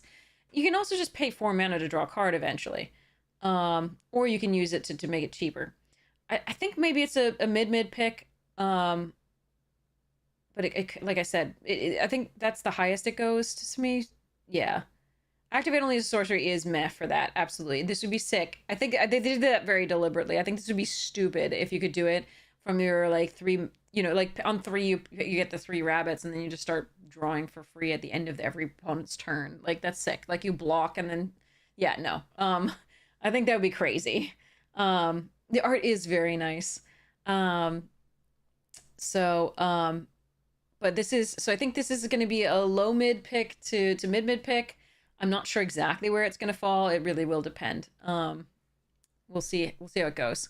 It is a card spent for this. It doesn't produce a token or anything like that. So there are some uses for that, I think. But yeah. Patchwork Banner, 3 mana. As it enters, choose a creature type. Creatures you don't. Okay, so it's not only a ramper at 3, because it's 1 mana of any color and a fixer, but it also is a lovely +1 effect across the board that I'm blanking on exactly what I call that right now in this moment. An anthem effect. Thank you. That's thank you, brain. I really appreciate you finally found that. Yeah, Mad Wobbler anthem. Yeah. But yes. So it's an anthem effect, and that I like this card because there's so many times where creature types matter here. If you need fixing, you're gonna want this for bigger decks. I think the green deck could probably use this, especially if you wanted to splash other things. But an additional value will be for your smaller decks where it has the anthem on it. This is one of the reasons you're going to want to run Artifact and Enchantment Destruction, is that like an anthem effect is very powerful and running Artifact Destruction for it is good. So we did see destroy up to 2 target artifacts with the thing. I don't know that it's going to be really main deckable. That the second one of those, the enchantment one, yes, because it also deals with flyers that green has a hard time dealing with. But I don't know about and it makes food for the squirrel deck and draws a card. But this one, this is something that I would target with removal, definitely. So it seems good. I think it's a mid pick. But yeah, short bow, 2 mana, +1/+1, and vigilance and reach for 1. Not bad. Okay. I actually think that that's going to be really good for green, because again, green just needs stuff for the flyers. And Vigilant is nice for green as well, because when it attacks with the big things, it's a little bit worried about being attacked back en masse and for crazy stuff. So Vigilance is nice for that. But it can go basically in a lot of stuff. Like I like it with the flyers as well, because pumping flyers is always going to be nice. Yeah, seems good. Well, remember this deck has the 6 mana one, but it doesn't have a lot of other reach other than the 2/4 that we saw. That's the squirrel one. Doesn't have a ton of reach. It's got 1 frog for 1/2, but that's not going to last too long against the the bigger blue and white flyers. So I don't know. I just like having some more reassurance against that. And equips triggering Valiant is very important. Yeah. So equipped says attached to target creature. That is a spell or ability. So notably, that's going to trigger the Valiant on the creatures that you control. And only 1 mana, which is a really nice thing. Remember, it's only as a sorcery. Just remember that. Can't equip at instant speed. You can attach at instant speed, but it's not equipped. Okay. So Starforged Sword. 4 mana, gift a tapped fish. When it enters, if the gift was promised, attach it to target creature you control. So you pay 4 mana to give something +2/+3 and loses flying. So then you can start putting counters on it. Sorry. Or you can pay 7 mana, right? And pay the 4, pay the 3 to equip. So +2/+3 and loses flying. Now, you can only equip things to things you control. That's always worth remembering. Otherwise, this would have an additional piece of utility in that you can make something that would otherwise block your flyers, unable to block your flyers, if it had flying. But this is equipped only to stuff you control. Equipment is always that way.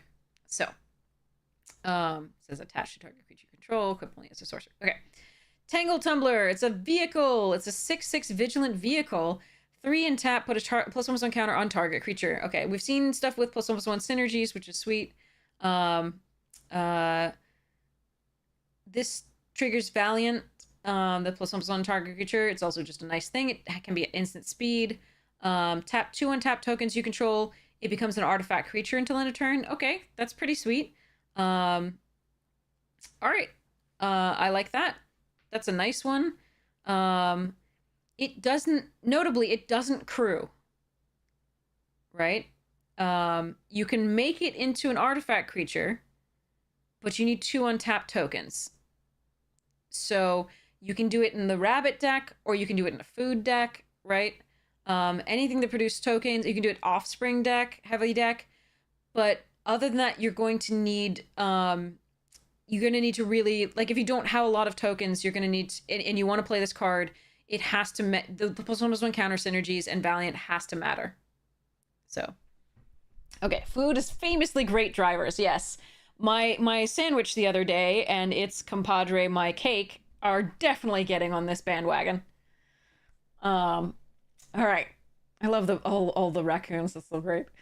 3-tree mascot, 2 mana for a 2/1 changeling. Again, all types. That does matter here, right? 1, you can filter, add 1 mana of any color, and activate only once each turn. So it does filter. So if you're going to be splashing cards, this is a fine card to put in. Again, it has all creature types, so that is relevant for the Anthem effects here, as well as other things that we have that say, do frogs and do this, and for every frog in play, it gets, it costs 1 less, etc. So, it's only once per turn. You can't filter like many times for that dragon stuff you're talking about. These filters have been fine. Some of them at times they're really necessary. So we've seen the 1/3 from MKM, the 1/3 artifact that filtered, that like when it went to the graveyard, you could pay 2 and exile it and a card from the opponent's graveyard. And then there was also the 2/1 from Woe that filtered like this, and sometimes it was just really useful. That one had reach though.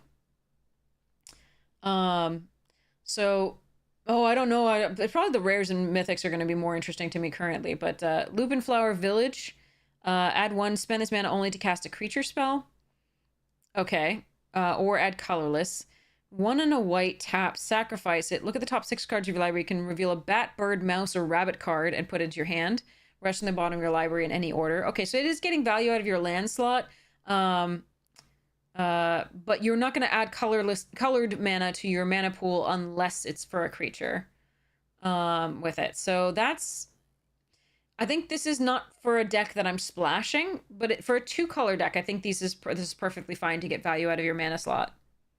Okay, Lilypad Village. Blue again, spend only to cast this creature spell. Surveil 2. Only if this entered the battlefield. So you don't have to sacrifice it for it, but you can surveil, but only if this happens. So this seems okay. This seems more painful. So it's good in a blue-green deck. I don't think I like it in the blue-red deck.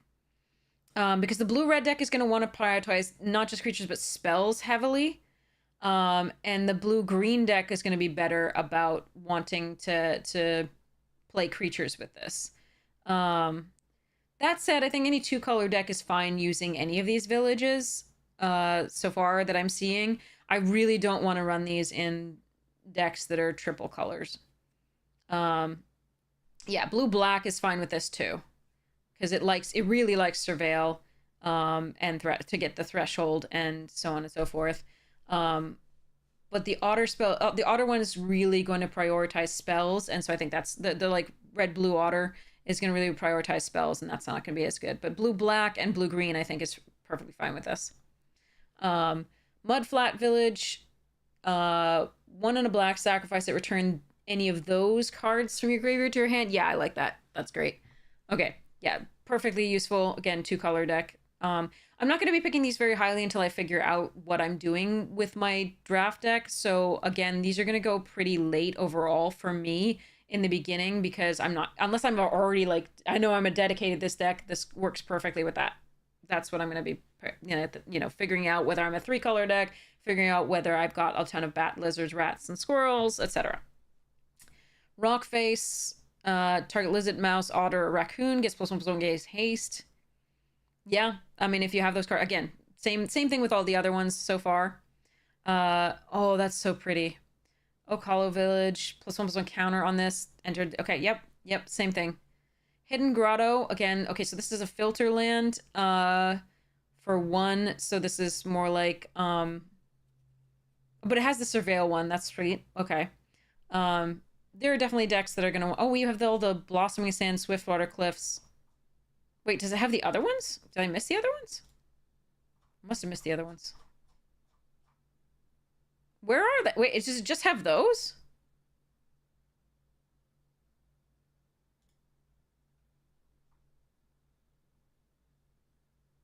Does it literally just have these two? And not the others of the 10? Blossoming Sands of Swiftwater Cliffs, but not the others?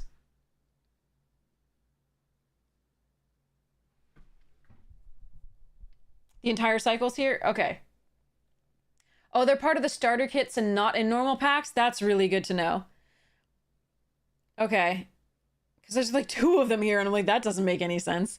All right, Hidden Grotto is fine for like, if you get the Surveil and then it can filter. If you're desperate, it's good for a splash. The Surveil is also nice in that those blue-black decks and stuffs. And sometimes the Is It one. Uncharted Haven, again, tapped, choose a color. It's fine for, again, stuff that's really going to need fixing. And maybe fine for 1 in general, just in a 2-color deck. Just you want to make sure that you get your opening colors, both colors in opening hand. It can help. But it does enter tap, so there is a cost. That is gorgeous, though, that artwork. Nice. Wow, okay. Adam Paquette doing some crazy stuffs there.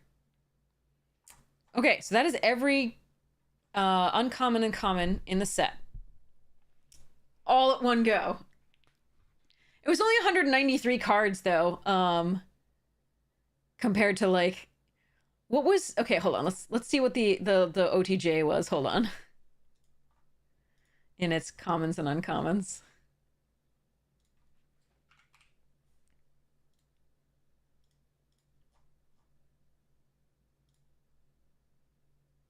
Oh, okay, it was roughly the same. Whew, but we made it. We made it through. Okay, so either later tonight or tomorrow, we're going to do the rares and mythics. These are the ones... The reason I do the commons and uncommons first, though, is that these are the ones that you're going to see most frequently in your draft. Or at least it used to be that way. With play boosters, you might have the same number of rares and mythics as you have uncommons. Who knows? Okay, sorry. I'm not bitter at all. But yes, so, okay, we made it through those. That's sweet. Let's play a game of Cube. Let's play a game of Cube and let's Emmy some more people, shall we? Okay, I have no more water. All right, let me go get water. 5 hours later, exactly. Ah, God. We made it through all of them, though, in one go, and my voice is starting to go, but not too much. Does this count the big score? Yeah, I think it does. Wait, no, I don't think it does, Dr. J. I don't think it does. Let me go get water, and then we'll play more Cube, and try to Emmy people out. Oh, God. I have legs.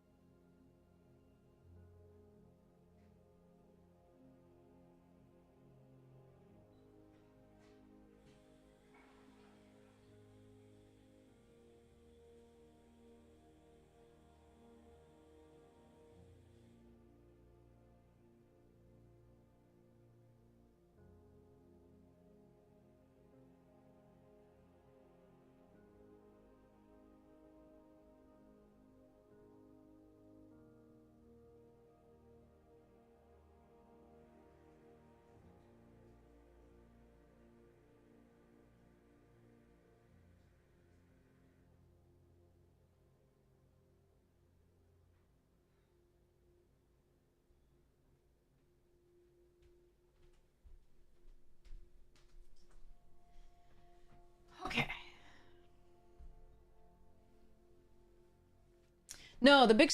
I mean, I think you're talking about the prosperity ones. Big score was only rares and mythics, but the prosperity ones were commons and uncommons, right? Prosperity post. So those were like, you know, Journey to Nowhere and so on and so forth. Those were uncommons as well. And I don't think that included them. I think you had to use those special.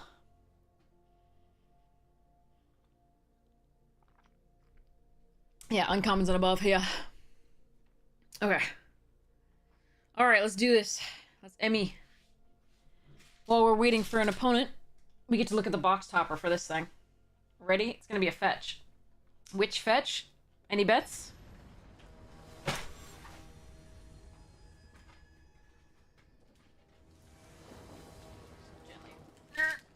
Okay. Any bets?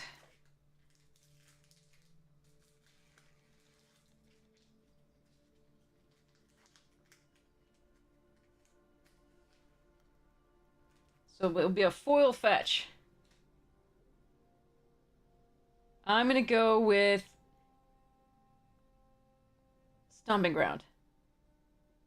Not fetch. Shock, sorry. Nope. Steam Vents! Sweet. Steam Vents! Sorry, shock, not a fetch. I literally not a day. Okay. Alright, here we go. So, Spar's headquarters. Hello!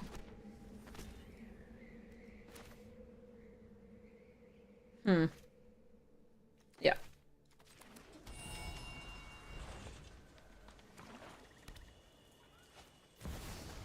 Bitter Blossom.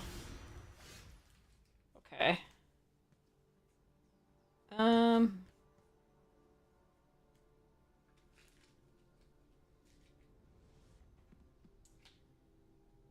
Let's see. I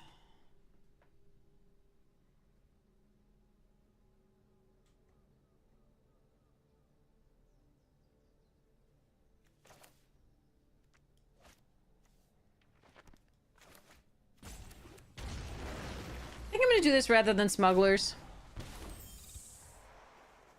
Into the Rona. Like, I think this is better for now. Get the tap lands into play because we have so many of them. Reacher, that's a problem.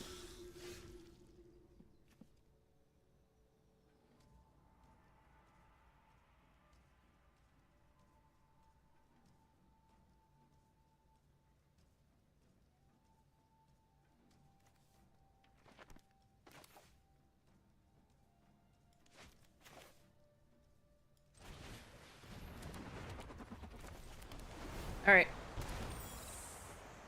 It's a really good start.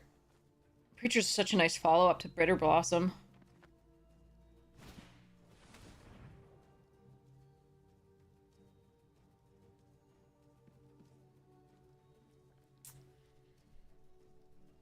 Unless they have Reanimate, we don't really mind what they take here.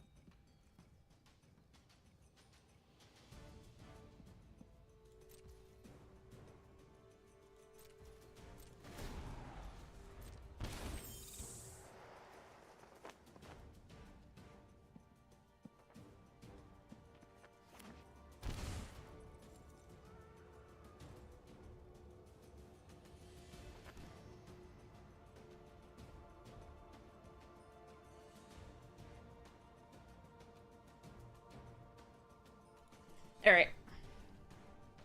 It's gonna be hard to win this one.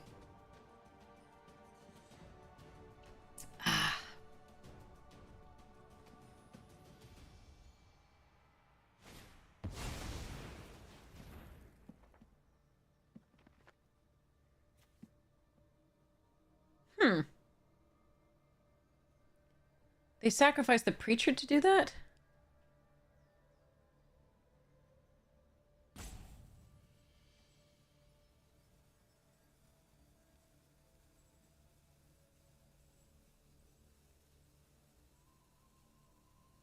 Keep copter or larcenist?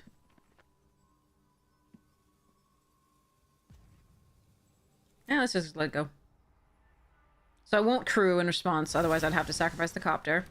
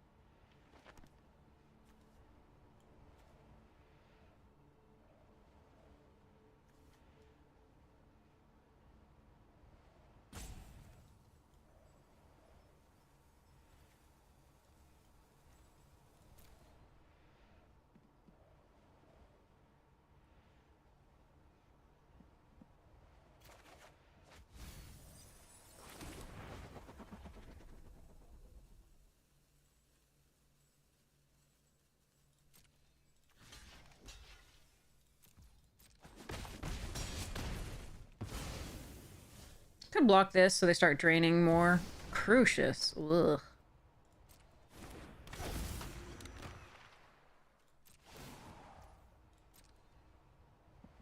The flyers worry me more right now.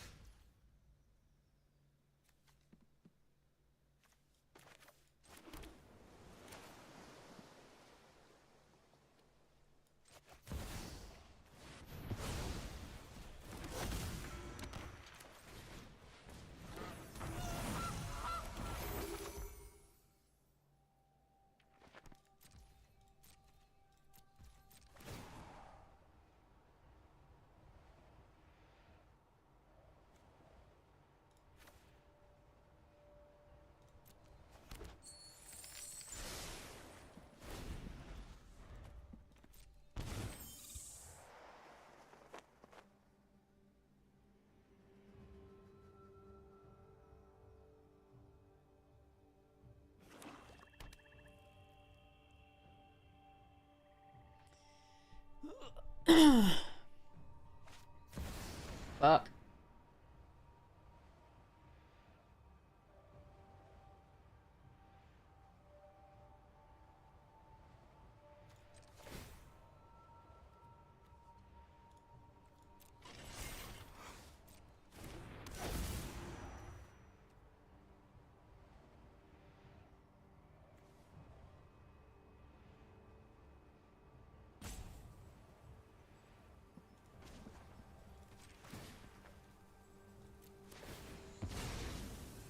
Should have done this in response to that, not when it resolved.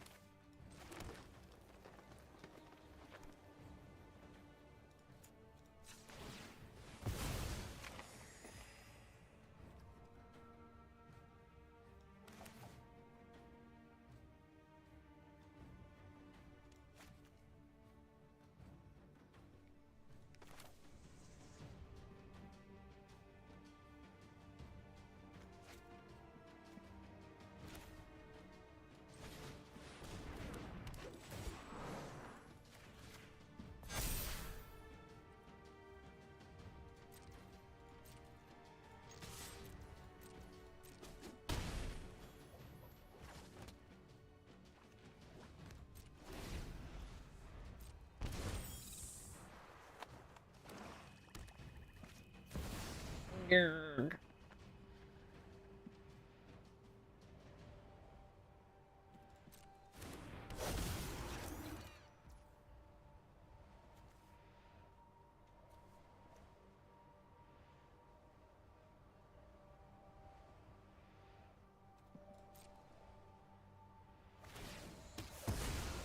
Annoying.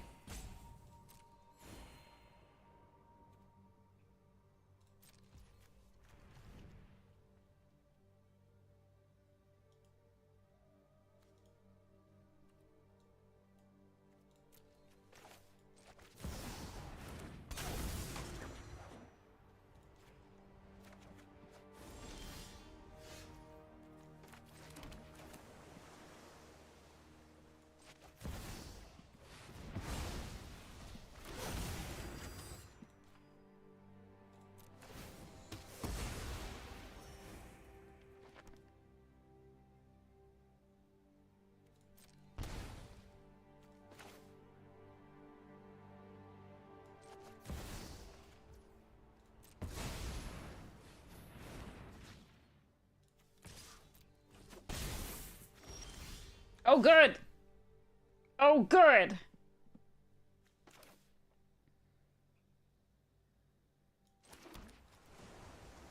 Llama, llama, llama, llama. Ding dong.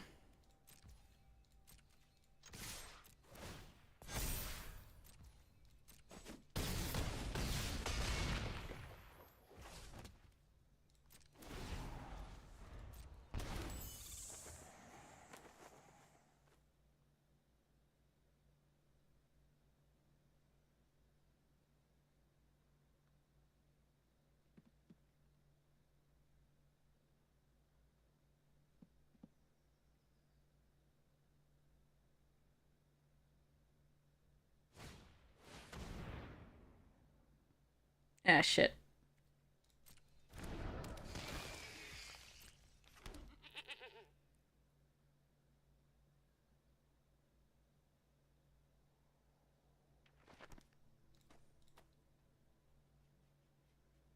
No, they got Woe Strider. They gain life.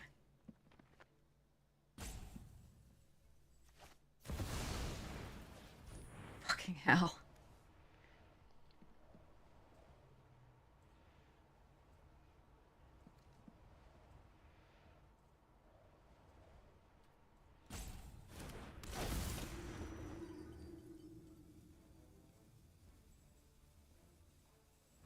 They can't use Yawgmoth yet, so that's good. Wait, it's when a creature opponent dies, they gain one? Okay.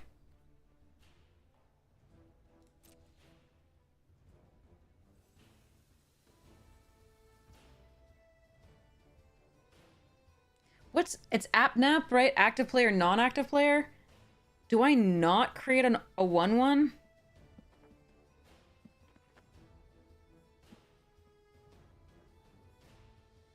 I don't think I'm supposed to create a 1/1.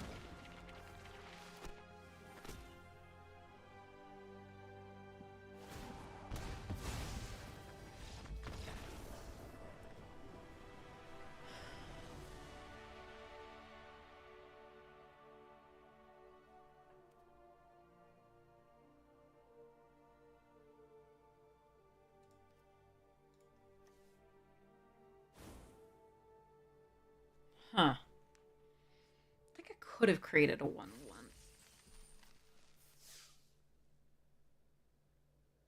Because I have to pay the 1 life to sacrifice that to kill my thing anyway. I think I could have created a 1/1 if I wanted, but I don't think it was necessary. Whew. Yeah, Yogg would have killed him. I think I could have. Because they have to pay the 1 life in order to do that. And that's going to resolve before the creature dies. And therefore, Abnap wouldn't matter.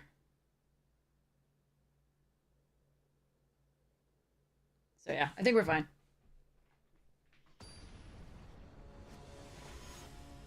There was no need to.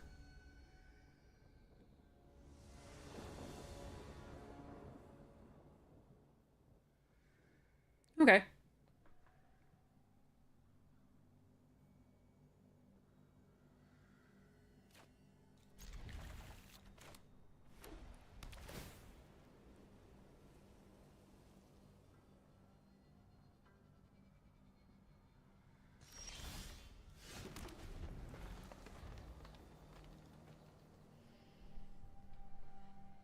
Still sad about the double Sorens. I'll be still salty about the double Sorens forever.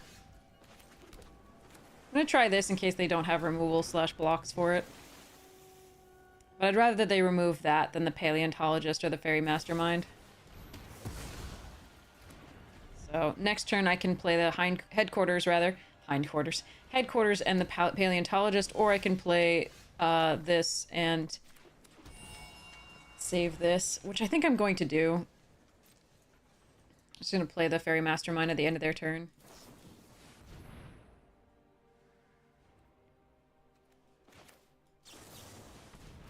For now.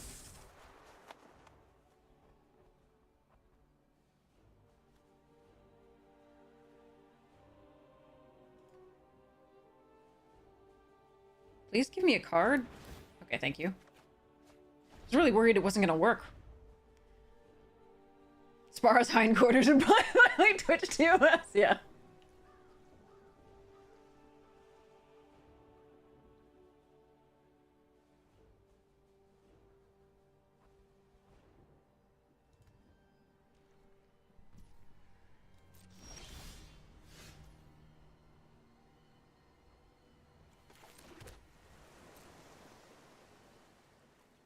Yeah.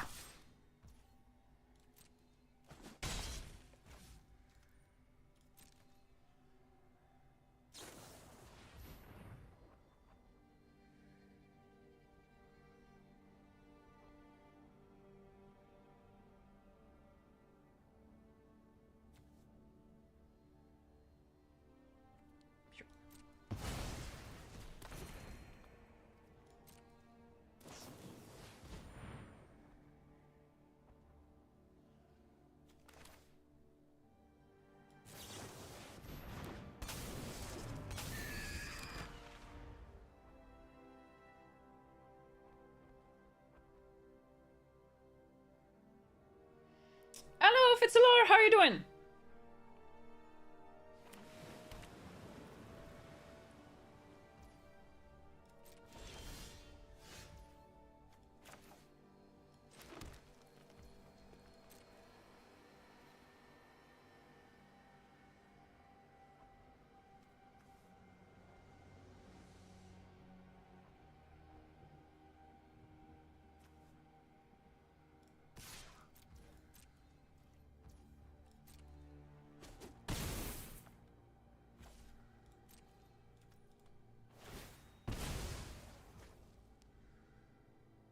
Oh, Fitzalor. Fitzy? Fitzy? I'm so sorry.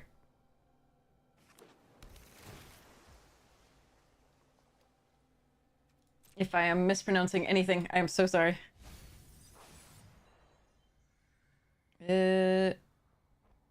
Last to end of turn. Okay.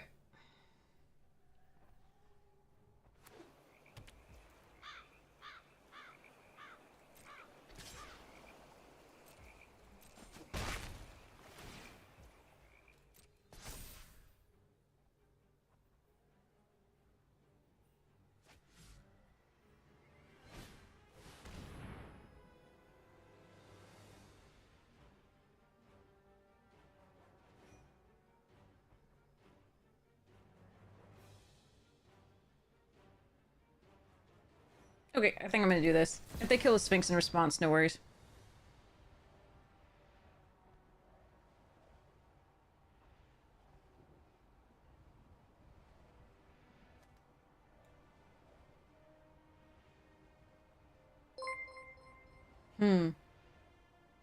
You bring me friends, Amazonian. We did a 60 card deck with a trophy because of you.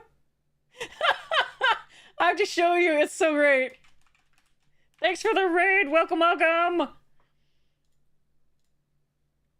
Okay, I have to figure out what I'm doing here. Muldrifter.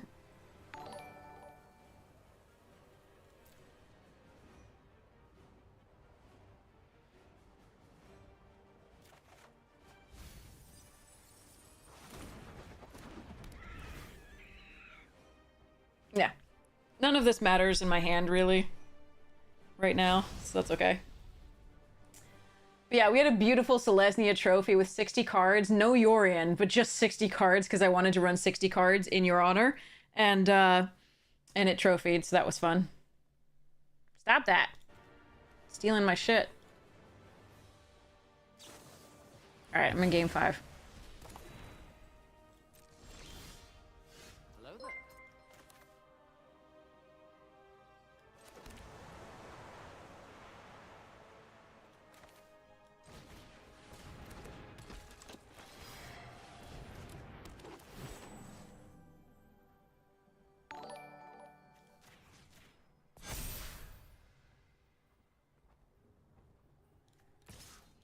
Hello there. Alright. The whole point of this deck is to Emrakul somebody. Unfortunately, she's been a little shy.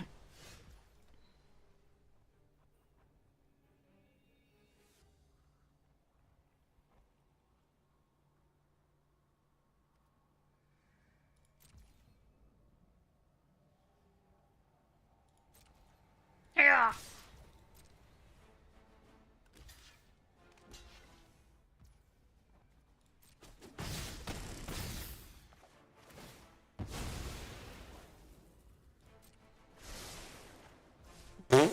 Unexciting.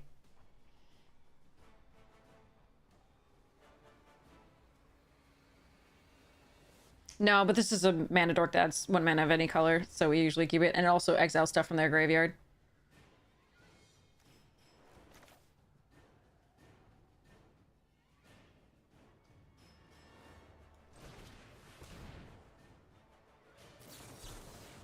Absolutely.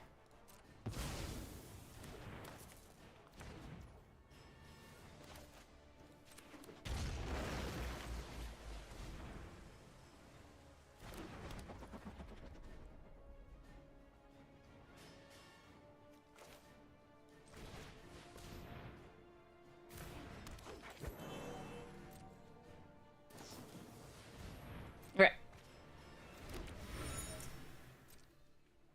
Oh, thank you so much for the subscription. I'm Steve Fiona. Thank you so much. You're the best. Hi, friendo. For those of you who are just joining, the bonjour tout le monde there that you heard it means hello, everyone, but it literally translates to hello all the world, and it is it's my grandmother. It's my grandmother's voice on the golden record of Voyager. It's what the scientists sent out to do older things. It makes me so happy. So it is wondrous. All right, it makes me very, very happy. All right, so that's why I put it as my alert. Sorry for the thing. Okay, so this one is so it's settle the wreckage here.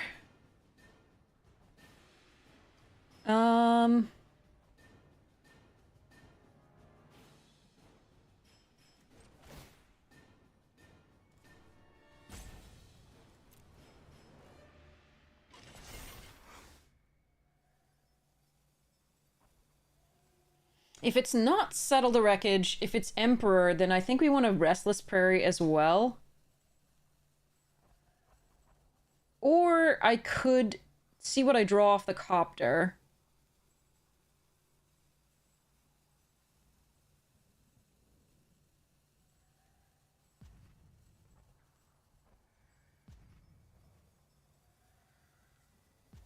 I think we're just gonna see what we go here.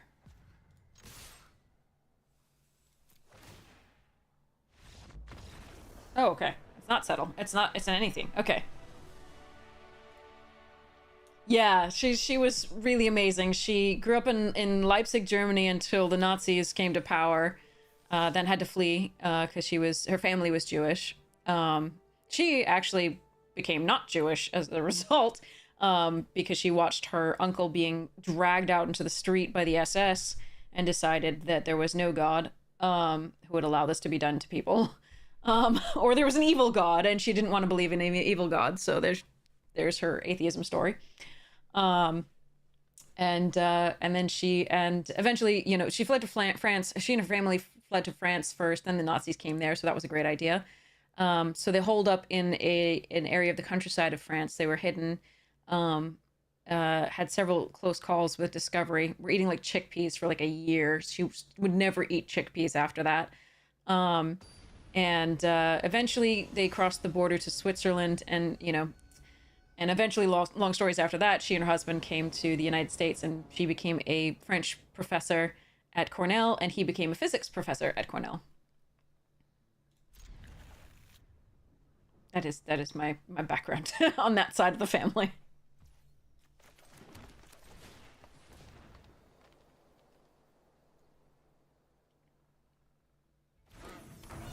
Goose is loose.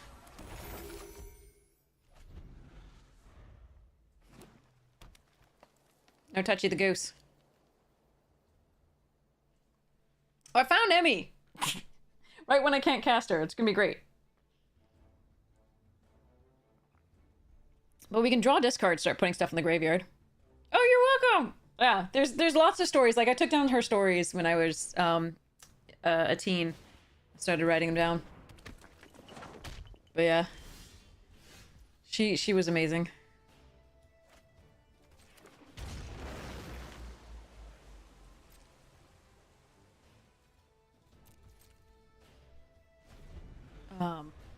I miss her. She was awesome, but I get to hear her voice now, so it's sweet.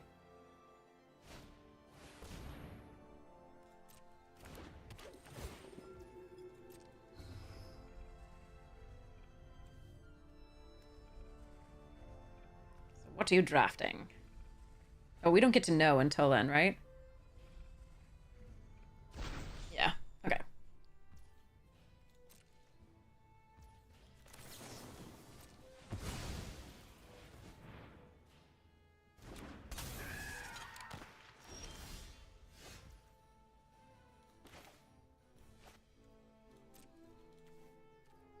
Hello? Oh, yes. There you go.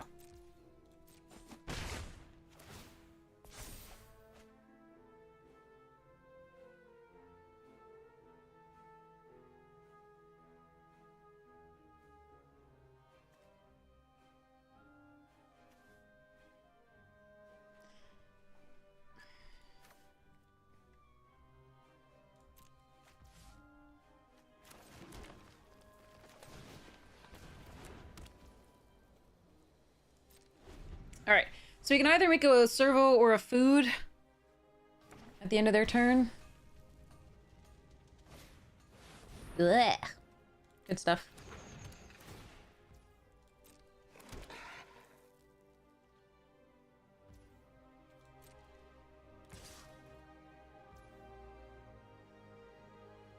Yeah, I think it's a food. Need to get this Bonnie out ASAP.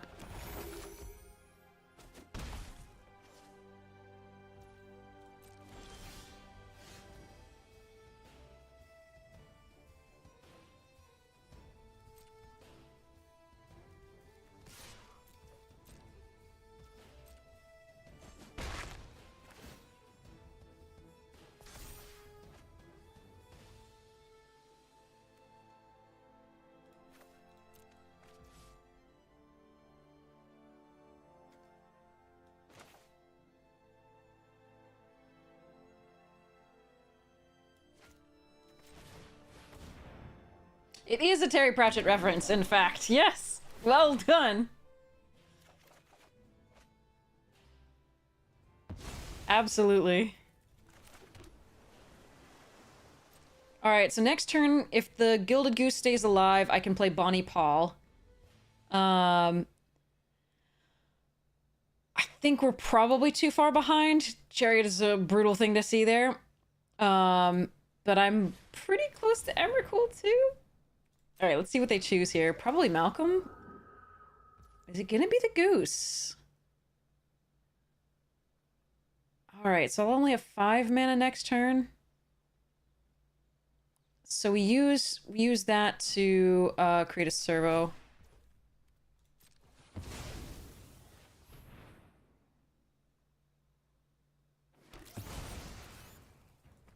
Interesting.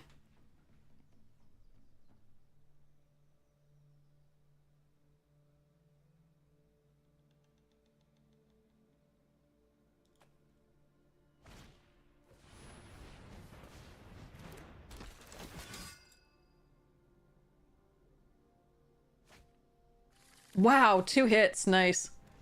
Wait, okay, yeah, red. Okay.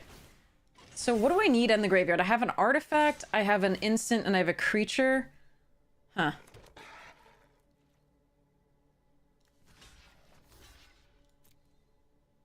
Just gonna preserve life total for this.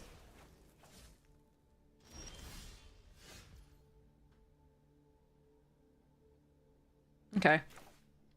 Well, let's see what we get with alluring.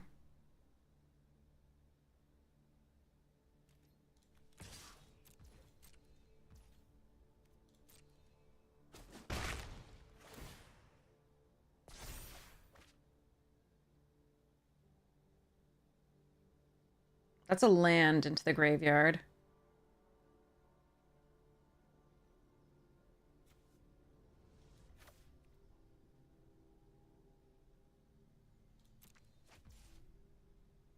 We have to survive the turn, yeah. That is a huge ask right now.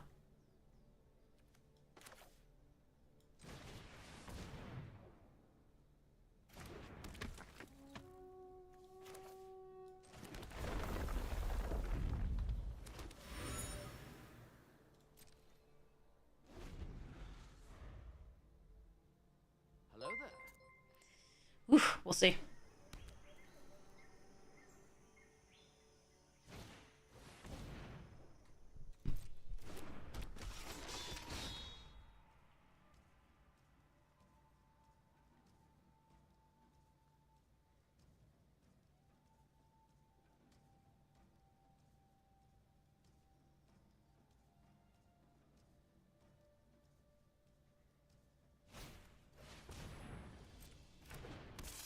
I'm not even sure I can win with Emmy is the problem. Unless they have a Wrath.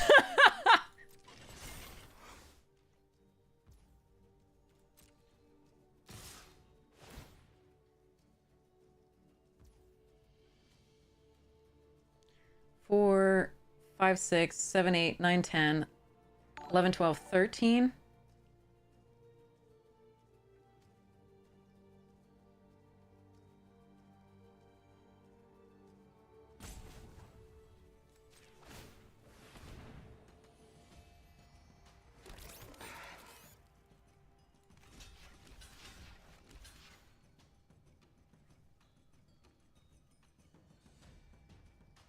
If this is, frickin' Embercleave, I'm gonna throw a fit.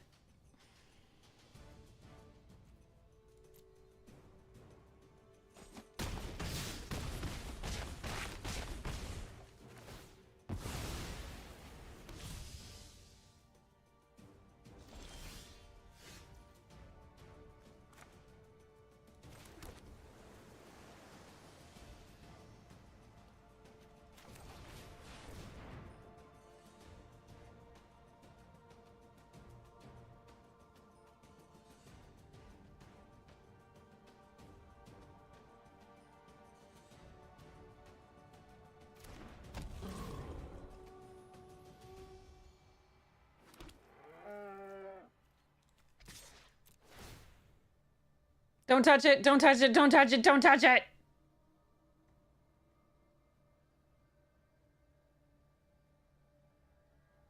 I want to cast this for free.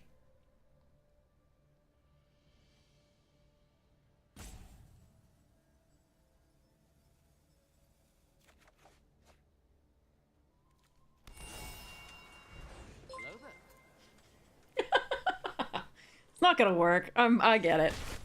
Oh, wait, what?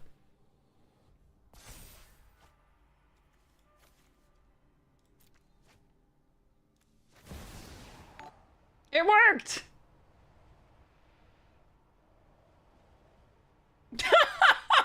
I'm probably just... What if they have like a 3 damage spell that they've just been doing this entire time?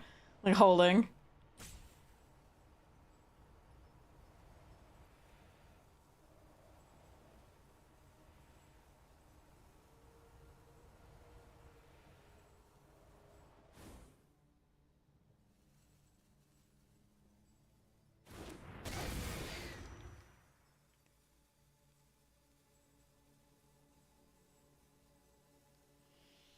Oh well, I got to play it. I got to play it off Malcolm. That was so sweet.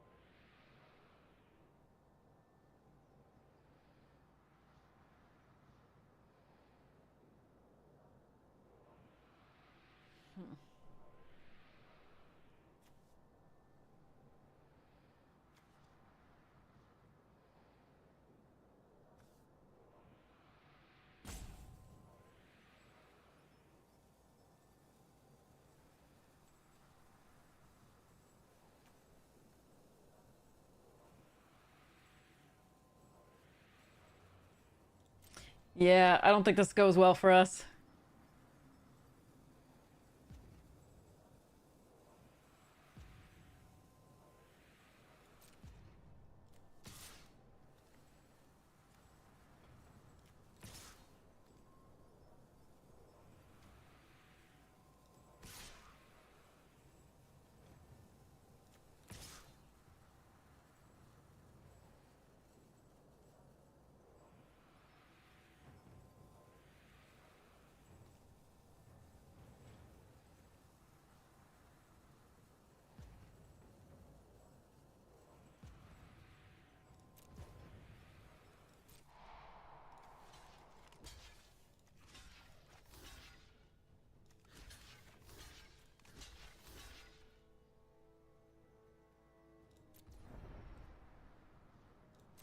Yeah, nothing I could do.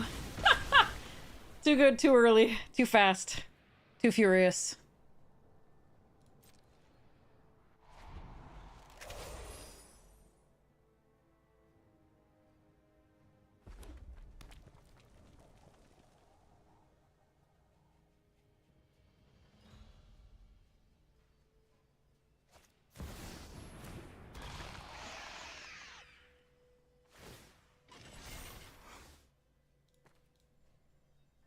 But I got to play Emrakul, so that was super sweet.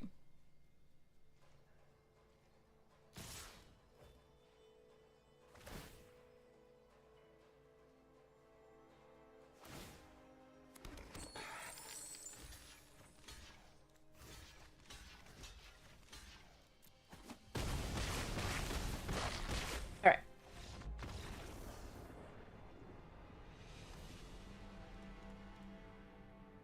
Yeah, too fast, too furious, too much for my little Emmy deck.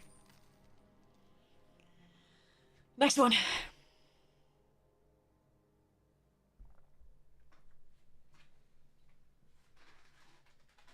Ugh, more food required.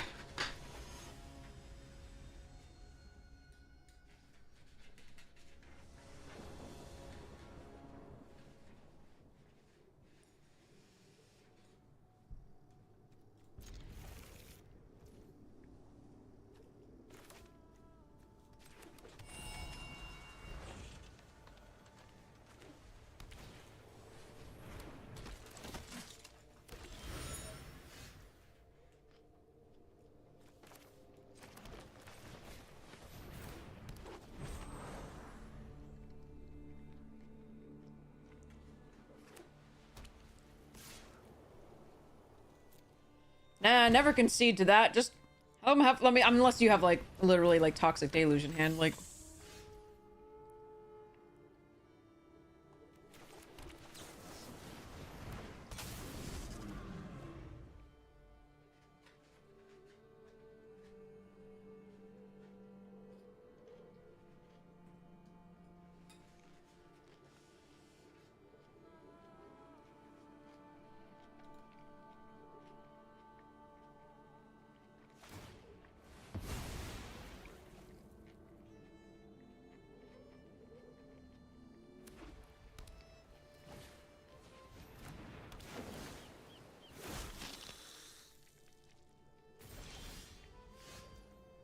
Gargles!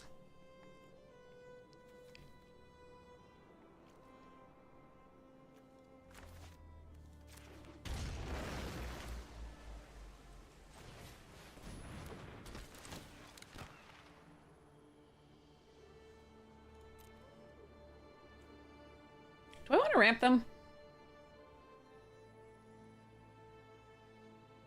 Meh.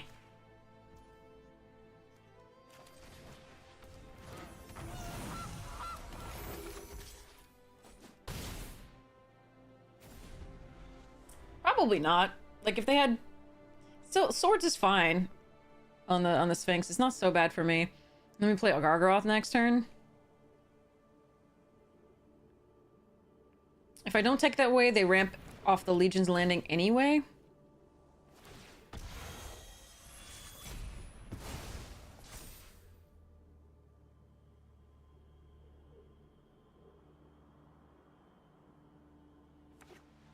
And they had to use that on that. That's fine.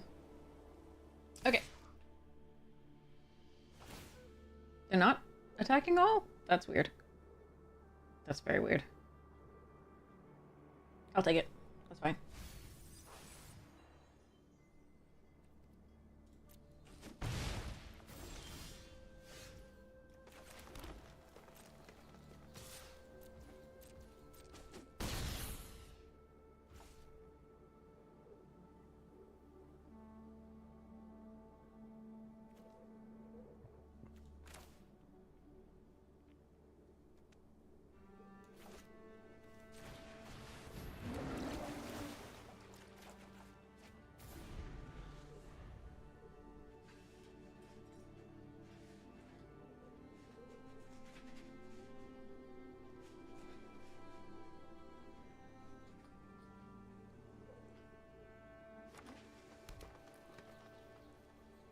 Oh, they're two colors. That explains a lot.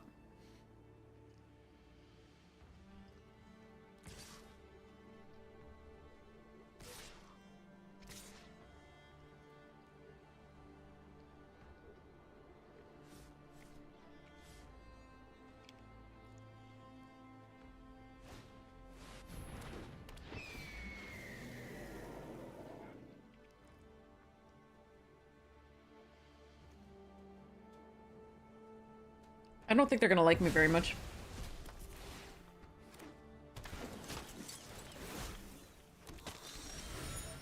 I don't think I like me very much right now.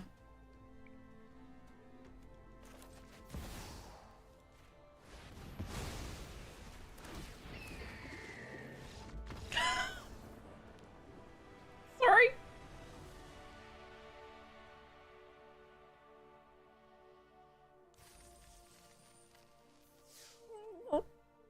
Okay.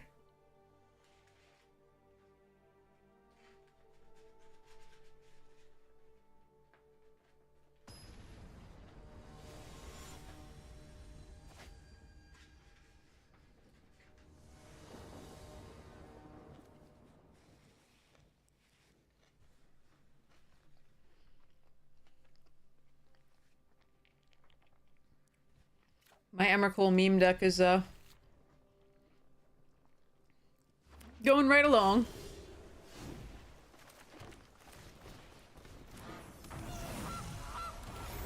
Cut Null Drifter from Zinnia.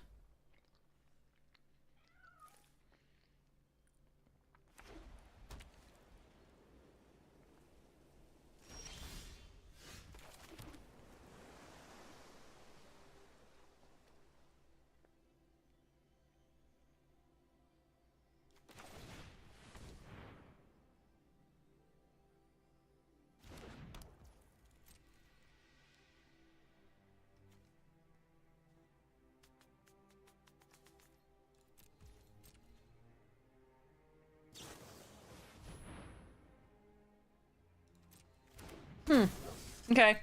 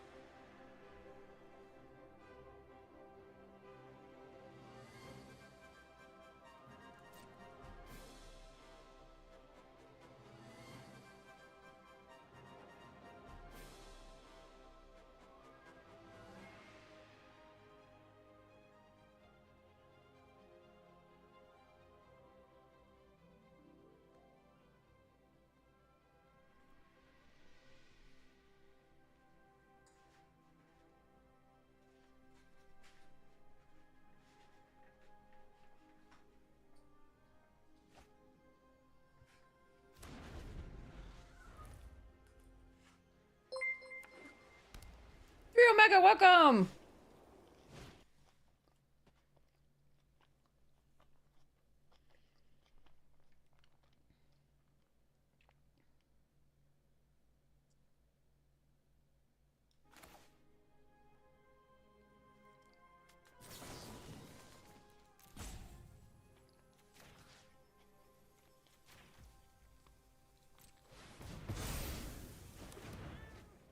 So they can kill this now, unfortunately. But I don't think I can let that resolve with Filio on the battlefield.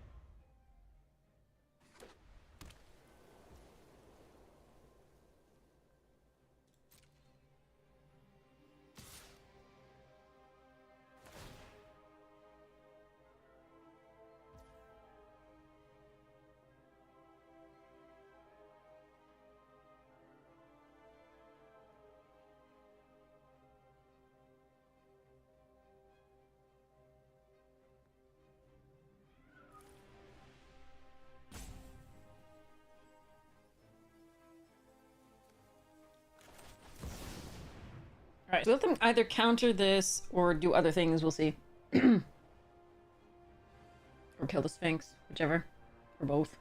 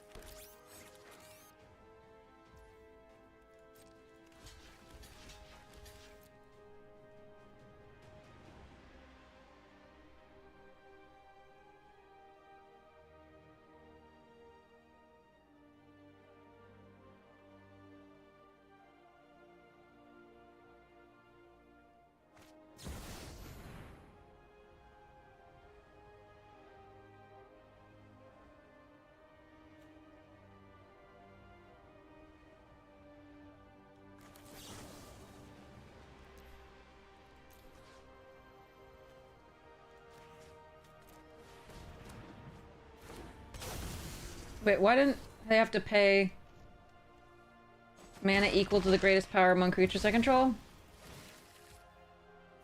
Can she not be countered?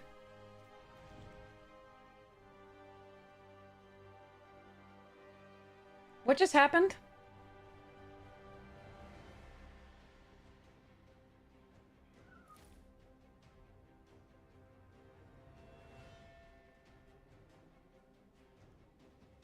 Chat, what happened?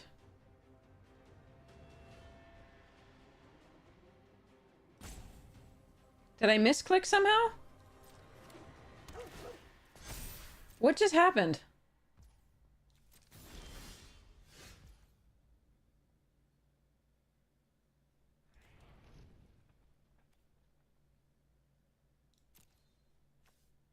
I targeted this. Like I targeted the... I thought I targeted the Avacyn. The X was 0, but then counter up to... And I targeted this. And then I thought I targeted the Avacyn. What the hell happened?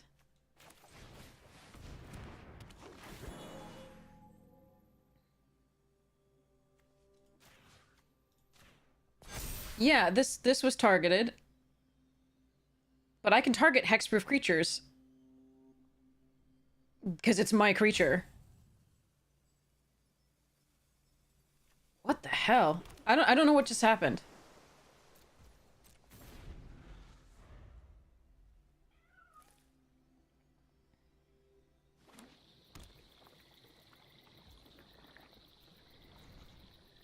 I control this anyway. It doesn't matter whether it had hexproof or not. Like, maybe I misclicked and didn't target Avacyn. That was so bad. That's like that's the entire game.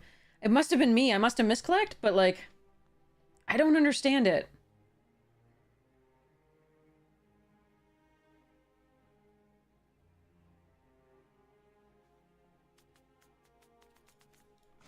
I must have misclicked. It must be on me. I don't know what was going on there.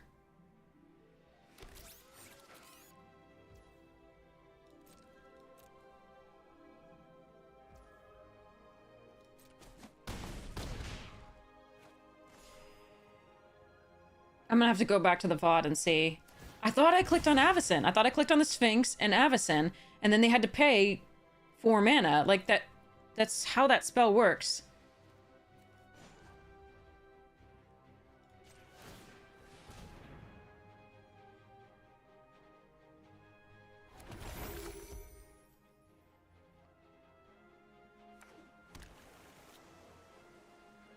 Because you can put 0 counters and then target unless they pay equal to the biggest mana cost. Greatest power, sorry. They had to pay 5 at the time.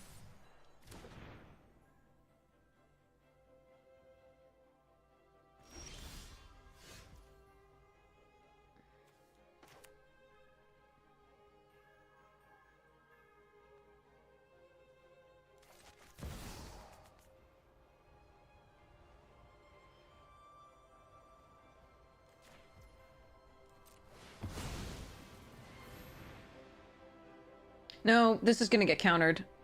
They have 5 cards in hand.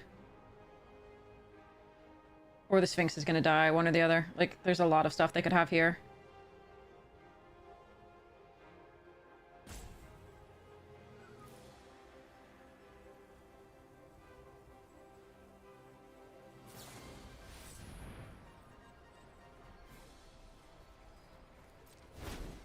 Yeah.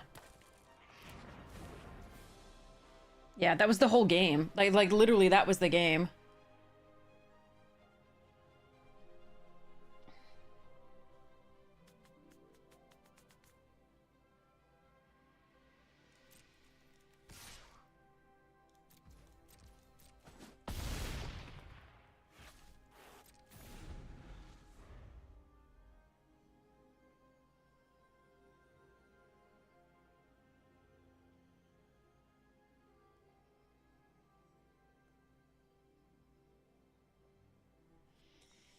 I want to go back and look. That was a mess.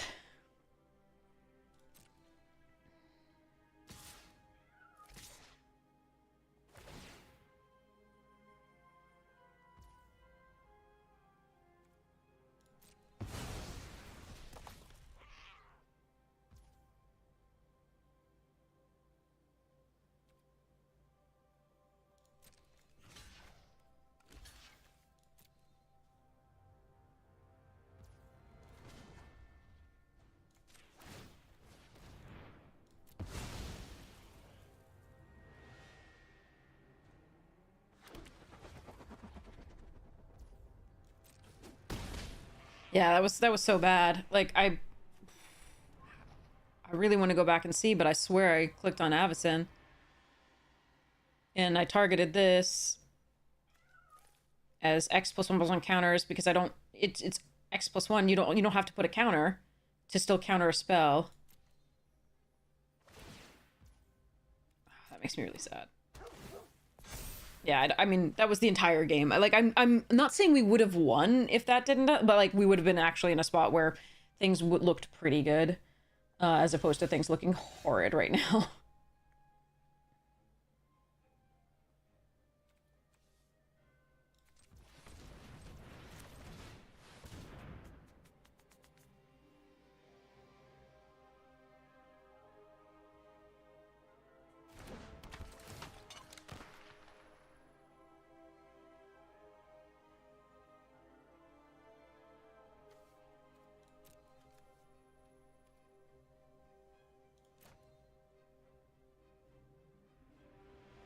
Wait, this is charges. I chose for me 0. Now I want to target. Oh my god! All right, I give up. I clicked for me no target, but I think it had delayed the click and then clicked again. I thought it was clicking again, but it was oh god. This arena's not doing well. I think I need to restart. There was a delay on it, and I was like, click for the okay. That sucked. Now I want to go look at the VOD though. Hold on, give me a second. Because the VOD will be on YouTube. Your channel.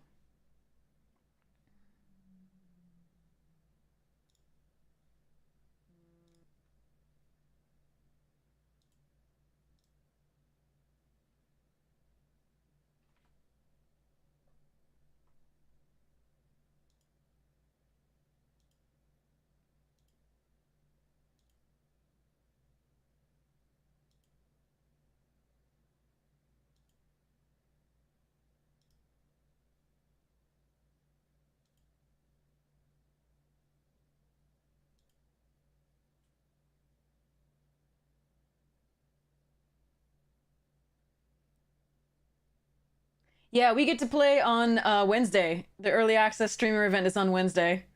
All right, let me see what happens here. So I make a Foundry token.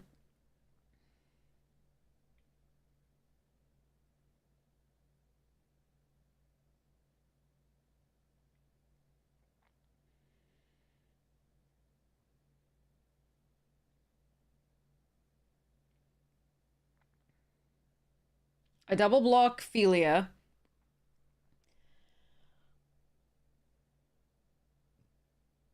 I scratch my head, like you do.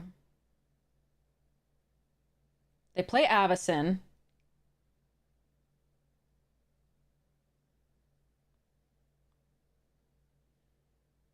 I repulsive mutation.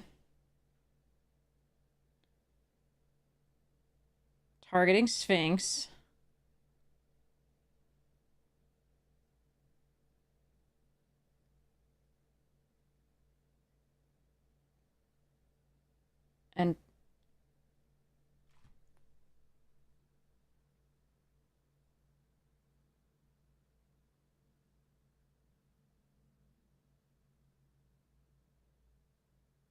And then it just goes away.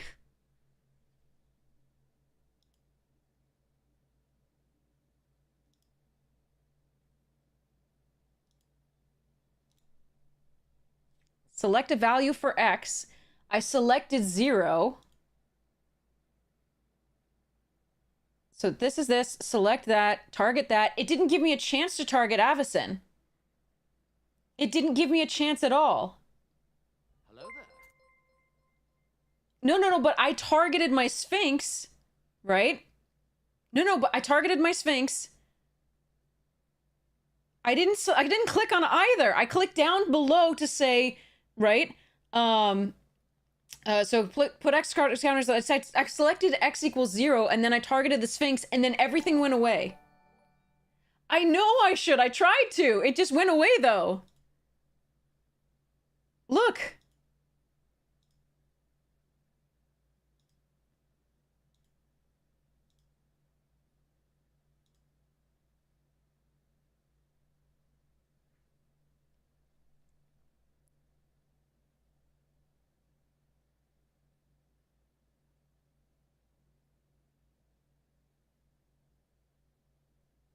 I can't x equals 1. I don't have another mana. I have to do this. So x equals 0 should work.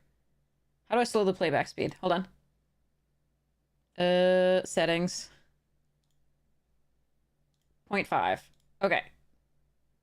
Play.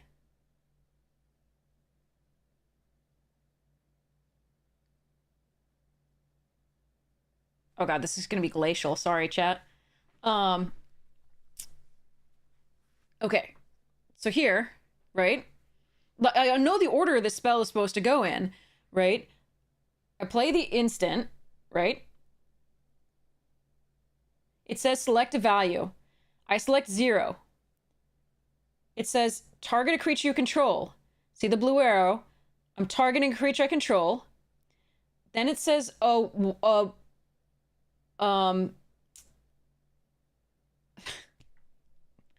the orange arrow, I don't click on anything down here. I just get the orange arrow and I'm going to try and go and click on Avacyn, but it disappears before I can. It goes right to the graveyard. Did I time out?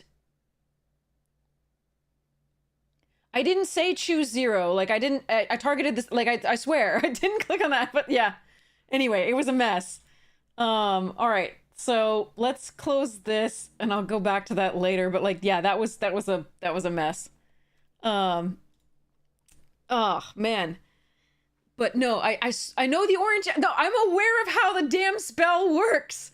I wanted to come back up to click on Avacyn on the thing, but I didn't click on anything and it just went away. I didn't click on the like choose up to 1 target spell, choose 0. I did not do that. All I did was I was dragging the mouse, gonna go drag the mouse back up with the orange arrow to click on Avacyn, but it never gave me the chance.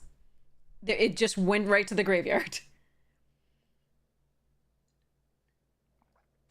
There was no other click there. Like, that was just bad.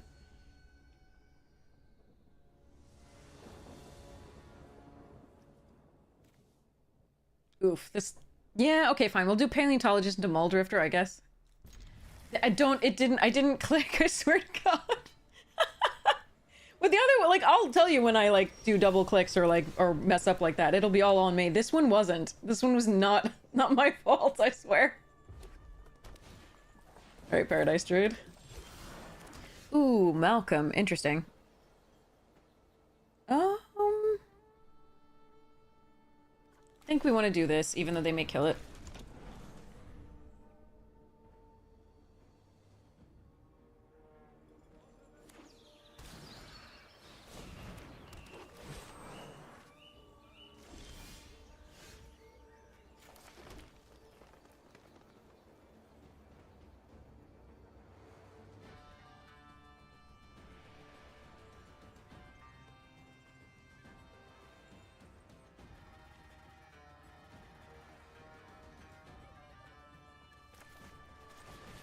Make sure I hit my land drops later. Or I'm just gonna draw no lands. That's also something that I could do. What the hell, deck?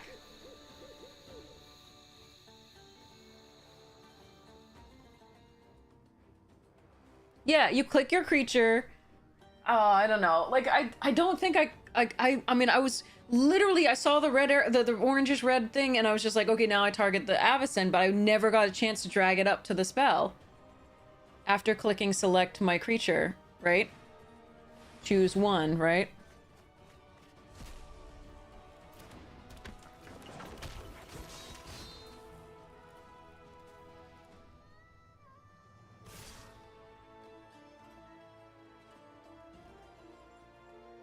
I really want to block something, but I didn't draw any lands. Okay.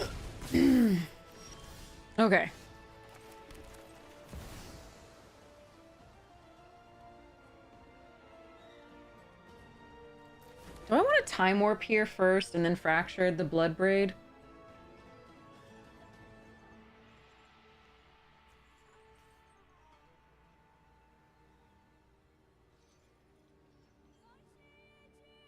Yeah, I think so.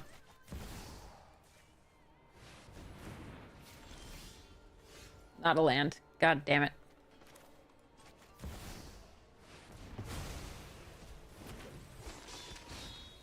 This isn't an ETB? Yeah, it's a cast. But at least it's a thing.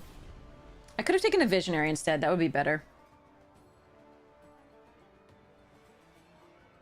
I keep confusing this with the new Discover one.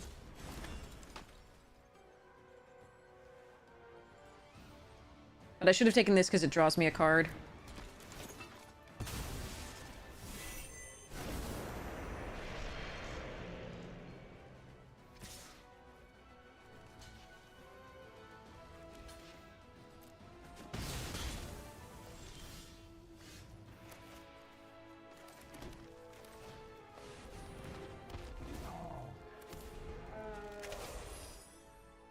Tiny bunny paw and tiny ox. Rather, tiny ox compared to normal.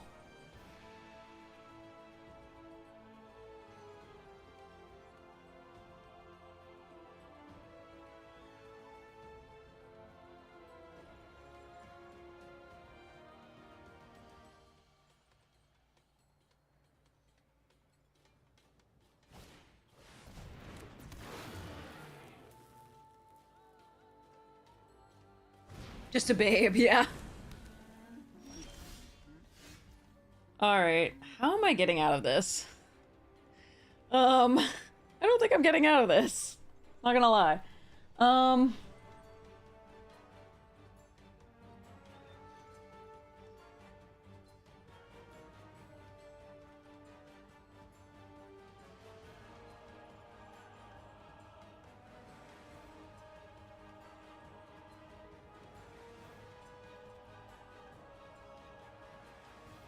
What can I even draw?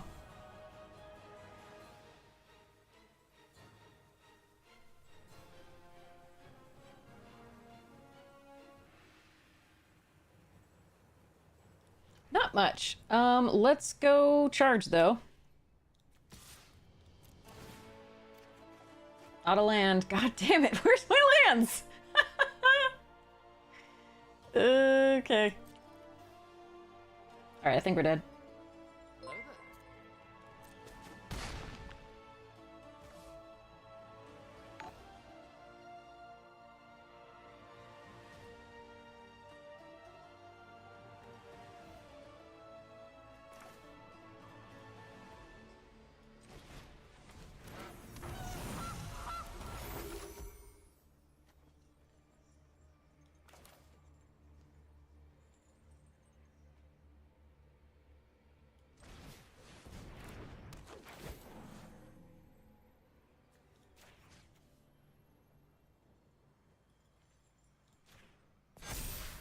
Alright, we are very dead.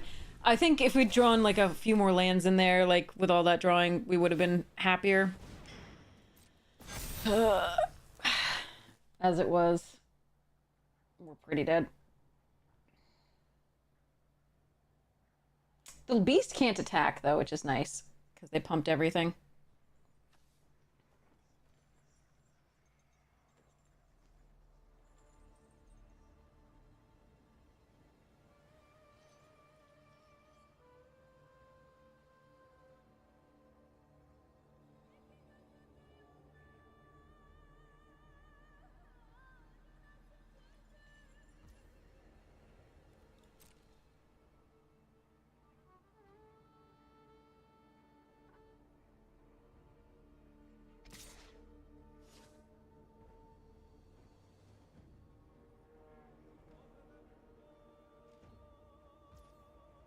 Ooh. Does anything reach? No.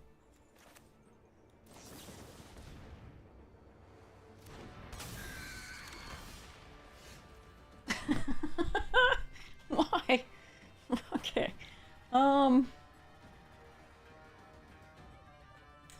1, 2, 3, 4, 5, 6, 7, 8, 9.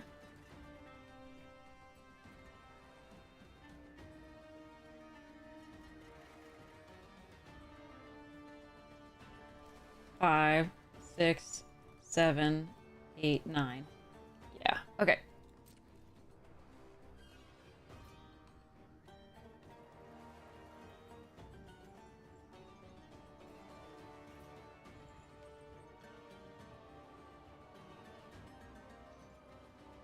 Can I attack? Thank you. Land. Yes. That one. Submit one.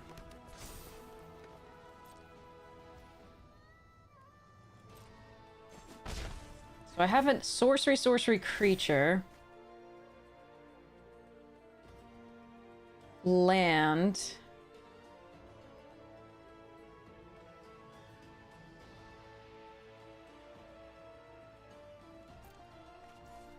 Can I produce 10 mana? 1, 2, 3, 4, 5, 6, 7, 8, 9, 10. I think I can.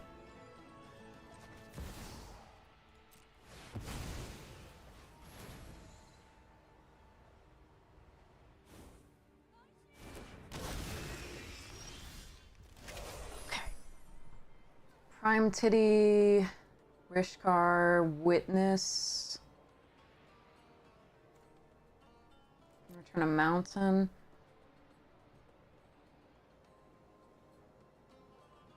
With 8845.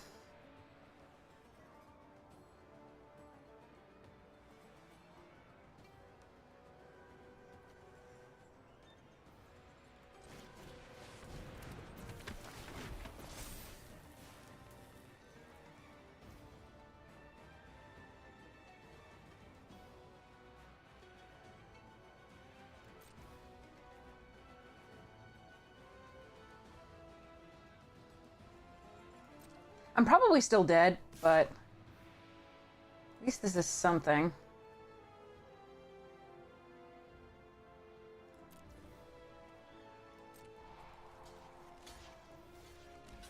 I just can't have them Timeless Witness back the hasty bit with Trample. This does enable the Lovestruck Beast to attack, but I don't think I'm dead. Maybe the Mistress Factories do mean I'm dead. We'll see.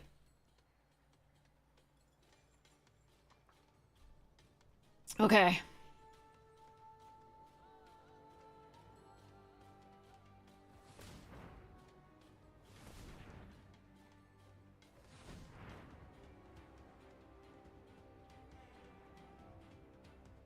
Hello there. Freaking hate death touchy bullshit. All right.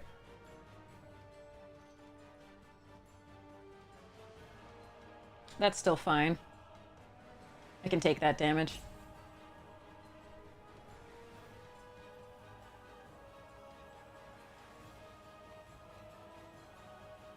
On the other side, the opponent's like, frickin' Emrakul bullshit.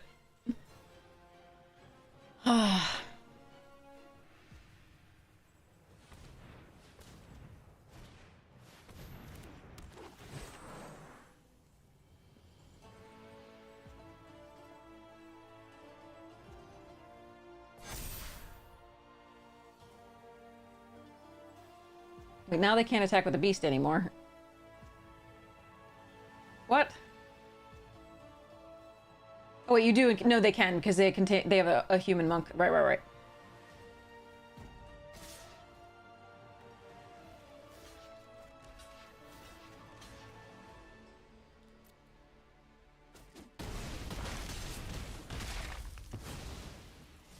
Yay, Emmy! Go, Emmy! Okay, got there. Jeez. After that last game. That was a nice one. Okay. Yerk. Drama! The drama! And trauma.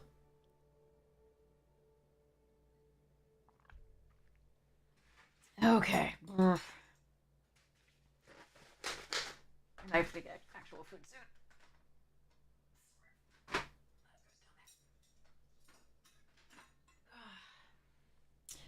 Okay, so we got that nice steam vents as our box topper.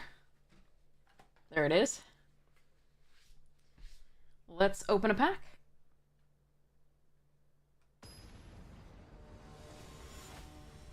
Alright, we do have an opponent, so we'll get to that in a second.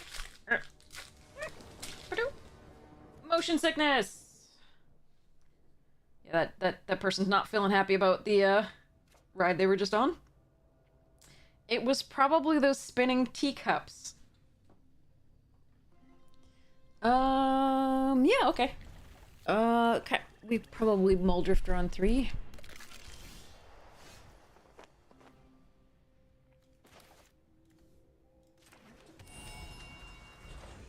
Okay.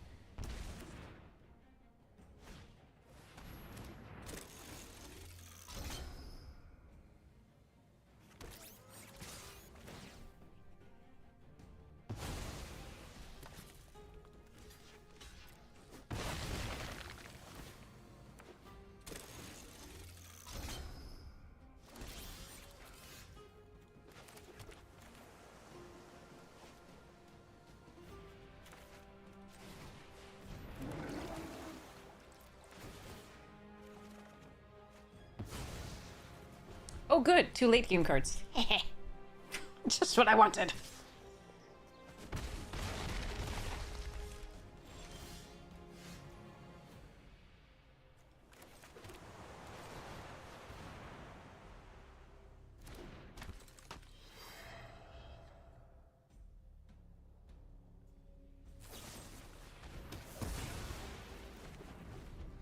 I'm gonna get too low on health here, I think.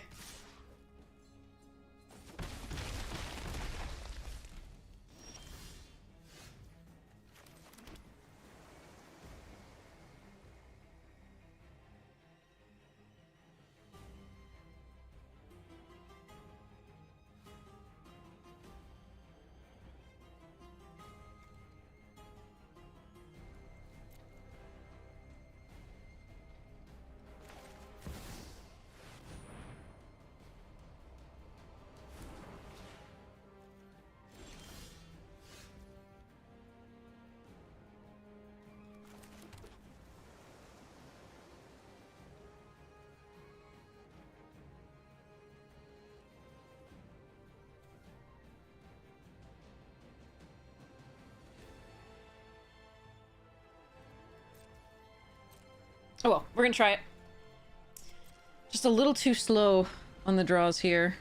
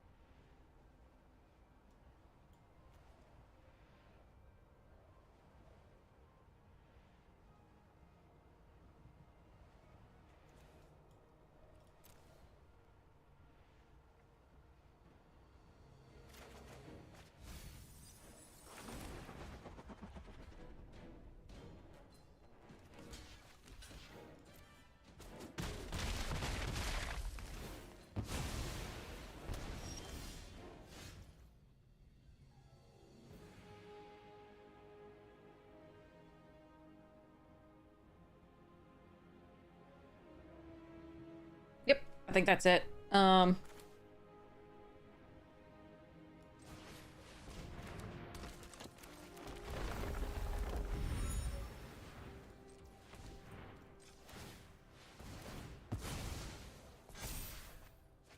Oh, Gargles, where were you, my lovely?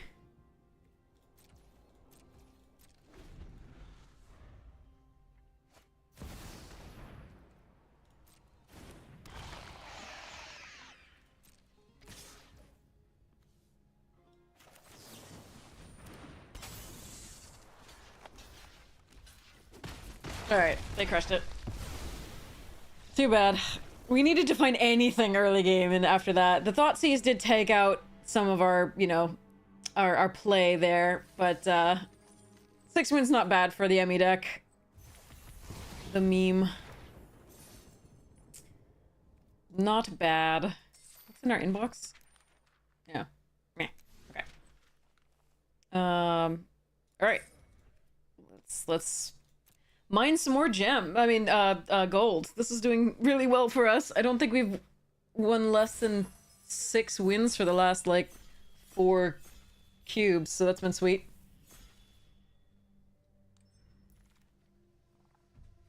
Ooh, Toxic, Crucius. I think it's Toxic. Although with Emmy in the cube, this is such a risk.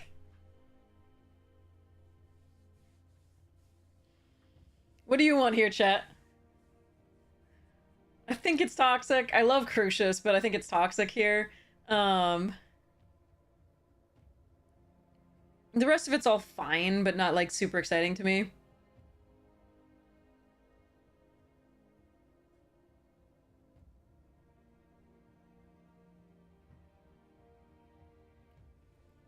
Are we okay with Toxic? Being toxic gamers?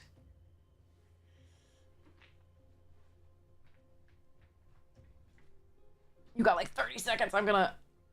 Toxic, of course? Okay. Toxic it is. Ooh! Some good stuff here. Bankbuster?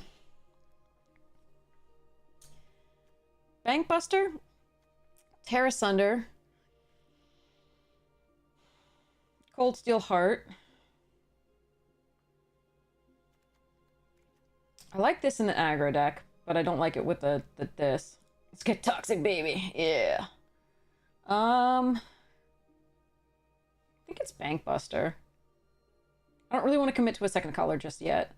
And I don't think Tiny Bones or this Lily are what I'm supposed to be doing here.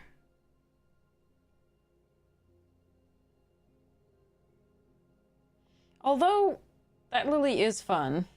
I think I'm just gonna Bankbuster.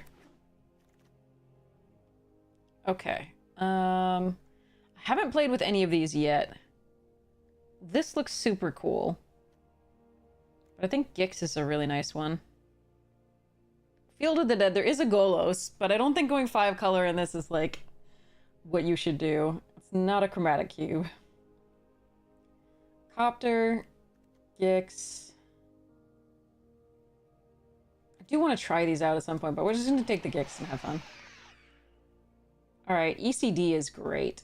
Bitter Blossom's nice with Gix. I really like ECD. Elvish Mystic, also really great.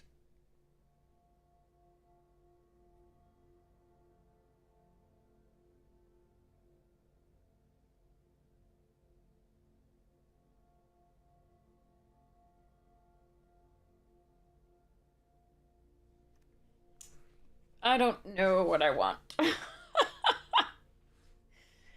I think I'm gonna take ECD. Hello there. This is wonderful with what I have so far to some degree, but I'm gonna take this. Oh look, we could meme again. Gogla, an Agent of Rafine.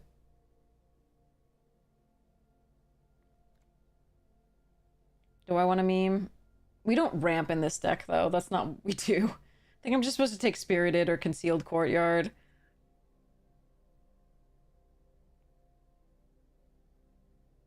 I mean, I could switch.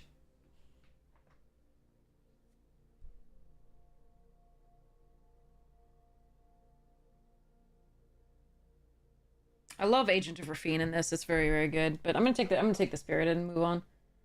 Alright, Cackle. Ooh. Chandra burn down the house? Nice. And my lovely Retrofitter.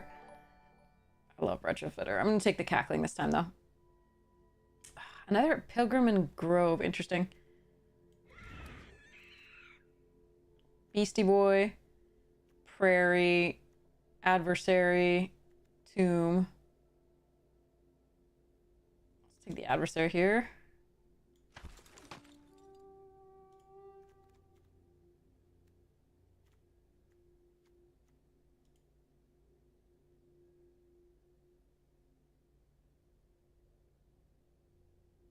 not a bad start. I wonder whether I'm supposed to be not in black, though. Like, I'm not sure that black is open. I found good cards, but I'm just not sure that it's that open. Guardian Idol, sweet. Here's Teysa. Bitter Blossom would have been really good with this one, but we'll grab Teysa here over Guardian Idol and the farmland in case we want to splash green. Or the anchorage in case of blue. I'm just gonna grab this now and see how it goes.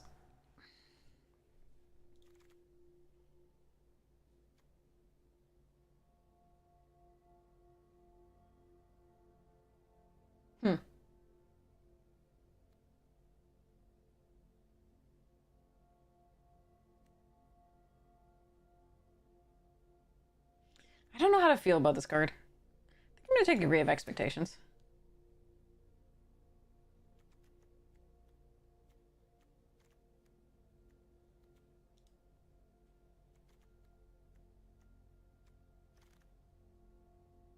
Ooh, Survivalist is good now.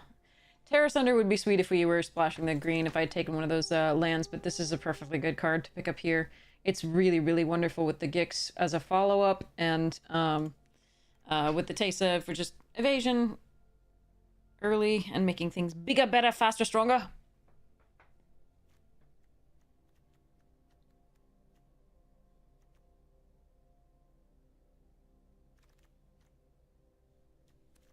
Selfless. Okay. So we want like the vampire that draws you cards, the 2/3. We want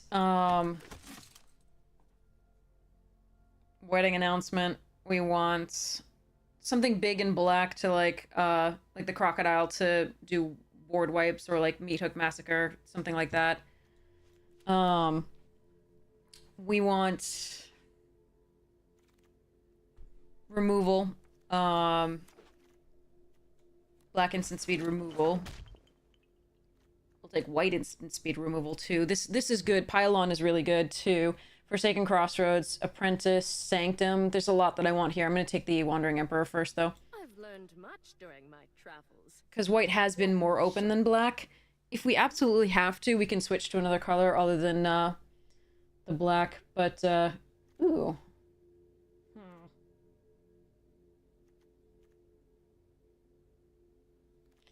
So there's Caustic Bronco, Rafine's Tower, and Liliana. I don't think this is what we're supposed to take, but I think those other three are pretty good.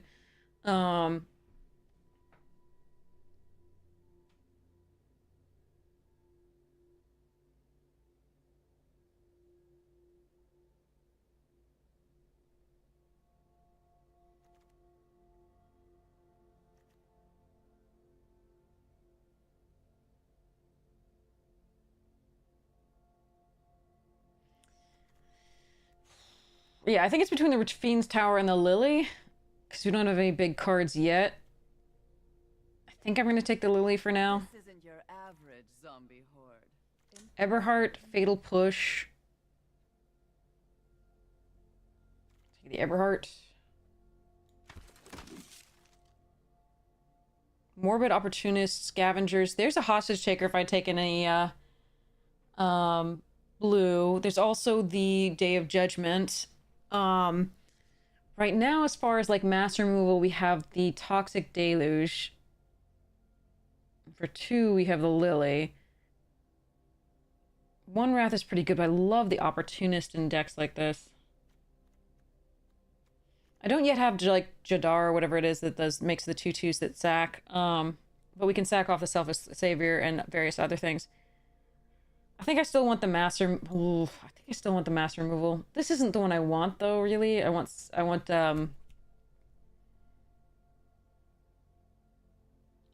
Sunfall or whatever the hell stupid card is. But I guess I'll take this here for now. Okay, I'm gonna take the Restless Fortress over the Shadowy Backstreet.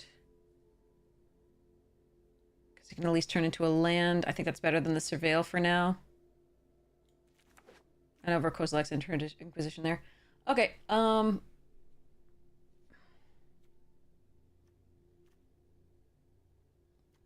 is not awful. I do like Lonely End. Let's see what we have as far as... So we have... Day Toxic for mass removal. Wandering at ECD and Lily for sort of semi-spot. I don't mind Lonely End. This seems okay too. I think I'm gonna take the count here. We're gonna be like super friends here. To set things right. Servant. Gosh, look at the Cobra and Goose still. It's nice for somebody. Okay, Iron Crag and Wojak.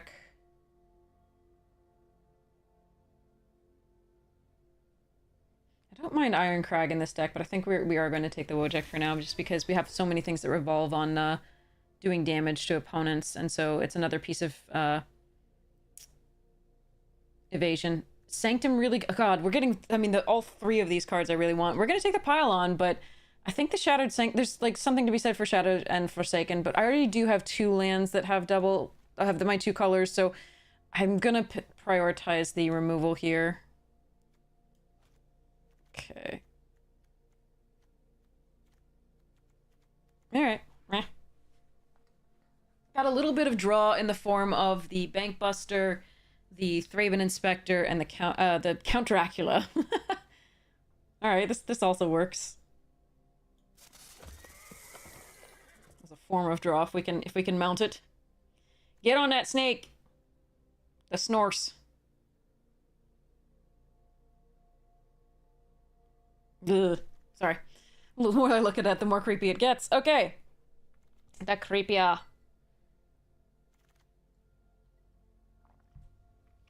Okay, I'm gonna take a Blooming Marsh.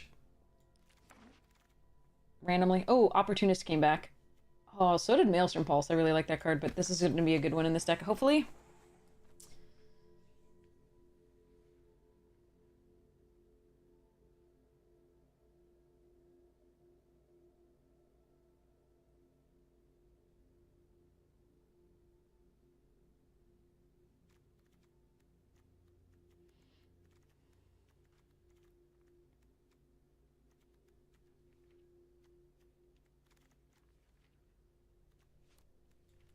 Alright.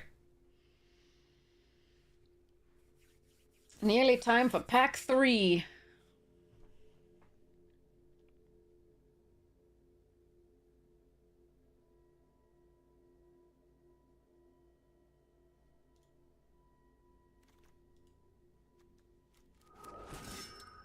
Okay.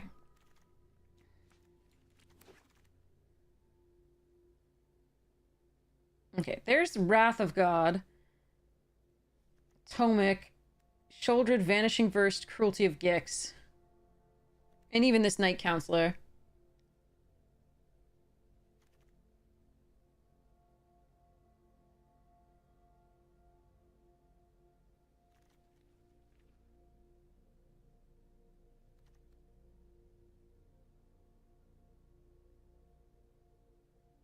I kind of like Tomic, but it might wheel.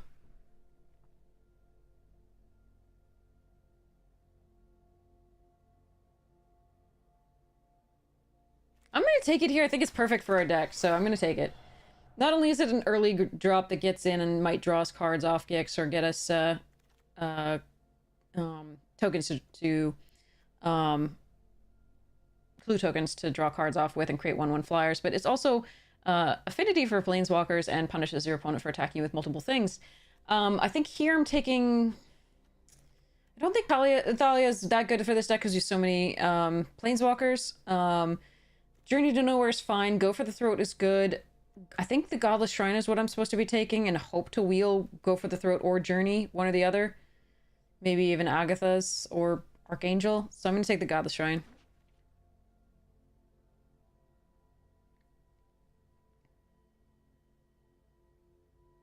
There are a bunch of cards I'd like to upgrade.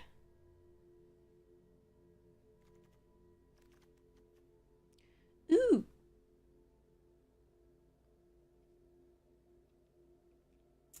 Arid Mesa can notably fetch the Godless Shrine, which is nice. I really want Gisa, I think, here.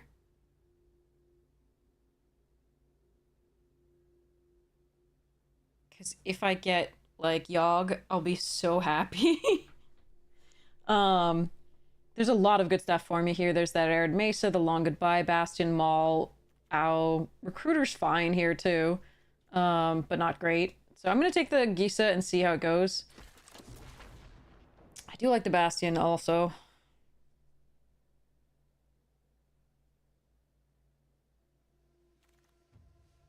Valky, Adeline, Flare, and Luris.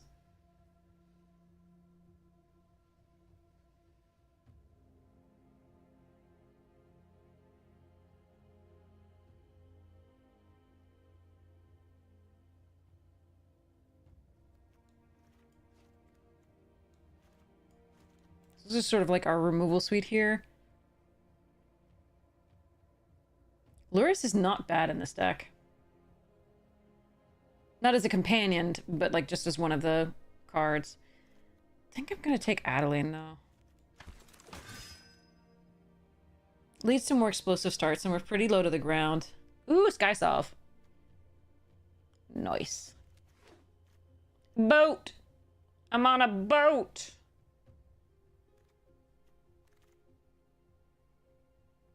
So if I try over March...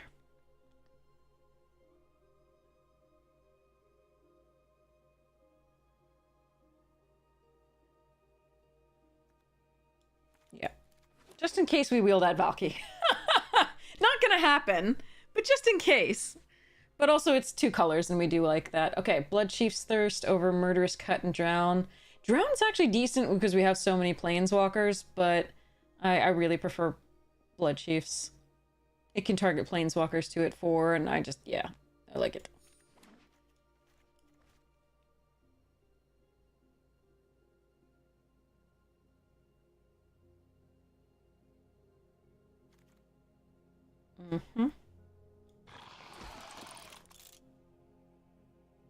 Yeah, I think first and third packs, black was not open, but white is, and then middle pack, black was open.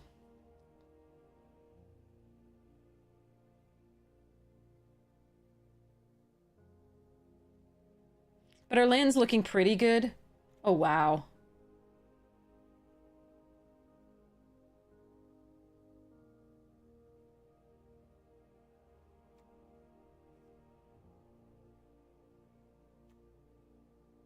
We're just gonna take a second Wrath. Soul Cauldron, sure.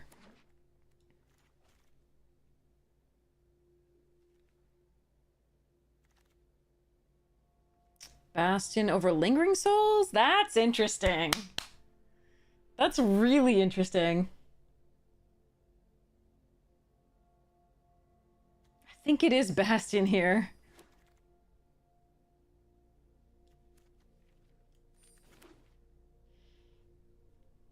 That's close, though. That's really close.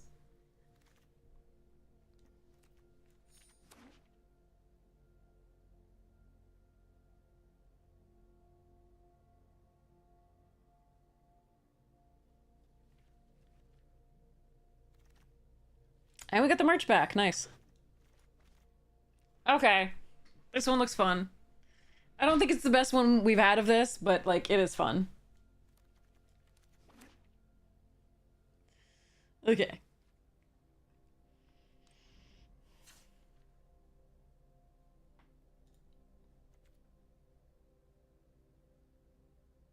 So, in Amy's honor, we should show you the deck we had earlier. There was 60 cards and trophied. It was so sweet.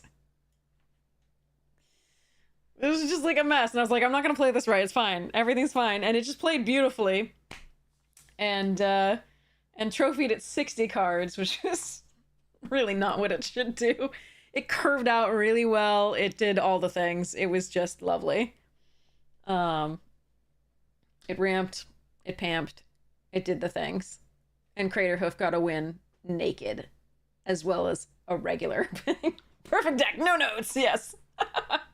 So, it was beautiful. In Amy's honor, we did this without a Yorion. Just 60 cards doing the thing. And I cannot click on this now. Okay, there we go. I don't know why that's happening. That's such a problem. But yeah. All right, that goes like that. Yay. But now though, I do have to go teach my students. So I am so sorry. We're setting this draft up. This is what we're gonna draft next time. Maybe I'll run 60 cards again, who knows? Probably not. I think this one I'm just gonna cut down because there's some cards that I'm not like super enthused about running. But yeah. They're all fun. They're all really fun. So I could run them all, but I think this one I can cut down pretty happily. Maybe. I don't know. Maybe I'll get uppity. So we'll see how that goes. So, if you want to check out the other trophies on Cube, they are up on the VODs in YouTube, and we'll probably be putting the edited version up there as well. Here's the link to the YouTube if you feel like checking it out. That's super awesome. I'd love to have you over there if you want to comment. I try to respond to every single comment. I just want to make more videos for you and interact with you online. Yay. Okay, anyway. So yes. So there's also box openings and like edited drafts and like events and things like that. My editor currently, I believe, is working on the open day 1 and 2 that we did just yesterday. You get to see me get beaten right as I'm about to make the second draft of the day by 2 Sorens, a deck with 2 Sorens. So that was really fun. So much fun. So check that out if you feel like it. Thank you so much for doing so. I really appreciate it. It really helps out the YouTube channel. I think I'm just make more videos for you is my whole goal. I'm just working on that. So let me know if you like it. If not, I'm so sorry, but thank you so much for checking it out. I hope to see you again soon for the rest of this draft and more Cube. I do think, did I see their entire deck? I'm sure it's only 2 Soren. I didn't see their entire deck. I saw all but 11 cards in the 3rd and final game before they double Sorened me out of the game. There were 11 cards left in their deck. They found the 2nd Soren to kill us. It was draft. I have also been beaten by, in the sealed, where the Winnabox, I've also been beaten by somebody who had 2 Sorens. But in the sealed, I feel that's far more likely. But yeah, it was miserable. Do not recommend unless you're on the other side of that particular matchup. I think we had like 1 rare. It was a thing. But yes, you can see me just like deflate, like just get more and more depressed. So there's that. There was one suspicion that I had lethal at the time, but somebody I think probably forgot that the Dog Umbra on my creature was not controlled by me, meaning it couldn't attack or block. So they thought I had lethal when I did not. I did go back and check. So yeah. And there was no way to make lethal on the previous turn by tapping down the thing because I had to attack with that creature the previous turn. So anyway, a whole thing, which I was really worried that apparently I had missed lethal, but I had not. So we're good.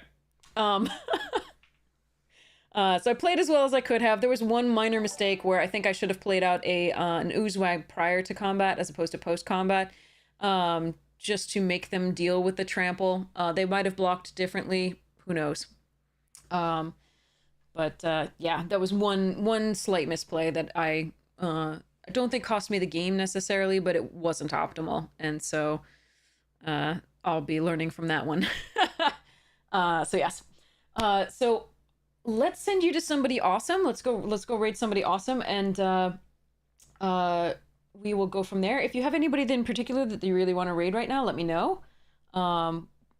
We'll next stream we'll do some more giveaways as well. We'll do the rares and mythics first look at Bloomburrow, and we will so giveaways, first look at rares and mythics, more cube, all the things. So but let me know whom you would like to raid. Sam Black's on, Corda Call's on, Nicole's on, Nibtropolis, MTG Nerd Girl's on, Caleb D's on, Damien F16 is on. There's so many people on that are amazing, and other people too. So let me know whether you have any preference for whom to raid, and we'll do that. The one who's the better player. Of what? Of draft? Because, okay, so Court of Calls is doing a Bloomburrow common and uncommon limited review. like we did earlier. Sam Black is doing arena cube drafting. Nipropolis is doing draft. Looks like OTJ. No. Yes, OTJ. MTG Nerd Girl is doing a Bloomburrow box opening? How does she already have Bloomburrow? Must be an ambassador thing. Caleb D is doing Living the Dream Cube. Damien F16 is doing Cube. Who do you feel like seeing, and what do you feel like seeing? Because if you just want to see a cube drafting on Arena, I would recommend Sam Black as amongst the most talented doing so right now. If you would like to do a set review, obviously it's Cordo Calls. And then if you'd like to do Living the Dream Cube, that's Caleb D all the way. If nobody has a preference, I'll do an executive decision. I usually like to rate the person who has the least viewers right now, so it'd be Nibtropolis doing OTJ draft, but or Damien F16 doing Cube. But like I said, if you have a preference, let me know. We will go there.